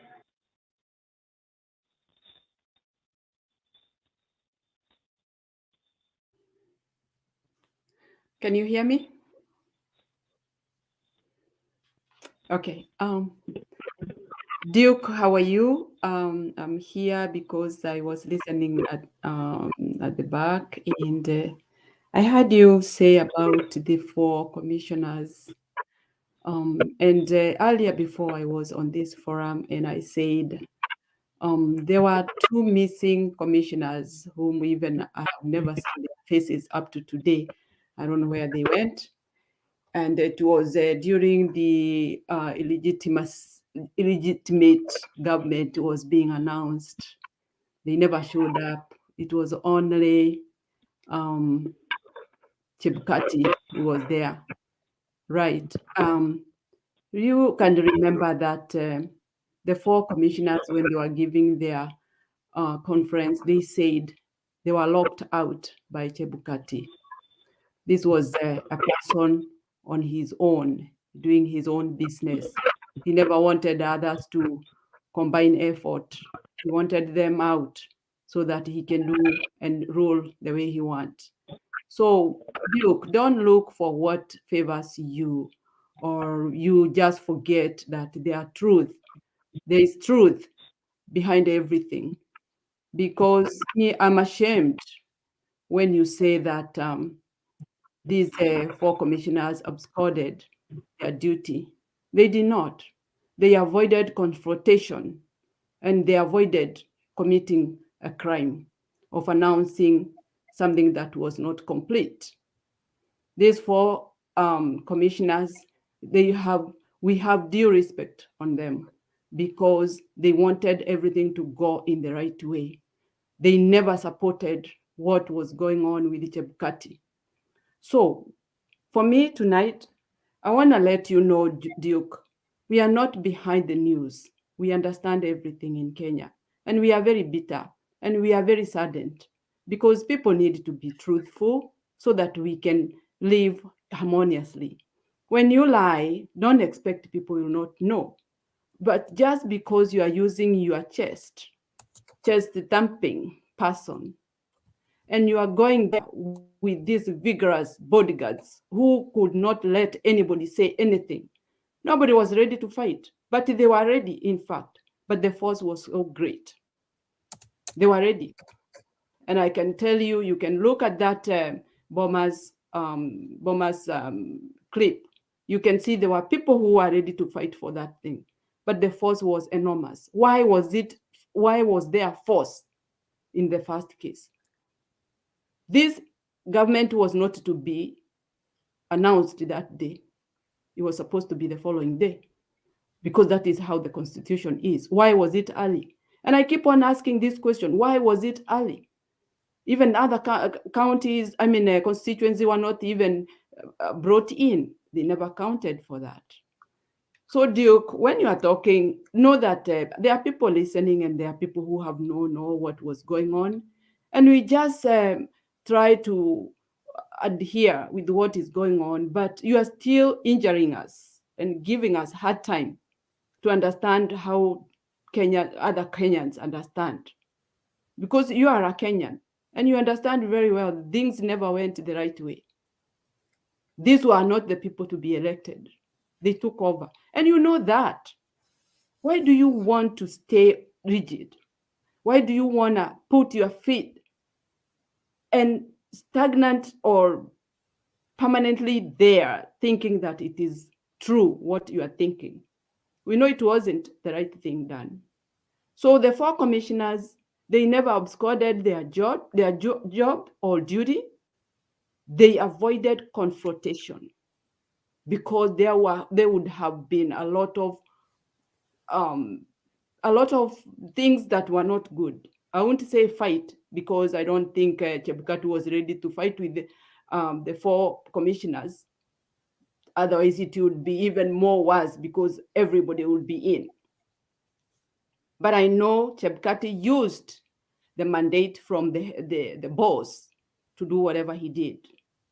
Why is it that there were other people, officials who are not there? Anytime that election is being announced, whoever wins, the loser must be there. They must be on the same table or in the same room, so that to concede, and the other one, hallelujah, he won. Why was it only one-sided? That's a question I always ask myself. Why were they only Kenya Kwanza people?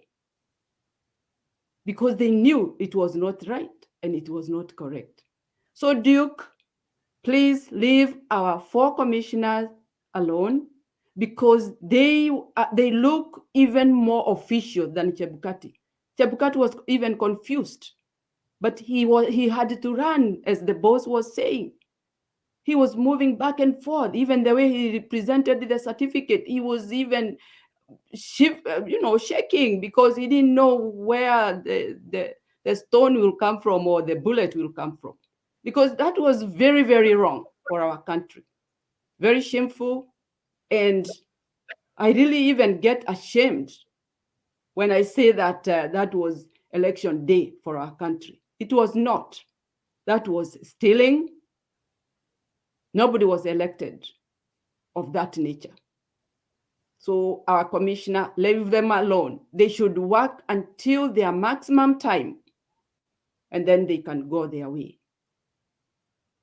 Firing them or sacking them, it doesn't give Kenyans an answer, but it gives us more sadness and more conflicts because we are not ready for that. Those people deserve their respect. They did the best they could. Duke, please tell people the truth. Don't go meandering. Tell them what exactly happened. Those two commissioners should come and tell us where they went before Chebukati announced.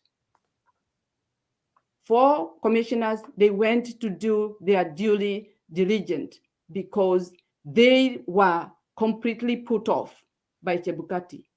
That's my understanding and my opinion. Thank you. Good evening.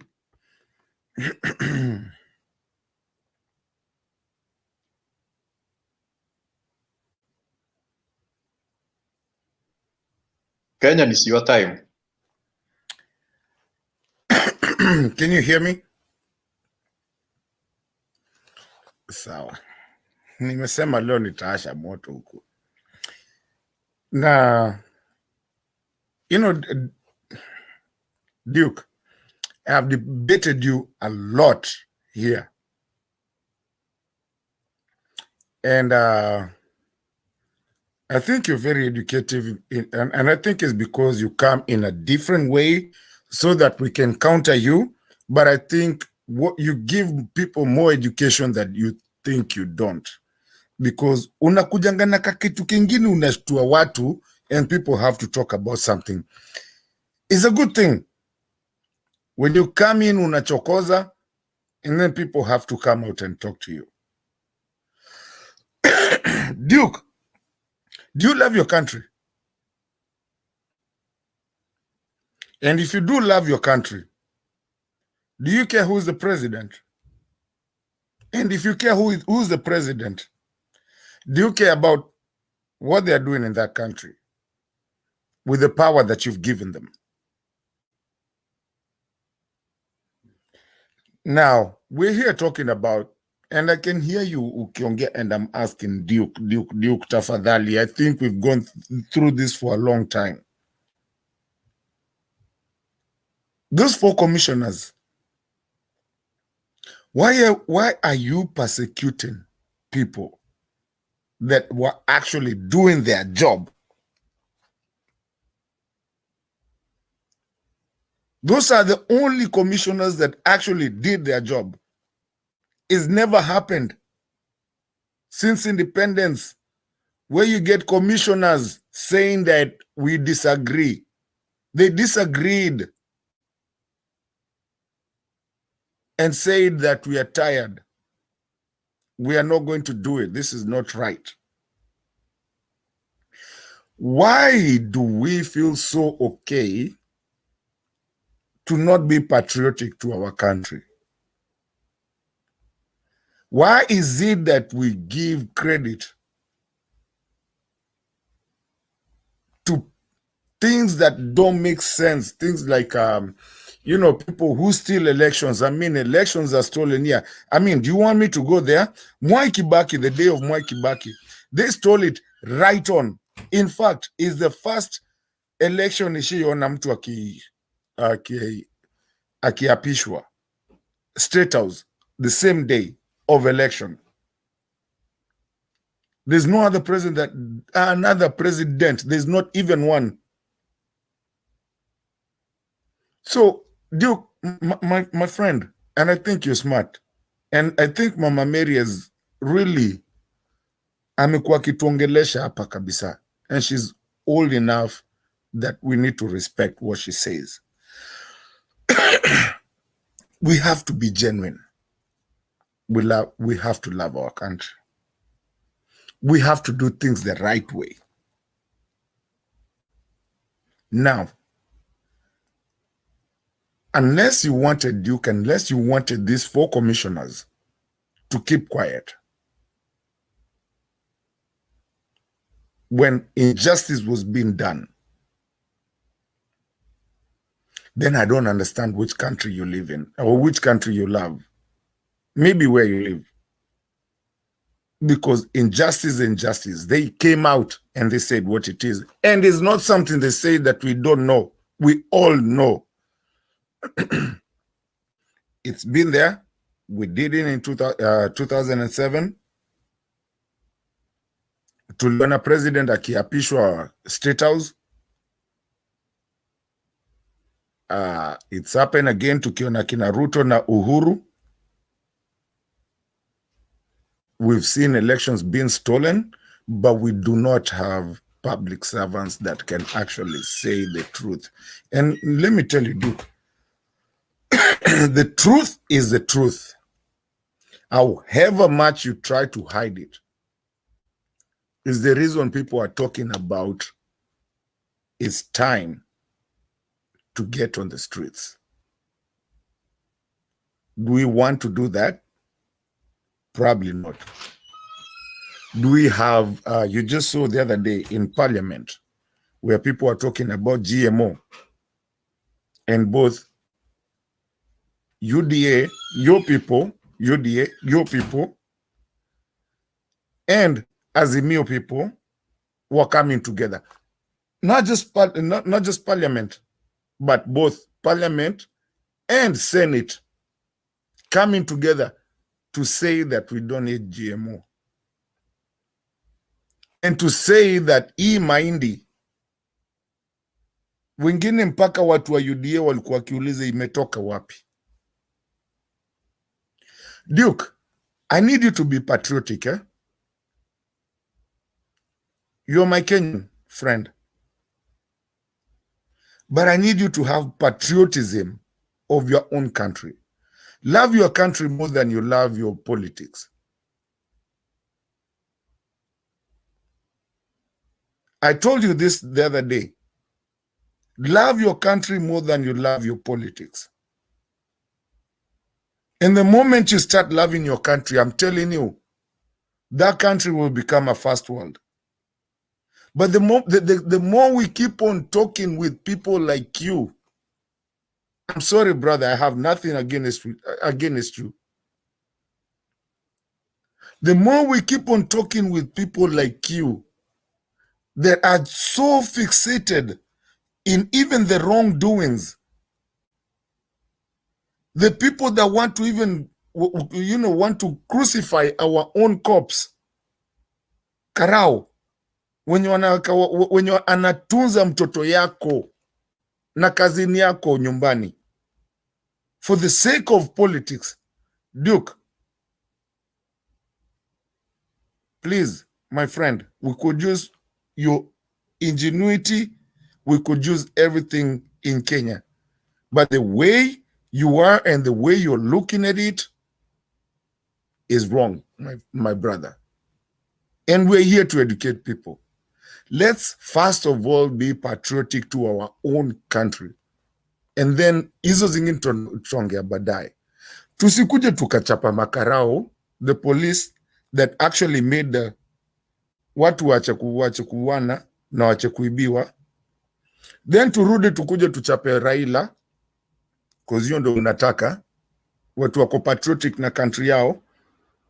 Then mkuje mtuambie bottoms up, mpaka leo nimeona mtu ameweka hii bottoms up ni bottoms down. Alafu at that time tutakuwa tumeua kila kitu yenye nafaa kujenga hii inchi yetu. Tuko na inchi moja. Let's be patriotic. Duke, think about your country. Stop thinking politics. And I'm not attacking you. All I'm talking to everyone else that is thinking politics. Let's think of our country. Let's talk what it is when we come over here. Let's talk about something that is going to help us and help our kids. Duke, slow down on where you stand. First of all, the person that you defend, I will say it, and I've said it here, and I'm not afraid to say it again. He's a mafia. He's a cartel. Is the reason ships are showing up kwa nini kwa border. Ship huchukuaga 3 years. I see 3 years, sorry. I take that back. Toyo kwa Hansard. Ship huchukuaga 3 months kutoka Mexico. How did that ship get that evil haraka? And it's not the first time. The problem is that I don't know if Kenyans really sijui nini inaendelea. This guy used to be he used to be the what do you call this? The minister for agriculture. He got fired from the Minister of Agriculture by one man called Raila Odinga. Hadi wale wanamliliaga. And then just think about this. Kenyans, please, whoever is listening, you know what? Let's just be realistic on this one. So, how did he have a scam and a scandal of maize at the time that he was the minister? And today, as the president, we have a ship docking with the maize. Kenyans, really? Can you ask yourself, ni deja vu ama what is happening? And Duke, I think, najua nikitoka utaniingilia. But is it deja vu that we are having again?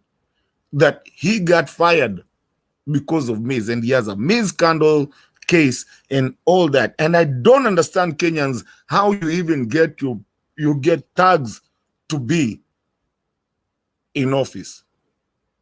You have people who have killed people. You have people who have stolen maize, and now they want to tell us that the president, they're bringing new GMOs. You have Aisha Jumwa's. Yani, me, I just don't understand. Sijui ni nini. Wakenya tafadhali. Woye, please. Uhuru, mimi ni mtu sikuwa nimependa. Saizi, infrastructure imeisha. Wakenya, tutawaongeleshaje? Mimi Martin Deto, mimi, nitawaongeleshaje? Oh, Kenya with love. Nitawaongeleshaje niwaambie, wacheni ujinga. Na Duke wache kutuchezea hapa bwana. Hii ni country yetu. Na tunaipenda. Na hii country kisha, Duke hata utakomisha. I'm asking Kenyans, open up your eyes. And like Stone Pickers likes to say, if it's time to go to the streets, myself, hata mimi, because wengi wananiambianga, oh, we uko huko nje, I will come back home, nikule tear gas. Tear gas ni chakula. But let's love our country. Let's be patriotic. Let's be able to fight for our country. And that's all I can say for now, for us to love our country. And Duke, I'm begging you to start changing because I think you're a smart person. I need you to start calling BS, BS when you see it, not your political side. I hope that's a fair call to ask you. Na Wakenya, na waomba, tuacheni kucheza na hii country. Hii country imefanya watu wakaenda kuishi majuu. Na imefanya watu wafanye vitu mingi. Tuchunge country yetu, tafadhali. If that's fair enough. Nilisema sifanyi politics, nitafanya tu kuongelesha watu. And I think I'm going to do that for the next week. Duke, thank you for your indulgence. But bro, change bwana. Na kila mtu ya change. Kwanza watu wa UDA. Lemi wacha ninyamazi hapo hivyo alafu utaniambia kama nazoongea tena. Naona Stone pike ameenda. I have to respond to that. You see, the problem is that you are trying to say I'm not patriotic, maybe because I'm not saying what you are saying, or I don't have the same opinions as you. So is that the definition of patriotism? I think it should be deeper and different from that. Uh, let me start from the IPC and the so-called commissioners.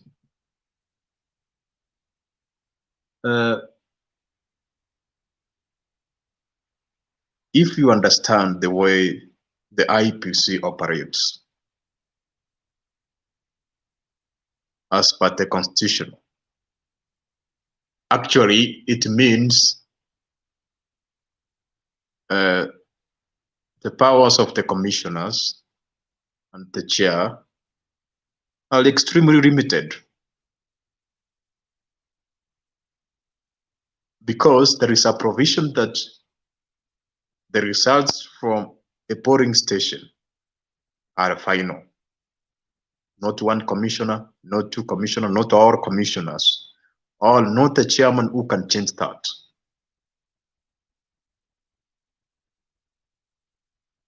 So the commissioners and the IPC, their function is to wait for returning officers from all around 50,000 polling stations which we have across the Republic of Kenya.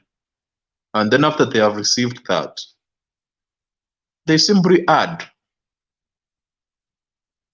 If they are identifying specific mistakes or some anomaly, some disparities in those forms from 34A, they just take to the courts to interpret on that. So their function is as simple as that. I even feel that even if we don't have the commissioners and they don't have the IPC chair, so the critical individuals are the returning officer at each polling station. So if they do their work accurately, and then there is automated addition across the Republic, or even the main media stream, main media platforms do that, it is done. It's simple as that. That's what happens in the USA. When you see the elections in the USA, you see results in the CNN. Who's the chair across the US? Or who are the commissioners? It's simply because we are trying to bring politics in things which we should actually bring more science, more automation, and we will have the results as simple as that. Now come to the 4 commissioners. The reason why I'm disagreeing with the 4 commissioners is, and I want you later to think this for a moment. I hope you were in Kenya in 2007. And a lot of people died across the Republic of Kenya. What if, God forbid, by the action of those 4 commissioners, just 4 of them trying to go to Serena and coming up with there's some different opinion in a way, what if due to that, or Kenyans started fighting and maybe millions died because of that action? It's because actually Kenyans were mature enough and they decided to obey the institutions which are there. They trusted that the courts will scrutinize that and they will come up with the findings of the same. So if you want to interject, I can give you the interject so that I can proceed.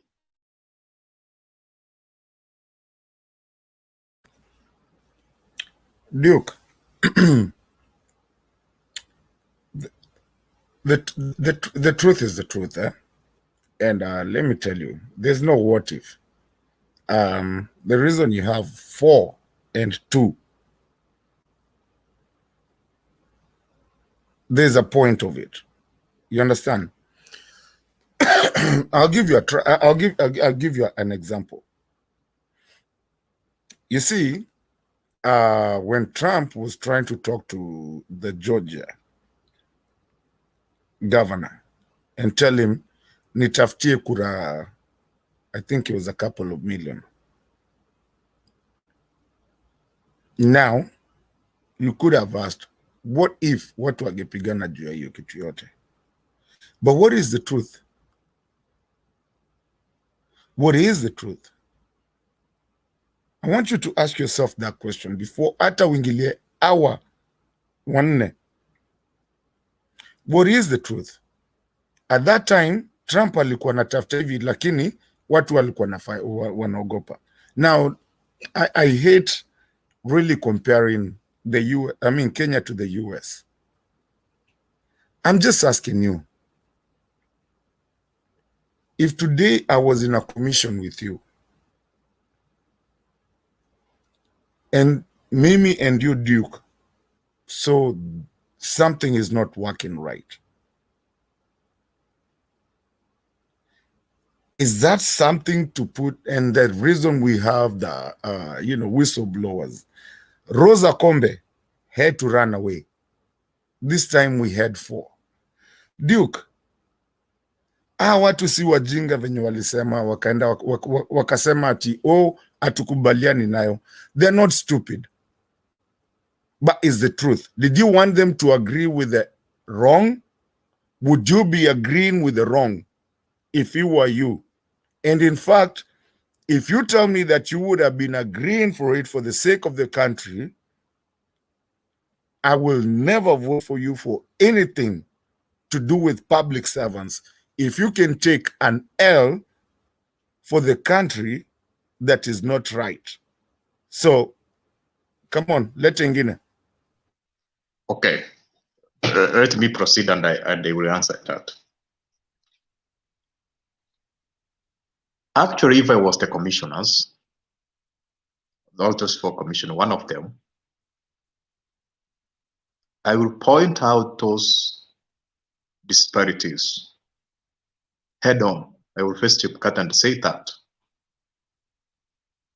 regardless of the outcome, within the promise of Kenya, and most Kenyans should do that, those who are actually very sober in what they are doing.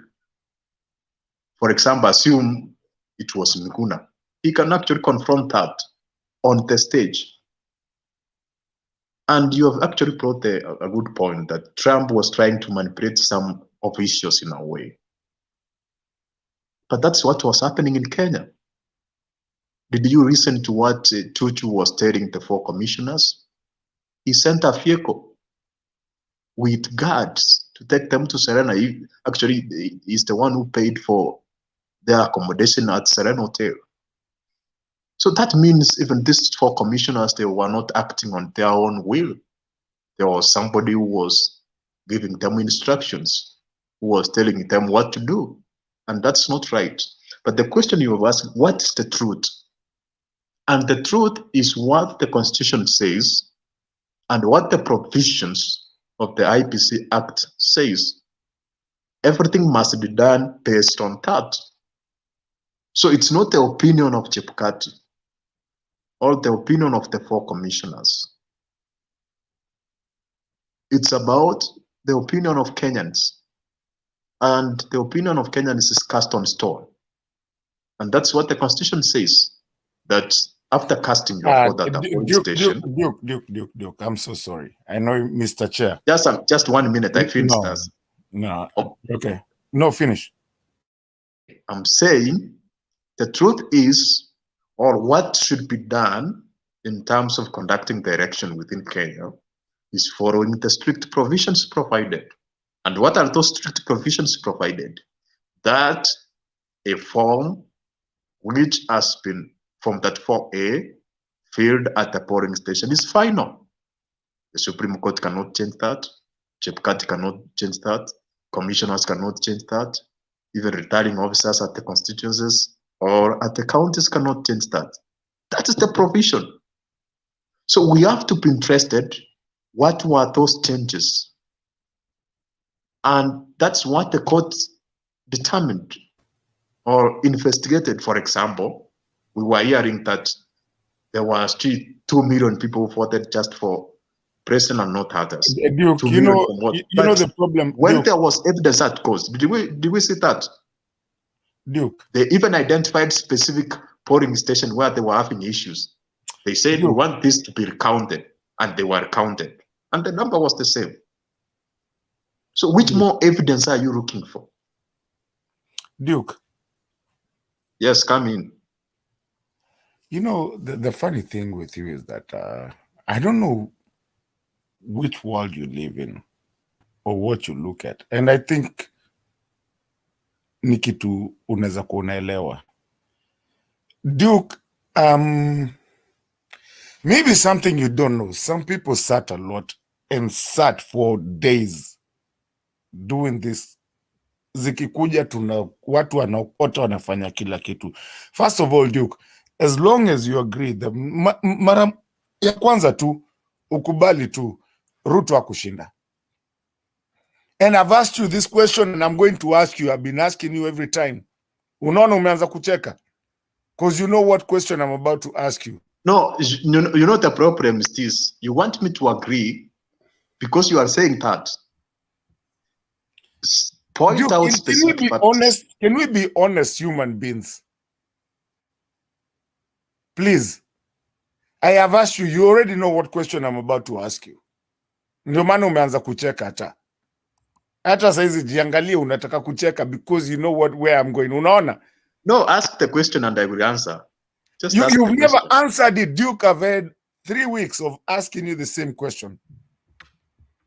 And let's be very careful and very innocent because we have a country, and a country that has our kids and the kids after kids. Duke, that country goes down, you go down. That country goes down, I go down. Let's be realistic. Duke, I will ask that question again. Other than Central and Kalenjin land, half of it, zote hata si mzima mzima, where else did Ruto win? I have asked this question so many times, but guess what? Everybody runs away. What were you there? Wote wanakimbianga kutoka kwa hiyo question. You know why? Because he never won anywhere. And that's the problem that we are having in Kenya, because we have ingenuine people who want to say that we won, we did, or whatever. And you know what? Just like Orengo said, hao ndo wanalia kutuliko. Sisi wengine tulisema leteni mafuta basi ikuwe 550. Actually, 500 ya mafuta na 50 ya kutoa M-Pesa. Tuendelee. Lakini wenye wanalia saizi ni hao watu wa UDA. Because they know they made a mistake. But that mistake affects me. Sisi mulipewa vizuri sana na tuliwaambia we'll give you 6,000 kwa familia yenye inateseka. Education was right there. Corruption was that was the biggest rally that we did. Nini ingine, we also did tulikuwa tumwambia nini, I mean, so education nini na kutoa ujinga and all that. We were looking at what the society deserves, and we told you guys that we will give you this and we will happen. But now you guys are coming back. Nyinyi ndo mnaanza kulia.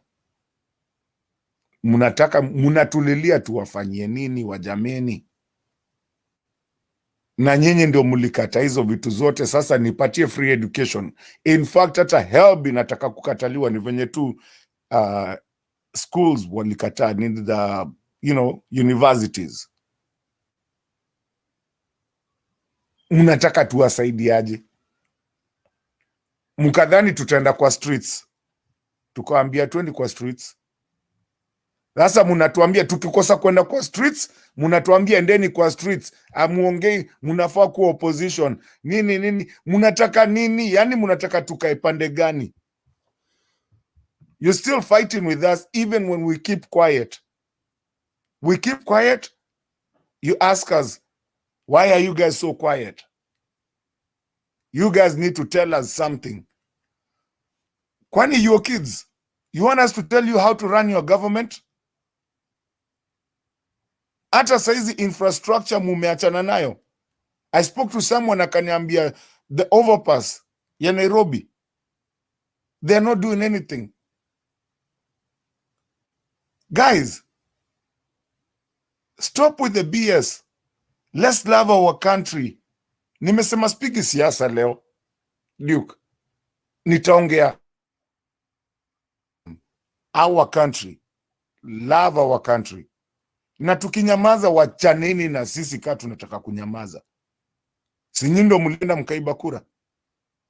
Simfanye venye mnataka na tunajua iliibiwa. Duke, muliiba kura. Ruto is not president of any country. He is not. Go tell him I said it.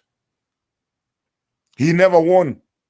And that's why you can never answer me other than Central.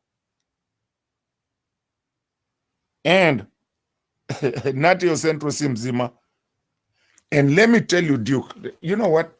Actually, let me tell you, I said this yesterday, Duke, this is the most time that we've been united in our country so bad because we have Kikuyus who talk against, and we have Kalenjins who talk against the regime. That has never happened. This is the first, if you know the politics of Kenya, this is the first time that all country is so united.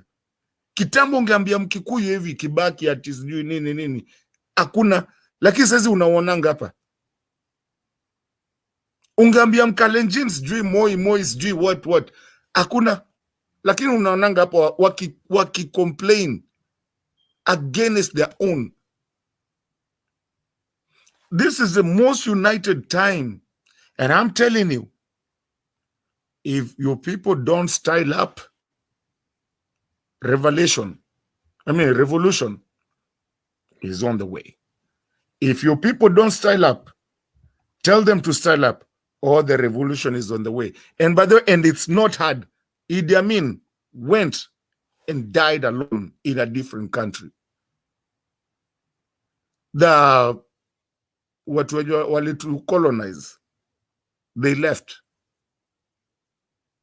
Ruto is not that hard kutolewa hiyo kitu bwana. Atatolewa haraka. Tell him to style up and start being a public servant. And tell his people to start tuache kututusi. Because tukiambiwa ati tunafaa kukul, there's 1,000 ways of dying. My friend, tutawatoa. And let me tell you, when Kenya decides, when the people decide, people will understand that they are public servants. Ile pesa wanatuongelesha kiburi nayo hivyo, ni sisi tunawalipaga na tunaweza watoa. On top of that, let me also say something to you. You are not going to shut me down. You get your shit in our country right now. You're new query. You know, time has come when the truth has to be told. And the truth is, Ruto cannot govern the country. It's too big for him. All he has to kupanda ndege, he wants to govern Kenya from an airplane. Maybe that's where he gets his love, that's where he gets his strength. But let me also stress, I'm not going to talk about politics, let me talk of personal on this issue. For the first time, we had peaceful, whatever it was, nobody went to the streets. We thought we'd move on. And what has happened, people from UDA, they have called for people, they are calling for this. And it's not going to end well. We are going to mobilize people. We want to get people from where it is.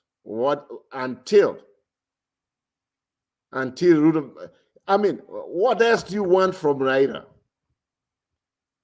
What else? If you guys, we are just arguing some nonsense about some commissioners or what, sasa imefika Kenya, it's just because the commission disagreed with the results, now they have to be taken out? Why? So just because I disagree with Ruto, I should not apply to be a commissioner of Kenya? Ndio sasa mnataka kutuambia. When you guys, you want that country. I've been asking. I'm tired of Karenjins. I'm tired of Kikuyu, those who are not well wishers. Miaka 60 years. 60 years. There are nice Karenjins there. There are nice Kikuyus out there. But he cartels. Ruto, if he continue the way he's going right now, we cannot take this nonsense anymore from them. No more nonsense. At mambo ya katiba. Katiba gani? Si waweke katiba basi batuambie kwamba as long as you are not a Kikuyu or a Kalenjin, you cannot be a president or a vice president. And the people like you, Duke, some of you are supporting Ruto. I don't care you support him. But they stole election. Waliba kura. We know that. The man never won an election. And now they keep on just pushing and pushable. It's too much. But he's going to get out of power. That's what he's calling for. And you guys, you think now, mkona serikali, kama huyu mtu amepasuka, huyu mtu anafikiri everybody wants to be a, yani, you have a vice president who thinks everybody should be a Kikuyu. Mtu kada wengine sasa kama nimesaliwa Kisiu nataka nikuwe Kikuyu. That man never even, kwani yeye ni nani? At sasa kama mfuate yeye, is going to revenge. I'm tired of this. These kids are just, they behave like kids. Childish. Wamesema before they came in, oh, we have to move on as a country. Ndio wanaanza to revenge everybody. The crooks who stole money from the places and places, they are being let out of jail. Yeah? Corruption is now, people are just living off the country. People are just stealing left and right.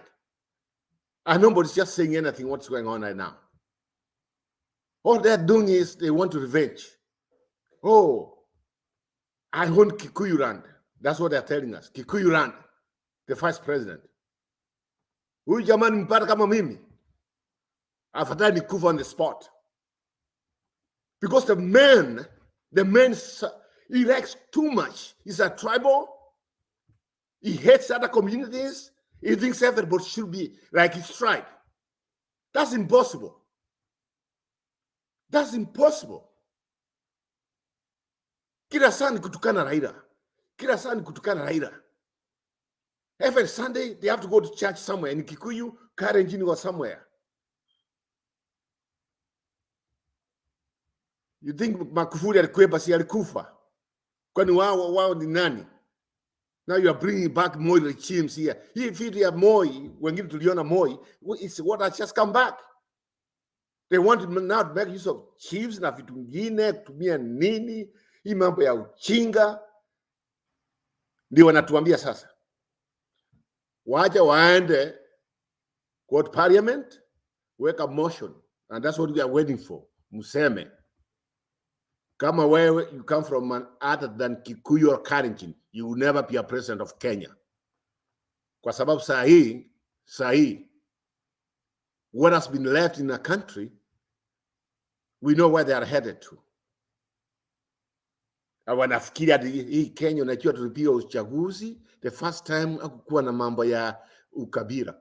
What are you talking about? What are you talking about? The 4 commissioners are going nowhere. They are going nowhere. Wakienda, if they want, that's what they want to do, Ruto, he has to go. If it means civil war, what they are calling for, let it be. Let it be. Tukakuna mtu ambaye anaogopa. But I'm sick and tired of some of you bringing us this nonsense kutuambia ya kwamba. What about the other commissioners who never showed up at Bomas of Kenya? Where are they? They never showed up. Where were they? So we hold them accountable, or we tell them because about they never came in, or so they get fired or something? Just because these 4 commissioners, they disagreed with the government or their sons, now they don't deserve when they were tunaanza kulipia wengine na hao walipowaenda nyumbani for whatever they are on for they just came in. That's not the way we want to run the country. We can disagree. We can do anything. But everybody has a right for whatever the way they see things. Those commissioners never came there just because they disagreed. Now you are pushing them out. If that's the case, then Ruto has to be pushed out. If that's the case, we have to push the TBD president out. Hii nonsense, wacha wachana na hii nonsense. In a democracy, people have to disagree. But it's good for everybody to have common sense. Hadi wamefika hapa, kuna hii kijana hapo, ambaye in fact is the last person who was said yes, the ones, but I think he petitioned. I'm not sure. I saw him he was one of the people who was just saying out this commission should get out. Somebody who I know he has been Kenya Kwanza and all these things. I'm tired of this. Kenya is where it is because of the stupid people. Until somebody other than Kikuyu or Kalenjin has become a president. This nonsense here goes to Kenya. And some of us will demand for get our new country. I cannot take any more corruption. I cannot take any more mambo ya uchinga. Yeah? So now he's using kanisa and the anatumia institutions. Everything used to be good. I mean, our democracy was growing. You know? But now, Ruto's taking us back more time. More time ndio imekuja sasa. Dictatorship. That wanaomba maombi na nini, his wife's a warrior of maombi. Maombi nini? I was shaitan. The devil. Wacha tuangalia how far he will go with this kind of nonsense and anafanyia Kenya. Enough is enough. We had of him. Me, I thought he would come in, a governed country. We gave him my chance. Some people kept quiet. But instead, revenge mode. More special from the so-called Mkundure of a vice president. At the end, akona kifua mbele ndiye anaweka.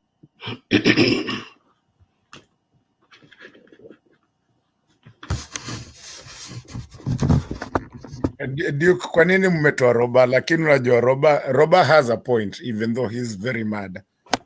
And Duke, that's where Kenyans are. They are very mad. Eh? Kenyans are not okay. And I need people to understand. He's back.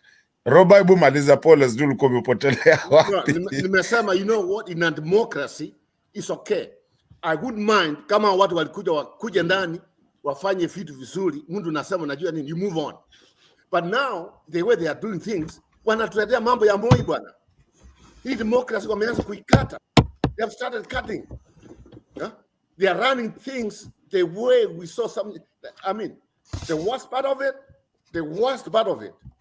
is from the vice president. In fact, to tell you the truth, I'm mad or more of the vice president than the president himself. The man, he thinks that everybody should be a Kikuyu. That's what he thinks. You never. I was born in Kisii, I meant be a Kisii. Imambo ya uchinga kila kitu at Mount Kenya. They are nice people from Mount Kenya. At Musinifuate, you have given you 1 month, or who is he?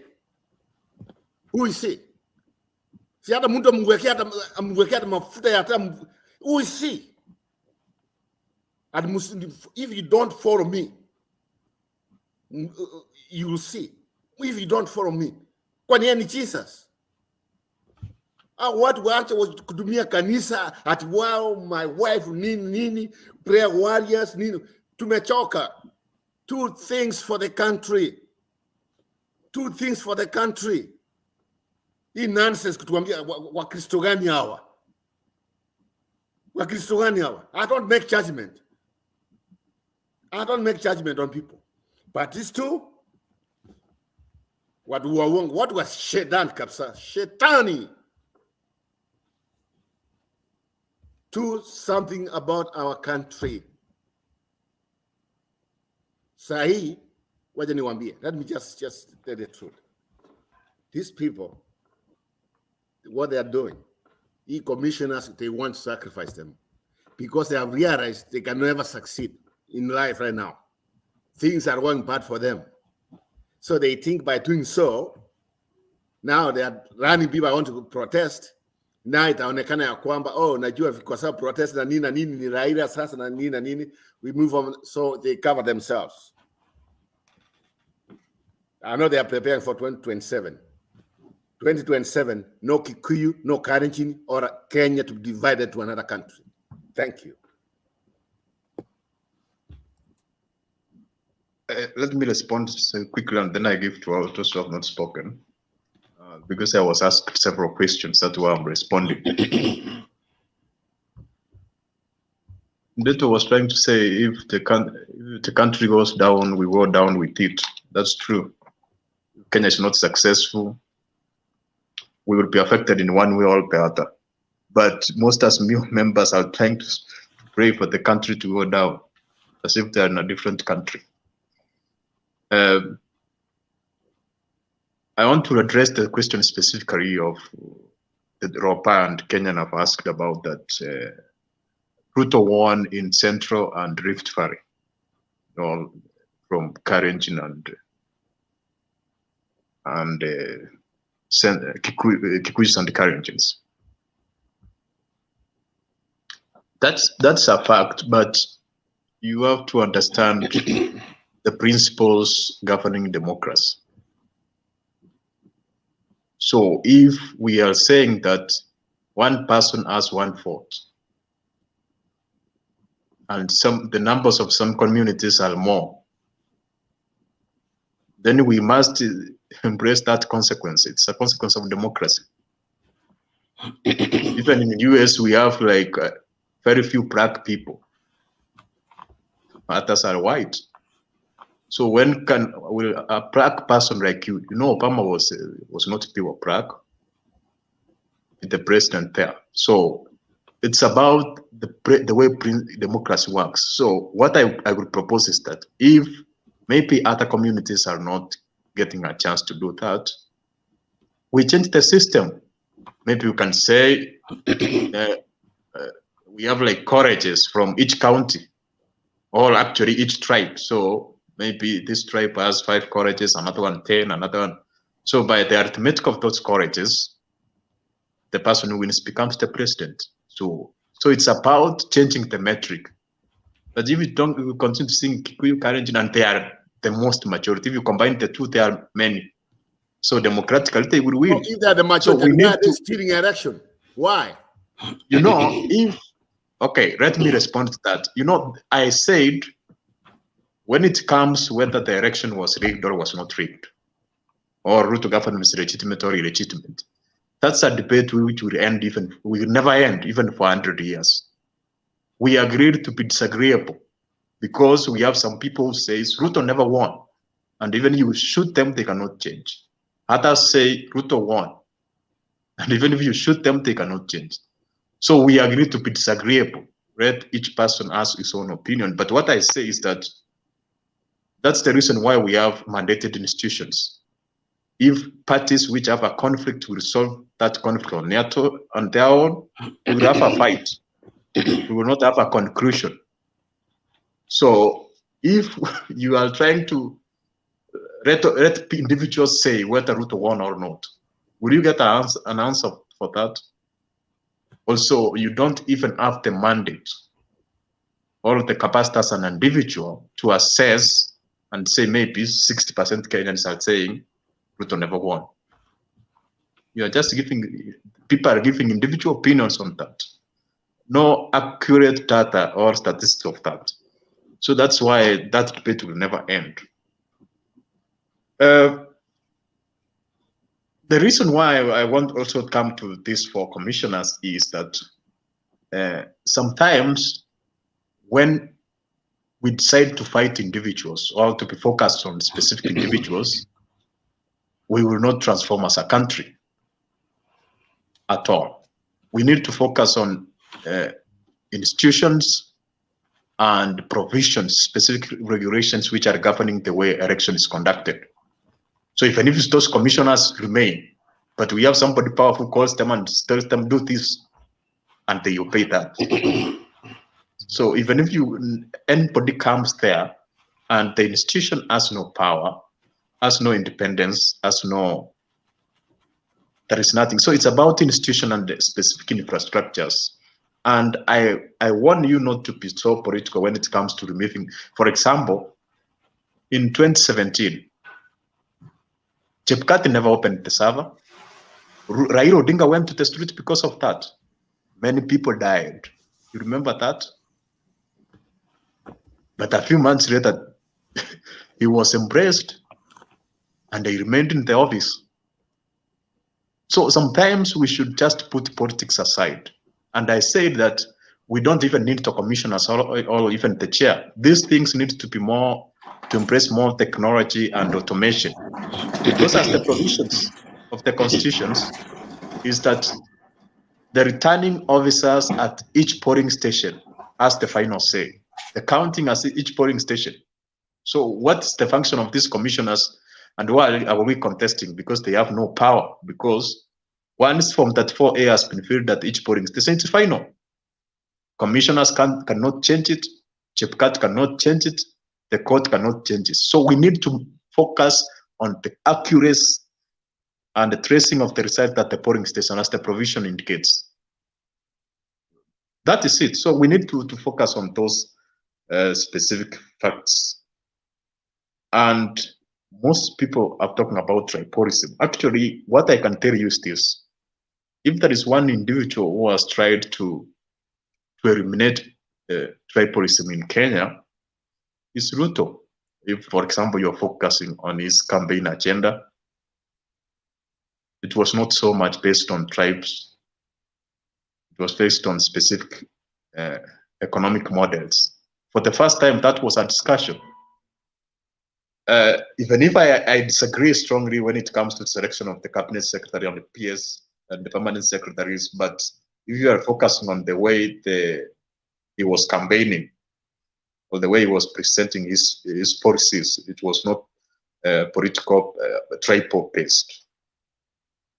But also, when you are talking tribalism, you have actually to consider both sides. Even from Ruo Nyanza, some people have even voted for Raila alone, one person forever. Actually, maybe you talk about Kisses and Luyas are very democratic. Dirk, can you agree with me? Can you agree with me that the vice president has a problem when it comes to tribe? I mean, in terms of tribes, can you agree with me that?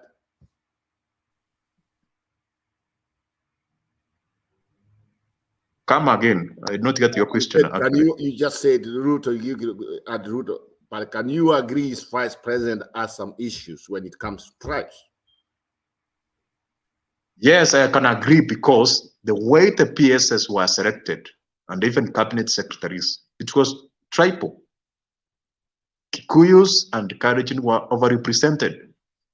And I even actually said that several times, despite the fact that I supported William Ruto. When it comes to that, I can give him 0.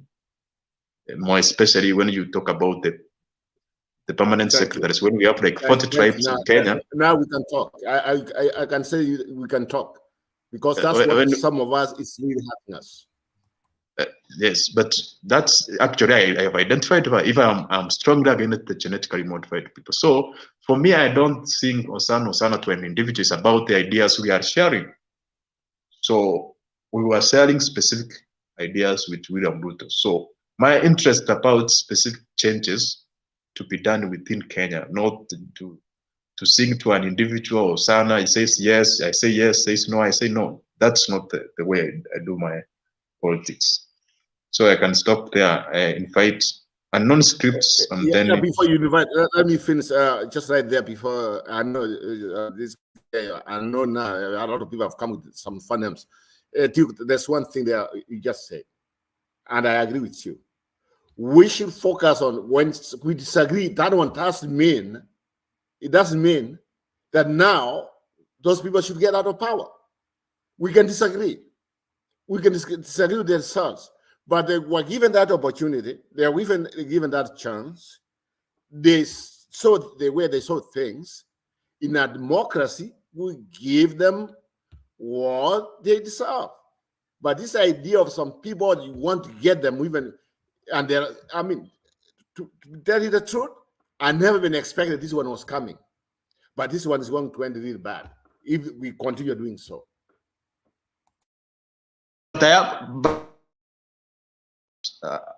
have one question on that.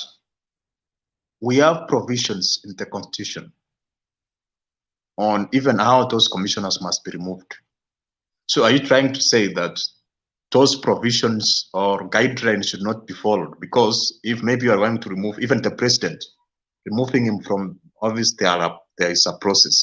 So a person should be removed or not removed because an individual says yes or no, or because the due course is followed. Few minutes ago, you said Chebukati never opened the server. Okay, so where was all those provisions you are talking about? Where are they? Why were they those here? The guy could actually, it is because people failed, especially those who were against Chebukati, and I'm talking about the answer side, failed to initiate the process of removing Chebukati from office. And it should have been removed because of that. But the due process was never followed. The procedures what about which allowed. There were other commissioners who are missing from. I talked from.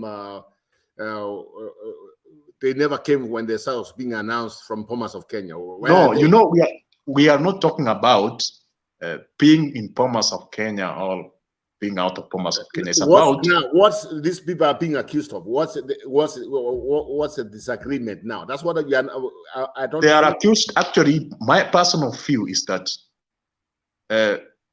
the mistake of those 4 commissioners actually is treasonous to some extent. Because I'm saying that because by their action, going out of Bomas to Serena and giving a contrary opinion, that action alone may even bring a civil war in Kenya. And people die, millions die because of that. It's only because Kenyans were mature and they trusted the Supreme Court to solve that. So that's a very critical mistake which they made. Assume because of that action. Is, other than the 4 commissioners, Chebukati was by himself at Bomas of Kenya. Where was the other commissioners? Where they can't be, we can't just say because we don't know what they were, where they were standing at, what their opinion was. So if you have to have both of them, then just both of them. But just say these guys because they just came in, because you know they will be there in 2027. Now it's time to get out. That's all what's there. We cannot allow that one to happen. Listen to me just 1 minute what I'm trying to say. It's about, for example, the commissioners are supposed to satisfy the results after verification process, all the 6 commissioners. Actually, 4 of them refused to satisfy that. There's no provision which says that you must be standing when the chairman is announcing. They never refused. They never refused. They were kicked out. They never refused to send the results. They were kicked out of the main office. Remember that's the Supreme Court came in. That is not the statement which they gave at Serena Hotel. They said there was opaqueness towards the end. They never said that they were chased from Bomas of Kenya. Because they were not allowed to see their results when it was coming in. No, they said there was opaqueness and they disagreed with the. So my question is this: did the Supreme Court came down and said, why did the Supreme Court came and said the chairman himself, he should not be like treat the other ones like kids or as if he's the only one who can. They are supposed to take both the responsibilities. There's something that was some way the Supreme Court came out just because the way they were treated. Let's not put a brand eye on that. Something was not right. You see, actually, that was the recommendation of the Supreme Court. The Supreme Court recommended that. Remember, the 4 commissioners, they were saying that Chebukati gave them nominal roles. And that the court clarified for the sake of the future. Actually, the chairman must involve all the commissioners.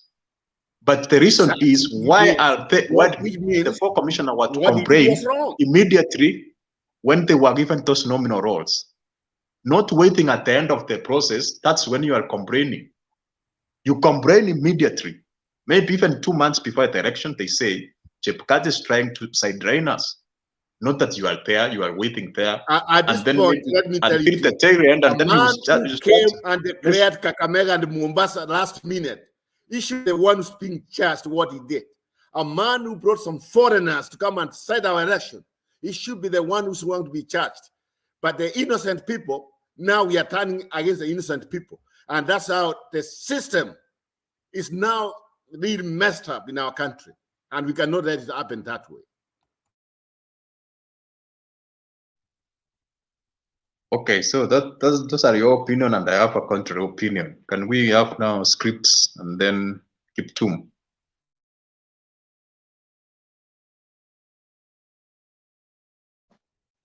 Are you ready for me? Good evening, Duke. Robert, how are you? Is it still Thanksgiving? You know, this is a long weekend here. About to go to work, man. About to get out. Yes, Kenya with the love. And Stone PK is present but absent. And here comes Arab Kipchu. I think your name is incomplete somewhere. Kipchu? It's called Kuchure. Thank you. Yes, good evening to all of us. I just want to come in and give an input to what Duke is saying and Robert. You see that Supreme Court ruling, the issue of the ills or the wrongdoings that Chebukati apparently did and the four commissioners apparently did. You know, those issues were before the Supreme Court. For whatever reason, when in their ruling, the Supreme Court found that Chebukati acted unconstitutionally. It is there in their reading. If you read the ruling clearly, you'll see that there were accusations against Chebukati. In fact, one of the petitioners wanted Chebukati to be held responsible for certain wrongdoings. And similarly, they also wanted the four to be found for certain wrongdoings. Now, in the end, the Supreme Court came to the conclusion that that those were internal issues, a rupture of something at the last minute cannot lead to disqualification of election. That was the conclusion. However, they found Chebukati acted unilaterally and unconstitutionally. Instead of coming up with a punishment for the same, which is what a court should do, they came up with recommendations. So when all is said and done, even this case against the four commissioners being taken to Parliament for certain wrongdoings, all those issues were brushed under the carpet by the Supreme Court. So I don't even see whatever is before Parliament getting anywhere, because the highest court on the land found them inconsequential. Now, to that extent, you keep saying here that that Chebukati couldn't change anything, the commissioners couldn't change anything, that everything is done at the polling station. That is true. What you have forgotten is that the election is conducted by the IEBC Commission. Now, those returning officers are part of IEBC Commission. Chebukati is just charged with declaring the final result. The processing and the working of all these things is done by the IEBC Commission. And at the constituency level, that's where you have the returning officers. They are part and parcel of the IEBC as a body corporate. So to that extent, when IEBC is being blamed, you cannot remove the returning officers. Now, remember, part of the complaint was that the commissioner, the returning officers, changed things So what they were bringing at Bomas themselves were defective results. So to say that maybe Chebukati is not the one who did the rigging, but the rigging was done by the IEBC as a body. Their representations at the various levels. They were accused of all manner of involvements and collaborations here and there. And that is where the Jose Camagos also come in. Anyway, we don't want to go to that route. What I wanted to say is that the 4 commissioners, whoever is accepting that thing through Parliament, could be opening a can of worms, in the sense it is going to open the Supreme Court ruling. Because you can't stop them from quoting. If the matter goes, let's say, to the tribunal, it will be like an inquiry. Evidence will have to be produced there. It might be, it may well be a blessing in disguise that exactly what happened at Bomas may actually come to be revisited. You remember how the Supreme Court tried to lay every other thing under the carpet. They are calling them hot air, world goes that. Well, the truth is that we never know the way the direct things are taking. There is already, I think, a court case against the hearing in Kisumu, I think. It will also come in with its findings, especially once the lawyers are allowed to do presentations, evidence is allowed to be produced. They may regret why they are opening this for issue against the commissioners, in the sense that it is going to open up the Supreme Court ruling for scrutiny, because you cannot find these people that they are guilty of anything without telling people exactly what they are, and they also have a right to defend themselves. Well, that is for the Kenya Kwanza government to decide. The other thing is that the president should never have opened his mouth about this issue, because remember, this matter is going to end up in his desk. And from what he was tweeting already, you can see that he is trying to imply that these are rogue commissioners. He is calling them rogue commissioners. They must face the law. So in other words, how would he even have a fair tribunal to try them when the appointing authority is already convinced they are rogue commissioners? Now, maybe then that may inform you why the other side feels that they have to go to the streets. They have to go to the streets. That tribunal, they have every reason to avoid it, because the appointing authority of that tribunal has already taken sides. Where is Tom PK? we had talked about this issue yesterday, and I am sure he will have an input on the same. Now, Roba, I think when you hear that, maybe don't worry. They are not going to attend the hearings, but nevertheless, I think the constituting the tribunal will still take place, and it might actually go forward. What I don't know is I know that the commissioners may refuse to attend in person. The least that can happen is through their lawyers. And I've seen the lawyers are also having very strong issues to argue there. So those who are already celebrating, things may not be that much. And in any case, I came to learn that even Chebukati has issues against him, which had been presented to Parliament. What you don't know is why the Chebukati one has been shelved, and now the one for the 4 commissioners has been fast-tracked. Again, those are all signs of bias, no unfairness. Now, never mind that going to the judiciary may not be so helpful, because you saw the other day the Chief Justice giving the president a high five in a meeting. Would such a person rule against the president? You saw how they were welcoming the president at Parliament. something which the Kenyan chief justices have never done before. To line up there, to welcome and to sing and to dance for the president. Now, talk of judiciary capture. There you are. Now, the other thing I wanted to talk about is, I think sometimes I hear sometimes the concerned people may say that they want to give somebody free advice. I'm almost tempted to give the president free advice as well. You went to Korea, and I was so shocked. I don't know whether you people also heard what he said about 7.1 million Kenyans and 6.9 million Kenyans.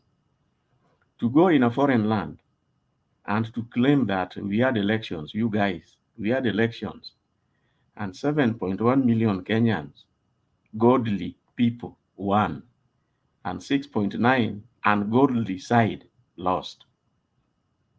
So in other words, as much as he wants to struggle to join, call it reconcile or bring the country together, you go making such statements, you are literally balkanizing the two antagonistic groups. How can you dare say that?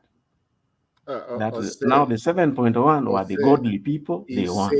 I was reading that speech, go and look again. It said basically the God's people won, the devil's people never won. So some of us or whatever who never supported the Ruto is a devil.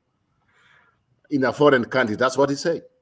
Yeah, that is what I'm driving at. You see, what sort of reckless division would you subject this country to? It is so reckless coming from our president. How do you go spreading propaganda in a foreign land?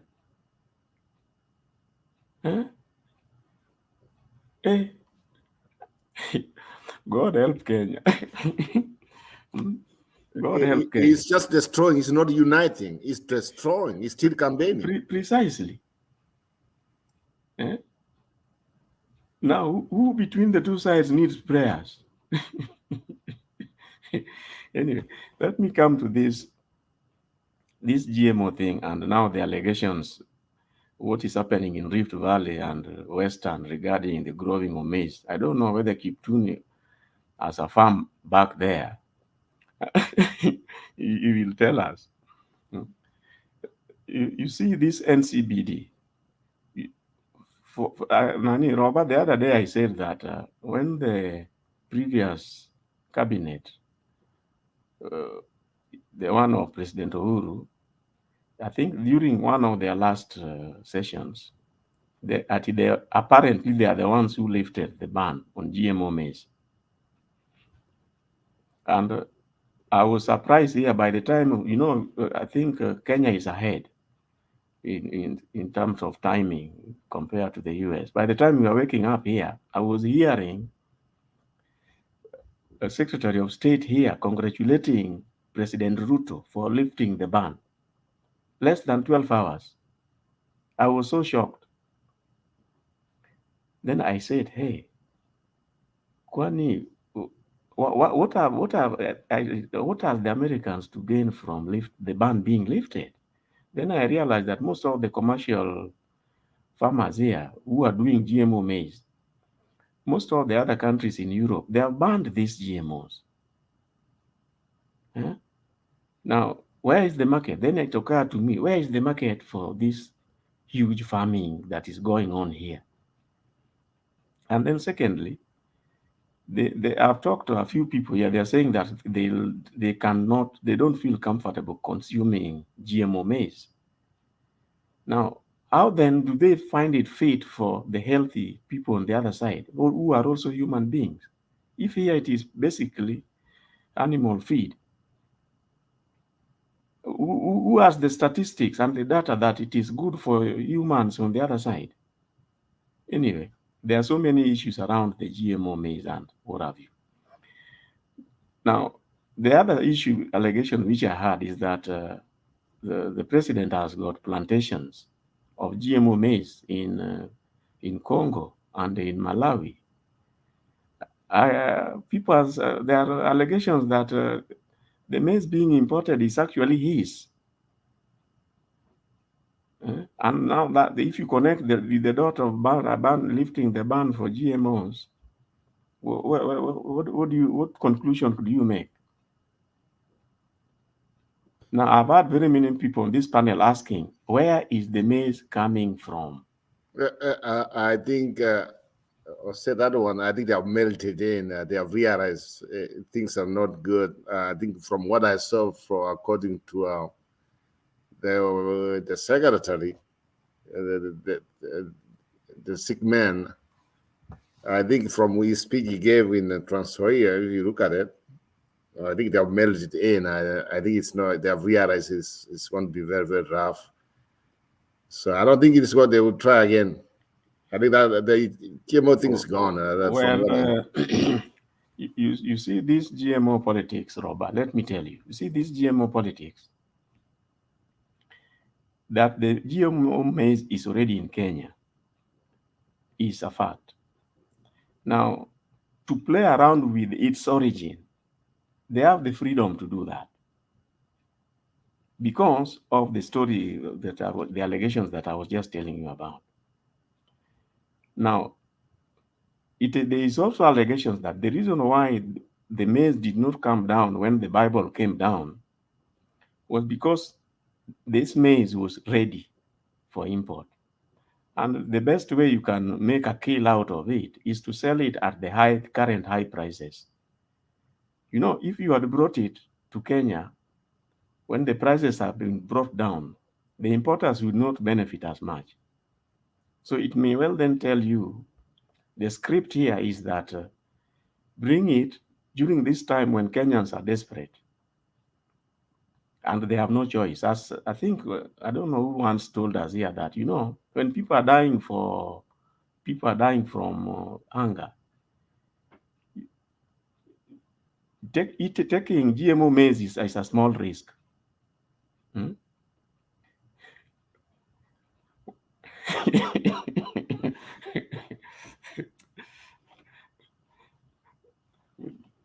Duke, why are you displaying that? Or that's not Duke. Duke, who's displaying that script there? I hope you will not take it serious. Duke, can you delete that delegatory statement or whatever? Duke, do you have the powers to delete? You have the key. Then let's tell Julia to delete. And please, those who are on the commenter side, don't do this. We are beyond this kind of nonsense. Sorry. Anyway, continue. Yeah, so I was saying that there are allegations that one of the reasons why we did not enjoy the 70 bob unga when the Bible came down is because the maize importation was already underway. And once it arrives in Kenya, as much as it is GMO maize, it was going to have only a small difference from the current 250 maize in Kenya. And that was the best way for the importers to make a kill. And then after that, now you can bring down the maize. Of course, in Rift Valley, I'm told they expect a very good harvest. So naturally, the prices were still going to come down. Now, in an attempt to release this maize to the market, then this is where you have the courier. You remember courier saying that these people have 72 hours. Kiptum, if you have 72 hours to bring your maize to the market or to take it to the NCBD to clear the way for the maize which is being held in Mombasa. So the GMO maize, we are in a hurry to sell it. So if we are going to be stepping on your stones on your feet, I think they say he did come and say, and he's talking about now. He's talking about February. Come again? He's talking about February now. The deadline of 72 hours is gone, and that's why I said he has melted in. You see, Robert, what's going on? These people have got moving targets. Sometimes you do things, then you see by doing that, I can actually claim that, I'm listening to the ground. I realize that the people in the Rift, that is basically meant to police the people in Rift Valley, so that they can say, aha, he has listened to us. But remember, these people have got the powers to release the maize, even as they have said in February. You do not have the necessary machinery to audit what is happening to the maize in Mombasa and Orab. It can even come to the market under some of the branded names. You will not know. Think about the unga feeds. Hii unga feeds yenu ya unga ya Kenya. They can easily release it under that. And somebody was saying that, they are planning to label it GMO and anti-GMO. Who is going to audit to find out that that is what they have done? There is a challenge there. You remember Kenya Bureau of Standards cannot be relied on. Kenya Bureau of Standards can no longer be relied on. Remember the issue of the mafuta, the ones which they removed from the shelves. Then after 1 week, that now the bad one is not there, what you see there is the good one. At the batch numbers, the wrong batch numbers have been removed. Who can verify that and confirm that and audit whatever action was taken? Nobody. So even as much as the fact that the only way we can do this is to go ahead and ban the GMO maize in Mombasa, and let there be witnesses that the 10 million bags have been banned. Otherwise, they can actually just ban 1 million bags. They tell you we banned it. Kumbe, it is right inside here. Now, yesterday, Stone, remember, was suggesting that if these people insist on the GMO maize, let's divide the country. Wenye wanataka GMO, wakawa pande moja. Wenye hawataki GMO, tukae pande moja. Then life goes on. I'll stop there for now.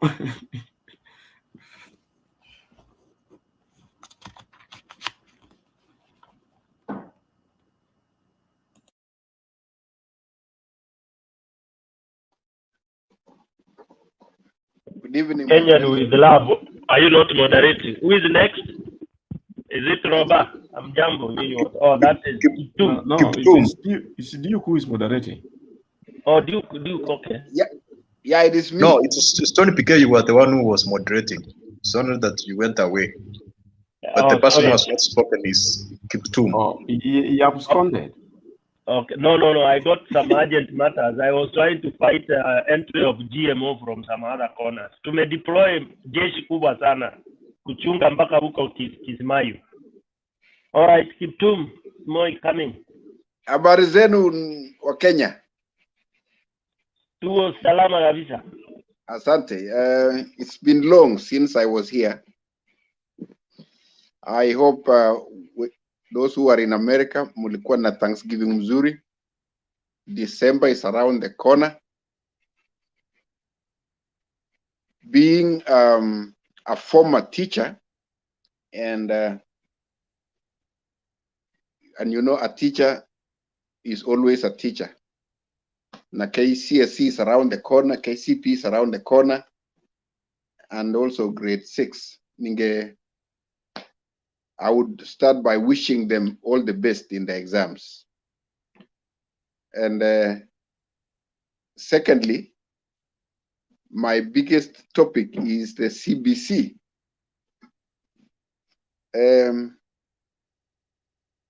I strongly associate myself with the presentation of Sossion that for a very long time the education system ambayo sisi tulipitia mimi na wewe, we had programs for pastoral instructions, and we had CRE, and those ones were teaching the heart of a student. I personally, I went to a college called Goibei Christian Education Training College, which is in Vihiga County. And it's a program run by the PHE Church. So what that does is it teaches values to our children. So basically, the Kenyan education system emphasizes values. They teach the hearts. And the new CBC, competence-based curriculum, teaches the knowledge, the mind. So the outcome will likely be, and I'm very careful in the use of my words, is that if you teach the knowledge and leave out the values, you will get experts or professionals without values. So what Soshan was saying is we need an education system that is made in Kenya, that is balancing between values and knowledge or competence. And I thought of starting there because that is something live. And I really enjoy the discussion going around about CBC. And I'm very, very competent. I'm very, very confident that the outcome will be very good, because I have sometimes I follow Mutembei TV, and there are some topics you guys discuss about it, and I just listen. And I was saying, I wish I had time. Maybe I had time to join in and add into that. So the best thing about everything is to participate. Participation is everything. And we participate in a way that we add value. Okay, I didn't want to go to politics so soon, but let me say something overall. Sisi kama, by the way, mimi nimevuna mahindi, and I will just go as a comment. I'm not going to say very much, because one of the things that surprised me was a week there was a lot of discussions about kuna njaa, kuna njaa, kuna njaa. And then all of a sudden, former Prime Minister Raila Odinga comes and makes a press conference and say North Rift is having a bumper harvest. And he was joined by so many other people that, hey, how can we import GMO while we have a bumper harvest in North Rift? And for that, he was speaking on my behalf, because for real, there is very, very good harvest in Uasin Gishu. Personally, nimefanya harvest, and yangu nimeweka kwa store. Na nilinunua phosphate fertilizer 7,000, nilinunua CAN 5,000. You are one of the hoarders. Huh? Kuru has accused you people of hoarding the maize. Yeah, I will be, because the first thing is, most of the things that is chakula tushibe kwanza nyumbani na majirani yetu kabla hatujaanza kuuza iende nje. But let me tell you, it is something that is happening in Kenya is logistics, actually, because Uasin Gishu Nandi and grain growing areas can really feed Kenya. Although we have a shortage of 10 million, logistically, if it can be organized, I think we can get a long-lasting solution ya mahindi. So let me talk about politics. For me and you as Kenyans, we really have to. I gave a text message to a friend of mine called Lee McQueen. I really follow his analysis, and most of the time is objective. And this gentleman called David Wafula, those guys are doing a great job. So today we are having a discussion, and then I told him, man, you are my friend, I'm your friend. We only differ in ideologies, but we have life outside politics. Maybe early next year I will be in Kenya, and we will be sharing a ugali and fish in one of the Kisumu hotels with them, because we have life outside politics. But let me say this about politicians of Kenya, that I want to give an example. I was watching COP27 when it was going on. And then there was a lot of discussions. It was very, very strong about, in fact, there was some demonstrations almost being called of what was happening then. And then I saw again former Prime Minister Raila Odinga somewhere in Nyanza. Everybody in that meeting were talking, trying to put pressure on the government. But when he rose to speak, he said, let's give the government time. And he was very soft, and he was not as combative as he always. And then within a short time, he was in Egypt. I was reflecting and saying, because me, I've traveled, and some of you have even traveled, and you might have seen your passport. There can only be one president at a time. And for any politician in Kenya, for them to travel using the passport of the Republic of Kenya, the president must know. So I can imagine that there was a discussion between the former prime minister and the president before he traveled to COP27. And I suspect too that they had a sitting and they talked.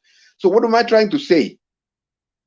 When I was listening to discussions going on here, I think one of my friends there was saying, a chief justice who can give a high five to the president. I want to say this. Before these leaders of ours go to the screens, outside the screens, they have long discussions and talking. There is a lot of talking behind the scenes that if they do not agree, they come to the screens. I watched Alfred Mutua when he was about to cross the bridge from Azimio to Kenya Kwanza. And he said, during that time when there was a lot of debate on where to go, the signing of the blank paper, he said the president, at that time he was the deputy president, he called him and they had to drive around Nairobi. Wow, Willie, the two of them, and they had to sit down and talk for more than 2 hours. That one gave me to think twice that, man, these people, after the cameras at 5 p.m., they have long hours to discuss. So I want to say that what we see in the screens is not exactly what it is as far as our leaders are concerned. Let me ask a question that before you proceed. Can you agree with me or disagree? This idea of people being bought, or some people, even you are on the other side of the government, I know they have their rights. We can't have like people affecting people following the government just because the other side has been defeated. We want to have people who have principles, people who stand for something. Are you happy when you hear somebody like a former governor of Kisii, or for that matter, maybe the former governor of Kakamega, now they want to join the other side of the government because Raila never won? So it's those are the people. No, because they are getting CS positions. Yeah, so can you trust such people? Can you agree with me, such people are the most useless people we ever have in our society? Hold on first, Robert. For the record, whatever that was written about Oparanya was actually a misquotation of what he said. I think we listened. The good thing is that I can hear the language that he spoke. It was a dialect, one of the dialects in Luya. Oparanya never said what the Star newspaper wrote. Yeah, I think that's why I said maybe the Kakamega, but I know. Yeah, one child, this guy from Kisii, Ongwae. long time ago. You yeah, said Ongwae we kept saying here And I think many people refuted Ongwae during the day. He was in ODM, but during the night, he was always with you. You said it. Yeah, You said he it. said it over and over. Yeah, Yeah. so thank So you. can you agree with me, Mr. Arab?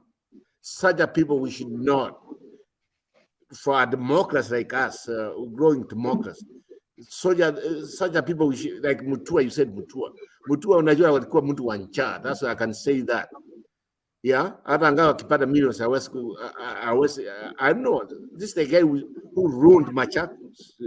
I have property in Machakos, and I live in Machakos when I'm in Nairobi. But he got what he got. But for you to bring him as an example, I just feel like it's betrayal. There are some other people who can do something better than him. Let's not just say because he came to your side, now you start kissing him. There are some people I really don't like who are in this government. People who are, they never even Robert, can I counter you on something? Yes. Please, there is moderation, guys. Or do we go free for all? No, I just wanted to bring something here because we were kind of sleepy. We wanted something we can chew when he's talking. Okay. Thank you, Robert. Thank you. And then Kenyan with love, you want to add a rider there so that Kiptum can respond, or is something different? Kenya. No, what I wanted to tell Robert is that why don't you, Daniel, Kenya, why don't you have Nani Kiptum respond to Robert, then now you ride on that. Kiptum was asked a question of agreeing or not agreeing. Kiptum, just let me just say that we can hear what. Yeah. Well, then Kenya will come in. Actually, Robert, my next point was going to answer your question. But the issue of being a principled or not principled is a lifetime of education that you cannot change somebody in a day to be principled or not to be principled. And it is a topic that I cannot be able to talk about it right now. But allow me to say something. As Kenyans, I want us to agree on one thing. It's a fundamental fact that for you to succeed in anything, you have to work very hard. I was looking at the numbers. 2022 KCSE candidates were 820,000. So what does that mean? Assuming every child in Kenya went to school, and which is not possible, we can assume that every year 900,000 Kenyans turns 18 years old. And that brings to 4.5 million new voters in the year 2027. And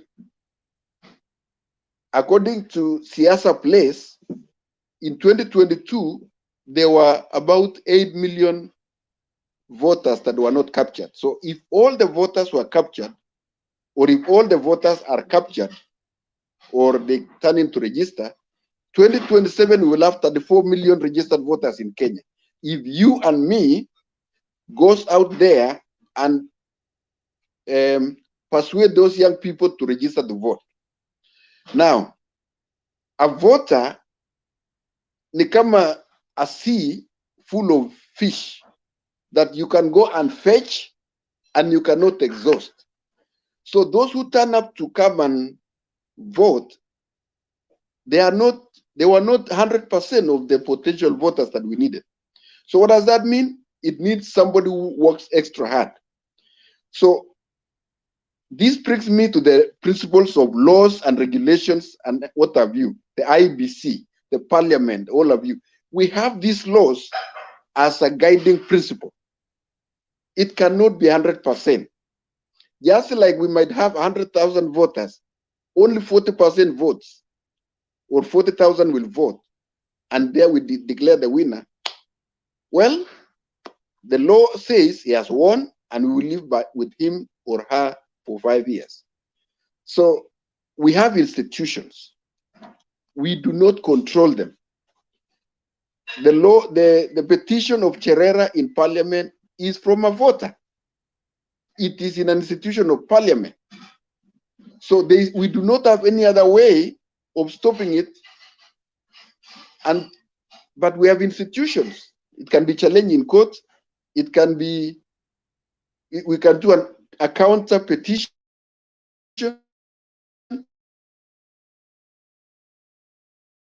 So the relativity of our laws, which does not speak to perfection, gives us an opportunity to play our part. And our part is the person who works hard.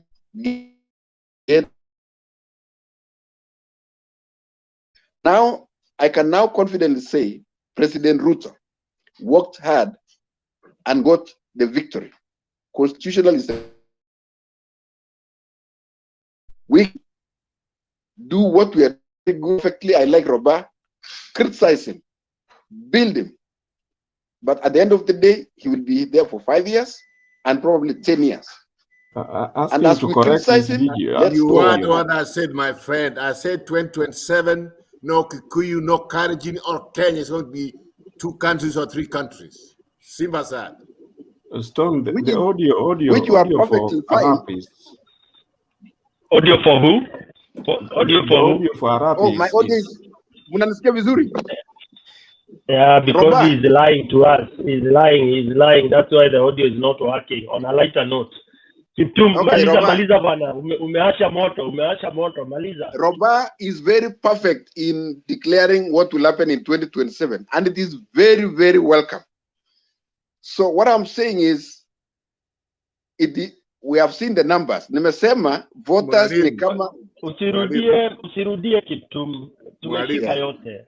Yeah, maliza ndio mwingine aje tukue ribata. So nimemaliza. So Roba. Asante mwalimu. Thank you mwalimu. Karara nne. Haya.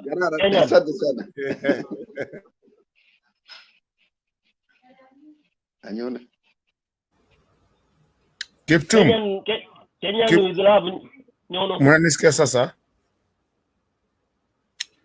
Kiptum, unajua there's something that is very good and nataka kuuliza swali. Na nimeuliza hii swali mara mingi na ulikuwa hapa nikiuliza. Na si mara ya kwanza kuuliza. Kiptum, unapenda Kenya yako? Na unapenda nyumbani? Vizuri kabisa, hiyo ni Kenya yako.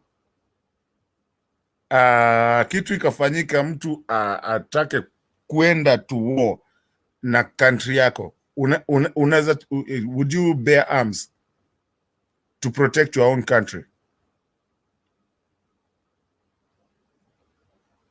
You would? Okay. Sasa Kiptum, let's just be realistic. And I've asked this question here na sijajibiwa bado.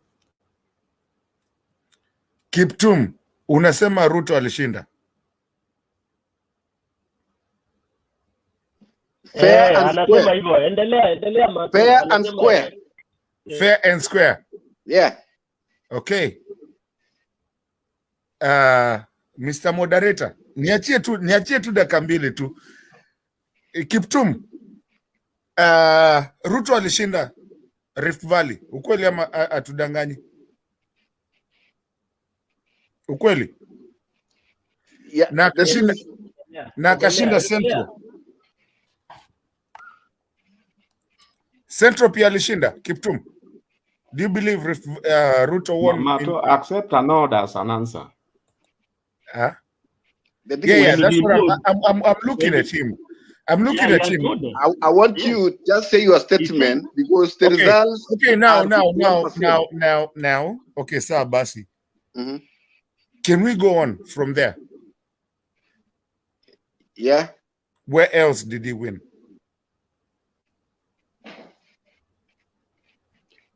Chebukati declared Venezuela. Tuache siasa. No, Venezuela. Wacha kelele. Tumekubali Rift Valley na tumekubali Central. Aya. Niambie basi. Nani alitangaza Rift Valley na Central? Sasa unaona, kwa hivyo alitangazwa basi. Na nani? Hakushinda. Ni Chebukati alitangaza mshindi pia. Na mshindi lakini wewe nataka uniambie other than Central na Rift Valley, please tafadhali do me a favor. Tuendelee. Endelea, alishinda wapi pengine? Do you have a problem accessing the results? Just tell me where else he won. The question is, the results are in the website of IEBC. Do you have a problem finding them? No, but just tell me. What's your problem? I've already given two. Shida yako iko wapi?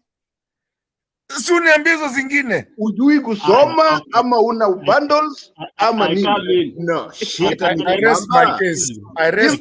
Hii shida yako tunamwona. Wewe Kiptum kama mwalimu wewe ujui kufunza. No, Kiptum. The results are in IEBC portal, man. Excuse me, guys. Point of order. Excuse me, guys. Point of order. Order. Point of order from Nani, Alex. No, sio Alex, Tear Gas Wednesday, please. Tear Gas Wednesday, boss. Thank you for that order. Kiptum, you came here and you said, wewe ni mwalimu. You congratulated the teachers, the students who are doing class 6 and class 8. You didn't congratulate the form 4. So probably you are a primary school teacher, which is very okay. The most successful teachers. Now, wewe haujui kusoma kama mwalimu ama hujui kufunza? Kama sisi hatujui kusoma, wewe hujui kufunza? Wewe unajua? No, sasa wewe ulisema wewe ni mwalimu. We have not said our occupation here. You came here and masqueraded and told us wewe ni mwalimu, you congratulated. And we said thank you. Aya, masquerading ni nini? No, my friend, you don't even know that? Mwalimu. I rest my case. Tell me so that I can compare with my dictionary. You see my dictionary? You are impossible. Let me leave it there. You are impossible. Mwalimu, let me ask you a question. You never answered the question. Let me ask a question. You came very clearly and you said something, then later on unajipomoa. Na upunguze hasira Roba kabla hujaniongea. No, mimi sina hasira na wewe. I cannot come to Ohio there and just get you out. Okay. That's how kisses talk. Unajua sisi hatuongeangi pole pole, tunadanganya. We speak with passion but we say the truth. Hata nyinyi ni wazee, walimu, madaktari, mainjinia. Mbona mmefanya soko? Yeah, no, okay. You said something here. Yeah, amesema kitu ambayo sometimes inamshangaa. You said very clearly from your own mouth that the case in Parliament about the 4 is from a photo, yeah? Yeah. I agree with you that. Asante. Then why is Ruto coming in and which makes me that he's the one who sent some of these people there? Why is he commenting about the case then? If he wanted to be a president, why is he coming and just accusing those people and saying some fun names about it? Don't you think it's wrong for him to do it? Imeandikwa wapi asiseme kitu? Aje? Vile umesema. What do you mean? I mean what you say. Roba, wait. Yaje nikwambie basi. Ngoja kidogo. Ngoja nimwambie kitu moja. Hii mwalimu.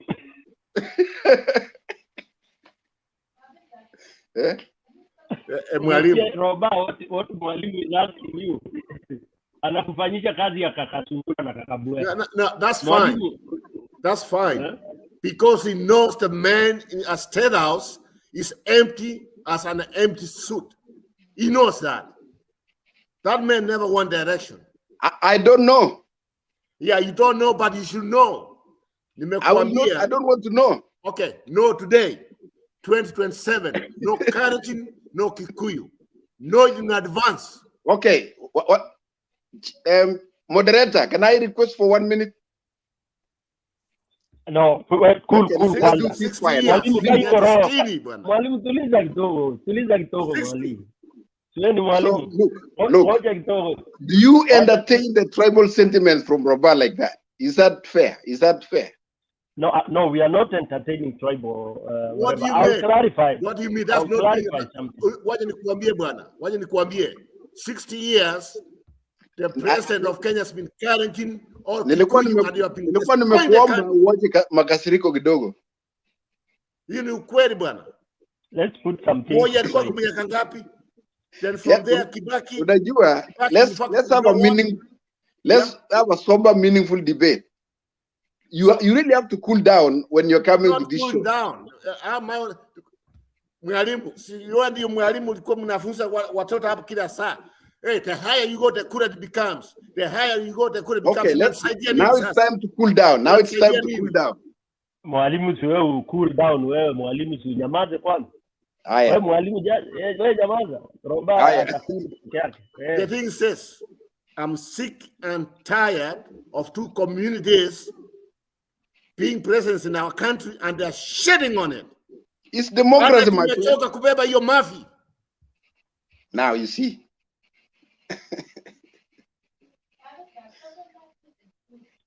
What has happened to Roba? Amejitoa? Hey. Alex, umetoa No Roba? way you won. Oh, okay. Okay? What happened to Roba? No, what I'm just saying is, even No, somebody from ametolewa na Kisumu backstage wants to be a because of president. venye amesema, unajua Even ndio someone hii. from Kisumu wants to be a president.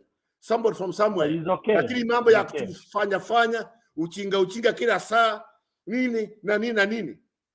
Then from there you are just unasema kitu hapa tena unaanza kuniuliza swali. 2027, no Kalenjin, no Kikuyu. All Kenya will be divided. Okay, Roba, we hear you. There is who? There is Karibu Bana, Bromita, welcome. Then Kuseo wants to say something. Mwalimu, wewe nitakuweka bench kidogo.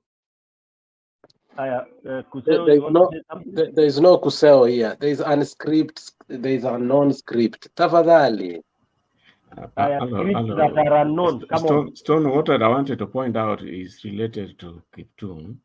Kiptun was saying that these people behind the scenes, that sijui wanafanya nini, wanapigana hi-fi, wanapigana hug, nini na nini, ni sawa tu. Lakini Martha Koome is the Chief Justice. You see, why we had the problems in 2007 is because people had lost confidence and no faith in the courts. Now, this is quickly cropping back, and if the whole Chief Justice can't see that, you see, as Roba is saying, 2027, this and that, chances are that when disagreements arise, nobody will go to court. She's going to let this country down if she continues on that trajectory, because nobody is going to be willing to go to court. As much as they can go and enjoy their one for the road behind the scenes, you can dare not do what she's doing in public. It is not right. And one of the reasons why Tear Gas Wednesday is here, I think the Wednesday tear gas, is because of people have losing faith in going to court to sort their problems. And that is why Wednesday might be a big changer. You see, she behaves, she's like, she's not fit to be Chief Justice, the way she's behaving. Maybe she does not understand the big picture that she needs to be playing. She is everything. As much as we say the president is the whatever symbol of unity, hey, the symbol of solutions and resolutions to disagreements, it's the Chief Justice. She had bear that in mind. Thank you. Thank you. Unknown scripts. These scripts are unknown for truth. Okay, good you've clarified that. I want to bring in kila mtu ameongea. Can I add something? I'm sorry. Can I add something? What Osea just said? No, Roba. No, I just want to add something. I want to add something. Roba, no. 1 minute. Robert was thrown out. Allow him. He was thrown out. No, somebody muted Robert. Don't mute Robert. Robert, you are muted. Can you start again? Somebody muted. I was just saying something Jose just said. You know, what's going on? Hata angalia even the way, you know, hii angalia mambo ya security, jamaa aliweka security. Then from there, this year, unajua, one tribe hapo unaangalia, hata mwenye nani alipata kazi, huyu mwenye alishindwa kazi hapo Meru County, huyu jamaa Murungi, si Murungi. Unajua hii Kenya bwana, tumeanza kurudi mambo ya Moi. Lazima tufanye to say no. Hii Western kabisa. Western, the way they are doing things sasa imekuwa Moi kabisa. Okay, Robert. Thank you. Tiagas, you wanted to say something? Yeah, I wanted to redirect again the debate. I think we started from a nice place. Now I think the debate basically was, I don't think, at least we should touch on it, even if we have other, point of orders. President Ruto and his DP Gachagua played down Raila Odinga'S action because it's coming on Wednesday. And that's why I'm called Tiagas Wednesday. I'm just wondering what are our views? Are we ready for it? What is the point of view for Kenya Kwanza? Do they think we are joking? But at the same time, I want to tell Roba, I don't believe that if, and this is something probably people in Azimio may not like about me. If I find somebody in Kenya Kwanza who is able to be equitable in a way that he administers Kenya, to a point that niridhike kuwa, it's not about two tribes. If we get an effective person from the Kikuyu community or from the Kalenjin community who is not tribal, then I think Kenya can move on. But we can't just also go and take somebody because they are from a smaller community and we say, okay, let's take now a smaller community and the people become also ineffective. We must go beyond the politics of tribe. But however, as we go out of the politics of tribe, which is a little bit delicate because for a very long time we have gone through tribalism, but if we focus that the main man must come out of this community, yet we get the main man who is not a top-notch leader, who is also a nationalist, then I think we still remain in the same situation for a very long time. The issue is not about tribal. The issue is about a person that loves the country, somebody that is able to create jobs. If you look at the country like the USA, and I will say it because I think I've lived here longer than in my country, there is the northern and the southern. When you choose a northern the presidential candidate, the southern, you try to choose the southern.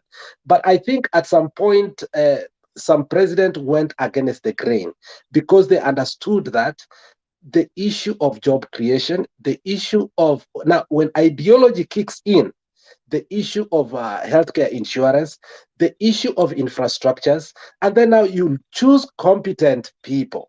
So, Robert, I agree with you. We are aiming with tribalism, but we cannot not only heal tribalism by saying this person cannot come from this community. We can also heal tribalism by saying if a person who is a Kikuyu can come in, but who does not see them as a Kikuyu, then they can show the country that, look, we can transverse ourselves beyond the politics of tribe. The problem we are having is that we think that to retain power, we must have our kinsmen. I don't know where that came from. That is my bitter thing that makes me feel bad. But you know what? I feel like if we get the right person who is, whichever tribe it is, but loves this country, look, we support Raila, not because he's a Luo, because he has shown that he loves this country. I have never supported Raila because he's a Luo. I swear to you. I have never even thought that he's a Luo. I support him because, for me, I look at him as a person who has superseded the issues that we have seen that has been retrogressive in our politics. So that's my point of view. And I'm sorry to say that. If I hurt anybody, that is what I think. I think you direct that thing to me, Stone K. Can I answer him? Because he The really one mentioned moment. my name. No, no, He one mentioned my minute. name. Give me a moment, please. He mentioned my name. Okay, answer. And an answer takes one less than a minute. Yeah. Well, Alex, let me call it tears as Alex. It becomes very difficult. I'm with you, what you are just saying, and I agree with you. But there's one thing which makes me hungry, something which makes me uncomfortable. It's one thing. When a vice president of a country who comes from a particular community thinks everybody should be like his tribe, or everybody should be his tribe, that's what makes me mad. It's as if, that's where the problem is. And in fact, even to say the truth, I love Uhuru Kenyatta, and you know that. You guys, I support him. I supported him, and even the way I just say he's the best president ever what Kenya's ever had. Uhuru Kenyatta is a Kikuyu, and he will always be a Kikuyu. But when a man of the vice presidents, a vice president of Kenya, who thinks that Kenya should be one tribe, the way he does things, everything is community, everything is community, everything is community, everything, even the president, how many times has the president gone to his community? You know what he tells me? He's also preparing after Ruto. He wants to be in because he knows that's his exchange. Karenkin Kikuyu. And I told them, in fact, 2027, we had this experiment for 60 years now. By 2027, it's going to be almost 65 years plus. The experiment has not worked. The experiment has failed. And that experiment, the head of that experiment is Kikuyu Karenjin. Okay? But I don't mean there are good people from Kikuyu land and Karenjin land who can do better. We know that. But at this point, it looks like now there's a man who's at the far front now, who is going to be the Kikuyu. If there's a Kikuyu to become a president, it's me. We know who's me. And that's what scares me. 1 minute, please. Thank you, Roba. No, wait. I don't want this debate to be Mwalimu Roba. We have Mise, we have Kenyan there, we have Stone PK, Alex has spoken. Mwalimu, I'll put you on the bench first because personally, let me say something. Most of you here, I'm sure you've been teachers in one way or another. Kulikuwa and trained teachers and all that. And you would have been a very poor teacher if you started any program or any problem with the end. Where ulikuwa mwalimu useless. Okay? If you started a mathematical solution na kusema answer pale ni 60, then you work backward. Hiyo si hesabu. If you started climbing a tree from the top, you have umeanguka tu. Kenya, 60 years of independence has failed. And we always say, at 60, hata binadamu, if by now, if you are over 50 years, now everything you do, they fail. It means you have a problem right in the head. If you can't realize what you did 10 years ago, it didn't work. You keep on doing the same thing until you are 60 years old. Wewe ni mavi ya kuku, the way Kibaki used to say. Why am I saying this? Kenya, we have realized we are not able to hold elections. I know people like Kiptum and others will say, oh, we've been holding elections. I hear him saying we have law, we have constitution, we have all that. Truly speaking, whether you want to say because it's your Kalenjin man that is in power, or whether you say it's one of the perfect Kenyan, whichever way you want to look at it, look into yourself. It's only one election that was almost close to fair in this country. That you can dispute, You cannot say what you want, but just know you will be lying to yourself. All other elections are sham. So until Kenyans, before you even talk of tribe, sijui Kalenjin, sijui Mukikuyu, sijui Muluya, before you even begin looking at where Stone PK comes from, where Mwalimu Kiptum comes from, where Miche comes from, can we agree that the 6 of us here, or 7, 1, 2, 3, 4, 5, 6, 7, if we went for an election today, all of us contesting, for example, for to say a position of a senator, what a president, all of us are in one constituency called SK, for example, tuende kushindana, and we campaign properly for whatever period of time. Okay, do whatever you are doing, but you are doing it properly. Of course, bribing you will do, your control inakuwa ngumu, but you campaign, and then people are allowed to vote. Vizuri tu, hakuna kusikia kuna from 32A, 1B, 32 blah blah blah. It is well done. Hakuna kusikia ati Roba ameleta ndugu yake ndiye atakuwa returning agent, Stone PK ameleta wake. If we have that right, that the vote will be cast and the vote will be counted properly. Counting properly when Mwalimu is when 1 + 1 is 2, not when 1 + 1 is 6, or when you have 100, you remove 0 to remain with 10, and you say Stone PK got 10. The day we will get that right, it will not matter who the president is, because Kenyans, and if they know, voters anywhere in the world, they know who to vote for. And this is what most corrupt countries fear, that voters will get the right person.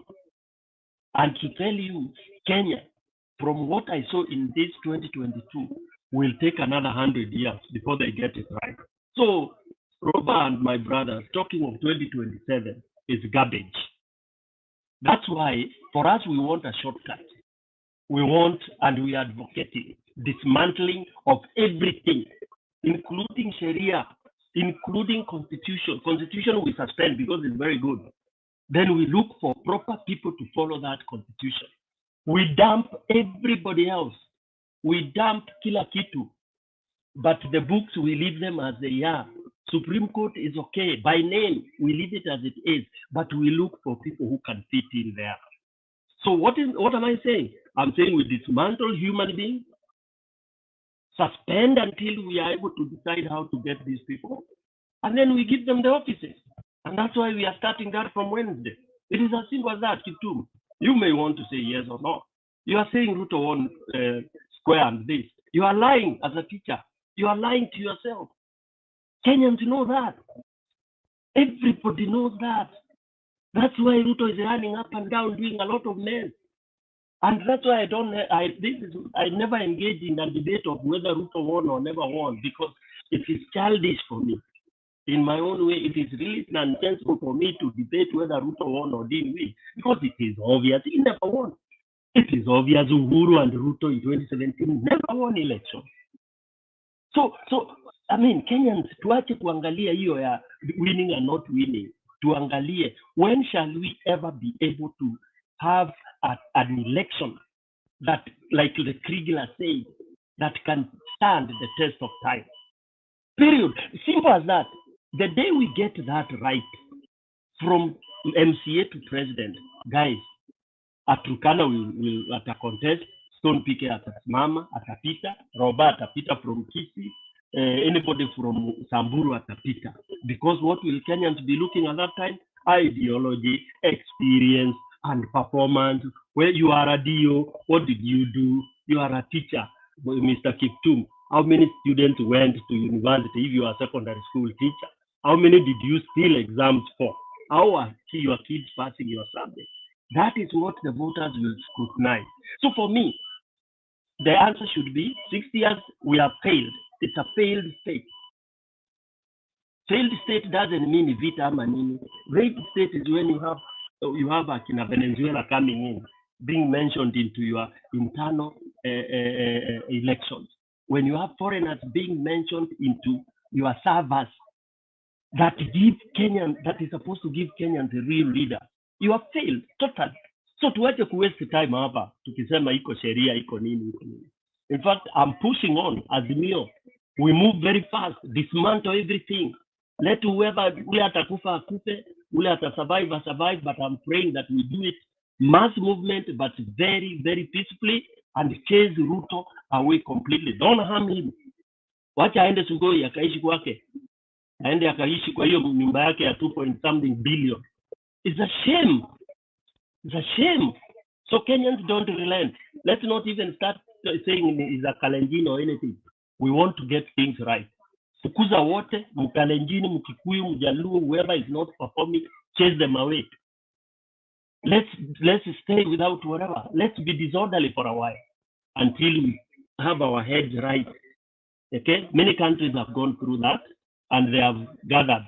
They are bearing. But for you guys to come and tell us we accept garbage, we accept daylight robbery, we accept bombers drama. What of if we had reacted? What of if Azimio decided to react on that day at the bombers? Would it be the way it was? And I wish we did that. So as Kenya Kwanza, don't come lie telling people that it's doing Mulishinda. Talk of something else. Maybe plead with the people to accept Ruto as it is. Kama vile Kiptum, you come from where you value cows very much. You find somebody has stolen your cow, it is in his boma.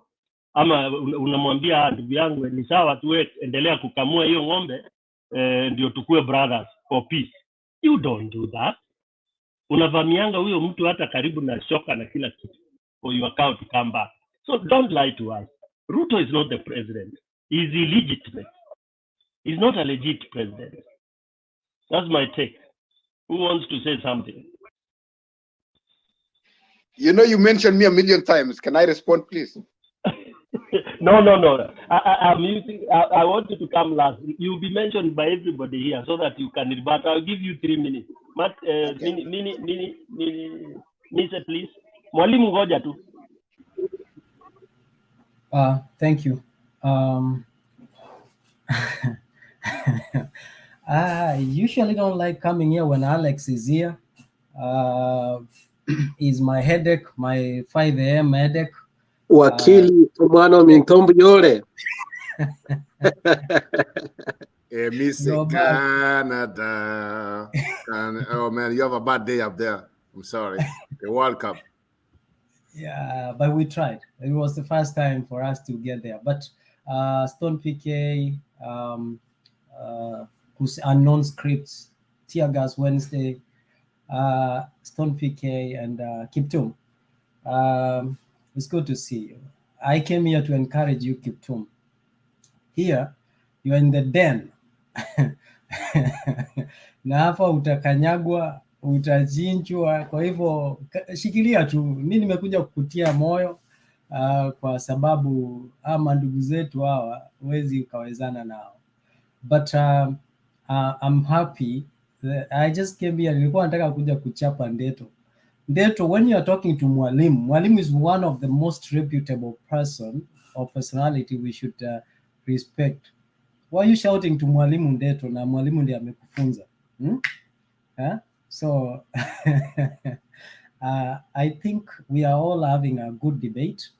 I think we are right within our confines, and I think there are things that Robust touched. I think there are things that we should start talking about. And I support Robert, but though even I support it, before I disagree with him, let me support him that Kenya has 42 tribes, and it's about time that presidency should no, we have more than 42 tribes, please. We have more than 1 tribe, so it's about time that presidency should stop revolving within a few tribes, and I think that is what will be called democracy, or that's when we'll be a democratic country. If at all, we encourage even people from small tribes to also rise up and come into positions of leadership, and especially top leadership. I think this is a conversation that we need to have.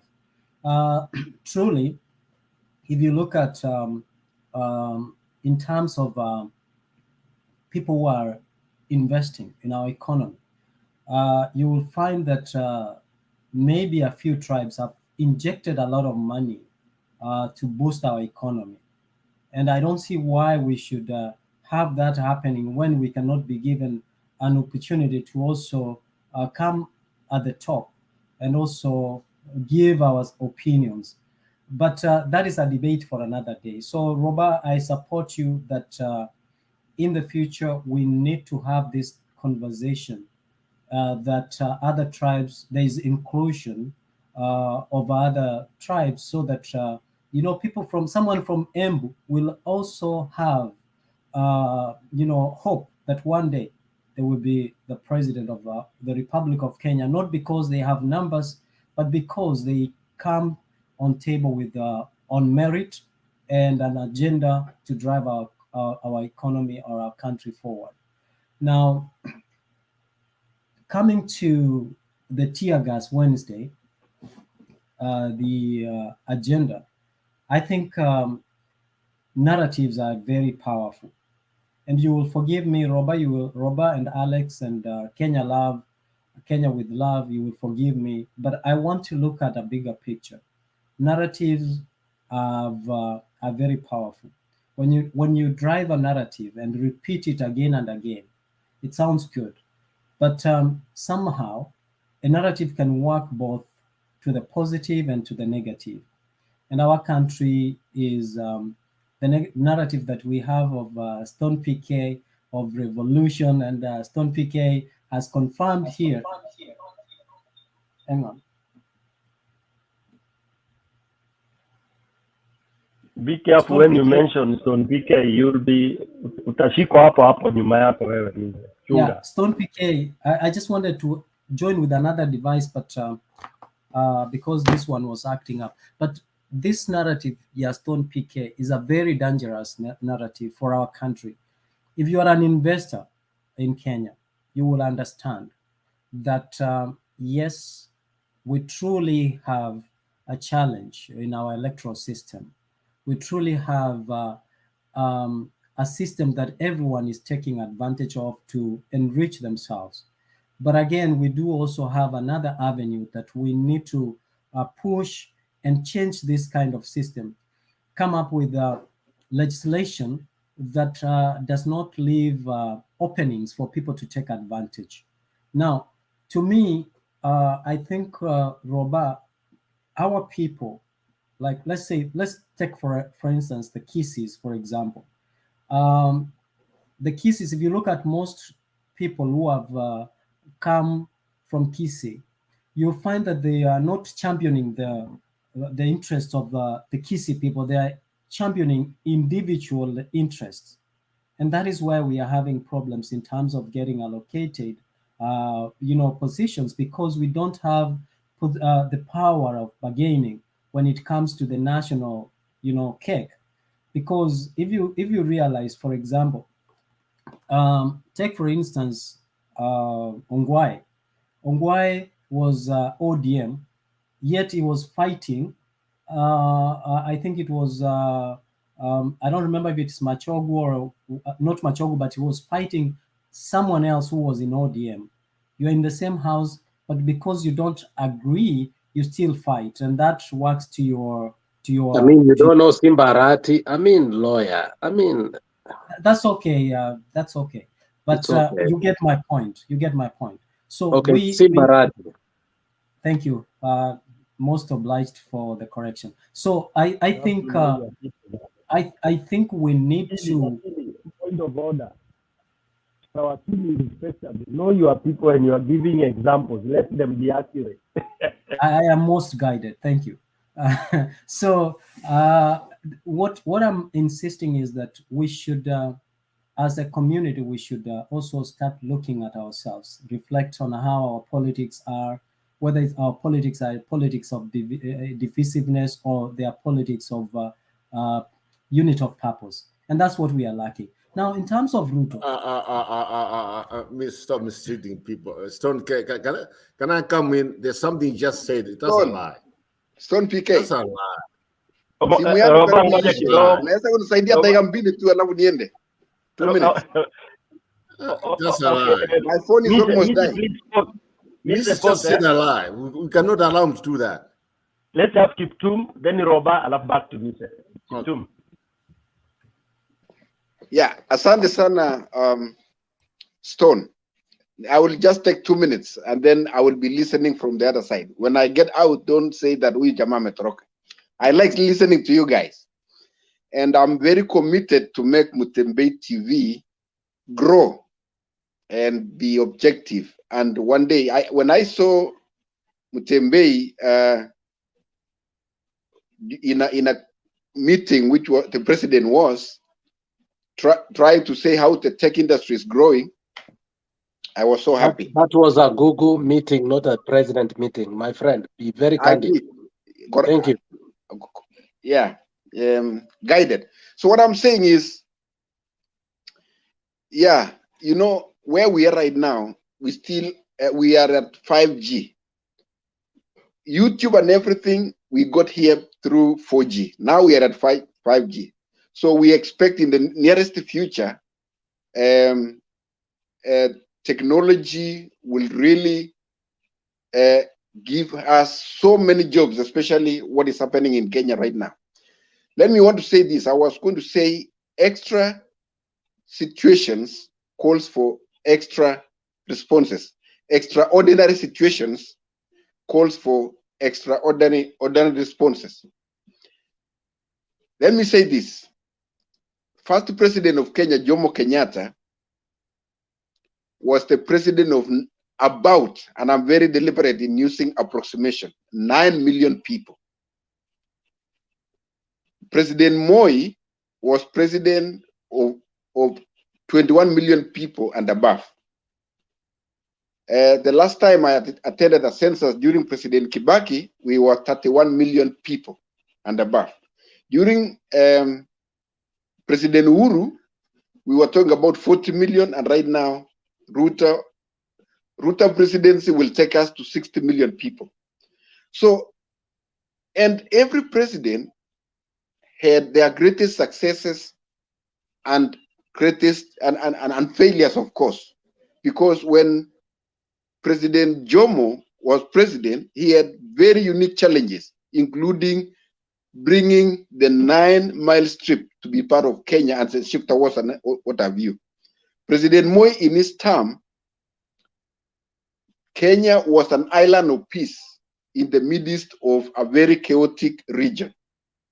But we had 844 system that produced you and me, that every president, including Uhuru Kenyatta and everybody else, and former Ambassador Macharia, saying that we are very competitive as Kenyans whenever we go abroad to work.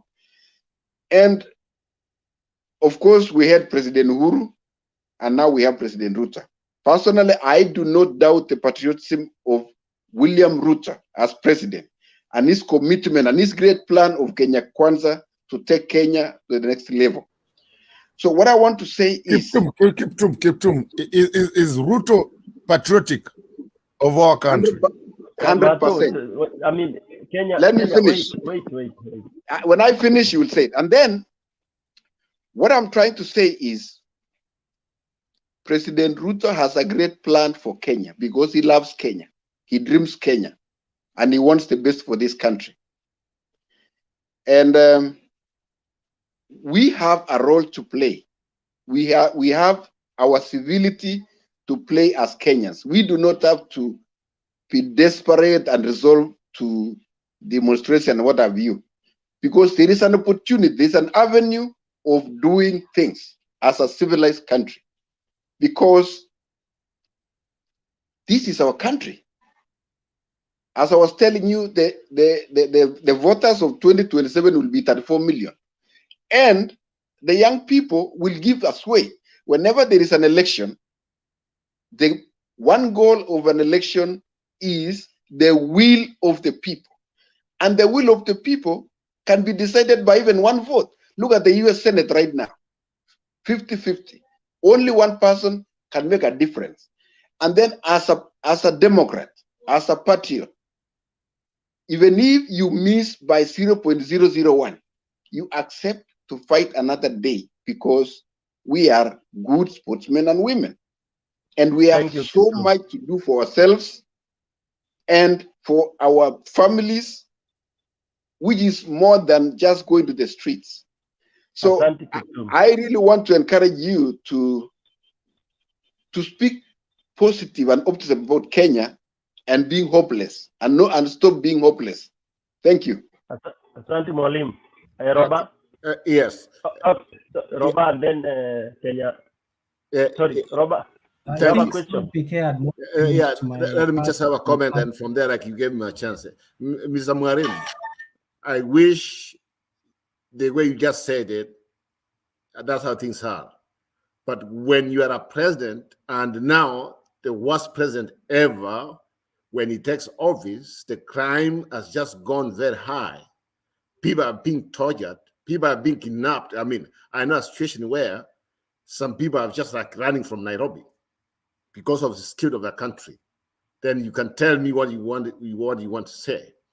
If you are a president and you want to unite a people, you don't go in a foreign country and call those ones who never won, who lost the election to you as devils. And that's where I'm going to start to you. That one I would never accept. I would never accept it. And Mise, I know he's somewhere listening to the phone. There's something he said about people from Kisii because of our unity, and that's why maybe we are not getting slots on the government. I want to tell him this. You cannot be punished. You cannot be punished because of being a democratic community. Like the Kambas and other people, let me remind people, the most democratic people in Kenya, not because I come from there, is from Kisii County and in Nyamira. Do you know why? Look at the elections of Kenya since the Malbat system started. Look at the elections, and you tell me, which community has as many parties as they can in every election, other than the people from Kisii? Does it mean that because of that, we get punished because we don't have unity? There is what? There's Chubiri from Kisii. There's Kenya Kwanza from Kisii. There is the part of Karos from Kisii, Wiper. Every party you talk of, yeah, you cannot be punished because of that. And that's why I tell Mr. Mise, going forward, let's not talk about like because somebody has a following or some communities, they have this what I call tribal readers. Those are the people to be rewarded. No. What we want is, as long as somebody's capable to do something from a certain community, let them get a job. And that's the way I see it. Let them get a job. But at the same time, I'm sick and tired. I'm sick of and tired what comes from the vice president's mouth. He's a wrong man at the wrong time, doing the wrong thing at the wrong place in the wrong country. We cannot allow him to continue what he's doing right now. We cannot. That one, I would not accept it as an individual. Okay, we will not accept it. The reason why I'm bringing 2027, let me assume there's no rider. Then give me another excuse again of why a Kikuyu or a Kalenjin should be a president. If rider is not there, the problem has been rider. Okay, let's say rider is not there. Give me a reason why.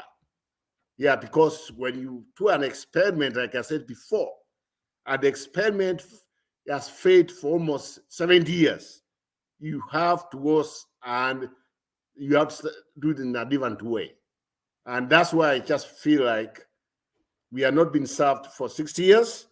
Let's have something else. But either what I'm seeing here and what I'm hearing is just like they don't care.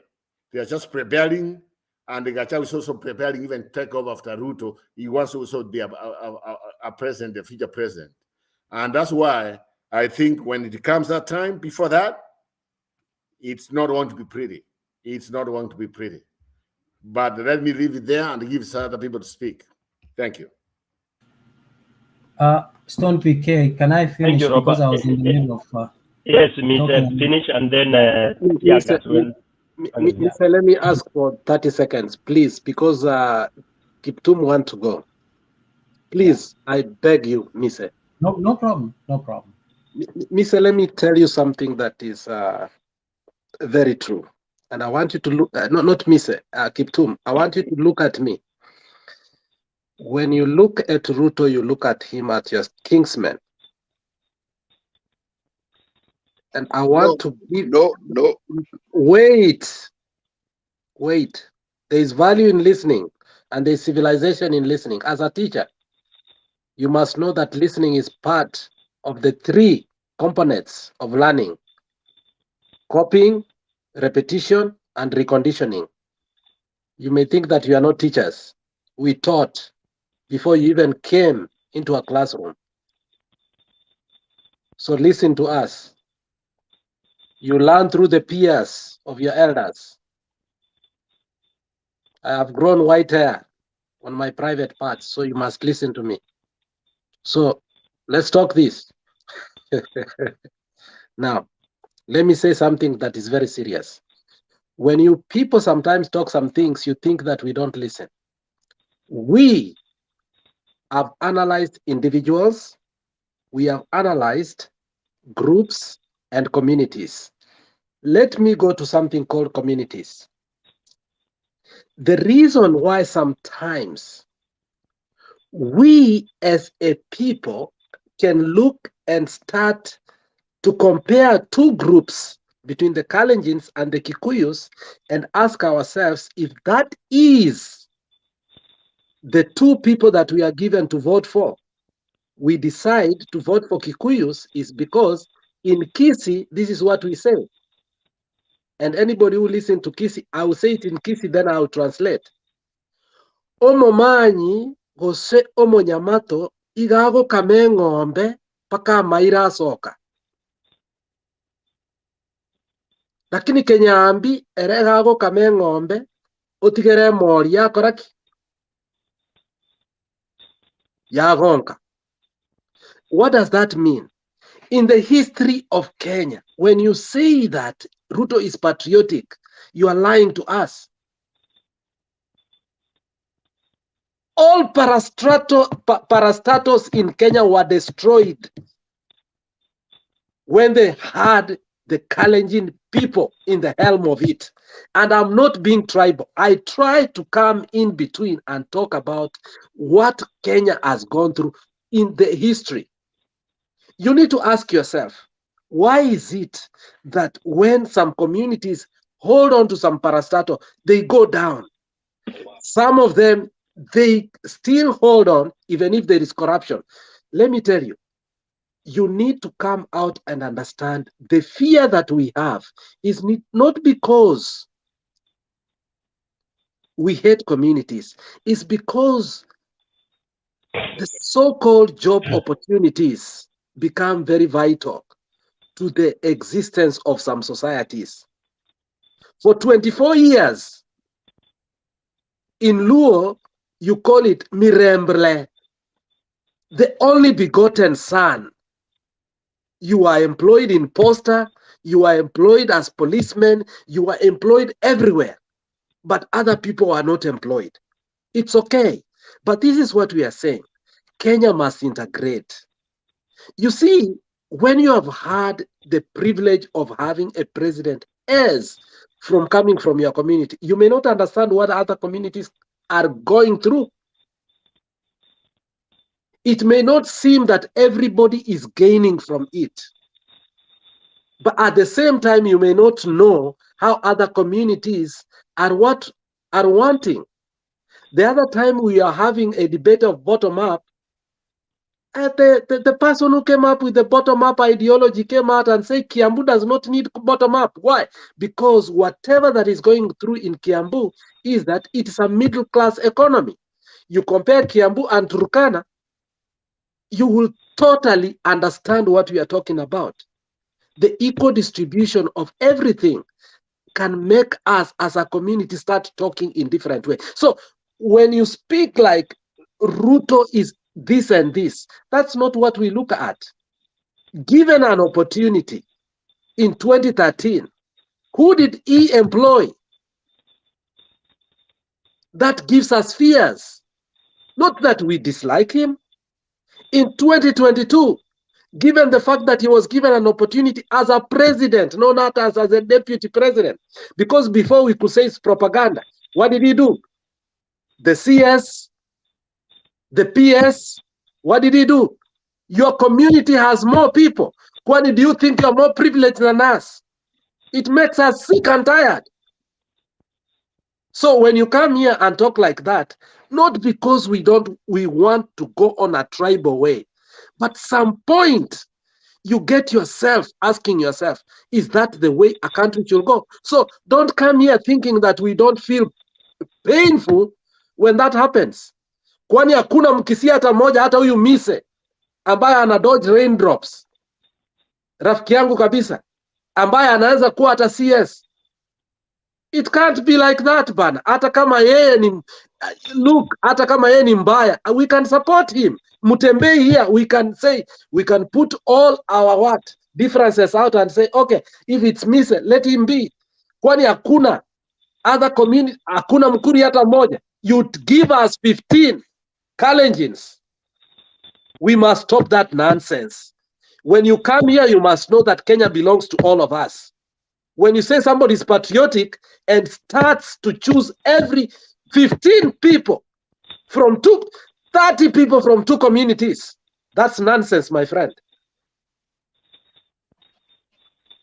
Stop it. Kwaheri. Thank you for listening to me.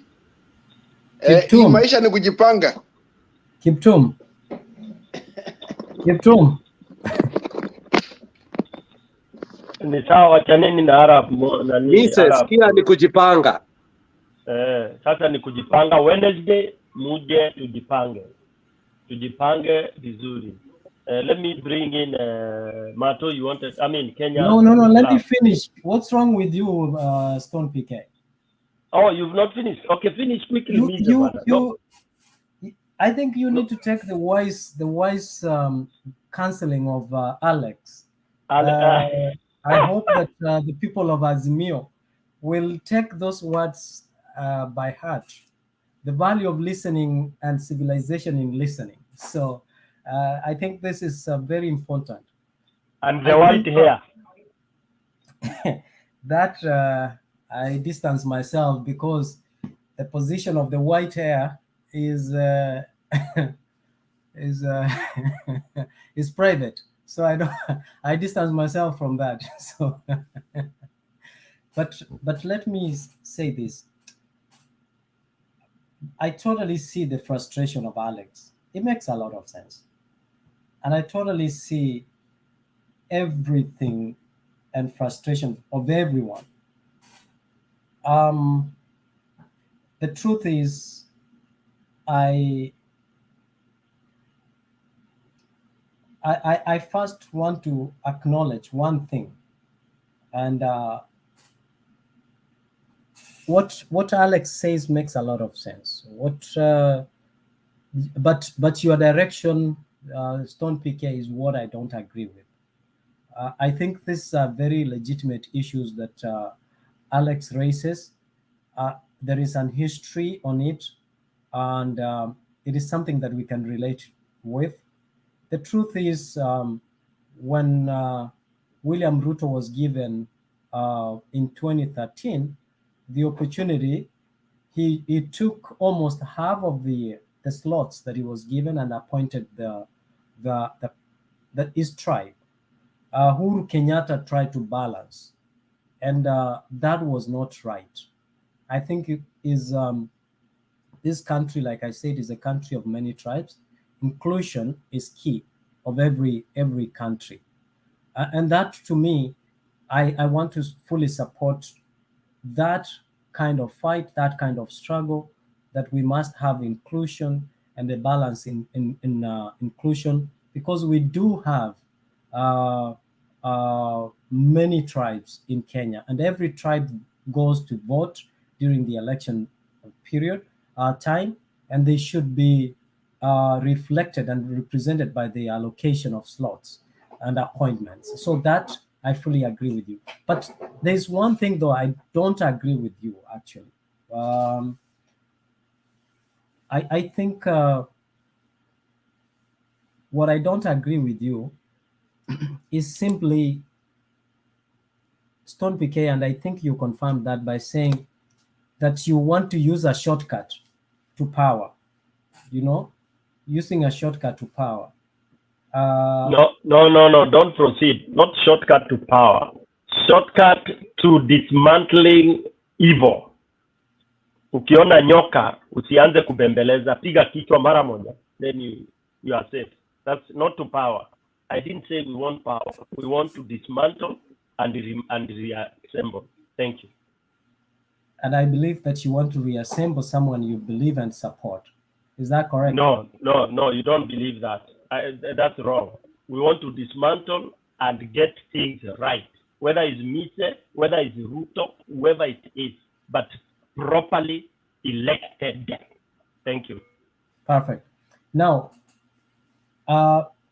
if that is your narrative, that revolution, why didn't that revolution come in the previous government? Because the narrative is the same, right? 2013, the narrative has been the same. So for me, I think what I'm only asking is that we can change through legislation. Maybe we should start talking to our leaders, because our leaders are compromised. It is through our leaders that we get compromised. Like you saw the committee of the Chereras, the JLAC, you saw that the chairman was inclined to a certain part. Why don't we start talking to our representatives in parliament? Because they are the ones who compromise us, because they have a responsibility of representing us with integrity. When they are compromised, it means they don't deliver and fulfill our desire of being represented. So that is, don't you think we also need to talk to our leaders, our elected leaders, right? So to me, that's what I'm seeing that we need to address, because before we address Ruto, we need to put systems in place, because either way, even when we want to go to dismantle and reassemble, we are reassembling people to the very same system that has the same loopholes, that this very same people can take advantage, and we get ourselves to the same problem that you think you are in now. So if it is the Constitution, why don't we do an amendment of that Constitution, the areas that we feel that are privileging the president to not to dispense his obligation as needed, right? So to me, that's where I'm saying that we need to start through legislation first, and then after that we can have a leader who is coming in a system that will function as envisioned. Why is it so difficult? And we know that Raila Odinga has this power, has this ability. He's been in the trenches. He has propelled change. Why can't we go this direction? If it's IEBC, why do we want to why do we want to oust the president and then to go back and reform IEBC or bring reforms to IEBC, yet we have the power and avenue to reform that IEBC now before we bring in the new person? That's something that I have tried to understand, that I don't know. I don't understand. So now the narratives that you guys are driving is a narrative, is a form of power that actually can mobilize and connect people, and that's what you guys are doing. And this narrative, it keeps going on. It will either work to our advantage or disadvantage. I mean, all of you know that Libya had the same challenges. People pushed for revolution. People pushed for change. And as soon as they pushed out Muammar Gaddafi, they have a problem. They have a problem. Up to now, Libya's never been the same. For me, I see an opportunity where we can bring and propel, push for change in the systems and places that we want to have. And then once we reassemble our leaders will be reading from the script that we envision our country to take, the direction that our country needs to take. Because right now, are we ready for those changes that we want to bring? Who is that ready? Is the constitution fertile for anyone who is coming in, not to take advantage of us again? To me, that's what I'm not seeing. That's what I'm seeing. I'm seeing our leaders, members of parliament, senators, MCAs who are greedy, who are going to yield to anyone who is giving them the highest bidder. Why can't we deal with these people first? Okay. Then when we are done with this, then we can bring in. And let me address something here quickly. There is a gentleman called Mwana Waingo. He said Mise, when you start addressing those people, they will waste your time. No, I'm not. It's not something bad. I think he's saying that he sent emails and we have not responded. We will respond to your email, Mwana Waingo. We have a volume of emails, and we have a lot of work.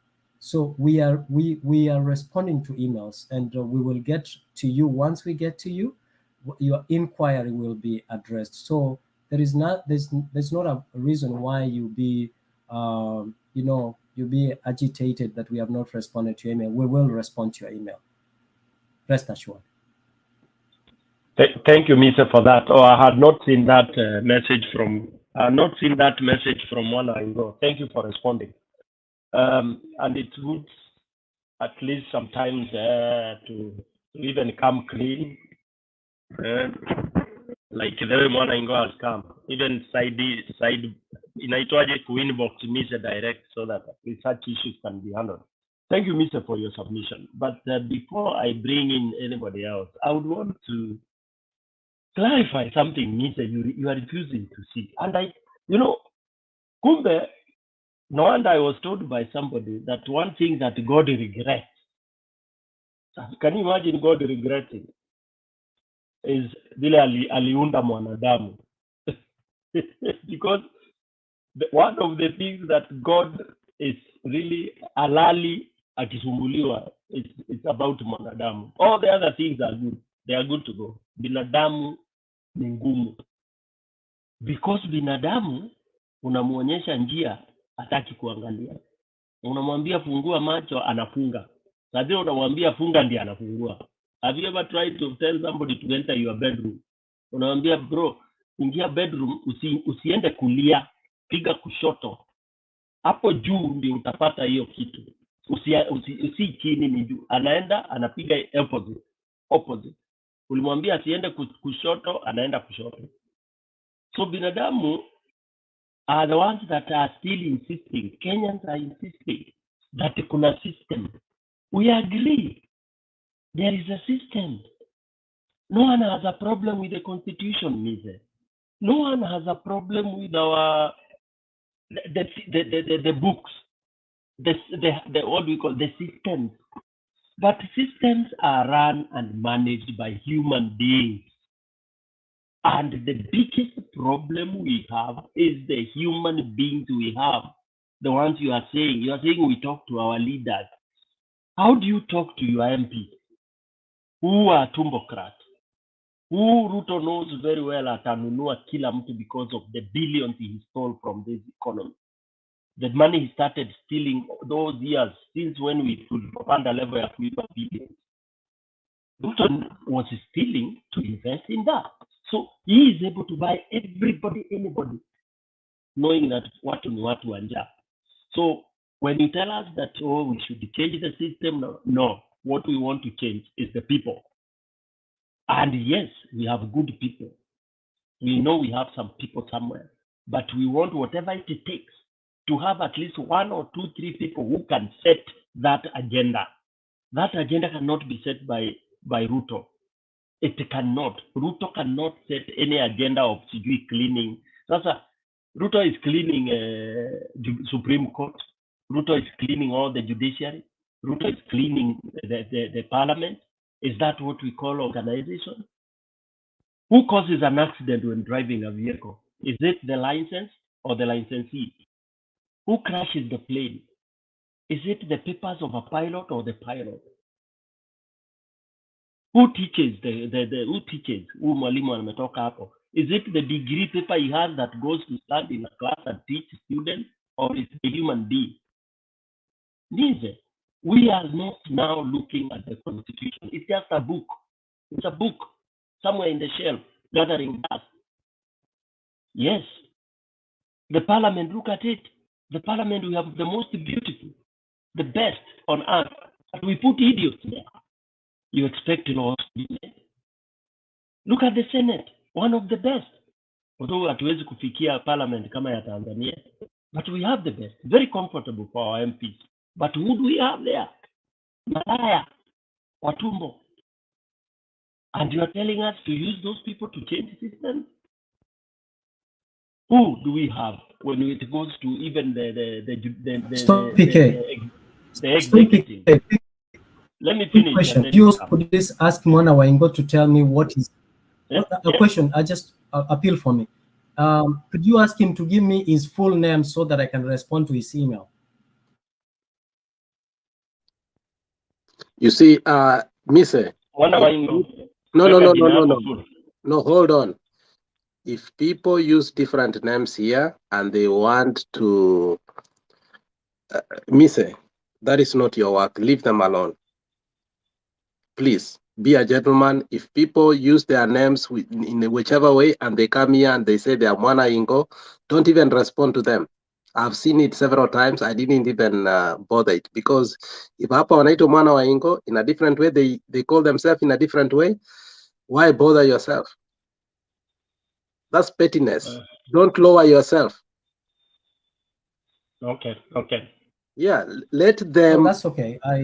Thank you. Yeah, don't even. Alex, understand. Thank you. Actually, that is giving me a lot Alex, of work. I do understand. Even if you wanted to respond now. Yeah, but it's okay. Maybe because he has raised the issue, I get what you guys are saying. Maybe because he has raised he wants to be addressed. It's okay.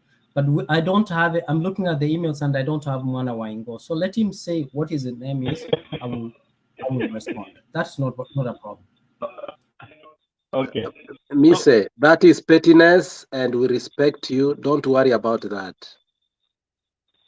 Now, okay, thank you. You guys have distracted me. So, concluding by saying, please, let us not waste time again trying to say there are people to discuss things with. Hakuna serikali ya kudiscuss anything. They are not listening. Matter is in court. Your president ana tweet anasema achana na terrorists, sijui walifanya. They are already prosecuted, executed and buried. Is that the person you want to tell us at a guide this? The only solution is, Mise, as much as we would have loved to go on a round table to discuss with looters, with the thieves, people who stole from us. I don't know how people discuss with such people. And it is because we did this previously that we set a precedent. We should never have allowed this. If Raila felt he was aggrieved, he should never ever have even gone into this nonsense of shaking hands. It's sometimes very good to go on hard line so that you correct the mistake. You don't compromise to correct a mistake such grievous mistakes that this country is going through. Okay, wacha business, international business wataenda, wacha waende. Walikuwa wapi Rwanda wakichinjana? Who are these international whatever? Then lastly, Mise, go and read about Libya vizuri, please. Just read. what happened to Libya. Libyans never wanted Gaddafi to go. The few who were used by others, I don't want to mention them, the few tomb of people who thought that they would have an opportunity to eat and enrich themselves, then they sold the soul of the leader who had made Libya to be one of the best countries in the world. Just because, people are being told, oh, Libyans don't travel. Unataka wa travel waende kufanya nini kama kwao iko kila kitu? Ikiwa unaambiwa ukioa bibi unapewa dola sijui $30,000, ukizaa mtoto unalipwa, ukizaa unalipwa, ukimaliza shule unalipwa, utaenda kwingine kufanya nini? You go out to be slaves. Gaddafi never wanted slaves from his people. He was proud, and yes, I loved Gaddafi, and I felt so bad when I saw him die like a dog. Yeah, you need to be a high-headed man to provide for your people, and that's what we do for our families. Somebody touches your child or your wife, unaua.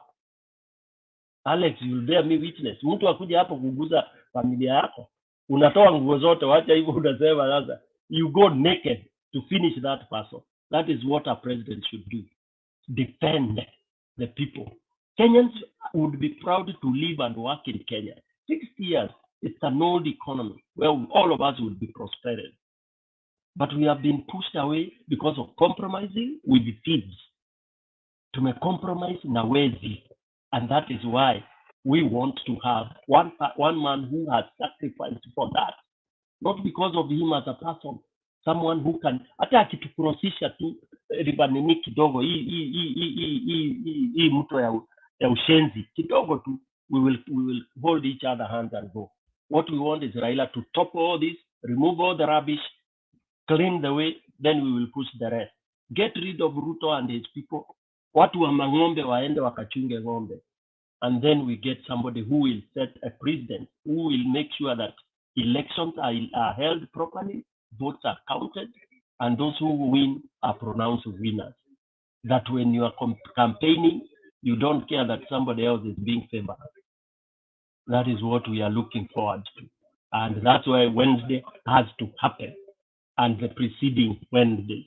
Hatutaki negotiation. Kabisa, no negotiations.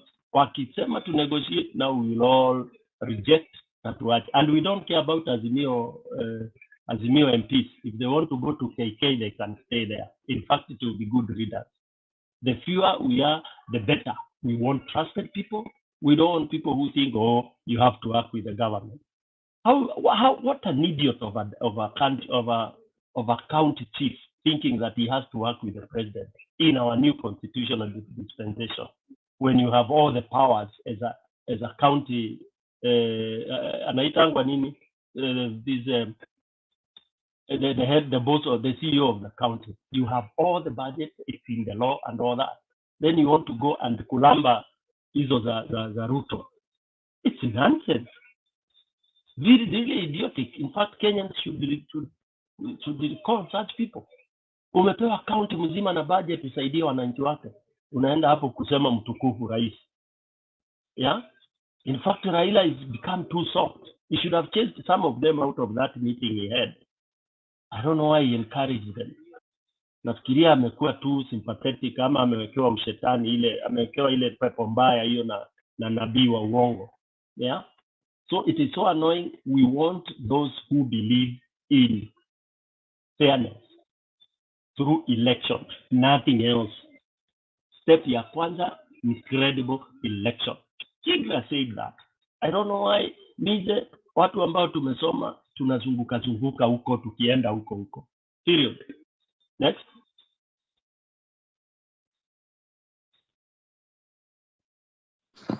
Yeah, you see, I think my priest, who I love so much, Danny Darius, has attacked Mise. I don't think if there is anybody who doesn't like Mise in this group, it's me. But at the same time, you see, professionally, Mise agreed to be interviewed twice by our weekend crew, and that was Makiadi and our sister Julia. And Mise was just trying to be benevolent to us. And in professional world, I receive so many emails in a week. Some of them I'm not able to answer. Some of them I can be able to answer. Some of them I postponed, not because I want to. It's because of the nature of some of people's work. I don't know. I don't know, but I know Mise personally.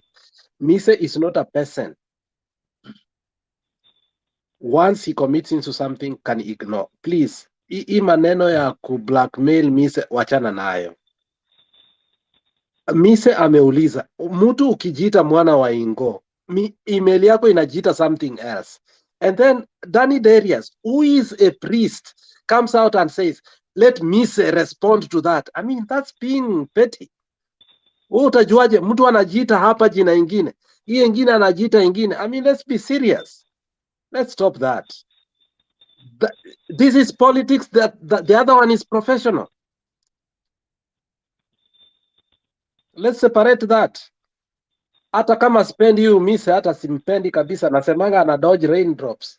Lakini sasa you guys respect people. Kama ni maneno ya kusema, ana respond towards what he was interviewed on, and that was professional. It was not politics. My friend, respect and question him differently. Tuachane hiyo ingine. Let's not attack him.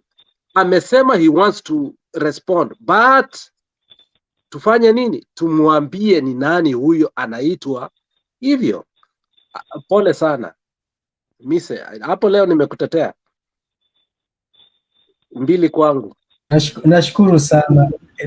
Nashukuru sana. Ukiendelea hivi, naona kwamba I might join the revolution with this persuasiveness. So continue with that kind of persuasiveness. No, the revolution is not about who everything. The revolution is about equity, and I know you are one of the people who love equity. Wachana hii maneno ingine bana.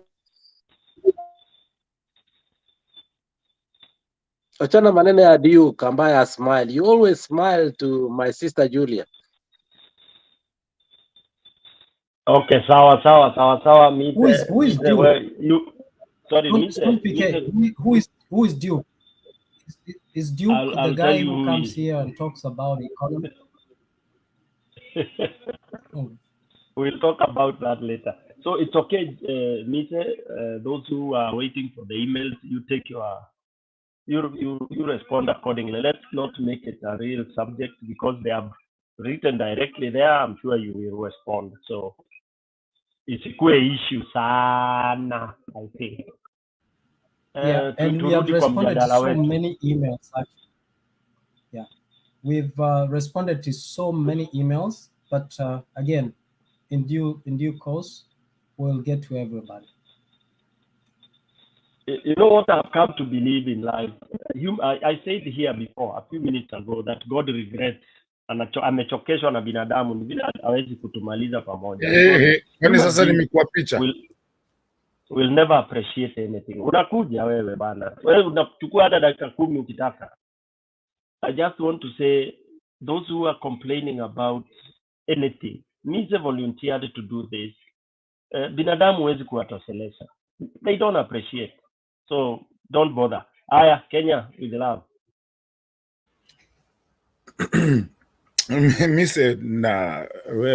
Mise, you know, mimi na wewe unajua kule tunapitaniaga. Unajua tunagonganaga, kugongana, tunabomoana. But I've come to admire you. Alex, Danny Darius, I think, as a priest, me as a Catholic, I think Danny nimemwangalia siku mingi sana. Danny Darius is always a good person to go to. He's a good man. He's a priest, and saa zingine kama siwezi ingia hapa hivi naendanga kujificha huko kwa nini, kwa comment section. He is one of the person, a very nice human being, and I wish to one day meet him. So I think we're overdoing it when you talk about, I mean, siku nakutumba sana Danny Darius alisema. Mimi unajua Mise, with all the fight that I've had with you in here, and you know it. And with yote yote tumedebate hapa hivi. One of the biggest thing is that at some point I still go back to what I've been asking you, and I've asked a lot of people, where did Ruto get his votes? But then, because no one has been able to answer me those questions, or anyone that has been able to answer that question, I want us to go back and be the patriotic that we are. And just because before I go to patriotism, mise wacha kuangalia comment section, utaumia dadi. Comment section huko wanachezaga kama wao. Hata sisi nagonganga stone nikiwa huko, hata na kugonga nikiwa huko chini comment section. When ukiwa kwa panel, wachana na comment section kama uwezi handle. Hiyo wachana nayo, angalia baadaye, later on. Huko utaumwa. I learned that a long time ago. I don't look. Napataga huko nimeitwa majina, nimetusiwa, nimeambiwa matu wako hivi. Aya, achana nao pia una concentrate nao sana. Forget them. Come back. Yeah, nilikuwa nataka tu kuambia mise, hiyo angaliaga baadaye. Yeah. So thank you very much for that advice. I take that advice, but this is our prospective client, and we take our clients very serious. And if there is something that we are not doing right, I mean, we take that chance to get advice from our client, and then we change. But I do appreciate and understand. And by the way, if I couldn't handle anything difficult, I couldn't be coming to this to this debate, because every day nikikujanga hapa mnanichapanga tu. I'm the only one mnachapanga, but I enjoy having this discussion. Don't think at the end of this discussion I don't learn.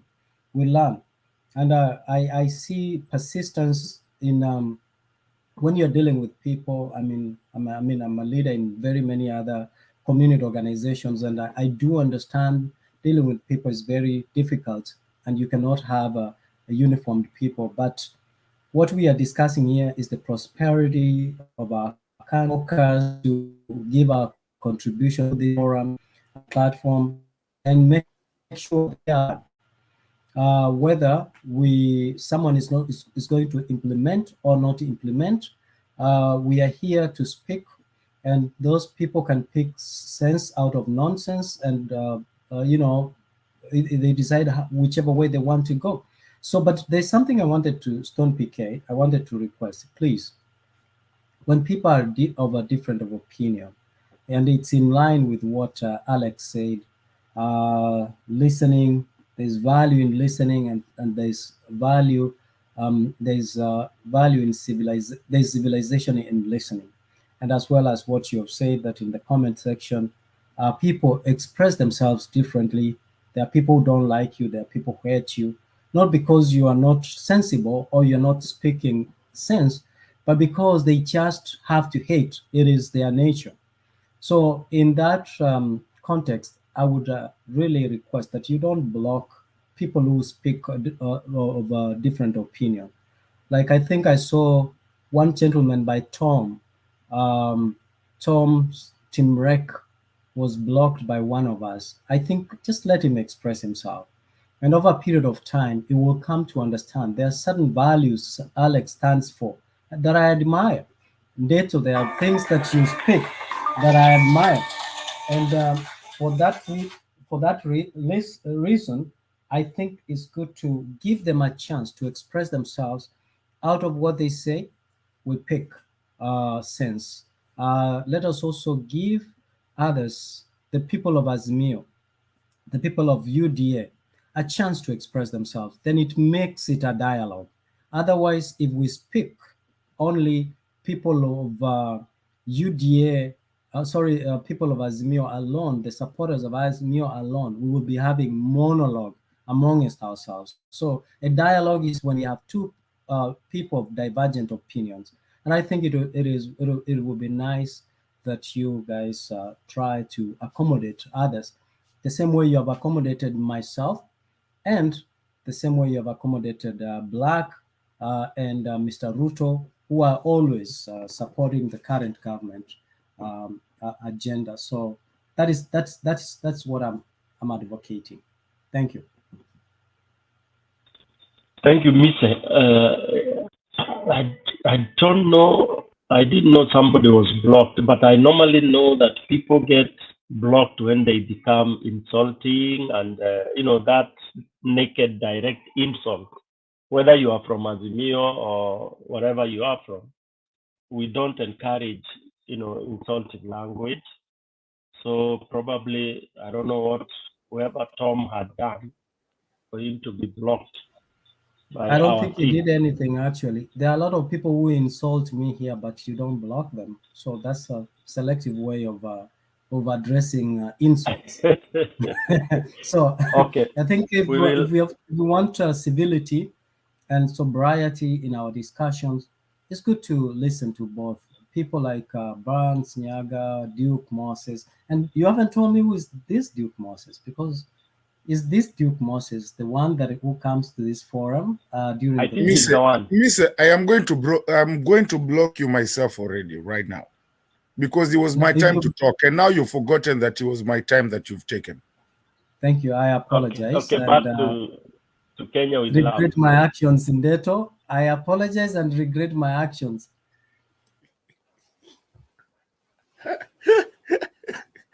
Yaani umesahau mimi ndio ilikuwa time yangu yo, umepiga story huko mpaka no wonder mnablokiwa watu kama wewe Saitan, because you don't know when to stop. Unaendelea tu, unaenda umeruka, sasa umeanza kutetea watu, and it's my own time that you're taking, na nimekuachia. Tulia daddy. I apologize unreservedly. No, it's okay. You don't have to apologize anything. Mister, we love you. When you come over here, yes, we hit you because we want you to change and turn and understand where our Kenya is going. This Kenya, we've been here talking for a long time. And we've spoken for a long time. Mister, I've been here saying, if Ruto was a good president, I would not have a problem with him. The problem is he's not a good president. He's a cartel. He's a mafia. And I don't know who you guys are waiting to tell you guys that, because Jacob Juma told you guys himself before he died. The things that are happening today, you wanted 100 days. The things that are happening today should not even happen within 100 days. Less than 100 days. GMOs, cases closed of people that we knew they killed someone.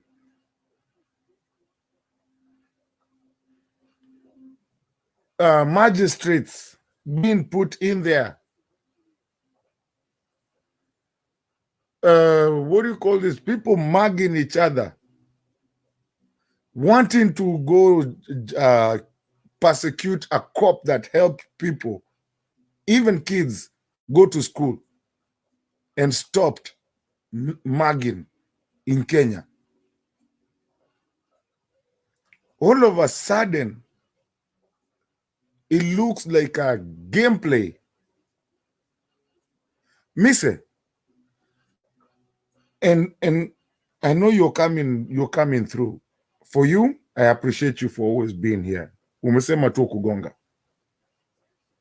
But mister, you gotta love your country, man. Love it. The things that are happening in that country, you should never, ever accept. Education loans gone. Mahindi. Imagine, Stone, let me not address Miss on this one. Let me address you, Stone PK. You know, there was a time when Raila Odinga was saying that we need to do bypasses. Na watu wakaambua mumejenga kwa mali barabara inafaa kupita. And people looked at Raila so bad. But my friend, today if you pass by Nairobi, mtu beba your cousin atakwambia tupitie hapa bypass. The overpass, you know, let's start at a 2020 nini Thika highway. When Kibaki was doing that, hakuna mtu alikuwa, lakini leo ndio kitu mnajua kuisimamia. Bagadhi. And today when you look at overpasses, and I'm telling you, mutakuja kukumbuka kijana inaitwa Uhuru.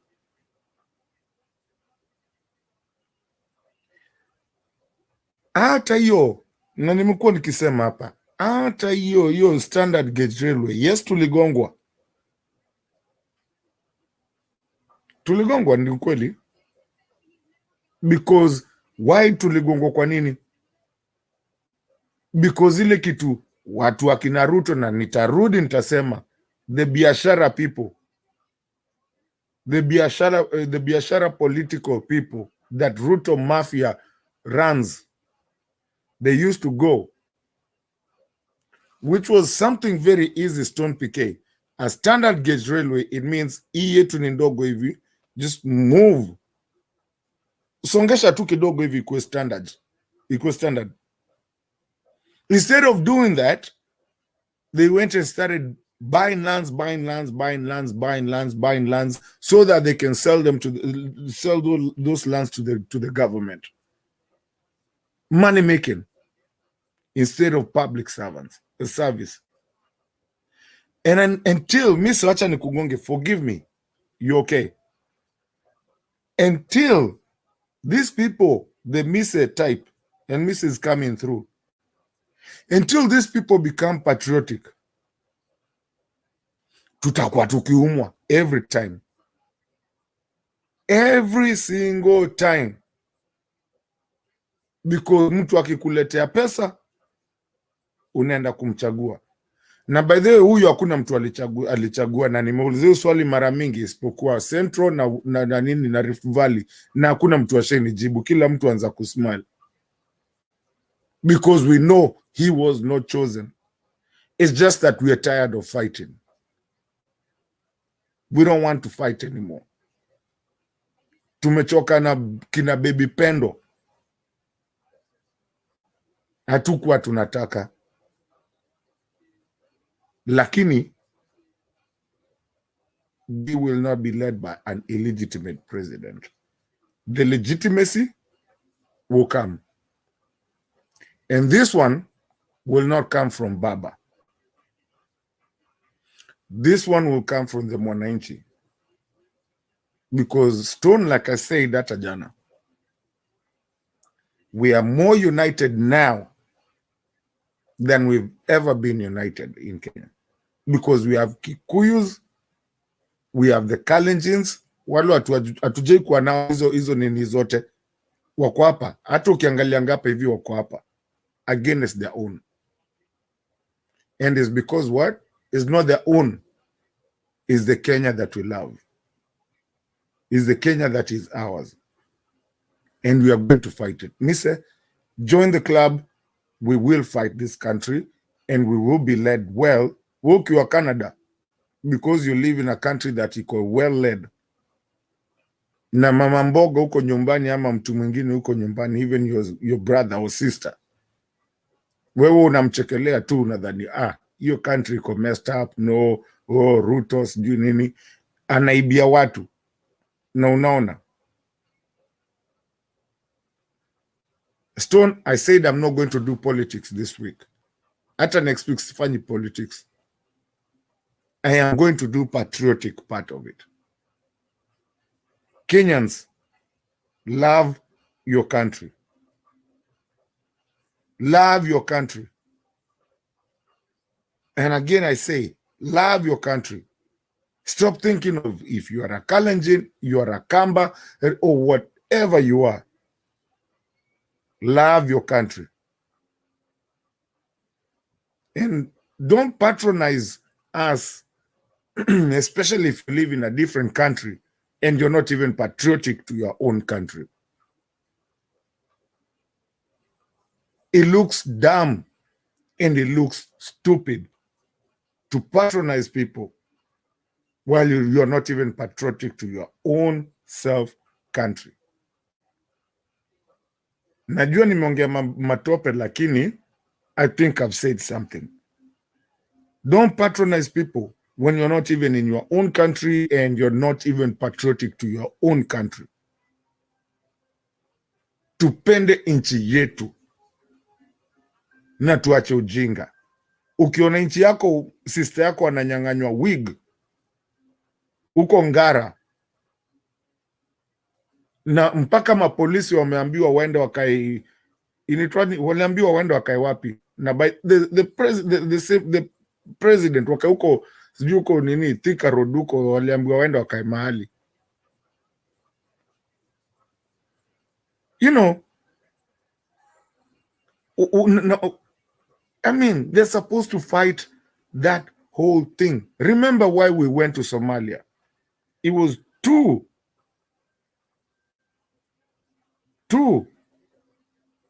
Watu wawili walishikwa tu na watu wa nini na Al-Shabaab. 2 tourists. We went into Somalia. But what did we do in Somalia? We went in there and it all changed to where we started. The military started kuuza charcoal. Through who? Duale. Where is Duale now? The minister of what? Okay. Sasa tumenda Congo. What are we going to do there? Wash like it used to be in Kilimani? We're even getting 128 billion from Saudi. Saudi gani? Yenye waliuziwa nini? Sheikh wao waliuziwa gold fake kutoka Kilimani. Wash. Stupid kind of way of bringing up a government. I never used to agree with Stone PK, but nowadays I do. He sounds sometimes like he's advocating for violence, but maybe I need to go there too. Hiyo tear gas, eri tuikujie na tukuje na nini, tukuje na mayai. Because where we are and our country and the generations to come is dependent with us. Kama ushisikia mise kitu inaitangwa, watu usema wahenga walisema. Wahenga wa hiyo siku, sasa wahenga wa leo ni sisi. The people that made a change in our countries. Today is the time. And Mise, you need to stand to be counted. And anyone that listens to us, hata watu wenye kwa comment section, stand to be counted that you made a change for your own country. Na tuache ujinga. Kama mtu ni mkora. Like Stone usema. Tuache ujinga bana. Na tusichezeane. Stone nimefunga. Asante Kenyan with love. Wacha nikafungue. Umekafunga mimi nikafungua. Umesema tuache ujinga. Lakini nayo baadhi ujinga ndio iko mob. Kama kuna Wakenya wanasema Ruto alishinda kura, wallahi billahi. Akia Mungu hiyo kitu inanishangaza sana. Na sisemi ati juu ati si Raila ndio president. Mimi I always say hata kuku tu kuku ikapigiwa kura na Wakenya, zihesabiwe hiyo jogoo ikuwe ndio imeshinda. Chicken mimi nitaipigia salute. Hata kondoo, Wakenya wakiamua ni kondoo itakuwa president, kura zihesabiwe vile Kriegler alisema. Count those votes and they are pronounced properly. I'll be more than happy because it will have been Kenyans have decided, but not when people do outright staggering, and then you have people coming. Like there is somebody who was alleging here that so and so worked very hard. In fact, that phrase is misused in our country, Kenya, badly. That so and so works very hard. Such and such a group works very hard. Who doesn't work very hard? Nobody sits in the streets and things are given for free. Hata maskini yule anaweka mkono hivi kwa sababu hana la kufanya. He works very hard or she works very hard. She wakes up in the morning, anaenda pale Kencom because labda ako disabled na hajiwezi. Anakaa hapo anachomwa na mvua, anachomwa na jua, anapigwa na nini, na kulazimishi umpatie. He works hard or she works hard. So when people say so and so is working hard, so and so worked hard, very, very hard to get the votes. Who did not work hard to get the votes? You don't need to work hard to get the vote. You just need to go around campaigning and telling people the truth. And if they are convinced you are the best, they'll vote for you. And if they vote for you, then the votes should be counted properly. And then it's announced properly. Not people performing gymnastics and then claim, oh, you know, you guys didn't have an agent. We had agent, blah, blah, blah. That nonsense is what we want to dismantle. Kabisa. And it will let it cost us, whatever it will cost us. Wale waoga waende kwao maushago wakakae kwa makerenge yao. Okay? Wale wanasikia ni waoga, hiyo siku muhame Nairobi, mrudi kwenye kule you think you are safe. Then you come back after we clear uchafu. Tukishafagia uchafu ile imewekwa huko kwetu mpaka kwa parliament. Yeah? KK has made Kenya to be very disrespected. Now, people laugh at us. You cannot even talk about democracy. But we worked very hard. We got the vote. We won. Yeah, you didn't win. You didn't win. Some of us were very close to some of these people who are now senators, MPs, and all that. And we know what happened. MCAs. We know what happened. It was terrible, terrible mass rigging and bribery. You know. And what did we get? We have thugs. So when people are crying, and the good thing is that that's how hustler ndio wamekuwa sasa ndio watakuwa forefront kwa hiyo Wednesday tear gas Wednesday. They are ready, watakuwa hapo mbele. Sasa tayari washapindua kadi, wamepindua mbao. Manake njaa haijui muazimio ama Kenya kwisha. Okay? So I would want to say, Mato, yes, you are calling for patriotism, but patriotism kwa nchi gani? There's no country. Why don't you preach people to recover, repossess the country, claim your country, then you fight for it. Otherwise, when you say patriotic, unakuwa patriotic ufanye nini? Yeah?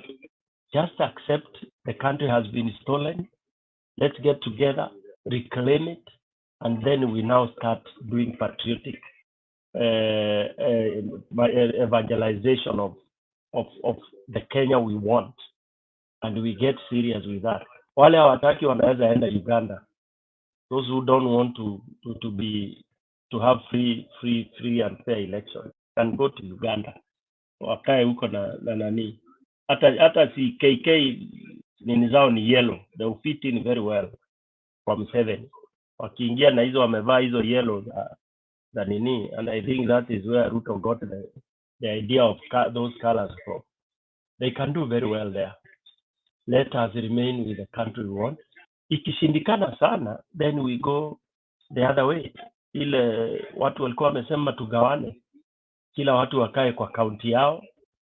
Zile county zitakubali kuungana, they form a country. Yeah, there is nothing wrong with that. And I don't see why people get jittery when we say tugawane. Mato unafaidika na nini Kenya ikiitwa Kenya ati imeshikana, the 42 counties, what do you benefit from? Nothing.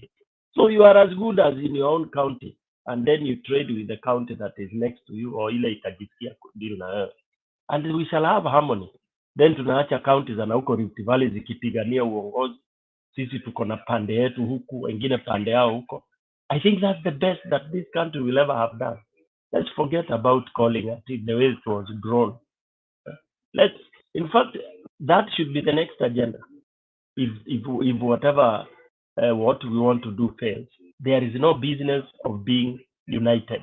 It doesn't make sense. It has never worked. We have never achieved nothing. Look at the population that has left school and they have no job. Of what benefit is it being a Kenya country? Sincerely speaking, afadhali tukae county yetu. Every county, I'm sure, can absorb their own people with the money, and if they get serious, kila state, I mean, every county can be able to absorb their own whatever. Yeah, because you get industrialized, you get to do, kama ni kilimo, you do it very well. Okay, you upgrade your institutions. Unafanya bilateral agreement with other counties in places like Europe, states, and all that. Because the more corrupt free you will be, the more investors you will attract. Our investors kwani wanakujanga wapi? Wanakuja tu Nairobi. They don't come to Nairobi. Kwanza sasa Macha ikiachwa peke yake, hiyo ndio itakuwa county number 1. No? So basically for me, nataka Raila na wale wengine, Ruto aking'ang'ana ambaye akae na Rift Valley yake na wale watamuunga, those who believe in him waende na yeye, which is good, na wale hawamsikii wakae. Let's not fight. Don't fight to be united. Don't. Hiyo achana nayo. Let's not fight to be united, because united without integrity, united with others lying to others, wengine wanajifichia wengine na kudanganyana, kuchochana, hakuna haja. This deceit should end. It should end and it should stop. How can you have a graduate tamaking for 6 years? What kind of a country is that? Mtu amaliza university yako 6 years nje, wengine unasikia sijui. I mean, it is sad. It is really sad. Yeah, they killed all the institutions that used to absorb graduates. All government institutions are dying. Yes. Stone. Kuna nani Brian Richard hapa hivi ananiambia ati sijui ati Ukambani wako na Bill Gates.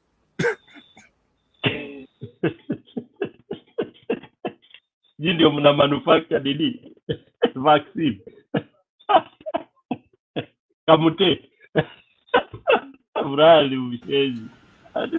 Stone PK. Stone PK. Yes, nani? Nisa. Let me tell you something. That number one, you are not patriotic. Okay? I'm not. You're not let me tell you the truth. And I don't want to be. To which country? Yeah. So let me tell you something. In the country where you live, listen, in the country where you live, right? Your words today would mean, listen carefully, would mean that actually go read, I think it's 18 code 2385. Okay, anyone advocating of the United States government, go read. Anyone who is advocating to overthrow the government, you know, like you are of advocating. Number one, that is not patriotism. Number two, you actually, that's why I'm telling you, Kenya is a very good country. In the country where you live, where freedom of expression is, if you advocate to overthrow the government, the same way you people come here every day and speak of that, it is an indictable offense. And by who? By the government. By the Which government of the United States. Why? I'm telling you. We are not in. Hello, I'm telling you, if you were saying the same words about the United States government, saying that we should I'm not go saying and about the United. Yes, I'm not talking. I'm not a United States citizen. That is why I'm telling you. That is why I'm telling you. Yes. That's why I'm telling you that here we have the freedom to express ourselves. Even hope. You and me and every other person. But overthrowing government is a serious crime, serious crime. So let us be Where? as much Where? as much. Mise, let me ask you a question. Acha hiyo. Mise, US let me court. ask you a question. Do you have a constitution? I'll give you We are not reference. talking about US. We are not talking about So, US. It's none of our business. Remember, if you are in Kenya, for example, I'm in Kenya right now. Okay, so I'm giving you an example. I'm at home. If you were in Pakistan and you are advocating not Kenya anymore. No, listen, man, this is like really serious. And Kenya, advocating, you guys learn to listen, like Alex said. There's but you are lying to us. And there's civility. I'm telling you something. But Mise, I thought you were a lawyer. Dude, no, we fought so hard to be able to talk about these things and to be able to talk about why are you interrupting me when you know that I'm why are you interrupting? I have been listening when you speak, Mato. Let me tell you. Mise, acha siasa bwana. Kwa tu Mkenya. Tulifaitia kitu bwana. Tulienda Sabasaba ndio tukuebo kuongea. Sijui ulikuwa wapi wewe. Bro, tulienda Sabasaba hii kitu bwana. Let me respond to what you say. Do you know who is patronizing Kenyans? Whoever who is talking about revolution, overthrowing the government, that is not a language of patriotism. Sasa unataka kuturudisha time ya kina Jonjo. Jonjo ndo alikuwa akisema hiyo ni treason. Listen, what is the language of patriotism? Patriotism is a devotion, right? You need to see that. It's a devotion and rigorous support of your country. That is the definition of patriotism. To tell people to overthrow the government, that is something that is indictable. But that aside, I just wanted to respond to certain issues that Mato you spoke about here. Number one, you spoke about patriotism, and I was wondering what measures patriotism. And then the next thing you spoke about is how people reacted when Raila suggested infrastructure that was actually going to take their land and in exchange of good infrastructure. The truth is, in Kenyan constitution, there is something called it is called compulsory land acquisition. When the government identifies a project that will benefit the public, they don't just go and grab the land because the land is not in their ownership. There is a procedure called compulsory land acquisition. Now, what they do is that they identify, they go to the people, they engage the people and tell them why they are taking the land. After which they will compensate. And this is why I have a disconnect with you. We were talking about one thing and you jumped into something else. You spoke about how people reacted and how people did not embrace infrastructure and change. And I'm trying to tell you that a lot of Kenyans are homeless today because some of them don't know that they have a right. They have a right. When you have a title deed, you have a right. The government cannot just walk into your land and just take it the way they want. There is a procedure called compulsory land acquisition. They pay you the market value. When they pay you a market value of your land, then they can relocate you. Before they pay you, there is a process, evaluation, allocating the market price. They give you an offer. When they give you an offer, you accept it. You can challenge the offer, but more often the government can go ahead and pay you anyways. And after paying you, they can move in and take the land. But many Kenyans, their properties is destroyed. They go homeless because the government woke up one day and thought about taking the land. So the people's reaction towards infrastructure and change was justified because they were not informed. Some were not compensated, and because of that, they had every right to react the way they reacted. Some people afterwards, they were compensated. In fact, if you look at the SGR, I'm one of the people that was affected by the SGR. SGR passed by one of my properties, and I was compensated. And I remember one day they dumped a sewage in my property, and I went there and I compelled them to take out that sewage because I was the rightful owner of that property and I knew what my rights were. So when you come here and there are people who are rightful owners of properties who have lived there the entire of their life and they are displaced and they become homeless, then you say that Kenyans were foolish to react the way they react. To a certain extent, you are right. To a certain extent, you are wrong. That's one thing I wanted to correct.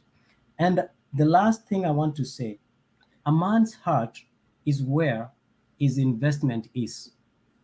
A man's heart is where his money is. And what do I mean by that?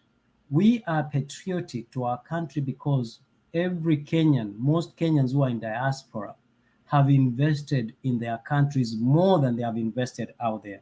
So to say that we are not patriotic is actually defeating the purpose of our investment in our country, because that's where our countries, that's where our investments are. And where your investments are is where your heart is.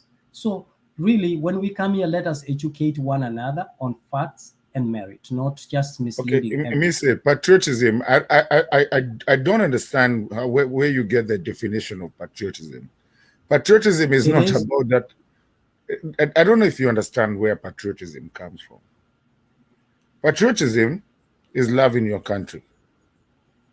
Is when you see something going wrong with your country, you agree. I mean, you agree that there's a problem. And it's patriotism is also when something was going wrong, as skinny as I am, as whatever I am, and you're called to duty, you can fight for that land, that country, to death. Now, does it mean fighting physically? No. It means also fighting for your own country. It means so just because you live in Canada, is fighting for that country. And that is where you go wrong. You live in the US. How patriotic are you? No, listen. Ideologically, physically, and everything, so that when you see something that is not going right, you're ready to stand for that country and make it right, regardless where you are. And that is called patriotism. It is also fighting for your own constitution. You know, Mise, the funny thing that I find with you, even though I've learned to kind of, rebut you and, debate you, the funny thing that I've come to understand, I mean, to see with you, is that you're here telling us you're a lawyer. But again, when it comes to Ruto, you forfeit all the constitution that Kenya has gained and has fought for. The people has fought. As long as it's Ruto that is being spoken about, you forget your lawyerhood, if you want to say it that way. I don't even think that's a real name, lawyerhood. But even the constitution, you let it go. And that's why I say at one point I wanted to always ask you this. Where did you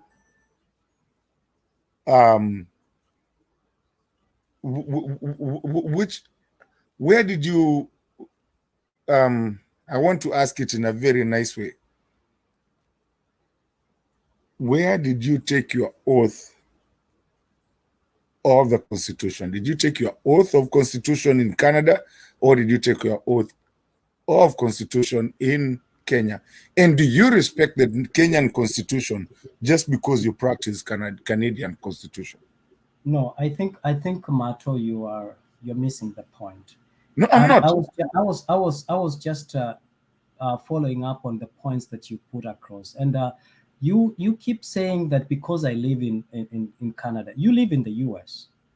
So don't think that you're more patriotic than I am. If I was not patriotic, I wouldn't even waste my time here to come here and engage. So this whole idea of talking about patriotism is But Mr. Do you understand that the person that is running the Kenyan government never won? Can we agree he never won? Can we agree that? I was listening. No. Can we agree that he never won? That is neither here nor there. The president of the Republic of Kenya right now is William Where Samoei. did he win? So the thing is, and this is where we go wrong. You keep arguing that he never won, he never did what. The president of the Republic of Kenya is none other than William Samoei Ruto, and we respect that. Whether he was there illegally, where did Ruto win? Where did Ruto win? What we should be arguing, so that we don't. No. I'm asking you a very simple question. Where did Ruto win? He's the. You are heading nowhere, Mato and Mise. You are heading. That trajectory will not take you anywhere. But here's the Stone PK. Yeah, you better progress. I understand you don't recognize William Ruto, but at the same time, you don't change anything, because when you check the president, whoever acts in the capacity of the Republic of Kenya as the president is none other than William Samoei Ruto. We should move on. All you do. No.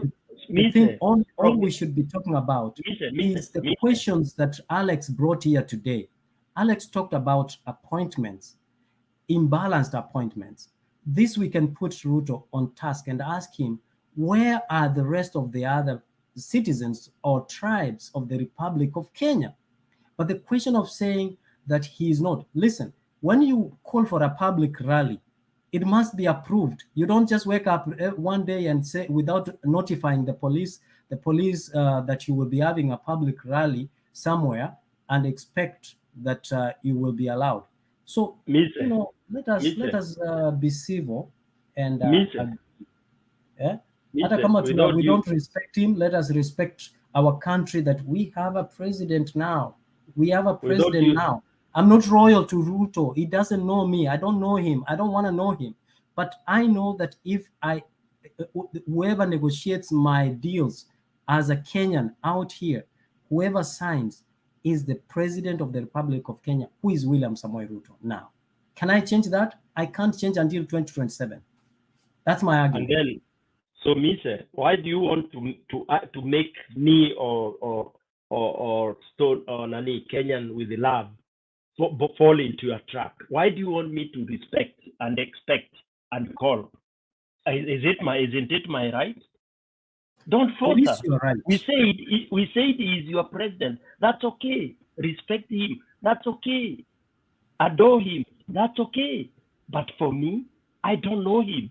It's as simple as that. And I don't really care about him. Which does not affect you in any way. I was giving you a brotherly, I was being cautionary and a brotherly love, that as a brother, our words, evidence that is extracted from social media, can be used against us.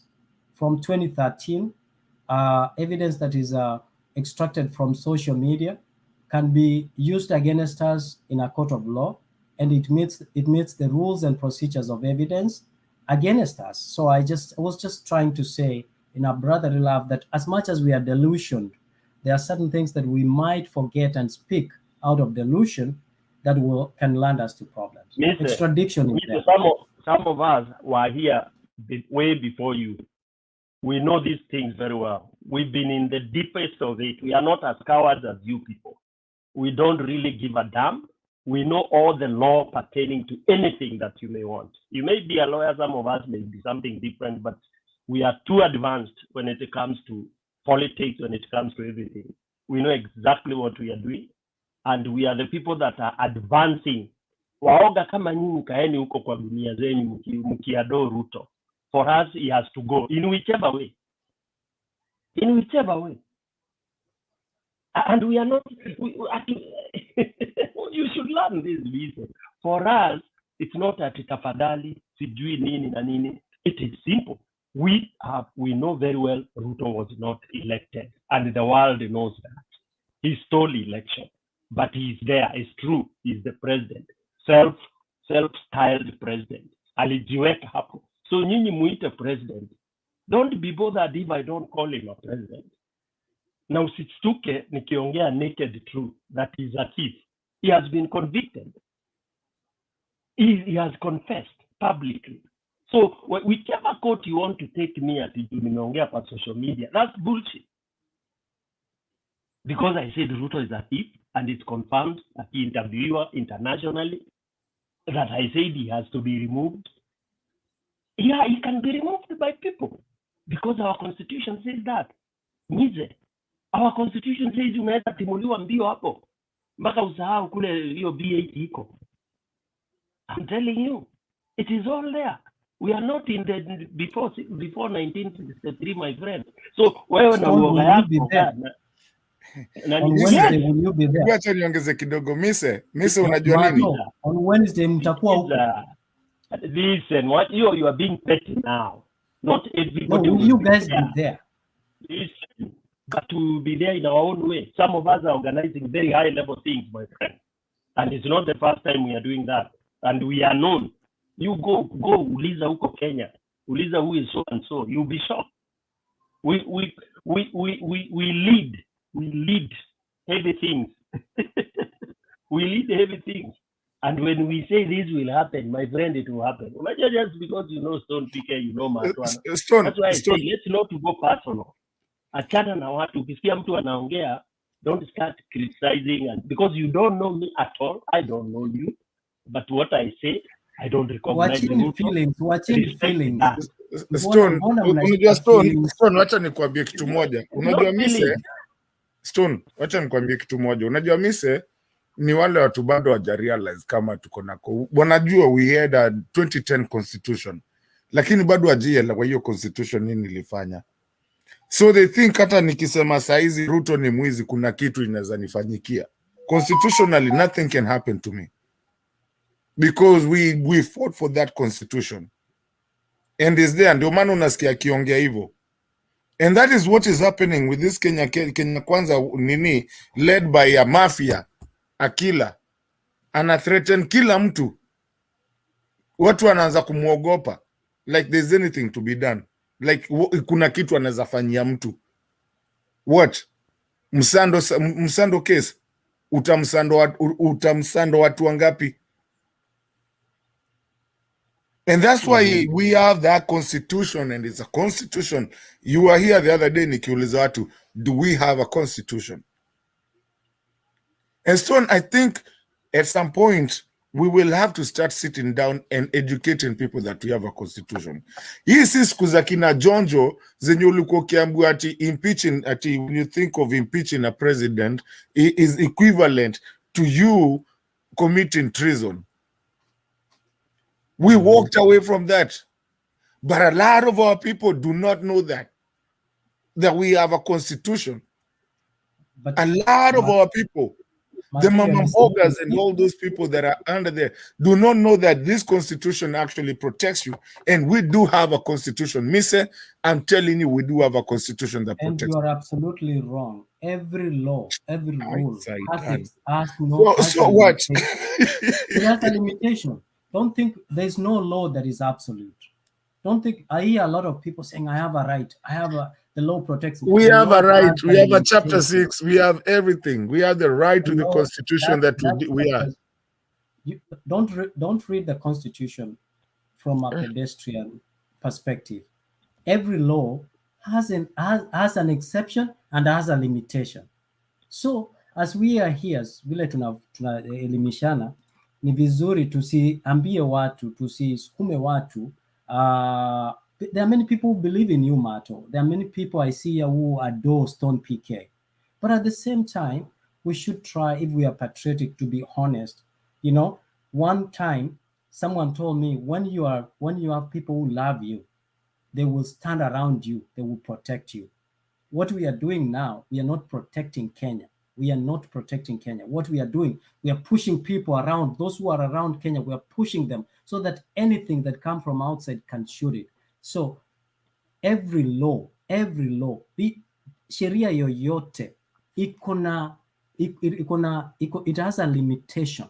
It has at the same time, it is not absolute. It has an exception. So don't be fooled that you have your right. You are black. You have your rights wherever you live. Don't you get challenged? Don't you get challenges along the way?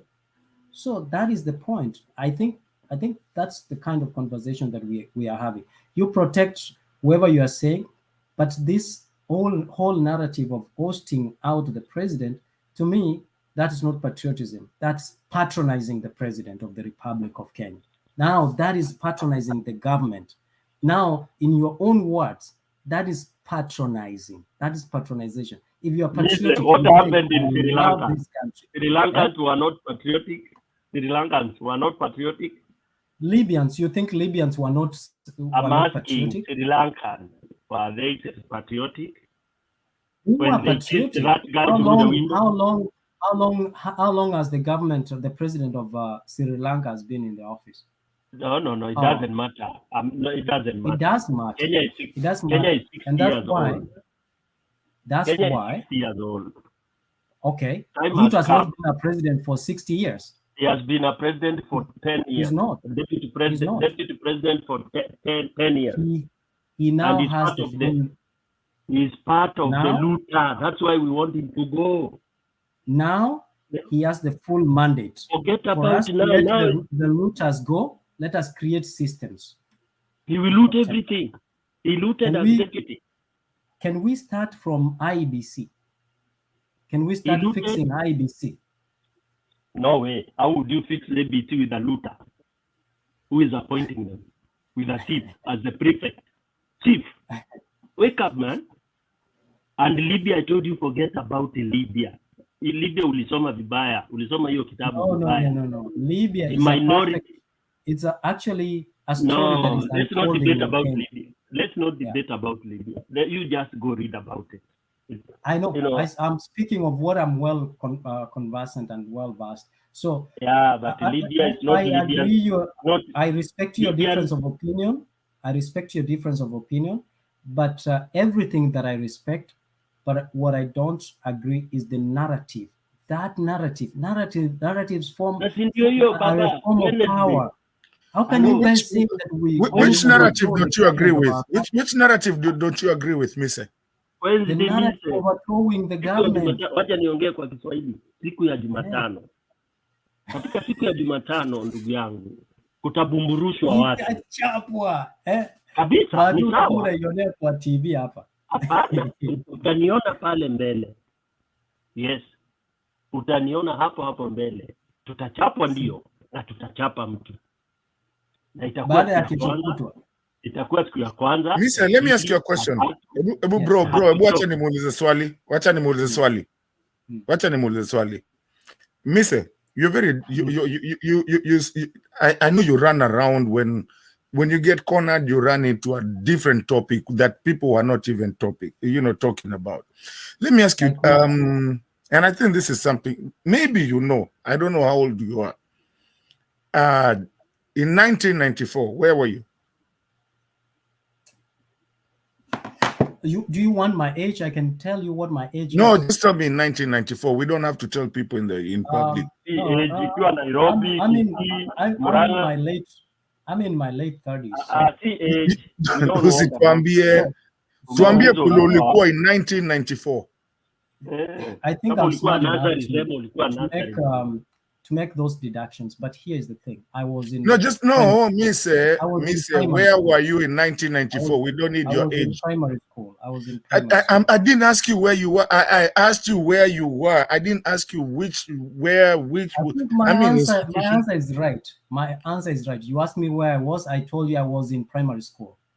I don't have to answer the way you want. If you want to go through that, do you know what happened in 1994? I was. What do you want? Ask a specific question. Where do you know a man called? Ajui alikuwa primary, mtoto mdogo yule baba. Alikuwa kinywa maziwa ya nyanya. Don't patronize me. Yeah. No, you're patronizing yourself because I asked you No. just where were you, and you started talking about you were in high primaries, nini. I was just saying where you were. In terms of, So do you know a person called Nelson Mandela? Occupation. Do you know a person called Nelson Mandela? I'm an history student, so I don't know why you would think that I wouldn't know about Nelson Okay, Mandela. do you know when they got when the apartheid happened? Go ahead with please proceed. Okay, thank you. So now I won't even, because I don't want to patronize you, because I think you have a problem with that. Somebody knowing something that you don't know. But let me ask you: would you have wanted? Wait. Would you have wanted for Nelson Mandela, Winnie Mandela, and when it happened, for them to do the apartheid to happen? Ask your question again. Would you have wanted it to happen? To do what to happen? The revolution that they did to get out when the apartheid was happening, would you have wanted them to do it? To end the apartheid or what? Yeah, to end the apartheid. Okay. Obviously, yes. Because Mr. is talking about revolutions are bad. Revolutions are not bad, my friend. We talk about South Africa. They did it. They came back, and it's a great place today. It did not even happen so long ago. That's a very bad comparison, Ndeto. No, it's because listen, call a spade, not a big spoon. Listen, if you have a bad governance and you have a governance that has put itself in there, it's kind of like Idi Amin. I can ask you, would you have wanted Idi Amin to be overthrown? No. No? No. Allah? What? Really? Tufunge show. Huyo saidia, huyo nimekuachia, huyo anahitaji Mato, go back. You only see Mato. You only see the bad side of Idi Amin.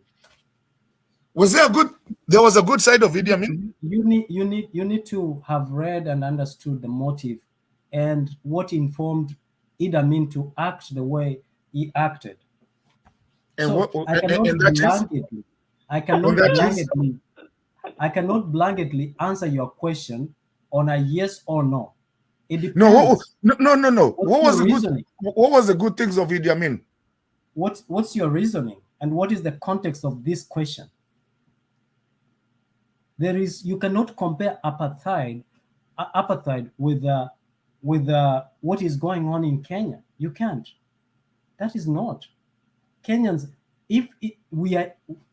what will Uganda talk about? What will other countries in Rwanda, what will they talk about if we start comparing apartheid?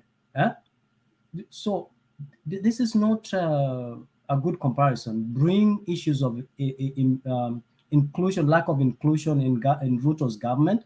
We can debate that. What does that mean when you employ all your tribesmen? What is that mean?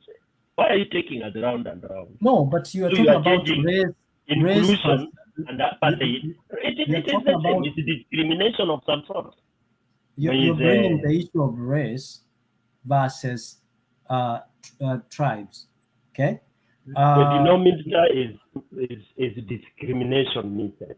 That's the denominator. Please, denominator.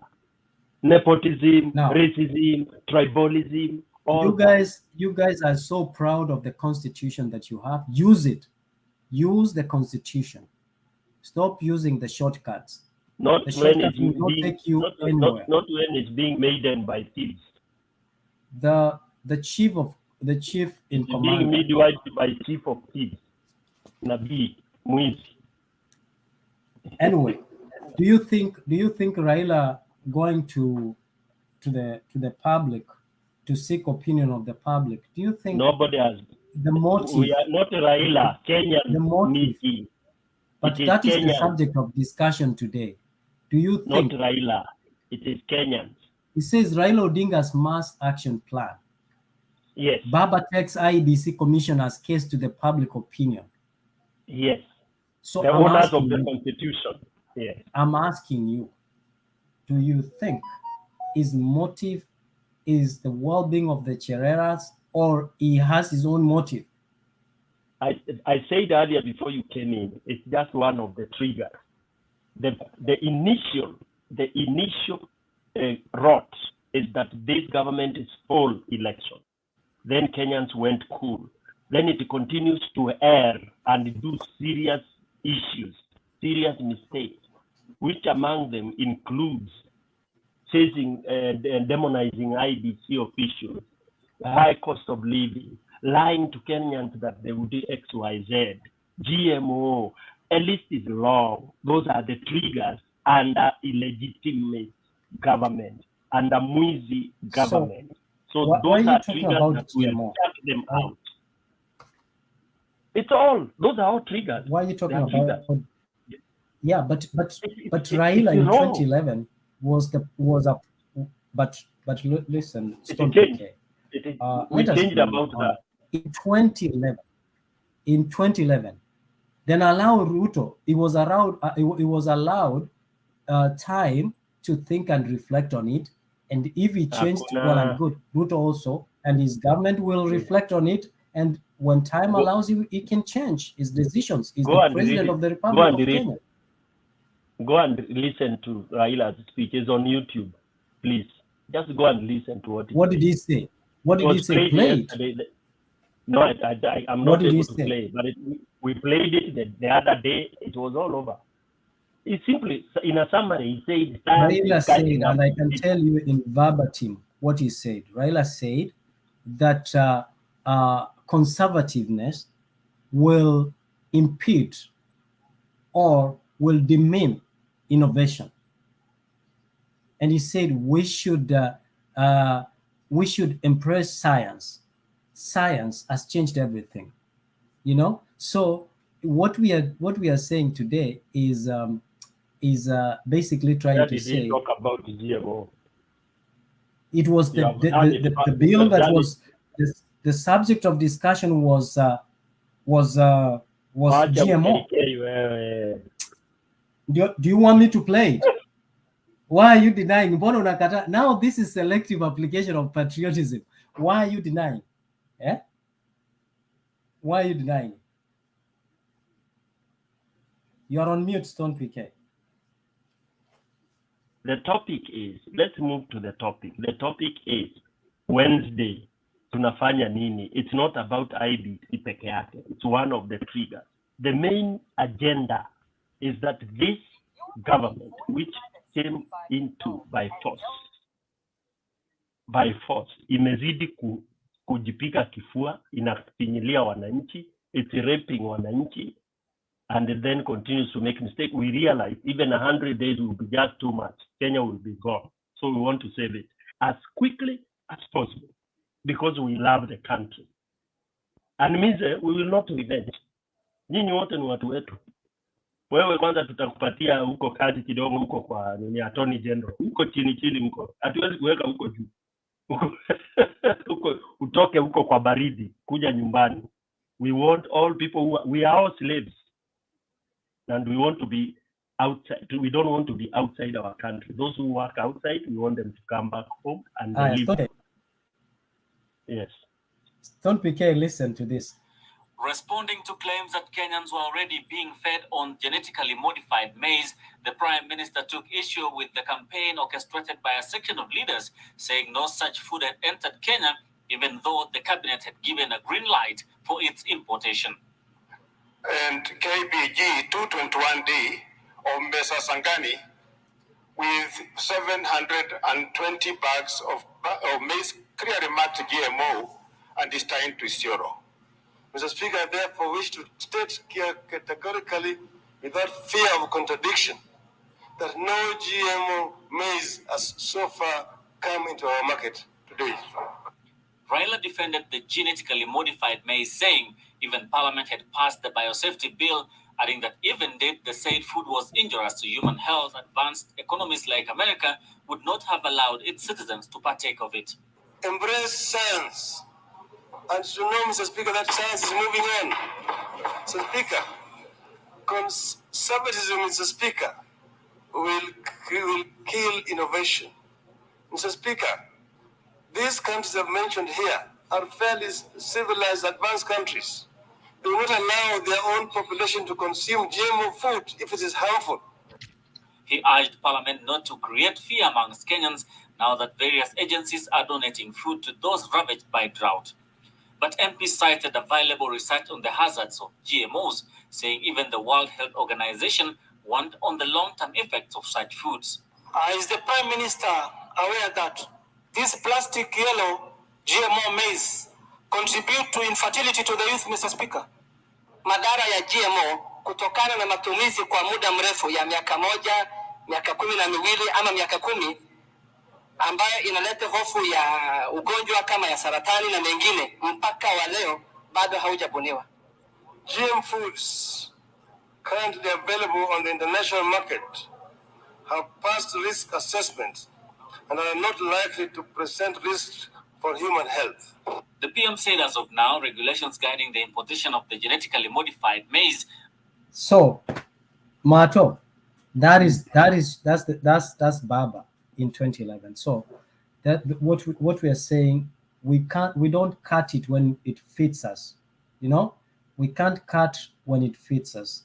Let us agree. Then by saying, then he was wrong. Now he's right, or he's changing goalposts to suit himself. So, but for me, is that we give people a chance, whether they were. I agree with you, and I see your disappointments, but at the same time, they will, as time goes by, deliver on their mandate. The thing that we should advocate and push is that they should balance in their appointments. I think that is very necessary, very important and urgent for us to push. It's so funny that you brought up that thing. It's very weird that you did. You live in the first world country too, and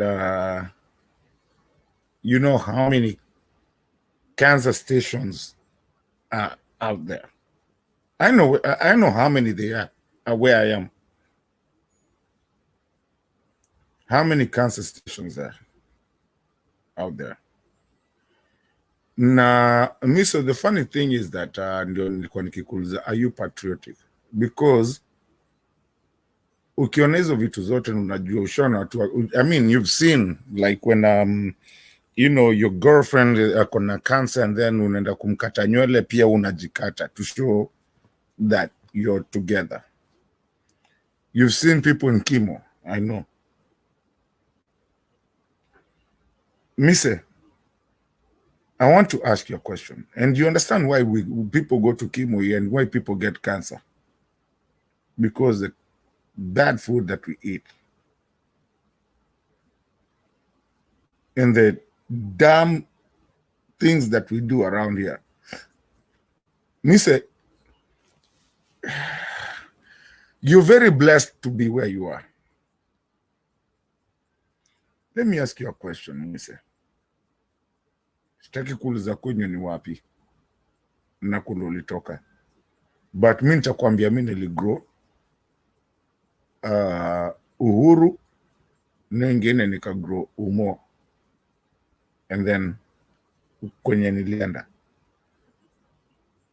ule mtoto wa pale Githurai, huyo mtoto wa Githurai, hata wachana na wa Githurai kuzuia kwa Nairobi, twende Mandera, huyu atatoa wapi kimo, my friend? Cause wewe unaweza afford kimo na maybe mtu wako anaweza afford kimo. Hasa mtu wa Mandera atatoa wapi kimo? Yet hizi zenye the hardest part of it kwanza mi kwangu is because Kwanza si ati ni chakula tu inaletwa hivi, ni chakula inakuja kumekiwa profit. Wenye walinunua kitambo, wanakuja kumake profit. Hao watatoa wapi kimo, my friend? Akimise tafadhali, uye najua uko hiyo side ingine, lakini kama kuna time mtu ambiangwa ruka after hiyo time yote tumeongea nayo hapa, mimi on that one naweza kuambia wachana nayo, just cross over. It's not worth it. What you can afford, there's a kid that cannot even have hata hizi nguo, hata ajui venye hata nini, akianza kula GMO anze kupata. Yes, you can afford to go to kimo. Ule wa uko dispensary, hata dispensary hazitoboa. Kama wamise yenyewe najua tu argue, but I think you're smart. I want you to start thinking about these things. Zifikirie, na acha kufikiria kama mtu wako Canada. Fikiria kale katoi kako home. Fikiria ule mzai mwenye hata ukitaka kumuita mlevi, ule mwenye wala unajua tule tumzai twa kitambo twenye tulikuwa tunapita huko kwenye usiku, kama kamelewa kanaimba. Fikiria utwo. Fikiria wamadhi wenye hawajui diaper ni nini, wenye uvalisha toi napi. Start thinking about that, man. Don't just think of where you are and the ability that you have, because God has blessed you to be where you are. But think about those other people. Now the real mama mbogas that Ruto was talking about, not the Aisha Juma mama mbogas, the real ones. Start thinking about that. Ule wochi wako uko hapo nyumbani, anza kufikiria watu. And the moment you start thinking like that, Mise, you will start understanding why we come here and yap. If you want to call us yappers, that's the reason we yap around here. Hiya. All right. Okay. Gentlemen, I think we've done I want to leave Stone PK. Yeah, actually, I was trying to wind up. You can say your last word. If you are okay, that's cool. We want to wind up. Yeah. I just wanted to speak to Mato. Mato, I have family. I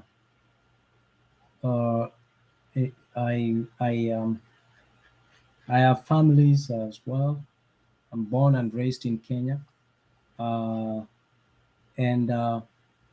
So I'm very patriotic. My investment is in Kenya. Mato, rudi hapa.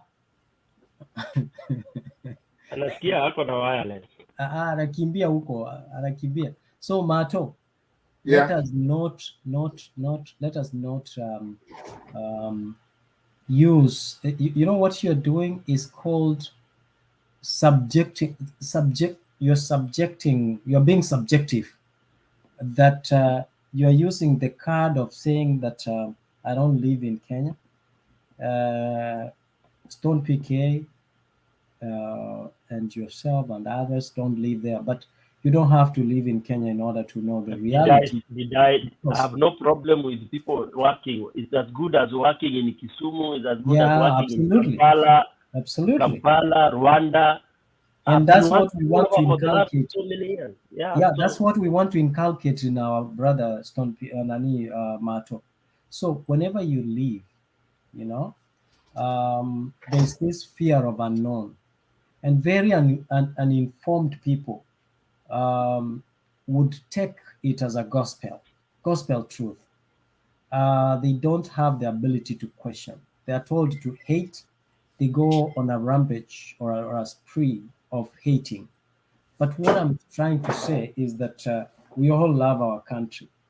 On a good day, Stone PK, you would be somewhere doing things that are meaningful.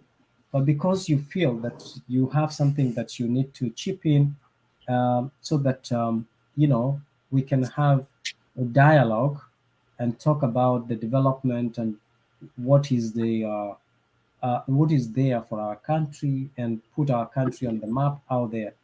It is the reason why we come here. But for me, I just wanted to leave you with this. I think one thing that people need to understand is one thing that I took from here today, from Alex, is the value of listening and civilization in listening. And I would add that when you listen, conceptualize what you have listened, and then once you have conceptualized it, then own it, and now it will be easier for you to understand other people's arguments. Lastly, I want to read something here.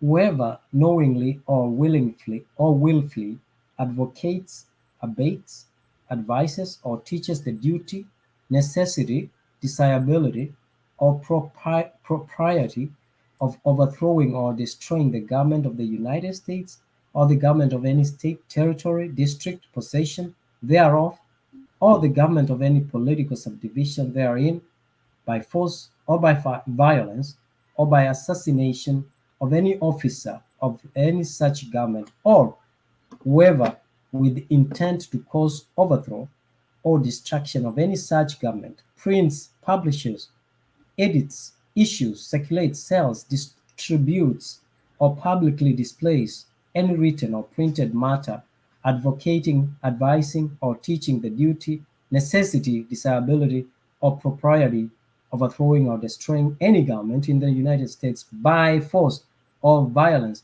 or attempts to do so, whoever organizes or attempts to organize any society, group, or assembly of persons who teach, advocate, or encourage to overthrow destruction of such government by force or violence, or becomes or is a member of the or affiliates with such society, group, assembly of persons knowing the purposes thereof, shall be fined under this title or imprisoned not less than 20 years, both, and shall be ineligible for employment by the United States and any department or agency thereof for the 5 years next following his conviction.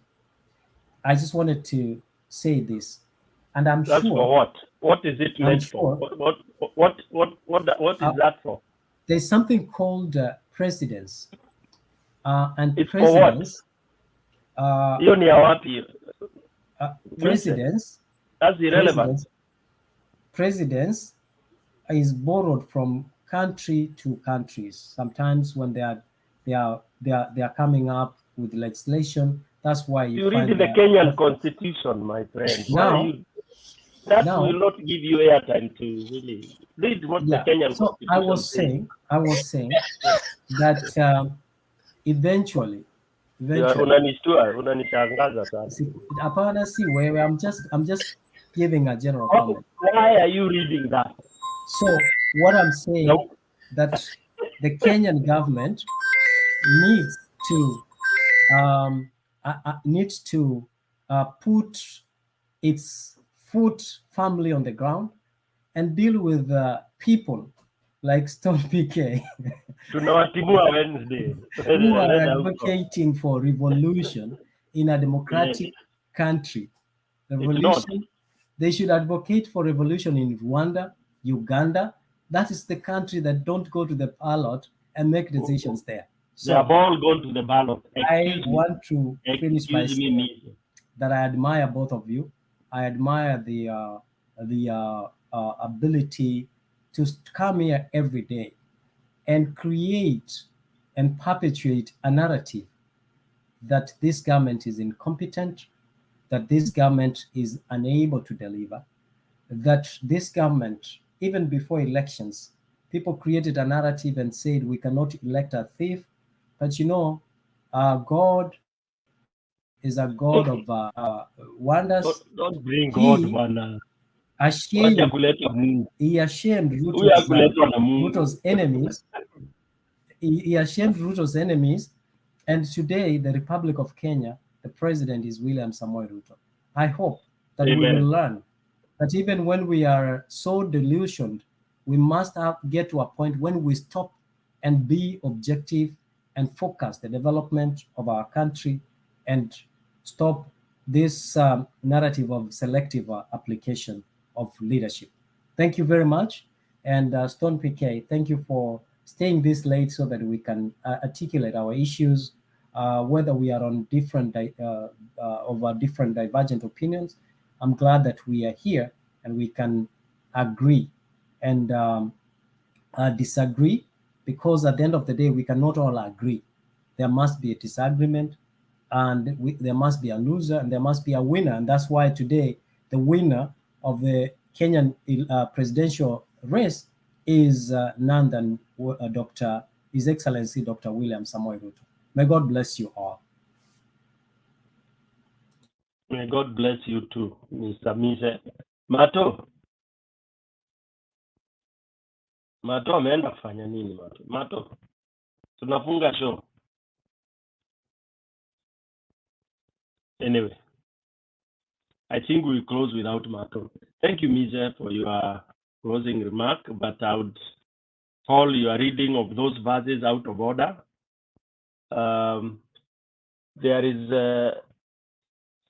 There's nowhere in our constitution where we are barred from.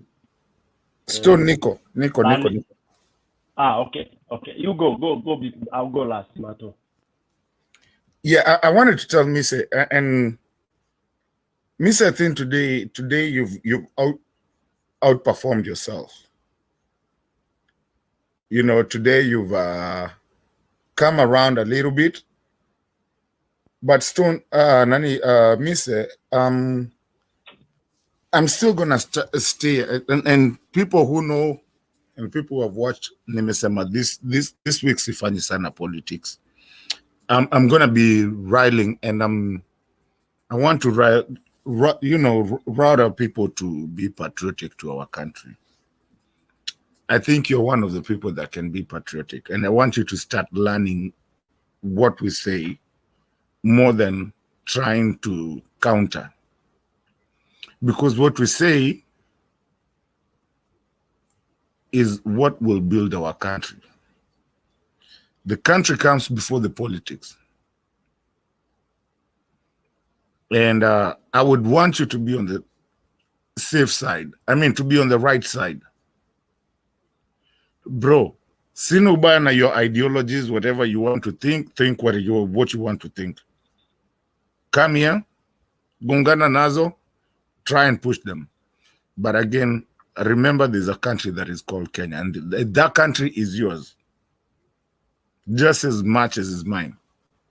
Si ya Mjaluo, si ya Mkisi, si ya nini, na kuna watu wamepigania hizo vitu. And we have a constitution. That constitution, Mise, has to be followed. Ama tutupe. And the moment you start on the wrong side, like the president that you defend so much, he started on the wrong side. And that's why less than 100 days, he's having issues and people are talking something. And Mr. Let me tell you, you're living in a very good day right now. And I'm not just talking to you, Mr. I'm not directing this to you. I'm also directing it to other people. I'm just using you, for example, with your own permission. You're also living in a very good time that you don't have to go to Kamukunji grounds to picket like Kinanjoya did. That you can actually picket here and talk what you want to say. Kuna watu waligongwa kupata hiyo constitution yenye hata inakufanya kuweze kuongea hapa. Kuna watu walishikwa ku places mbaya, lakini walitupatia hiyo opportunity ya kuweza kuongea. Mise, love your country and the other people. There's someone alikuwa kinuza 94 nini ilifanyika. Let them go research. The thing is that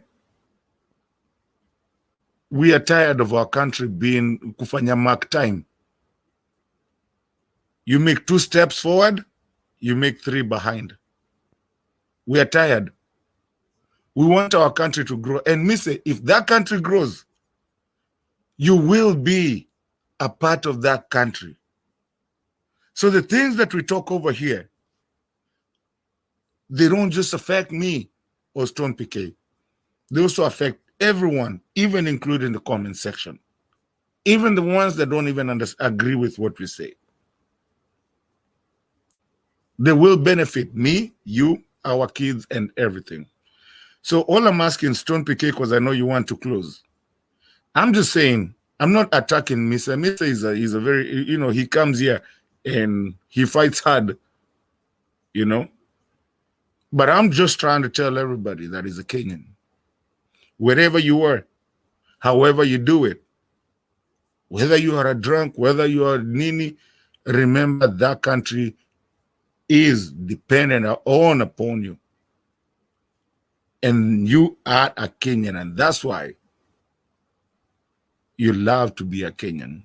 And that's why that Kenya is dependent on you. Ukiachia watu waharibu hiyo country, there will come one day that you will want to go back to that country. Or you will wish you had said something. We got a constitution that allows us to picket and gives us an it gives us the right to do that. Let's picket when things are not right, and not just look at UDA, ODM, or whatever it is, but let's look at one party that is called Kenya. Stone, next week, Pia, I will not politic. I will talk patriotism, because I want people to be patriotic to our own country. Thank you, sir. Stone PK, Yes. one thing. I just wanted to make sure that Mato understands something. Mato, you have been very passionate with the Constitution, and I've been trying to tell you that the Chapter 4 of the Kenyan Constitution, fundamental rights and freedoms, if you look at Section 24, it talks about limitation. Actually, it's limitation of rights and fundamental freedoms. And I just want to jog you through. I want to take you to subsection 3. To subsection 3. Let's look at 2 subsection 3. The state or a person seeking, a provision of legislation. Okay, so 2 subsection 1. It says that a provision in legislation limiting a fundamental freedom in the case of a provision enacted or amended on or after the effective date is not valid unless the legislation specifically expresses the intention to limit the right or fundamental freedom, and nature and extent of limitation shall not be construed as limiting the right of or fundamental freedoms unless the provision is clear and specific about the right of freedom. Nature and extent of the limitation shall not limit a right on. I think I want to more concentrate on 1. 1 says that a right or fundamental freedom in the Bill of Rights shall not be limited except by law. Okay. Number 2, and then only to the extent that the limitation is reasonable. Underline, is reasonable and justifiable in an open and democratic society based on human dignity, equality, and freedom, taking into account all relevant factors, including the nature of the right or fundamental freedom, the importance of the purpose of limitation, the nature and extent of the limitation, the need to ensure that the enjoyment of rights and fundamental freedoms by any individual does not prejudice, that's what I want, does not prejudice the rights and fundamental freedoms of others. So the relation between the limitation and the purpose and whether they are less restrictive means to achieve the purpose. So the reason why I'm telling you that the Constitution of Kenya in its wisdom knows that no right is absolute, no freedom is absolute. There is a provision for there is a provision for there is nothing that is absolute. There is a limitation, and it is in chapter 4, the Bill of Fundamental Rights and Freedoms, and you can look at subsection 24, 1 A, B, C, D, E, and E explains more. So that's what I wanted to make sure that as we part from here today, don't say that you have your right is greater than that of Ruto, or my right or Ruto's right is greater than that of that of yours. So we have to strike a balance and ensure that your rights do not infringe my rights. So if we are calling the people maandamano wakuje wakose shida What was that, chapter 4? Chapter 4 and number 24. I want to close, man. So we are really... Will Jumatano undermine the freedoms and rights of other There are people no who do not freedoms agree like with Raila? Those That's who the don't question want to I'm come from leaving with you. Andamano, stay Thank at you. home.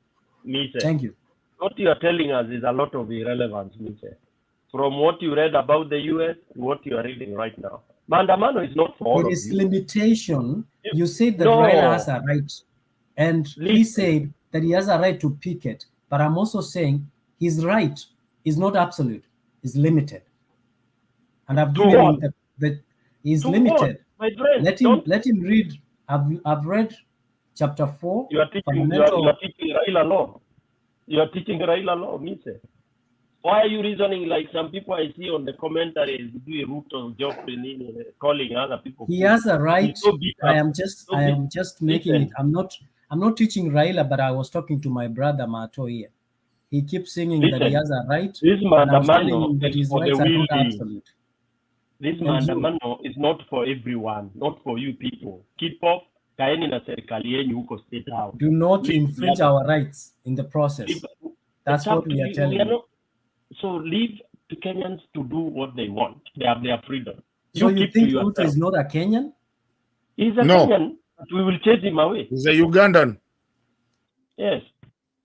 And then let's close there. Let's close. I want to close by saying I see a lot of bitterness with people like Jeffrey Ruto. Ruto, going to abroad is free. Just to go apply where you want to go. Stop feeling bitterness because you are not able to go where others have been. That shows how foolish one is. No one is limited. Just go apply. If you are learned, if you are not Ruto is learned, abroad. kuna kazi Ruto is nyingi hata za abroad. kufagia.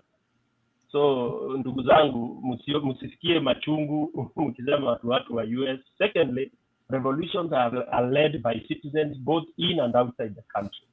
Okay, so there is no one who has more rights than the other, and you have no right of saying somebody who is working in Arusha is not patriotic. Okay, if you have no opportunity of going out, don't feel bitter. No, Stone PK, can you also reprimand Duke Moses? Why are you reprimanding Geoffrey Ruto and anyone from KK? I'll reprimand all. Yeah, reprimand all of them. Yeah. So coming here and saying that people on this panel are fools and all that, who is more foolish than the other? Why don't you come to the panel and show you are intelligent? You know, don't be keyboard warrior. Kuandika two comments huko. Kuja hapa.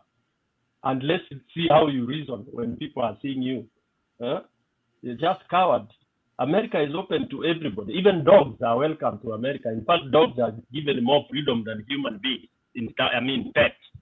Kuguza pet ni kama umeua watu 10. Yeah. So feel free. Stone, I have a special request. And Canada. Let me finish, then you do your request, Mato. So abroad is not limited to anybody. Let people not victimize and try to kusema these guys who are on the panel are either. In fact, we could be even more patriotic than you who is out there. Labda wewe tu ni mtu wa kuiba ng'ombe huko Kacheliba. Yeah. Maybe you are supporting Ruto. Respect Geoffrey Ruto. Geoffrey Ruto is in Canada like me. So I don't care where people are. You know, so, I don't. For me, so don't equate him to a cattle deep thief. No, for me, anybody who goes caring where the other person is, that's being very minimal.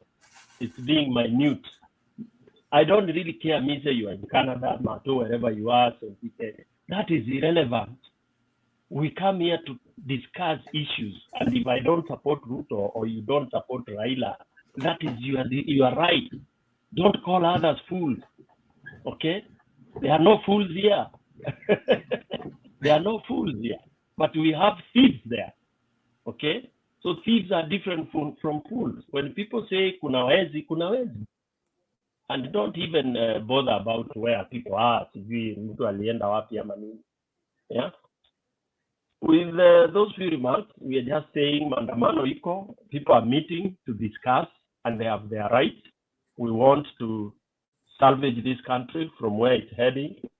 If you are not being forced to come for the maandamano, you keep it to yourself. Kaa nyumbani, all right? Don't attend the meeting. Watch from TV if you want. If you don't want, you leave it alone. It's none of your business. It's none of your business. Simple as that. Everyone has a right to do that. Don't call those who are going for maandamano fools. They have their right to do that. So it is. And if we decide kutimua Ruto, tutamutimua tu. Those are Kenyans that will do that. And that will be it. If he stays, he will stay. Lastly, let me thank all those people who have participated in this conversation, 10 hours plus. It is true, we will continue discussing. It will not be pleasant to some people, it will be pleasant to some people, but you have to take it as it is, because that is what it is. You can't convince people to think otherwise, especially those who call spade spade, those who think Stone is a thief. If I steal in my village, ukienda village yangu, mwizi hana jina mawili. Mwizi anaitangwa mwizi. Kwa Kiswahili ni mwizi, kwa Kikwetu ni mwizi, kwa Kikwao ni mwizi. So it doesn't change. Na muuaji ni muuaji. Ule anaibanga mabibi za watu anajulikana. Pastors wa uongo wanajulikana. Na tunawaita hivyo. So I come from one section where we don't sugarcoat things. Even if your son is a thief, your daughter is a thief, your father is a thief, you say it as it is. We are not used to the culture of stealing. We are not used to the culture of robbing people. So some of us are that way, and you'll have to bear and keep with that. With those few remarks, Mato, you wanted to do a request, and then we close. I hope Alex is on standby to close the studio. Yeah, I think there's somebody behind there, but Stone, I wanted to tell Geoffrey Ruto, because lately he's been talking matope hata nikiwa kwa show anani attack, but I want to tell him, the more you keep on attacking people here, we can still see you and we see how cheap you are. Because if you don't come here, kama saizi ametusiwa watu hapa hivi ati Stone PK ati you've been advised today sijui nini kubuff na nini. Geoffrey, listen, we've been here before you. We'll be here after you're gone. But why are you not reprimanding other people when they abuse me? Why do you get abrasive when people are also speaking to you in the best way they can dress you? When I ask these things, you say, "Oh, forget about who has I reprimand right now? Who? Can you talk to Duke Moses? Duke Moses kuwa mpole na watu bwana. Si mwambie ni kubuff. No, sasa hiyo ni acha tufanye hivyo. But no, you guys, I mean, people in the comment section, sometimes it's not worth it. And if you really want to come and talk matope, me and my friend here, Mise, tunakosanaga na tukubalianagi, but at least we can come here and see each other eye to eye and we talk. You have the link, come in. Just don't be on the comment section talking matope unless you're making a joke about something. Guys, the day that you will not find someone in this panel, you will have nowhere to comment those things that you're commenting. So please, be nice. Watu, tumekaa hapa for a long time. Kama Beran is very liberal. He knows when to reprimand, criticize constructively. That's the best way. Stone, funga iketu bwana. Yeah, I wish people would think with their head and not their bottom, because you know, no one said Lakini living bottom abroad ni yetu, means mbona tusitumie? Ilikuwa bottom up. sawa. Yeah, sawa. Hakuna mtu alisema kuishi abroad. In fact, we have idiots living in abroad. I can tell you, wengine walikuja ndio mbio, they just know how to run, you know. So abroad is not a measure of people's capacity, tafadhali. So no one is praising himself, I'm praising himself at uko abroad. In fact, most Kenyans who are in abroad, I can challenge them. I can challenge their capacity. Yeah. So nobody here has boasted that are better than those who are back at home.